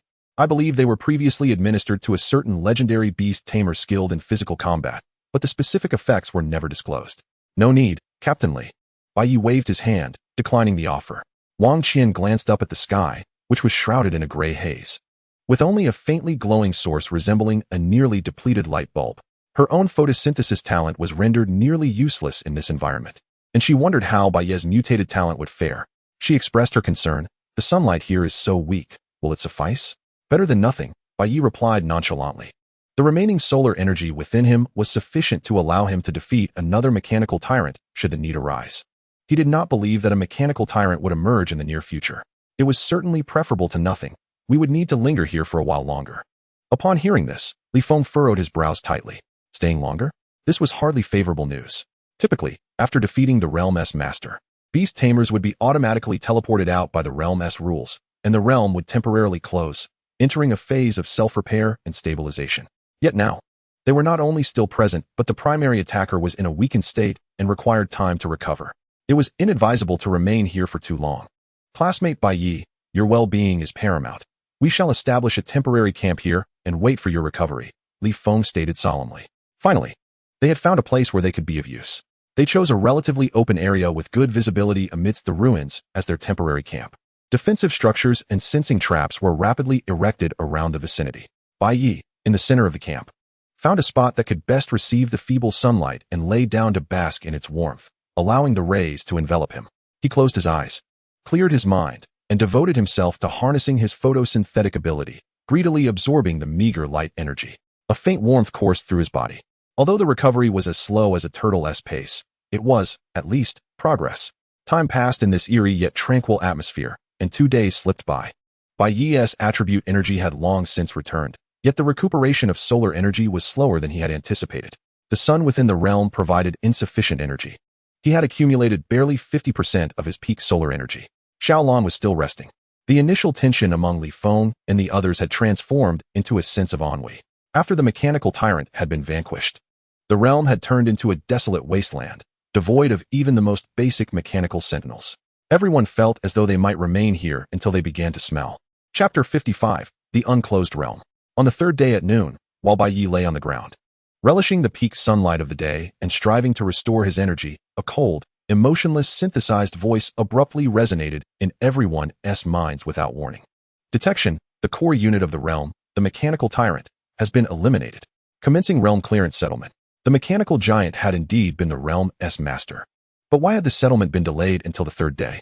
Such a situation had never arisen in the second-tier realms they had previously conquered. Could this be a characteristic of realms that had once hosted civilizations? Li Feng and the others perked up, their faces lighting with joy. Bai Yi opened his eyes and sprang to his feet. His solar energy had mostly recovered. Although he had not yet reached his peak condition, he was more than capable of confronting 3 mechanical tyrants. Everyone rose, awaiting their teleportation. After a brief pause, the mechanical voice echoed once more, yet this time. The content left all of them speechless. Realm cleared. The ruins of the Iron Man Rebellion. Evaluation, unprecedented. The conqueror may choose from the following 3 rewards. A torrent of information flooded Bai Yi's mind, ultimately coalescing into several lines of clear text. Thus, how could one achieve the unprecedented status? Was it by obliterating the realm with a single blow? If he possessed such strength, the rewards of the realm would hardly hold significance. His gaze then fell upon the familiar options of 4 choices, 3 of which were to be selected, generating special rewards based on the unprecedented evaluation. Reward generation complete. Congratulations, Conqueror Bai Yi. You have obtained the privilege to choose 3 out of 4 special rewards. He rubbed his hands together, his eyes gleaming with anticipation as he fixed his gaze on the 4 options gradually materializing on the screen. Please let them not be superficial items, ideally. Something that would directly enhance his strength. Perhaps the ability to open a second beast taming space, or a leap in Xiaolan's potential. As the data continued to flicker, the 4 reward icons, each radiating a different luminescence, finally became distinctly visible before him. On the virtual screen, the 4 icons glimmered enticingly. Suspended in midair. Key of expansion, elite epic upon use. It can directly unlock the second beast taming space. Energy aggregation shield. Elite rare can be fused with mechanical type pets. Temporary fusion possible, allowing rare and below mechanical type pets to enhance by 1 rarity level. Heart of Fusion, Elite Epic can provide mechanical type pets with a cockpit, enabling the Beast Tamer to merge body and mind with the mechanical pet. Entering a state of super frequency, significantly amplifying combat capabilities for both. High-density energy storage alloy, Elite Excellent, an extremely precious metallic material, usable for crafting weapons or pet equipment. Bai Yi's gaze swiftly swept over the 4 options, his heart racing uncontrollably. 2 of the items were, astonishingly, epic-level artifacts. Even with the finest materials, a beast tamer would require time to accumulate the resources necessary to develop the next beast taming space. The key of expansion could leapfrog that entire process. This meant he could contract Xiao He right away. It was a must-have. Next, he examined the second and third rewards. The energy aggregation shield could enhance mechanical type pets of rare and below by 1 rarity level. The Heart of Fusion could directly equip mechanical pets with a cockpit, allowing him to personally engage in battle and merge with the mechanical pet. It was tailor-made for him. He was not following the traditional path of a beast tamer. If he could contract a trained hero in the future and then fuse it with this Heart of Fusion, just imagining that scene made his blood surge with excitement. These 2 were non-negotiable. As for the 4th reward, the high-density energy storage alloy, while also a precious elite-grade material, paled in comparison to the other 3. I choose the key of expansion, the energy aggregation shield, and the heart of fusion, Bai Yi decisively declared. Selection confirmed. Rewards have been dispatched to the Conqueror's inventory space. With the mechanical voice's conclusion, the three icons transformed into beams of light, shooting directly into Bai Yi's forehead. He could distinctly feel that within his inventory interface, 3 items had been added to the floral-patterned backpack. Bai Yi could hardly wait to find a place to use the key of expansion and contract Xiaohe. Unfortunately, since Xiaohe had never been his pet to begin with, he had left her at home before entering. He had specifically asked Lin Anan to keep an eye on her. Hopefully, the 2 little phantom cats wouldn't wreak havoc in his absence. Suddenly, Bai Yi furrowed his brows, realizing something was amiss. What of the Realm Master's authority? He certainly would not become the master himself. But it seemed that the support team possessed special items that could temporarily transfer authority to one of their pets. Having achieved an unprecedented evaluation, why were there no rewards pertaining to that authority among the 4? Where had the process gone awry? Are you all right, Bai Yi? Li Feng's voice jolted him back from his reverie. They observed Bai Yi standing alone, his expression shifting like the wind, and initially presumed he had been startled by something. There was no access to the secret realm in the rewards. Regaining his composure, Bai Yi replied to Li Feng with a puzzled look. Well, such situations do occasionally arise. It's no cause for alarm. Once the secret realm stabilizes, we can return to explore. The newly emerged Lord of the Secret Realm likely lacks elite-level status. Having received their rewards, it seemed they were due to be transported out soon, did it not? As soon as he finished speaking, everyone instinctively gazed skyward, awaiting the descent of the teleportation beam. A second passed, then 2.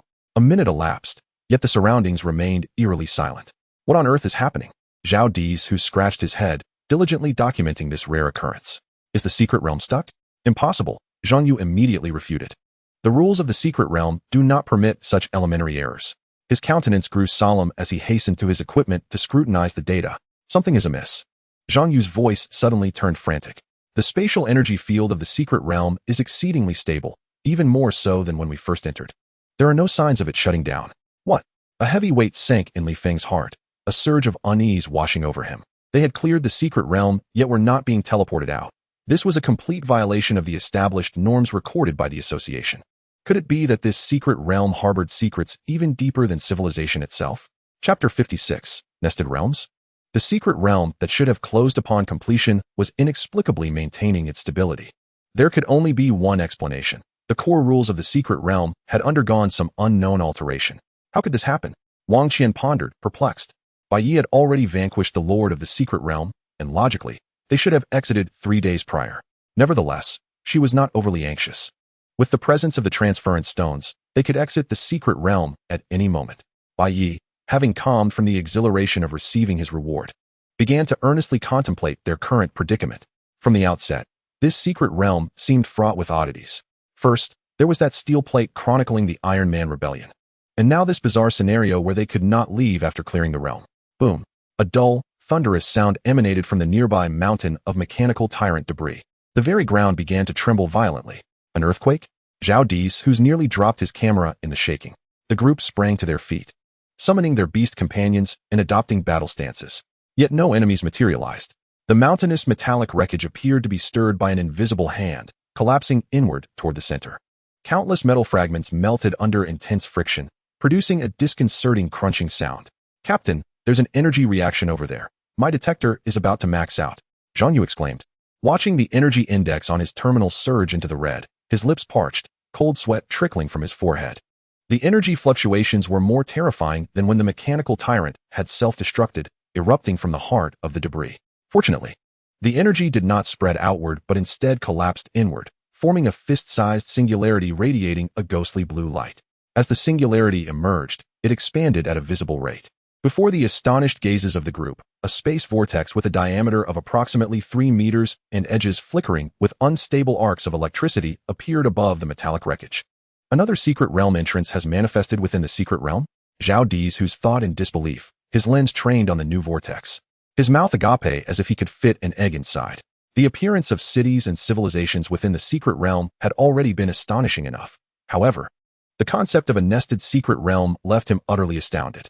Zhang Yu, can you determine the level of this new secret realm? Li Feng forced himself to remain calm and inquired urgently. No, absolutely not. Zhang Yu's face turned pale as his fingers flew over the terminal. As soon as my detector approaches, the signal gets cut off. The energy readings are blank. I can't ascertain anything. A powerful data analyst. accompanied by several formidable mechanical beast companions, could fight even better than an ordinary beast master in times of crisis. Yet, as a mere second-tier individual, Zhang Yu was clearly outmatched. The level of this secret realm exceeded his detection capabilities. The unknown was the most terrifying of all. Interesting, Bai Yi mused. Gazing at the black vortex, curiosity etched across his face. I was unable to acquire the core of the secret realm. It must be related to this new secret realm. Bai Yi shrugged, his gaze unwavering from the entrance of the new secret realm. Bai Yi, you aren't actually considering entering, are you? Wang Qian exclaimed, grabbing his sleeve to deter any impulsive actions. No one could fathom what lay within the new secret realm. Should it be of a higher tier? Even Bai Yi could face peril. Bai Yi grinned. Why not give it a try? We're here already. We ought to explore a bit, shouldn't we? An instinct told him there was something valuable inside. No, that's far too dangerous. Li Feng immediately countered without a moment's hesitation. We know nothing about it. Recklessly charging in would be tantamount to seeking death. Bai Yi waved the transference stone in his hand, indicating that he would keep it at the ready. The stone was already shimmering, activated. He could withdraw from the secret realm at any moment if he so wished. Then, he stepped forward, preparing to enter the enigmatic vortex. Just as he was about to cross the threshold of the vortex, an irresistible repulsive force erupted from the heart of the secret realm without warning. It bore no lethal intent. Instead, it merely pushed everyone backward. Unable to move, Bai Yi furrowed his brow, realizing that no amount of exertion could break free from this binding force. Then let's try full power mode. In the next instant, a dizziness 100 times more intense than before overwhelmed him. The scene before his eyes warped into a kaleidoscope of colors. They were forcefully teleported away. As the world spun chaotically, the mechanical tyrant was merely a gatekeeper, or perhaps a target thrust into the spotlight. The newly emerged secret realm was likely the key to maintaining the entire relic's operation. Countless questions flooded Bai Yi's mind, leaving him feeling overwhelmed. For a mere second-tier secret realm, it certainly harbored an abundance of secrets. Soon, the force of spatial distortion began to wane. The vibrant light gradually faded, revealing the familiar world once more before his eyes. Beneath him lay a solid plastic walkway. They had returned. The crisp sound of metal clashing jolted Bai Yi back to reality. He looked down to find the spoils he had scavenged from the mechanical tyrant's wreckage scattered at his feet. The spatial vortex was not far behind them. He surveyed his surroundings and noticed that a long security cordon had been erected around the teaching building.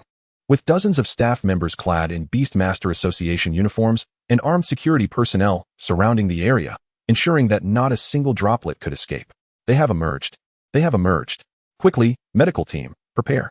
Everyone, remain vigilant and closely monitor the energy fluctuations at the entrance of the secret realm.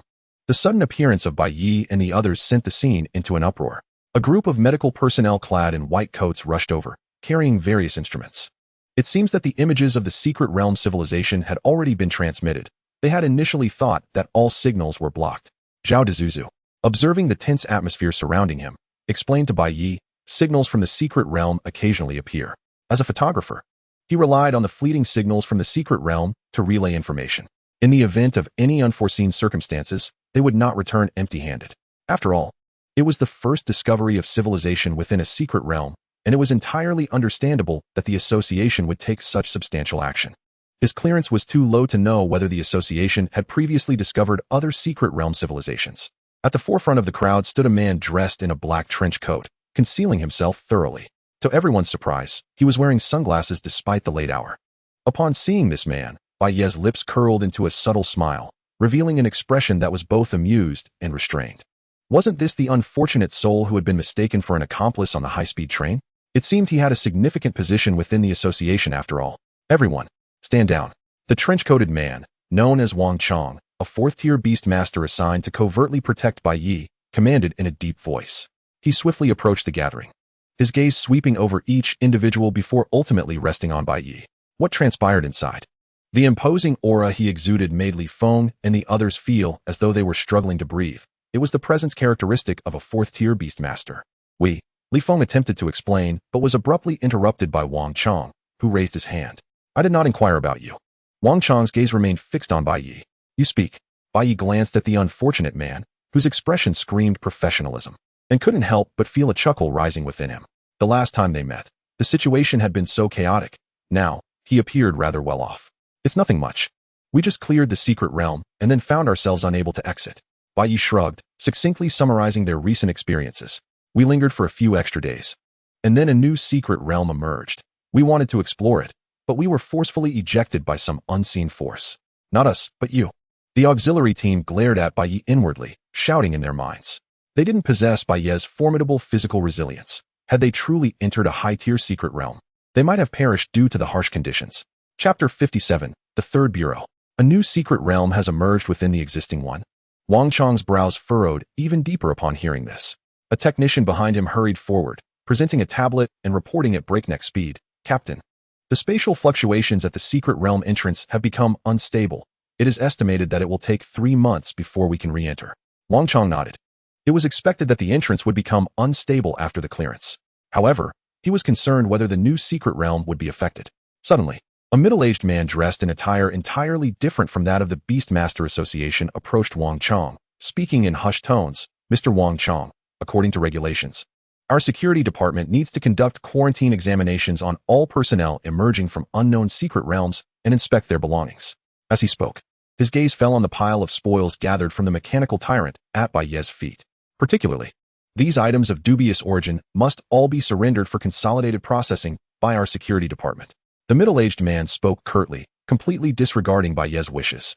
He considered this to be standard procedure beyond reproach. Bai Ye turned to the middle-aged man, a flicker of golden light flashing in his eyes. Robbery? You might want to ask if my natural energy-absorbing fist agrees. Wang Chong, however, seemed to find the situation absurdly amusing. He turned his head, his eyes beneath the sunglasses exuding a chilling coldness that was terrifying. It was a pity that the darkness concealed his expression from view. What are you? To dare interrogate him? The middle-aged man's smile froze, taken aback by the intensity of the reaction. It was merely a matter of confiscating some scrap metal. He hadn't even suggested seizing the rewards for clearing the secret realm. Mr. Wang Chong, I am simply following protocol. I am also a third-tier Beastmaster, and this task was assigned to me by the department. Third tier? Wang Chong let out a cold laugh as a small bird, resembling a cotton candy, alighted on his shoulder. Its aura no longer concealed. Boom. An overwhelming pressure enveloped the man. The middle-aged man let out a soft grunt, his legs giving way as he collapsed to the ground. Cold sweat soaking his back. Listen carefully.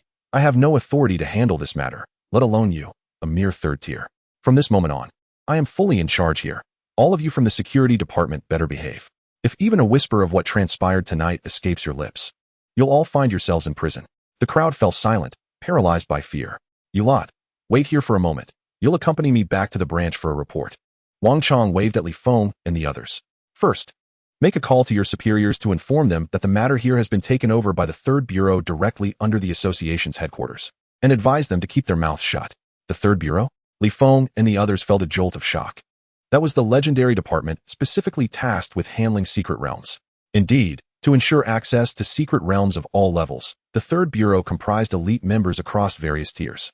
Even a first-tier member was guaranteed entry into the fourth tier in the future. The Third Bureau was not a place for the mediocre. They dared not ask further questions and nodded in a flustered agreement. Shortly, the once bustling scene was left with only Bai Ye, the auxiliary team, and a few of Wang Chong's men. All right, now we can talk. Wang Chong reigned in his imposing presence and looked at Bai Ye. What exactly is the situation with that new secret realm? Bai Ye met his gaze and suddenly broke into a grin. Before we discuss, shouldn't I ask how the association intends to compensate me, the good citizen who acted heroically, for the incident on the high-speed train? The muscles in Wang Chong's face twitched noticeably.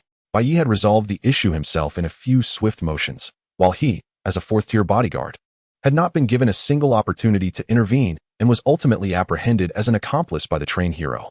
Were it not for his complete credentials, he might still be languishing in custody. This incident was an utter humiliation in his career. Now this young man had the audacity to bring it up in front of him and even seek compensation? Ahem. Wang Chong awkwardly cleared his throat.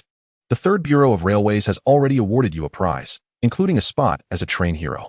In his mind, this award was already quite generous. Even those from the Railway Bureau found it challenging to secure a position as a train hero. In fact, considering Bai Ye's merits, the Third Bureau had even planned to grant an additional spot to Lin Anan. That was given by the Railway Bureau. It has nothing to do with our Beastmaster Association, Bai Ye countered, indignant. Shouldn't the association express some gratitude? You. Wang Chong was left speechless, caught off guard by Bai Ye's retort. He inhaled deeply and retrieved a box from his bosom, tossing it forward. This was a token of goodwill from the association, a high-quality energy cube, highly effective for extraordinary-level beast companions. Bai Ye caught the box and, after glancing inside, nodded in satisfaction. It could be dissolved in water and used as cat food. Now, Let us delve into the details regarding the monsters that emerged within the secret realm. What is their level of strength? Wang Chong stared wide-eyed as Bai Yi stowed away the valuable energy cube and urged him on. Certainly, Bai Yi began, recounting in detail his encounter with the mechanical tyrant. He picked up a piece of metal from the ground and informed Wang Chong that it was a fragment of the mechanical tyrant. Wang Chong listened intently, his expression growing increasingly grave. Soon, the security forces surrounding the affiliated junior high of Luoxua No. 2 not only maintained their presence, but actually reinforced their numbers. The Luoxua City branch even summoned a 6th-tier Beast Master, currently on a special mission, back in haste to guard the affiliated junior high. The 6th tier was the highest level of Beast Master that could be mobilized in Luoxua City at present. As night enveloped the surroundings like ink, several black business cars silently departed from the affiliated junior high. Inside the vehicles, the atmosphere was oppressively tense. Bai Yi had been assigned to a car alone, with Wang Chong at the wheel. This 4th-tier powerhouse remained silent, focused solely on driving. Yet Bai Yi could discern that his mood was far from tranquil. They had all fastened their seatbelts in the passenger seat. Bai Yi relished the quietude, reclining in the back seat while contemplating his recent gains. First, there were the 3 rewards: the key of exploration, the energy aggregation shield, and the heart of fusion. These 3 items held the highest value, especially the key of exploration, which could elevate him to the 2nd tier instantly. It would incite frenzied bidding in the black market. Countless powerful figures would desire it for their offspring to save time in establishing beast spaces. Next were the spoils from the secret realm, all elite-grade materials that would likely prove useful to the trained hero in the future. As for the newly emerged secret realm, it was indeed a pity not to have entered. In another vehicle, Li Feng, Wang Qian, Zhang Yu, and Zhao Dizhu sat together in silence. Zhao Dizhu clutched his beloved camera as if it were his lifeline. "Captain, have we really stirred the hornet's nest this time?" Wang Qian finally broke the silence, her voice barely above a whisper. "Not just stirred it," Li Feng sighed. "We have borne witness to a miracle that existed only in theory." The term secret realm within a secret realm, which had only appeared in the conjectural papers of certain top-tier researchers, had manifested before them. They were merely a group of ordinary 2nd-tier beast masters at the Luoxua City branch, tasked with assisting the strategy team. It was rare to even encounter a 4th-tier officer. And now they were to confront the legendary 3rd Bureau directly. The ups and downs of life could hardly be more thrilling. Chapter 58, Merit Points, Preparing for a Breakthrough. The convoy ultimately did not return to the Beastmaster Association, but instead drove into a military management area located on the outskirts of the city.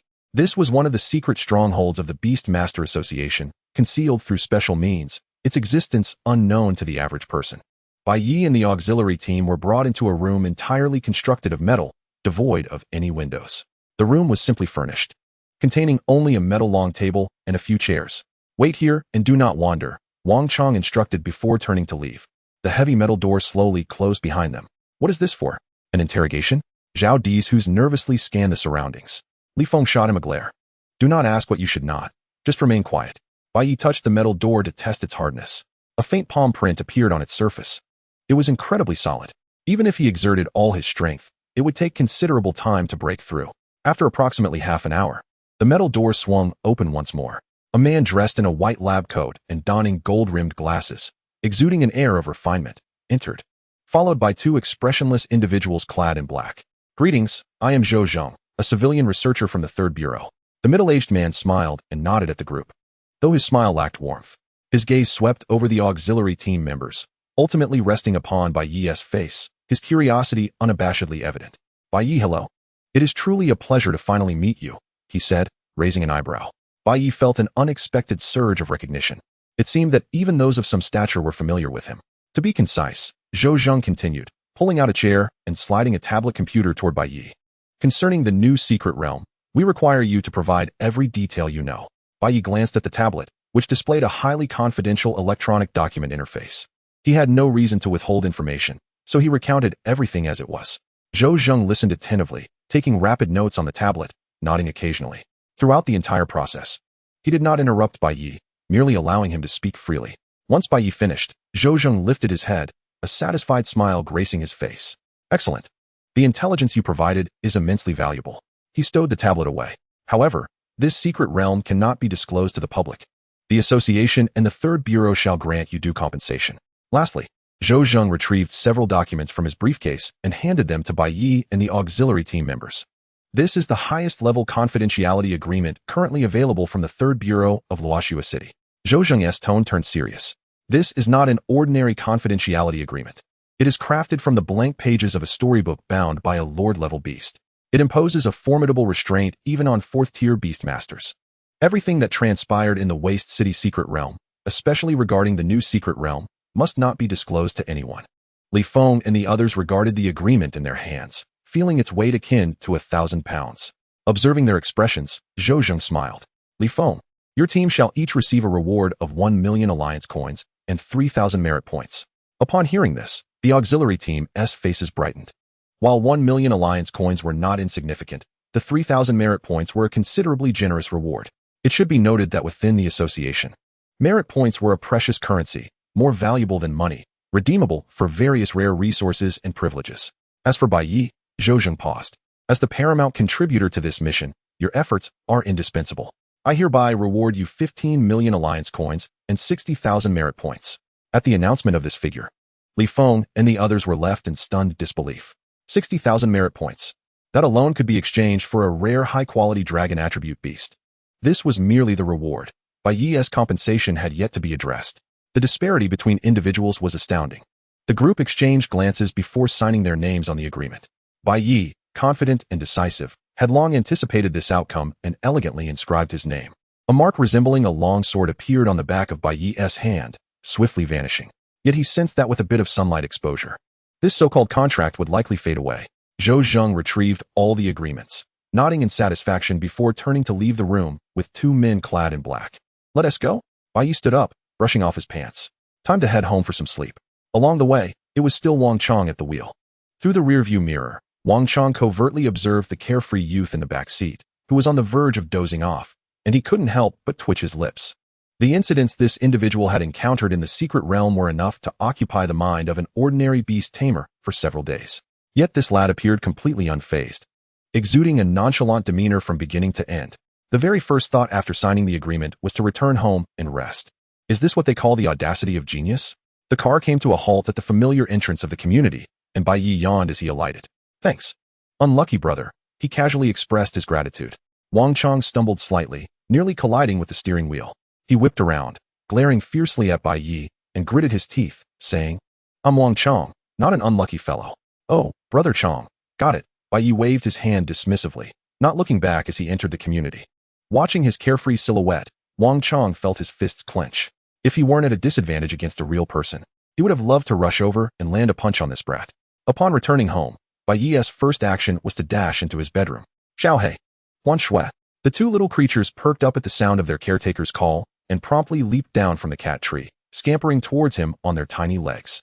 Xiao Hei, as always, was affectionate, diving straight into his embrace and nuzzling against him with her small head.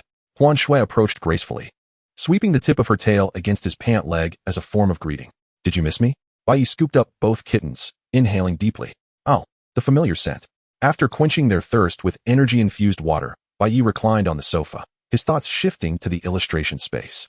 The three rewards radiating with epic brilliance lay quietly amidst the petals. His gaze was first drawn to a key of ancient design. At last, I can contract a second beast companion. Bai Yi's eyes ignited with fervor as he glanced at Xiao Hei, who had dozed off on his stomach. A gentle smile gracing his face. Let us do it now. Bai Yi was not one to procrastinate, especially on matters that could enhance his strength immediately. He sat up from the sofa, gently placing the two kittens in a nearby cat bed, and then seated himself cross-legged on the living room floor. Taking a deep breath, he endeavored to calm his excited heart. Advancing in rank demanded utmost precision from any beast tamer. He immersed his consciousness in the illustration space, his mind touching the key of expansion. Use. The key transformed into a stream of golden light, soaring from the illustration space and embedding itself into his forehead. Chapter 59, Second-Tier Beast Tamer. Bai Yi let out a soft grunt, feeling as though his brain was being forcibly opened. It was overwhelmingly powerful. The force unleashed by the key in a fleeting moment was far more terrifying than he had anticipated. Had it been any ordinary first-tier beast tamer, they would likely have been obliterated upon contact with such energy. If Bai Yi had sold that item, he would have surely gained a life-and-death nemesis. Fortunately, he was no ordinary beast tamer. Having absorbed Xiao Lan's foundational attributes multiple times, his mental strength was exceedingly formidable. The energy surge that could leave one dazed was well within his capacity to endure. The external energy cleaved through his mental sea like an invisible giant axe, carving a substantial fissure. Open. Boom. The fissure, under the combined influence of his will and the key's energy, burst open, forming an entirely new independent space. The second Beast Tamer space had been successfully established. Bai Yi relaxed, exhaling heavily. The newly opened Beast Tamer space was still unstable, its barriers as thin as a sheet of paper. In the next moment, a pure and gentle energy began to surge forth from the now luminescent key of expansion, continuously reinforcing the nascent space. The process was not painful. Rather, it felt akin to luxuriating in a hot spring. Time passed unmeasured, and at last, the golden energy was fully expended. A new space, comparable in size to the one housing Xiaolon, but entirely vacant, stabilized completely. From this moment forth, he was a bona fide second-tier Beast Tamer. He turned his gaze inward, observing his mental sea, where two softly glowing circular spaces orbited his soul core like twin satellites. In one space, Xiaolon rested quietly, still in slumber. The other space was empty, awaiting its first occupant. Congratulations on successfully advancing to second-tier Beast Tamer. The illustration's notification chimed at just the right moment. Bai Yi slowly opened his eyes, a flicker of brilliance flashing within them. He felt an unprecedented sense of vitality. Clenching his fist, he noted, the enhancement feels rather minimal, almost imperceptible. Indeed, the path of an ordinary Beast Tamer did not suit him. He needed to pursue an accumulation of attributes instead. The two kittens, who had just been dozing, were simultaneously startled awake by the surge of energy. Xiaohei blinked sleepily, her obsidian-like eyes reflecting a hint of confusion from just awakening. She yawned, extending her rosy tongue to lick her nose, instinctively wanting to nuzzle into Bai Ye's arms. Huan Shui, however, was more vigilant. In an instant, she assumed a defensive posture, her body slightly arched, emitting a low growl from her throat. No need to be alarmed. Little ones. Bai Yi chuckled at the kitten's reactions, deciding to explain the situation. Though Xiaohei might not fully comprehend, Huan Shui could serve as a translator. Huan Shui, you must know that we Beast Tamers need to continually elevate our ranks to contract more Beast Companions and open new Beast Tamer spaces, right? Bai Yi attempted to convey his thoughts to Huan Shui in the simplest terms. I am now a second-tier Beast Tamer. A glimmer of surprise flashed in Huan Shui's eyes, signifying that the caretaker could contract another Beast Companion. She instinctively glanced at the still drowsy Xiaohei nearby. Meow? Huan Shui seemed to inquire if they would be contracting Xiaohei first, and Bai Yi readily grasped her implication. Precisely. Bai Yi nodded without hesitation. He lifted the cuddly Xiaohei and presented her before Huan Shui. The principle of first come, first served was quite straightforward. Xiaohei appeared to sense the shift in atmosphere, ceasing her affectionate antics and quietly resting in Bai Ye's palm, gazing at Huan Shui. Her eyes displayed no fear, but rather a natural affinity. After all, having spent so many days together, she had long regarded Huan Shui as a companion. Huan Shui scrutinized the small, unsteady creature before her, then glanced at Bai Yi's earnest expression, remaining silent for a moment. After what felt like an eternity, Huan Shui finally emitted a soft hum from her nose, signaling her agreement. It arrogantly turned its head away, no longer glancing at Bai Yi and Xiaohei. Yet the slight swaying of its tail betrayed the tumultuous emotions churning within. It was not jealousy per se, but rather a simple acknowledgement that, given Bai Ye's potential, he could have undoubtedly chosen a more suitable beast companion. Xiaohei could easily serve as a pet cat. The position of a beast companion must be incredibly precious for a beast master. However, since this was the keeper's own choice, she would not interfere. After all, she was bound by the next contract, with no magical beast obstructing her path. Thus, it was settled. Bai Yi smiled, certain that Huan Shui would acquiesce. It was unclear whether this proud disposition stemmed from a noble talent or was merely her inherent nature. Bai Yi exhaled deeply and rose from the ground. Now, it was your turn, Xiaohei. He gently set Huan Shui aside and cradled Xiaohei in his palms, his expression solemn. Are you ready? You are about to change homes. Meow? Xiaohei sensed Bai Yi's mood and nodded vigorously. Bai Yi took a deep breath, beginning to establish a contract between the second beast space and Xiaohei. A complex light blue circular array, more intricate than when he had contracted Xiaolon, unfolded beneath their feet. A soft glow enveloped them, casting the entire room in a dreamlike azure hue. A wondrous mental link was gradually forming between him and the little cat in his hand. The process was proceeding far more smoothly than he had anticipated. Xiaohei offered no resistance, completely opening her heart to allow his mental energy to enter. Bai Yi could feel the untainted joy emanating from Xiaohei. As soon as the array's light fully enveloped them, the contract would be complete. Just at that critical moment, Bai Yi's brow furrowed suddenly. A faint yet chilling energy erupted from Xiaohei's body without warning. This energy was suffused with a sense of decay, entirely at odds with the vibrant contract energy surrounding them. It was the weakness attribute. How could it manifest at such a pivotal moment of the contract? The frigid energy spread like ink dropped into clear water, visibly tainting the nascent contract link and causing the stable array to fluctuate violently. Bai Ye's expression changed, and he immediately summoned his energy, attempting to suppress the negative force brought by weakness with his pure grass-type energy. Yet, the weakness trait clung to the core of the contract like a parasite, stubbornly entwined. Meow? Xiao He sensed the anomaly within her body and let out a pained wail. Her small form began to tremble uncontrollably. The glow of the contract array started to dim, even showing signs of collapse. However, with the contract nearing completion, forcibly terminating it would cost Xiao He her life. Hold on, Xiao He must endure. Bai Ye's heart raced. He poured every ounce of his grass and necromantic energy into the array, striving to maintain the final link. Chapter 60. Initiate Dream Fusion, merging Xiao He and Huan Shui on the field. The contract array was on the verge of collapse. Bai Ye clenched his teeth, preparing to unleash all the solar energy within him in one go. This would likely injure both him and Xiao He, but there was no time to consider the consequences. Buzz. Before Bai Ye could act, a surge of mysterious and dreamlike energy erupted explosively from Xiao He's body. This energy belonged to none of the known elements. Countless colorful specks materialized in the air, drifting like fireflies on a summer night. The ground mirrored a dazzling galaxy, as if the entire universe lay beneath their feet. This was the dream element. Bai Ye's eyes widened in astonishment, his mind blank as he beheld this unfathomable spectacle. Under the guidance of the dream energy, Xiao He's body slowly began to levitate. The unremarkable black gem on her forehead radiated a luminous purple light, more brilliant than the stars. A noble aura emanated from that small gem, the legendary power of the dream beast, long dormant within Xiao He's bloodline, finally awakened momentarily under the immense pressure of life and death. The once arrogant negative energy, faced with the might of the dream power, was instantly swept away as if it were nothing more than an ant encountering its natural enemy, leaving no trace behind. The contract array, on the brink of collapse, regained its stability with the infusion of dream power, actively absorbing the surrounding dream energy, undergoing a transformative process. Bai Ye had no time to revel in this unexpected turn of events before an even more bewildering phenomenon occurred. The dream power erupting from the gem on Xiao He's forehead did not cease after stabilizing the contract array. Like an invisible hand, it reached out toward Huan Shui, who stood nearby, equally astonished by the sight. Meow.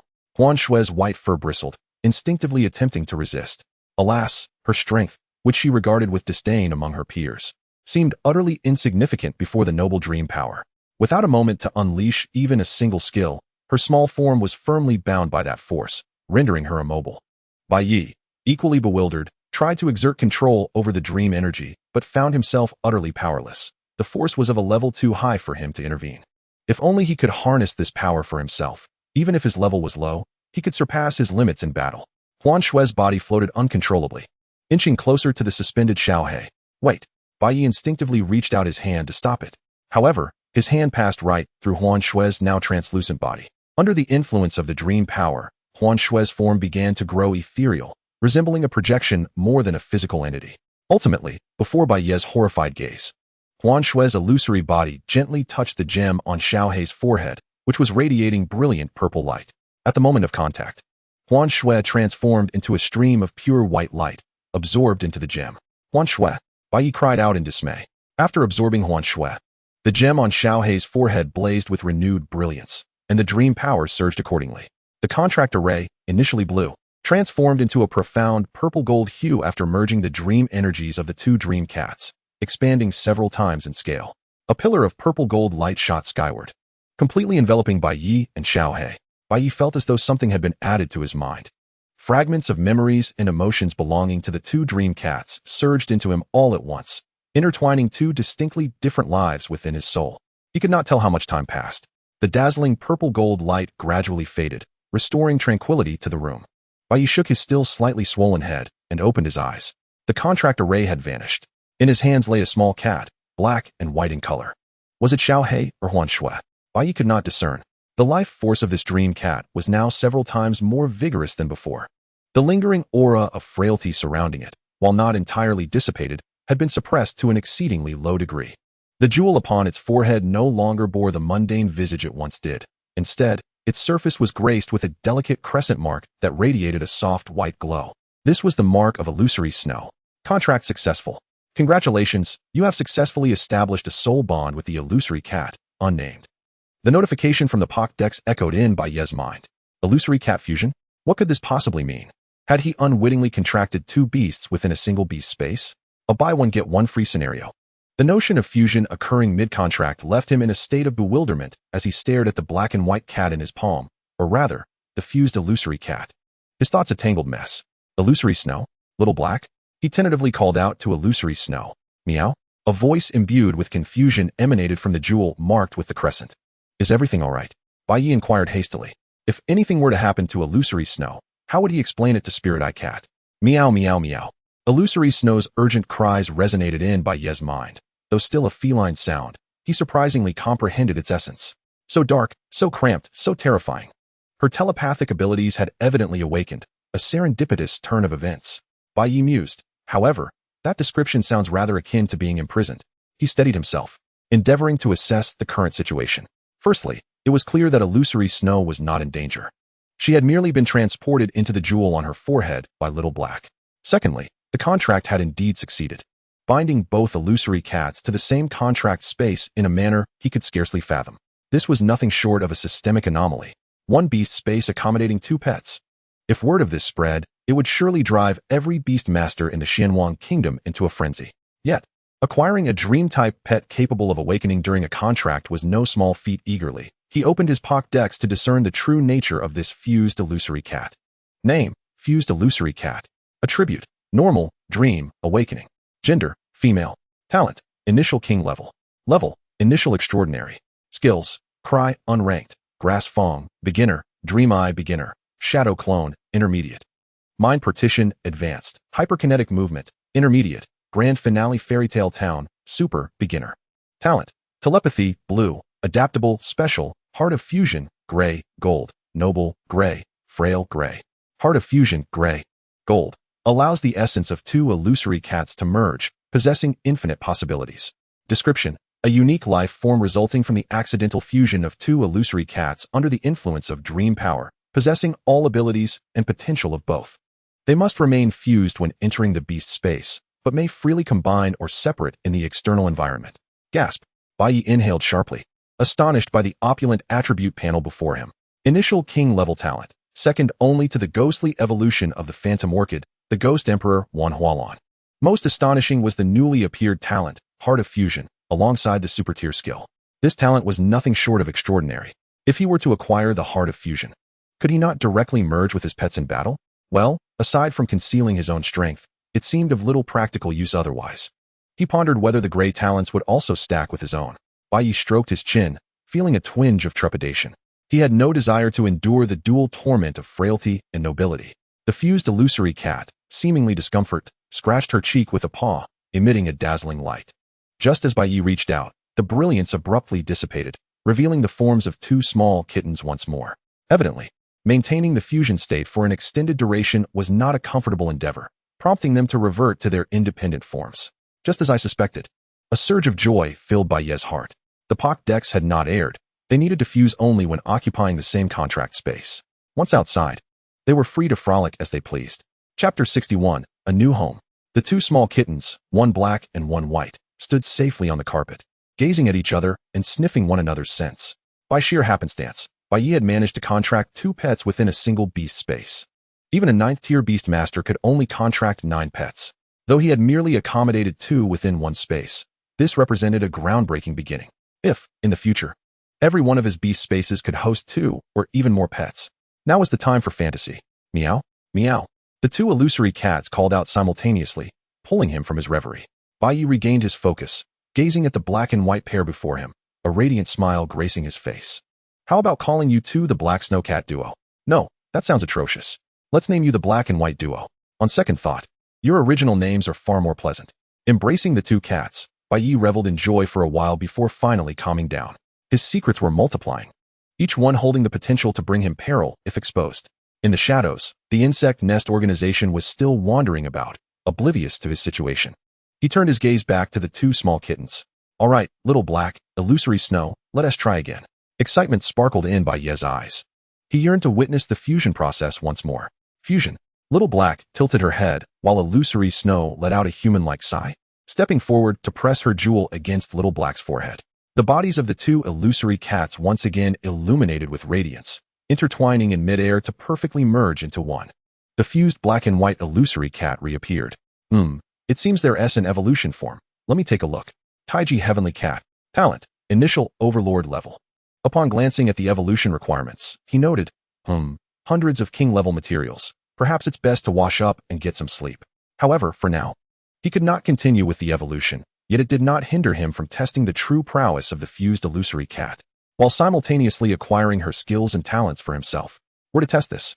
Bai Ye's first thought was the refinement club he had previously visited.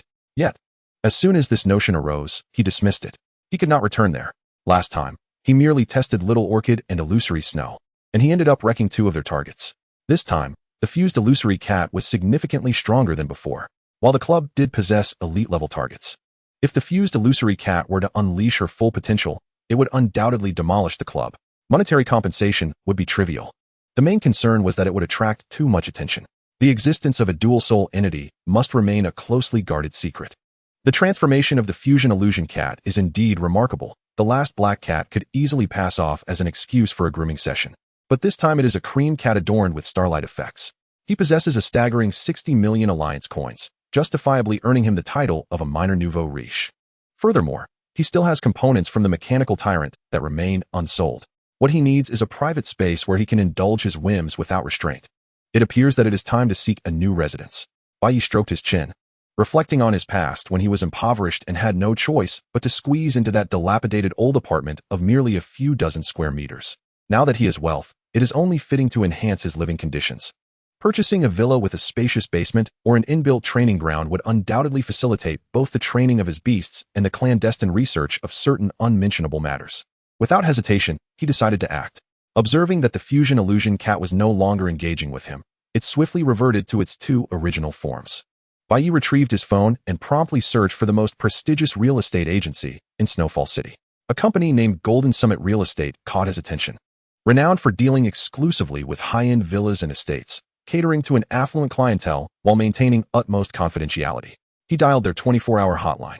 Hello, this is Golden Summit Real Estate. I am client manager Wang Lin. How may I assist you today? Came a mature and sophisticated voice from the other end. Hello, I wish to purchase a house. Bai Ye stated directly. Certainly, sir.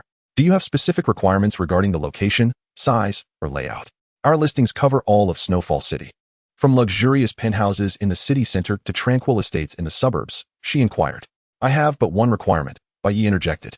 It must include a sufficiently robust training ground, ideally capable of withstanding the full-force assaults of elite-level beasts. Wang Lin was momentarily taken aback. Elite-level beasts? A prodigious beastmaster typically possesses an elite-level beast by the second tier, while most capable of such are at the third tier. The realization that the individual on the other end could potentially be a third-tier beastmaster began to dawn on her. Sir, your request is rather ambitious. Villas equipped with professional training grounds are exceedingly rare in Snowfall City, and the price money is not an issue, Bai Ye replied nonchalantly. Those four words seemed to carry an enchanting power, instantly transforming Wang Lin's demeanor to one of overwhelming enthusiasm. Very well, sir. We happen to have a standalone villa located in the eastern part of the city, in the Yunshan district, that perfectly meets your criteria. It features an A-grade outdoor training ground constructed to the standards of the Beastmaster Association, capable of accommodating elite-level beasts without issue. When would you be available to view it? Admittedly, her statement was somewhat exaggerated. While elite-level beasts could certainly train there, the facility would require extensive repairs after such an event. Now? Wang Lin was taken aback, glancing at the clock. It was barely 5 in the morning. Yes, right now. I do not wish to waste time. Very well. Shall we meet at the CAF at the foot of Yunshan? Agreed. Upon hanging up, Bai Ye cradled the two illusion cats and promptly hailed a taxi, heading straight for Yunshan. He could easily store either Xiaohe or Huan Shui in his beast space, but to transport both together, they would need to merge. However, Huan Shui was not particularly fond of merging, so unless absolutely necessary, Bai Ye preferred to keep them outside. An hour and a half later, Bai Ye met client manager Wang Lin at the CAF.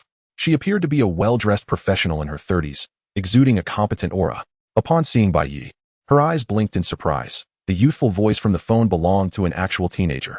Nevertheless, she quickly composed herself, extending her hand with a smile. Greetings, Mr. Bai Ye. I am Wang Lin. They shook hands. Shall we proceed to view the property now, Mr. Bai? Wang Lin tentatively inquired. Aware that some clients often made special requests before viewing, such as dining or catching a movie. However, many beastmasters seem to prefer spending time with their beasts. Indeed, Wang Lin drove a sleek black hovering business vehicle, navigating the winding mountain roads towards the summit. The villa you are interested in is one of our flagship listings, known as the Starview Residence. It spans an area of 3,000 square meters. Previously owned by a retired fourth-tier beastmaster who reluctantly sold it to pursue opportunities in another city. As Wang Lin detailed the property, Bai Yi listened quietly, his gaze directed out the window. Yinshan District is renowned as a wealthy enclave in Snowfall City, with villas nestled against the mountains, boasting serene surroundings and stringent security.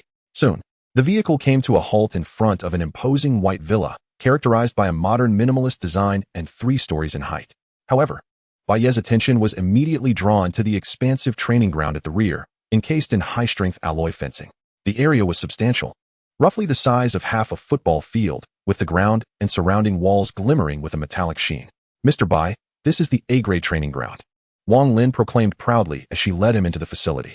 The defensive features have been constructed to military standards, capable of withstanding impacts of up to 3,000 tons, complete with an energy absorption and circulation system. Any energy fluctuations generated during training will remain contained within. Bai Yi stepped forward, touching the cold alloy walls and stamping his foot on the ground. It seems adequate, he internally assessed.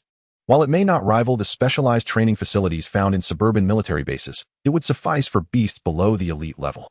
Furthermore, he wouldn't have to worry about demolishing his home during practice sessions. "I'll take this one." "Pardon?" Wang Lin, prepared with an elaborate presentation on the villa's interior design and feng shui layout, found her words caught in her throat. "Mr. Bai, would you not like to see the interior decor? We have detailed floor plans and visual displays prepared for you." "Those details are inconsequential," Bai Yi waved dismissively, interrupting her. "It's sufficient that it is empty. I will handle the renovations myself. Just tell me the price." "The asking price for this villa is," Wang Lin inhaled deeply, cautiously stating a figure that made her heart race. 600 million alliance coins. Upon hearing this, she nervously observed Bai Yi, fearing that this astronomical figure might send the youth fleeing. 600 million was no ordinary sum. It could easily purchase a sizable publicly listed company. Bai Yi's expression momentarily froze. 600 million? That seems fairly reasonable, or rather, considering the inclusion of a training ground comparable to half a football field. The price is rather discounted. Bai Yi opened his mobile banking app, glancing at his lengthy balance, over 60 million. "Initially, I believed myself to be quite affluent. Yet before this villa, I appeared as nothing more than a pauper." Observing Bai Yi's silence, Wang Lin felt a jolt of anxiety. This youthful lad, regardless of his family's wealth, could hardly possess such a substantial amount of cash. The mere ability to produce these assets at once implied a far more daunting reserve of immovable property. She hastily attempted to remedy the situation. "Mr. Bai, this price is absolutely justified. Merely maintaining this A-level training facility incurs annual expenses exceeding 10 million. Furthermore, this environment is unparalleled throughout the entirety of Snowfall City." While Wang Lin continued her incessant pitch, Bai Yi had already succumbed to his own contemplations. 600 million is indeed exorbitant, yet in light of the A-level training ground, the price seems rather reasonable, even considerably discounted. Were it not for the previous owner's urgent need for funds, this price could theoretically double. After all, such elite private training grounds are not easily acquired, even with ample financial resources. Money. The mechanical tyrant parts he salvaged from the Iron Man Rebellion's wasteland should fetch a decent price, right? If that falls short, he is confident that his skill in dust explosion could yield substantial surprises. Yet, he had intended to first apply for a skill patent before publishing an academic paper. Selling it outright would be rather wasteful. "Manager Wang," Bai Yi stated, "I would like to reserve this property for now. Once I gather sufficient funds, I will return to you." Wang Lin paused for a moment. Then a professional smile graced her face. "Very well, Mr. Bai. However, our company policy allows for a 7-day reservation, necessitating a 1 million deposit, which will be deducted from the purchase price." This property had not sold in months, but one could never predict when an eager buyer might emerge. "Agreed," Bai Yi nodded. 1 million was not an issue for him. He required time to convert his scrap into cash. "Very well, I shall return. I will contact you within 3 days. After speaking, Bai Yi allowed Wang Lin to escort him back to the city center. 3 days to amass 600 million? She shook her head, deeming it an impossibility. Perhaps he merely aimed to gather a down payment. Surely, a third-tier beastmaster could manage that, right? Even so, she felt that was still a daunting task. As Bai Yi departed from Yinshan District, a singular thought consumed him: to amass wealth, relentlessly pursue wealth. Upon returning home, Bai Yi entered his bedroom and began laying out the components he had disassembled from the mechanical tyrant, piece by piece, across the floor. High-strength energy alloy plates, fragments of energy aggregation cores, and various precision circuit boards, some of which he could not name, but were indicated as highly valuable in his compendium, shimmered coldly under the light. He required a reliable avenue to convert these items into currency. The Beastmaster Association's marketplace, the place he had visited with Qin Yu previously, seemed promising. Pulling out his phone, he located Qin Yu's number, but hesitated, ultimately deciding against calling. It was best to handle such matters independently. It felt inappropriate to continually trouble a young lady. Moreover, as a formal member of the association now, he could not rely on others for every task. Not wishing to delay, Bai Yi took a taxi to the resource trading center located on the outskirts of the city. Drawing from his previous experience, he navigated the hall with ease and approached the market management office. "Hello, I would like to rent a storefront," he informed the staff at the counter. The attendant, a young woman, replied, "Certainly, sir. Our storefronts vary in grade and rental price. Which type do you require?" "Just something prominent." Bai Yi waved his hand dismissively. He needed to sell his items promptly, thus a prime location was essential. Time is money. "Very well. The storefront in Area A of the Central Square is available for 100,000 Alliance coins per day," the girl stated, a price that would deter many casual beastmasters. After all, trading is typically a long-term endeavor. "Fine, I'll rent it for a day to test the waters." Bai Yi decisively paid the fee. "Oh, renting for just a day? Are you genuinely in business?" The girl paused momentarily, yet proceeded to complete the paperwork. Occasionally, beastmasters mistakenly believe their items to be rare treasures that could sell quickly. Recently, there had even been cases of individuals renting for merely an hour. However, they eventually resorted to renting a more affordable shop. After receiving the keys and documentation for the storefront, Bai Yi made his way directly to the Central Square. Area A proved to be the market's prime location, bustling with foot traffic and adorned with lavishly decorated shops. His storefront was ideally situated, directly facing the square's entrance, making it nearly impossible not to be noticed. Though not particularly large, the space sufficed. Bai Yi methodically arranged the components he had removed from the mechanical tyrant, placing them prominently within the display case. Among them, the most valuable item, resembling a circuit board, was positioned at the center. Integration template, damaged. After a moment of contemplation, Bai Yi retrieved a notebook and began jotting down his insights on practicing Night Demon Strike, a necromantic skill. His proficiency in Night Demon Strike had reached an extraordinary level. Few could claim to understand it better than he. After all, beastmasters capable of learning skills are a rare breed, let alone those mastering advanced necromantic abilities. A simple manuscript that could expedite one's proficiency to mastery level would be worth 10 billion without question. Bai Yi set this as his price. Once completed, he would proceed to register it at the patent office. It would only be usable by him. Selling it would constitute an infringement. If he included instructions on how to learn the skill, the value could multiply several times over. Unfortunately, Bai Yi could practice, but lacked the ability to teach others how to acquire the skill. As he displayed his wares, he immediately attracted the attention of numerous passing beastmasters. Mechanical materials? I see in the description that they are elite-level materials, core components no less. The quality of this alloy plate is excellent. It's a fine item. Currently, materials produced from mechanical secret realms are tightly controlled by a few major organizations, making them unattainable even with ample funds. Suddenly, an astute beastmaster fixated intently on the central metal plate, his voice rising in pitch. "Goodness, is that the legendary integration template?" His exclamation momentarily silenced the crowd, which soon erupted into a cacophony of speculation. An integration template, really? Even if it's damaged, its structure is unmistakable. This is a treasure that allows mechanical beasts to merge. Mechanical beasts are already rare in the wild, and high-level ones are even scarcer. Consequently, high-quality mechanical materials have always been in high demand in the market. The integration template stands atop the pyramid of all mechanical materials. In the neighboring Star Tower Federation, a 6th-tier beastmaster has managed to fuse 6 mechanical pets into the legendary Beast King using a king-level fusion template. This remarkable feat has significantly enhanced his power, enabling him to contend with even 7th-tier beastmasters. Bai Yi, rather than hastily pricing his items, crafted a sign and elegantly inscribed with bold strokes, "Store's treasure. Highest bidder wins." Since he currently had no other merchandise, dubbing it a store treasure was certainly not unfounded. He then procured a chair, leisurely seated himself at the entrance, and resumed his writing. A damaged fusion template alongside a collection of rare, high-quality mechanical materials drew the attention of those perpetually on the lookout for valuable finds in the trading market. Within an hour, a throng gathered at his shop, nearly obstructing the thoroughfare. "Boss, how much for the fusion template?" A middle-aged man in a white lab coat, resembling a researcher, squeezed through the crowd, pointing at the template. His eyes were bloodshot, and he panted heavily. I am a professor from the Mecha Research Institute of Luoxua City. This template is crucial for our research. Name your price, and we shall acquire it. The Mecha Research Institute of Luoxua City? Bai Yi lifted his gaze, scrutinizing him. This institution is renowned locally, dedicated to the study of mechanical pets and related technologies, reportedly collaborating with the military. He had previously heard about their ambition to develop a bionic humanoid mechanical beast, though he was unsure of their progress. Highest bidder wins, he replied, dismissing the notion of appeasing the Mecha Research Institute. Information about fusion templates was scarce online, and the output rate of such templates in the Tianwang kingdom was alarmingly low. Selling it to just anyone would indeed be a significant loss. He intended to let the crowd compete amongst themselves, thereby driving up the price. The middle-aged man was momentarily taken aback, letting out a sigh. Yet he found himself powerless against the market's rules. He could not engage in coercive dealings. Just as Professor Zhang of the Mecha Research Institute was at a loss for words, another voice pierced through the atmosphere. Professor Zhang, do not be hasty. Good things should be shared among all. How can we allow your institute to monopolize it? A man, sharply dressed in a tailored suit with gold-rimmed glasses, approached. Director Liu, your instincts are truly remarkable. Professor Zhang's expression darkened upon recognizing him. Director Liu represented the Mechanical Engineering Department of Luoxua University. The university and the Mecha Research Institute were competitors in numerous research endeavors, often clashing over funding and projects, making them long-standing rivals. Director Liu, are you here to partake in this commotion?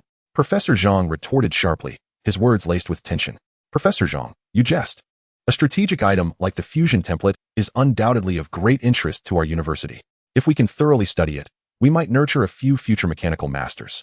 A significant endeavor for our nation, Director Liu replied with a smile, adjusting his glasses, his words sounding grandiose enough to leave Professor Zhang momentarily speechless. As the two engaged in a verbal duel, the crowd began to murmur among themselves. With representatives from both the Mecha Research Institute and Luoxua University present, it became evident that the fusion template was indeed a genuine treasure.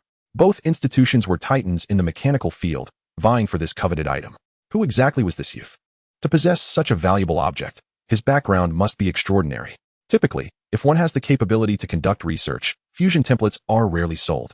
Though Bai Ye's template was damaged, he had consulted his compendium and discovered it could only yield data for study, but could not be repaired. Listening to the discussions around him, Bai Ye quickened his writing. Let them clamor. The louder the commotion, the higher the price could soar. Chapter 64. Intense bidding. As the atmosphere grew increasingly tense, more individuals arrived. Make way, make way. Several people clad in matching uniforms, emblazoned with the Tianwang Group's logo, parted the crowd and entered. At the forefront was an imposing woman, appearing to be in her mid-30s, with a sleek bob haircut, exuding an air of authority. The Tianwang Group has arrived? A major corporation from the neighboring Huanglong city has come to join the fray. A confrontation between the local institutions and an external giant seemed imminent. The Tianwang Group specializes in high-end mechanical beast commerce and research, boasting substantial financial resources. Disregarding the surrounding chatter, the short-haired woman's gaze was fixed intently on the fusion template in the display case. Her eyes sparkled with interest. She had initially come to purchase fertilizer for her daughter's newly acquired phantom orchid, but stumbled upon this extraordinary find. As the Tianwang Group's representative in Luoxua City, her discerning eye quickly assessed the template's severe damage, realizing that it could not be repaired. However, even extracting a single piece of data could yield sufficient returns. We at Tianwang Group will take this fusion template, she declared boldly, dismissing the previous two bidders entirely. Madam, there ought to be an order of precedence in such matters, Professor Zhang interjected, displeased. They had arrived first. Why should an outsider take precedence? The short-haired woman scoffed. In business, only strength matters. How much can your institute offer? We at Tianwang Group will double it. Bai Yi paused, nearly crushing his water-based pen in his grip. Such extravagance. An S-class star beast master from Tianwang Group earns an annual salary of 100 million. This lady from the Tianwang Group was truly generous. Despite being peers in the industry, the disparity in company resources was staggering. At this moment, the spectral creature, Huan Shui, brushed against his pant leg with her tail, clearly disturbed by the ruckus. She desired to retreat to the Beastmaster space. Seizing the opportunity, Bai Yi affectionately patted her head, promptly sending Huan Shui back to her realm before she could throw a tantrum. Professor Zhang, oblivious to Bai Ye's actions, flushed with rage upon hearing the short-haired woman's bid. Compared to the colossal Tianwang Group, their institute's financial capabilities were indeed lacking. Their funding was strictly regulated, with each expenditure meticulously budgeted, unlike commercial companies that could act at will. Bai Yi placed his notebook down, cleared his throat, and stood. Ladies and gentlemen, may I have your attention? His voice resonated with an unusual authority. Some perceptive individuals felt an almost palpable pressure emanating from him, reminiscent of facing an elite magical beast. The previously noisy crowd fell silent, all eyes gravitating towards him. Since everyone is interested, let us simplify matters. As per tradition, the highest bidder will prevail. We shall commence the auction for this fusion template, starting at he paused, extending 5 fingers. 50 million. 50 million. As soon as Bai Ye's words fell, the entire establishment erupted in a cacophony of astonishment. It was absurdly affordable. If this young man were not auctioning, it would seem akin to philanthropy. Typically, an elite-grade exemplary template would be valued at around 100 million, with damaged ones plummeting in worth, some barely fetching a few million. However, the fused template was an entirely different matter. The secrets of mechanical integration, both in research and commercial value, far exceeded 50 million. In fact, some individuals in the crowd were inclined to label Bai Yi as someone driven mad by the allure of wealth. Yet, many present were professionals from the mechanical field. To vocalize such sentiments would be tantamount to slapping themselves in the face. Representatives from several influential factions remained silent, their expressions grave as they fixated on the template, their minds racing with calculations. Indeed, 50 million was not exorbitant, but once the bidding commenced, it would undoubtedly escalate beyond 200 million. After a moment of silence, Director Liu from Luoxia University was the first to break the stillness. I offer 80 million.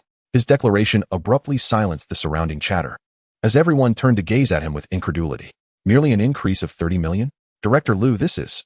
Professor Zhang from the Mecha Research Institute was taken aback, unable to fathom Liu's modest increment. Professor Zhang, we both understand the research value of the fused template. Liu adjusted his glasses and spoke with gravitas. Our university is determined to acquire a stronger fusion beast that surpasses the 6-pet fusion. What could Zhang possibly say? As long as you are satisfied.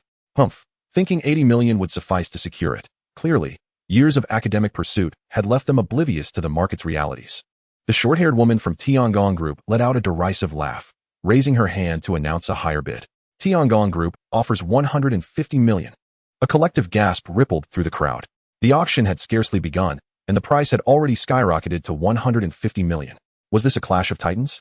One might mistake it for the auctioning of a lord-level beast's remains. Bai Yi felt he had underestimated the allure of fusion. Although he was adept at excess, the incident with the illusory cat had introduced him to the power of fusion. 160 million. Professor Zhang gritted his teeth.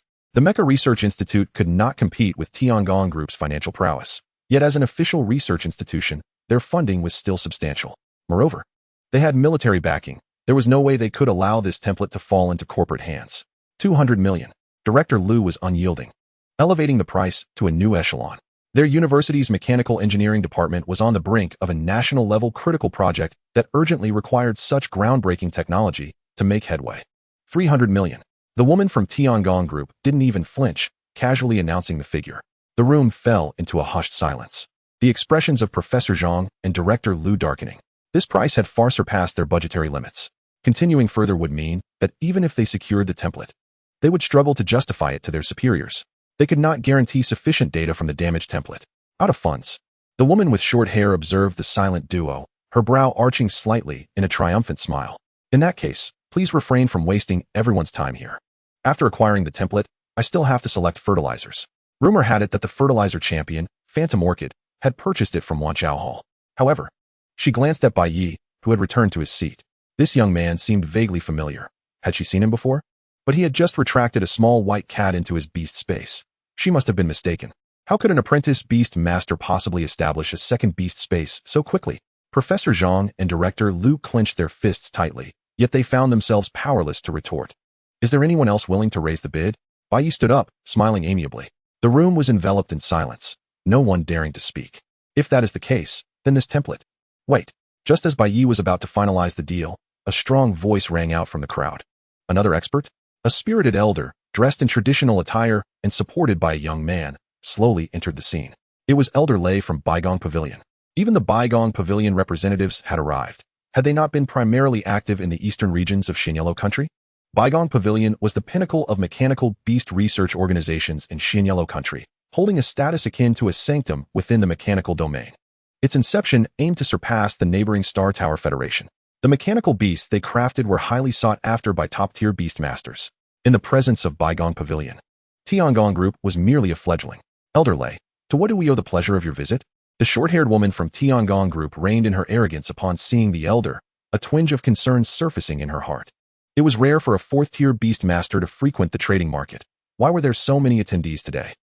With such remarkable treasures emerging. It is only natural for an old man like me to come and take a look, Elder Lei chuckled, his gaze locking onto the fused template, a fierce glimmer igniting within his murky eyes. He refrained from touching the template, yet after a thorough examination, he confidently stated, this template employs a composite energy circuit, a pivotal technology for stable fusion. While common at the Lord level, this is merely elite grade. Not everything scales in price with rank. Fused templates at the Lord level can still be produced, but elite grades are exceedingly rare. This signifies that mechanical beasts can engage with fusion even at the elite level, a value that is self-evident to the gifted. Young man, Elder Lei turned to Bai Yi, his demeanor softening. We at Baigong Pavilion wish to acquire this template for 500 million. What do you say? The woman from Tianwang Group opened her mouth, only to ultimately shake her head with a wry smile. They could not match that offer. Even for a fused template, 500 million was already above market value. And out of respect for Baigong Pavilion, Tianwang Group had to concede. Agreed. Bai Yi nodded without hesitation. This was likely the template's maximum price. Any higher would be unrealistic. Splendid. Elder Lei laughed heartily, nodding at the young man beside him. The young man promptly produced a terminal and began processing the transaction. Soon, Bai Yi received a notification on his phone confirming the deposit. Gazing at the lengthy string of zeros, Bai Yi bit his lip, suppressing the urge to smile exuberantly. After all, selling a useless scrap template for 500 million was quite the achievement. And as for Elder Lei, he would likely unearth something valuable from the template, making it a genuine win-win. Elder Lei carefully stowed the fused template away, as though cradling an exquisite treasure. Young man, should you come across any similar remarkable items in the future, do not hesitate to contact me. The doors of Baigong Pavilion are always open to you. Before departing, Elder Lei cast a deep glance at Bai Yi and handed him a business card. Bai Yi received the business card and nodded solemnly. Truly, these elderly individuals possess considerable wealth. Just last time, Old Wang unceremoniously sold the Lich's corpse, and now here is Old Lei. Perhaps in the future, I should direct my attention to these distinguished seniors when selling goods. As they age, they may be inclined to part with their rare artifacts. Ladies and gentlemen, the template has already been sold, but I still have some leftover scraps from the same source, all of which are elite quality core components. Would anyone be interested? Bai Yi inquired with a smile. Professor Zhang and Director Liu exchanged glances, their expressions revealing a shared determination.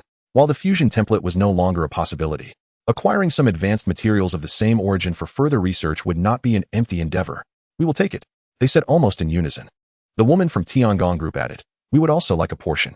After some haggling, all remaining materials were divided among the three factions, totaling a sale of 150 million. Bai Yi gazed at the balance in his mobile banking app, feeling somewhat unreal.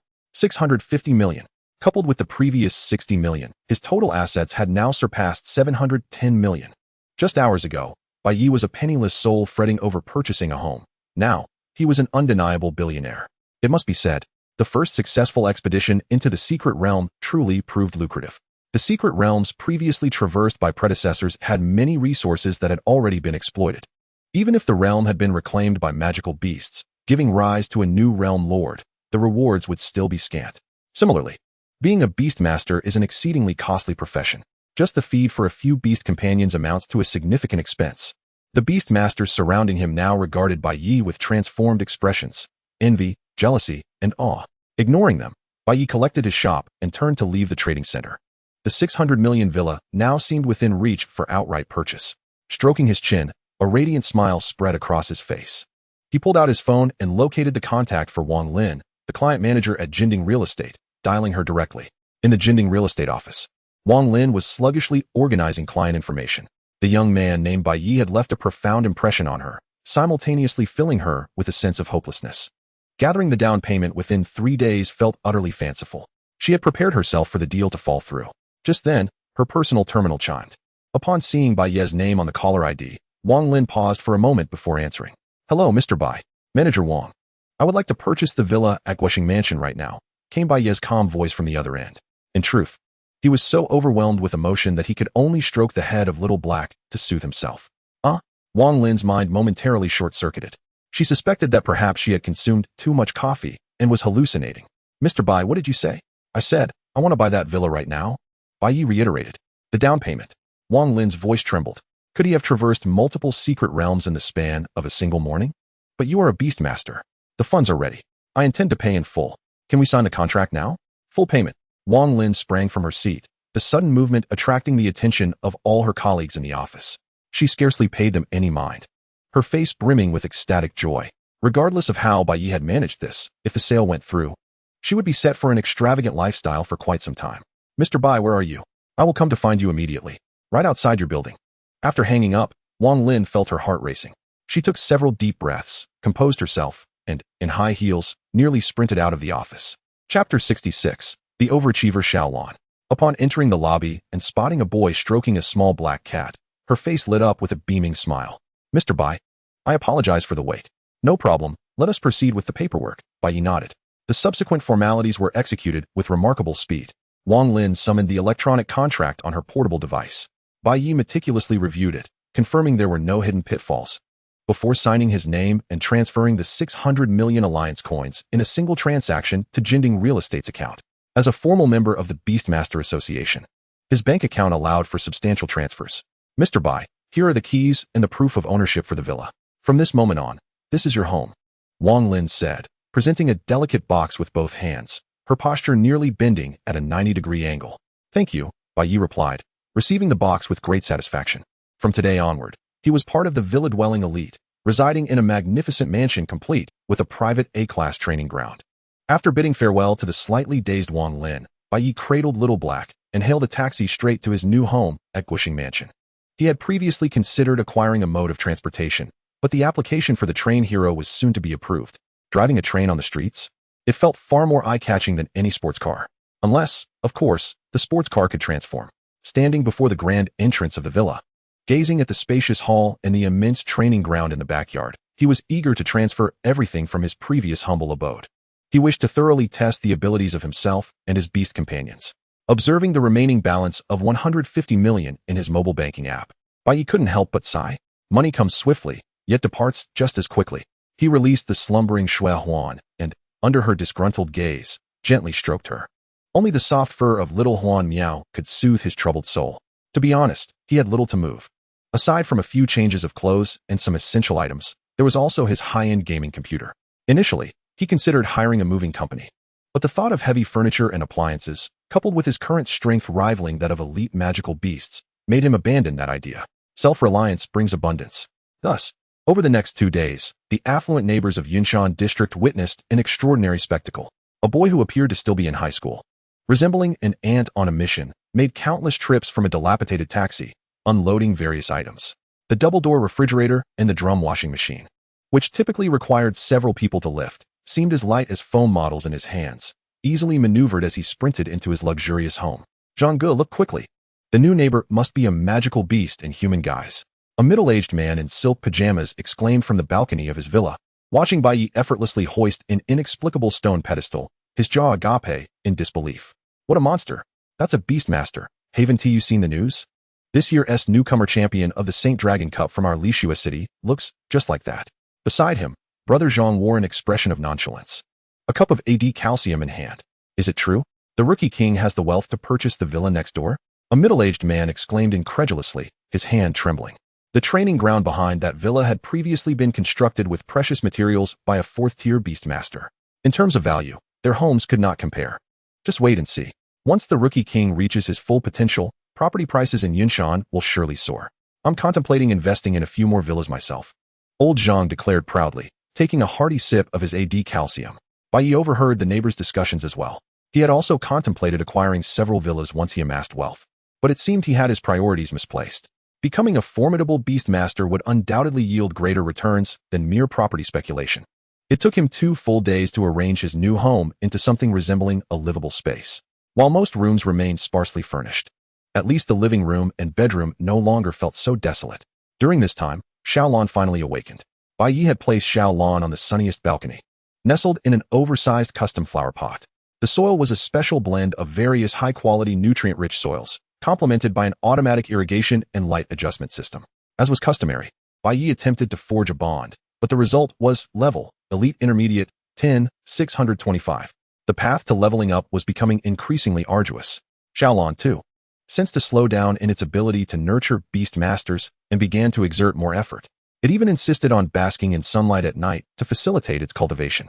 Bai Yi felt a sense of contentment, promptly placing Xiao Lan back into the pot. It was a jest, while he could forego sleep. Resting was essential for his mental well-being. Each time Xiao Lan returned to the beast space injured, it required time for recovery, and dedicating all its time to cultivation was detrimental to its health. Xiao Lan. The two junior Miao spirits could fuse, which instilled a sense of urgency within it. It had once held the position of second on the battle power rankings, but after merely a moment of slumber, it found itself plummeting to the bottom. It could roll and command others.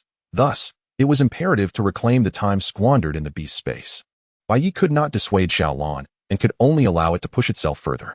The two little kittens had acquired a luxurious climbing frame and an array of toys, frolicking joyously in their new abode. Xiao Lan, in training its vine whip, even used the climbing frame as a makeshift dumbbell. Bai Yi facepalmed, hastily purchasing actual dumbbells, for the climbing frame was far more expensive. Yet, it seemed Xiao He preferred to play with Xiao Lan's vine whip. Wow, Xiao He, you can't awaken some peculiar talent. Once everything was settled, Bai Yi finally remembered an aspect he had neglected, informing the school of his return after exiting the secret realm. He retrieved his phone and dialed Zhang Feng's number. The call was answered almost immediately. You finally decided to call me. Do you have any idea how worried the teacher and principal have been? Zhang Feng's robust voice boomed from the other end, causing Bai Ye's ears to ring. Teacher, I've just been busy, Bai Yi replied, somewhat sheepishly placing the phone on Xiao Lan, who was engaged in photosynthesis. Busy with what? You vanished without a word for several days. If it weren't for the association's notification, we would have thought you were kidnapped. Ahem, teacher, it's a long story. Bai Yi cleared his throat, gathering his thoughts.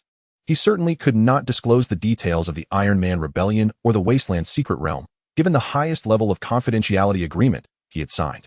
Though the constraints of that agreement had already diminished significantly, in just 2 days, it would no longer bind him. The Beastmaster Association and the Third Bureau have intervened. The situation is rather complicated. I've also signed a confidentiality agreement, so I cannot divulge much. Someone from the principal's office should have communicated this to him. Shifting the blame to the Third Bureau was a foolproof strategy. Chapter 67, Fusion of Miao Spirits. The secret realm had been entirely sealed off due to its connection to the Third Bureau's secrets. The Third Bureau? Zhang Feng's tone shifted dramatically. He was aware that the association had sealed off the secret realm, but what could possibly involve the Third Bureau? Sighing deeply, Zhang Feng lamented. What a pity, a stable second-tier secret realm. A stable second-tier secret realm is akin to a windfall for a school of our caliber. Now that it's gone, it's heartbreaking for anyone. However, he continued, it's not all doom and gloom. I was wondering why the higher-ups suddenly began to offer benefits. The principal had a meeting with them previously and announced that all teachers, even the security guards at the gate, would receive a pay raise. While we lost the secret realm, the higher-ups have sanctioned the relocation of the entire affiliated junior high school campus from the suburbs to the city center, along with a substantial allocation of educational funds. Our school's enrollment will no longer be a concern. That sounds great, Bai Yi replied with a smile. Great? What is that compared to a second-tier secret realm? Zhang Feng retorted, exasperated. All right, I want to waste more of your time. Just be careful. And if you need any assistance from the school, feel free to ask. You can choose whether to return to school before the college entrance examination. Understood, teacher. After ending the call, Bai Yi sighed in relief. With less than a month until the Beastmaster entrance examination, many third-year students had just acquired their beasts, resulting in generally weaker abilities. Most were following the cultural course supplemented by beast assessments. Bai Yi could opt for a direct admission route to a top-tier university. But truth be told, he had begun to lose interest in those. If he were to attend, it would be at an institution that truly suited him. He planned on taking the examination focused solely on beast mastery. Stretching leisurely, Bai Yi gazed at the lingering glow of the sunset outside, feeling invigorated. It was time to test the true strength of himself and the fused Miao spirits. The golden hue of the setting sun streamed through the expansive floor-to-ceiling windows, casting a warm glow over the spacious living room. Bai Yi made his way to the backyard, pushing open the gate leading to the A-level training ground. The half-football field-sized area gleamed with a cold metallic sheen under the setting sun. This was the place. Excitement sparkled in Bai Ye's eyes as he beckoned the two Miao spirits perched on the climbing frame in the living room. Xiao He Huan Shui, come here. Meow, meow. The two small figures, one black and one white, immediately leaped down from the climbing frame, scampering to Bai Ye's feet and gazing up at him eagerly. Now, it's time to get down to business. Bai Yi crouched down, ruffling their heads. He was eager to discover the true power of the fused Miao spirits. Huan Shui could engage in combat with extraordinary high-tier beasts using its ordinary form. so it was only natural that the higher quality, extraordinary initial fusion Meow spirit would be even stronger. More importantly, he needed to utilize the bond to convert the power of the fused Meow spirit into his own. Huanxue blinked, pointing at the jewel atop its head with a paw, prompting Xiao He to lick the jewel curiously. Feeling sullied by the spittle, the body of Huanxue momentarily stiffened, yet astonishingly managed to endure. Meow? Xiao He let out a low cry, transforming into a stream of light and entering Huanxue's jewel. The amalgamated cream cat made its resplendent return. However, this time, the dominant figure was not Xiao He, but Huanxue herself. Even the attributes reflected a transformation. Name: Amalgamated Huanyao, dominated by Huanxue. Attributes: normal, dreamlike, awakening. Gender: female. Qualification: beginner of kings. Level: primary transcendence. Skills: all-encompassing heart domain spirit cat illusion star, super tier, novice, and so forth. Can it truly be this way? Bai Yi gazed at the amalgamated Huanyao with delight. What a grand surprise it was to discover that the super tier skills could vary depending on the dominant cat. If Xiao He and Huanxue were to evolve separately in the future, it might just unlock even more fusion types. Come forth. Bai Yi beckoned the amalgamated Huanyao with a flick of his finger, assuming a combat stance. Let me test the strength of a king-qualified Huanyao. The golden vertical pupils of the amalgamated Huanyao flickered, and its form vanished from sight. How swift! Bai Yi's heart raced. At his level of primary transcendence, he was unlikely to be a match for the amalgamated Huanyao. Even now, Xiaolan would struggle to inflict genuine damage upon it. Xiaolan. Yet, his reflexes were remarkably swift, responding solely on instinct. As he sidestepped, the form of the amalgamated Huanyao materialized behind him, aiming for his neck, though its claws remained sheathed. This was Huanxue's trait. Due to her skills, she particularly relished close combat. Bai Yi countered with a palm strike, the gust of wind howling as it collided with the amalgamated Huanyao's paw. Bang! A muted thud echoed as the amalgamated Huanyao was sent reeling. In midair, it deftly flipped and landed gracefully on the ground. Not bad in strength. Bai Yi shook his arm, which bore no pain, his eyes gleaming with increasing brilliance. The amalgamated Huanyao at the level of primary transcendence posed a slight threat to an average elite of primary rank. If its level were to rise, what could result? But how was the level of the amalgamated Huanyao calculated? Xiao He was merely at the level of ordinary beginner, and Huanxue barely reached the limits of ordinary rank. Yet together they somehow combined to achieve primary transcendence. This wasn't simple arithmetic. Ordinarily, the energies should still equate to ordinary limits. To further investigate, he would need to continue elevating the levels of the two Huanyos. The amalgamated Huanyao seemed to be ignited with competitive spirit, letting out a low growl as its form suddenly split into two identical Huanyos. Shadow clone. The two Huanyos launched simultaneous attacks, one from the front and the other from the side. Quite intriguing. Bai Yi chuckled as he faced them head-on. He would undoubtedly refrain from using his full strength against the amalgamated Huanyao, deliberately reducing his power and speed to that of an ordinary elite at the advanced level. The training grounds soon became a flurry of intertwined figures of humans and cats, the resonant sounds of their collisions echoing throughout. The attack patterns of the amalgamated Huanyao were exceedingly peculiar. The two clones worked in perfect harmony, with one employing illusory eye for mental disruption, while the other unleashed overwhelming physical strength through hyper-frequency movement. Yet, Bai Yi's combat experience was profound. He merely extended a few vine whips from behind and effortlessly countered the Huanyao's intricate strikes. The whips twisted and spiraled in midair, forming an impenetrable wall of verdant foliage. Meow? The amalgamated Huanyao realized that conventional attacks were ineffective against Bai Yi. A golden flame seemed to ignite in its eyes as the two clones merged back into one. An unprecedented surge of energy erupted from its being, a milky white aura of psychic energy enveloping it like a raging inferno. Chapter 68. Bai Yi of King Qualification. Mysterious specks of starlight began to materialize throughout the training grounds. The surrounding air reflected countless colorful glimmers, resembling fireflies dancing in a summer night. Is it time to utilize a super-tier skill? Bai Yi's expression grew solemn. It was not that he feared the amalgamated Huanyao's super-tier skill. Rather, he was concerned that an inadvertent release might render the venue unfit for use. Repairing it would prove to be quite the hassle. But upon further reflection, wasn't the venue intended for the beasts? The super-tier skill must also be assessed for its potency. All-encompassing heart domain spirit cat illusion star. Waves of ethereal energy rippled from the amalgamated Huanyao. Bai Yi waited and waited, yet the amalgamated Huanyao showed no signs of releasing its energy. Does this skill require such an extended charging time? If it cannot be unleashed instantaneously during combat, even a super-tier skill would lose much of its strategic value. Suddenly, the energy within the amalgamated Huanyao faltered, dissipating as swiftly as a deflated balloon. Insufficient energy, skill release failed. The notification chime from the Poc Dex resonated in Bai Ye's mind. The amalgamated Huanyao swayed slightly, its fur losing much of its luster. Clearly, the energy expenditure for releasing a super-tier skill far exceeded its current capacity. Bai Ye couldn't help but shake his head in disappointment. He had hoped to finally witness the super-tier skill this time. Given the circumstances, it seems I must apologize. Before Bai Ye could make a move, a vine whip materialized before the exhausted amalgamated Huanyao in an instant. Transforming into a swift, decisive hand blade, it struck precisely at the back of her neck. The amalgamated Huanyao had no time to even emit a mournful cry before her eyes rolled back, and she succumbed to unconsciousness. Ghost Lawn, show no mercy. To cultivate unparalleled skills, one must endure what ordinary beasts find unbearable. Xiaolan retracted the vine whip and gave Bai Ye an approving thumbs up. In just a few short days, it had mastered the vine whip technique.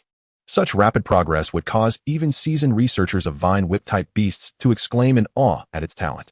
It no longer required a beast master to water itself, much less to imitate the human handblade. The body of the amalgamated Huanyao transformed into specks of light, forcibly returned to the beast space. Your amalgamated Huanyao, though released into the wild, has faced a surprise attack in battle and, regrettably, been defeated, now returning to the beast space. Triggered talent, bond of connection, has absorbed beast attributes, amalgamated Huanyao. A faint surge of energy flowed into Bai Ye's body. The energy from the amalgamated Huanyao, being merely at primary transcendence, was nothing more than an inconsequential addition for Bai Ye. What truly mattered were the amalgamated Huanyao's attributes, skills, and talents. Skills absorbed: cry, grass teeth, illusory eye, shadow clone. Mental division, hyper-frequency movement, all-encompassing heart domain spirit cat illusion star. Talents absorbed: telepathy, blue, adaptive shift, special, heart of fusion, gray gold. Detected gray talent, noble, gray. Weakness, gray. Would you like to absorb? No. Bai Ye decisively chose to refuse. Noble might be acceptable, though he had not observed any aloofness in Wanshu. Perhaps she regarded him as akin to her own kind. As for weakness, absurd. He had no desire to experience the torment of frailty. The former would lead him to become oblivious to his surroundings, while the latter would leave him physically weakened. Both of these adverse states would only bring him harm, without any benefit. Gray talent has ceased absorption. It has arrived. Bai Ye's heart raced as he eagerly opened his compendium. Name: Bai Ye. Attributes: grass, general, dream, awakening. Qualification: initial rank of monarch. Level: intermediate elite. Skills: fragrant pollen, peak mastery, dust explosion, mastery, charged natural fist, proficient, night demon strike, mastery, vine whip, mastery, illusory eye, novice, shadow clone, novice, thought partition, novice. Hyperfrequency movement, novice. All-encompassing heart domain spirit cat illusion star, novice. Talents: bond of connection, special, photosynthesis, purple, telepathy, blue, adaptive transformation, special, heart of fusion, gray, gold. Introduction: something is amiss. You seem to have transcended the realm of ordinary humanity, evolving towards an ineffable domain. Your qualification has leaped directly from rare to initial rank of monarch. Bai Ye gazed at his attribute panel, unable to resist stroking his chin. So, what is the significance of qualification for someone like him, who absorbs beast companions? If others were to discover that he possessed monarch-level qualifications, perhaps a 6th-tier beast master would rush over, eager to contract with him. Wait, it seems the progress bar after the level has changed. Originally, he needed to have Xiaolan defeated 625 times to advance from intermediate elite to advanced elite, or have the fusion illusion cat defeated 3,125 times. The recovery speed of the illusion cat was far inferior to that of Xiaolan, making it a non-viable option. However, now, with the enhancement of his own qualifications, those numbers have undergone a dramatic transformation. Level: intermediate elite, 360,625. The progress bar surged from 10 to a staggering 360. This saved him over 30 days of arduous training. He now only needed to have Xiaolan defeated less than 265 times to smoothly ascend to advanced elite. How delightful! Bai Ye clenched his fist tightly. The rise in experience points signified a corresponding increase in his strength. His prowess was dynamically enhanced, rather than necessitating a wait until leveling up to grow stronger. Now, with a mere ordinary punch, he could shatter the alloy walls of the A-grade training field. Once his excitement settled, Bai Ye began to calmly assess his current situation. With monarch-level qualifications, intermediate elite status, a golden core talent, and an array of formidable skills and colored talents, he needed to devise a solid plan. He now possessed wealth, strength, and resources. He had the advantage of time and circumstances. Currently, Xiaolan held the position of intermediate extraordinary with commendable qualifications. While impressive, it still paled in comparison to the fusion illusion cat. If, in this spirit orchid form, qualifications could not continue to rise, he would need to contemplate the next evolutionary stage. The spirit rhythm monarch orchid form could indeed yield immediate success, but it would demand substantial resources, monarch-level ancient spirit springs, thunder tribulation pearls, and some materials not even found online. Hence, a transitional evolution was still necessary.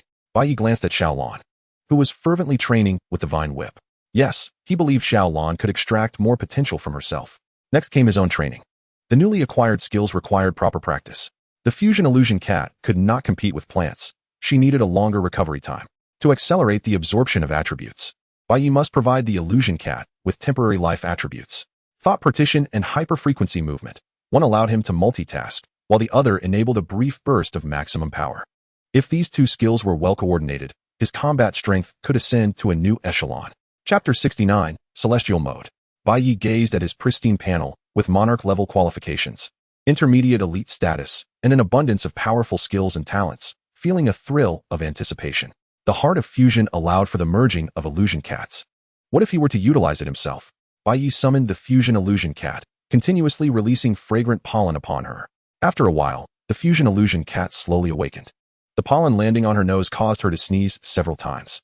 Blinking her eyes in confusion, she shook her head, recalling the events that had transpired.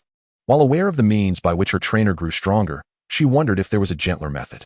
Bai Yi, through his newfound telepathy, discerned the meaning behind the fusion illusion cat's gaze. There is indeed a way.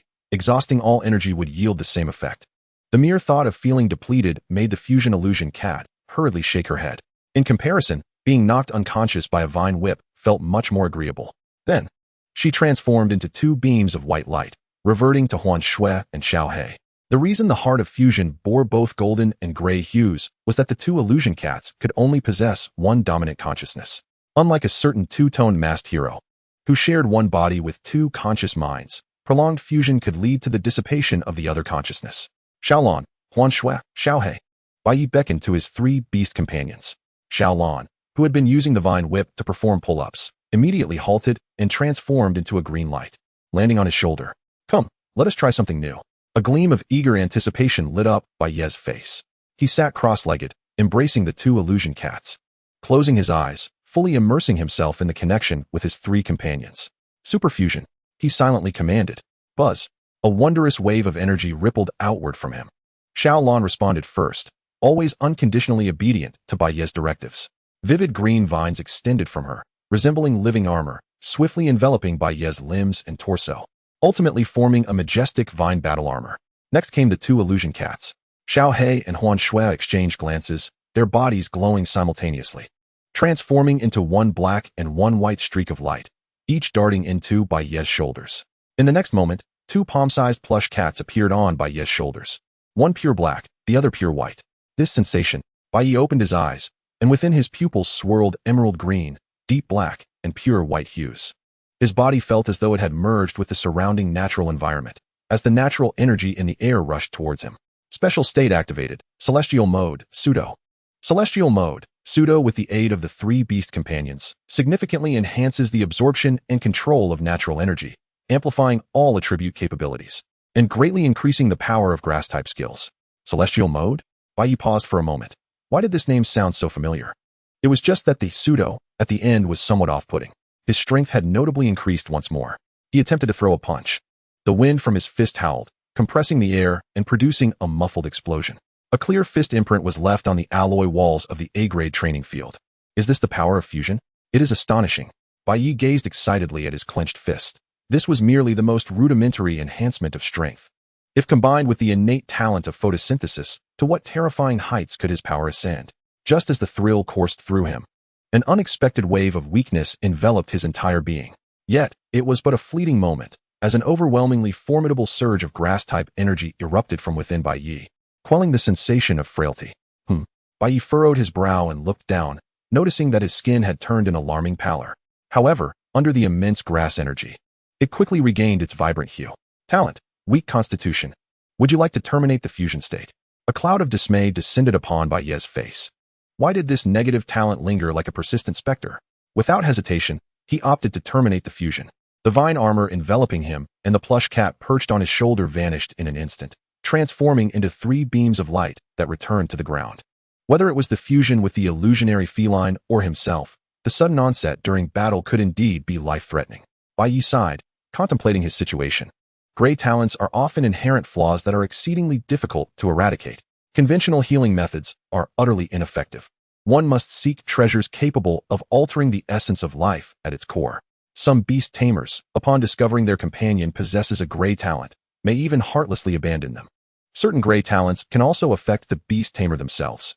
The profession of beast taming, it appears, is an insatiable abyss. Oh well, where there's a will, there's a way. Bai Yi shook his head, resolving to set aside these troubling thoughts. The immediate priority was to enhance his own prowess. He glanced at his experience progress bar. Level, Elite Intermediate, 360, 625. Just 265 more encounters needed. Xiaolan, it seems I must rely on you once more. Xiaolan's vine whip paused momentarily before nodding towards Bai Yi. Level, Elite Intermediate, 370, 625. With training concluded, Bai Yi dragged his weary body back to the living room, collapsing into the soft embrace of the sofa. He wasn't fatigued in the least, yet a nagging sensation lingered that the tasks ahead were multiplying. Just as he prepared to close his eyes for a well-deserved rest, his phone rang abruptly. Irritated, Bai Yi picked up the phone and glanced at the incoming call. It was an unfamiliar number. After a moment's deliberation, he swiped to answer. Hello? Good evening. A familiar female voice resonated from the other end. Qin Yu? Bai Yi was taken aback. Why had this girl changed her phone number? What had happened to her previous one? It's me. Qin Yu's tone remained devoid of warmth. First and foremost, congratulations on securing the championship of the Sacred Dragon Cup. Oh, thank you.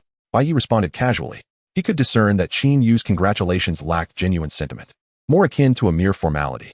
This girl truly had no knack for flattery. She was even more of a stoic than he was, who at least expressed his feelings openly. Silence ensued on the line for a few seconds, seemingly stifled by Bai Yi's dismissive demeanor.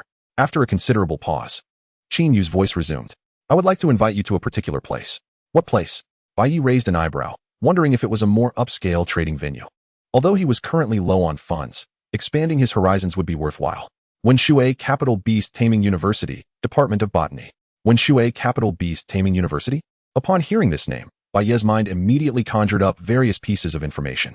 It was one of the top 10 prestigious institutions in Xianhuang Kingdom, particularly renowned for its research in the field of botanical beast companions, a true authority within the nation. Chen Yang, who had accompanied him to the Suxiao forest, hailed from this very school.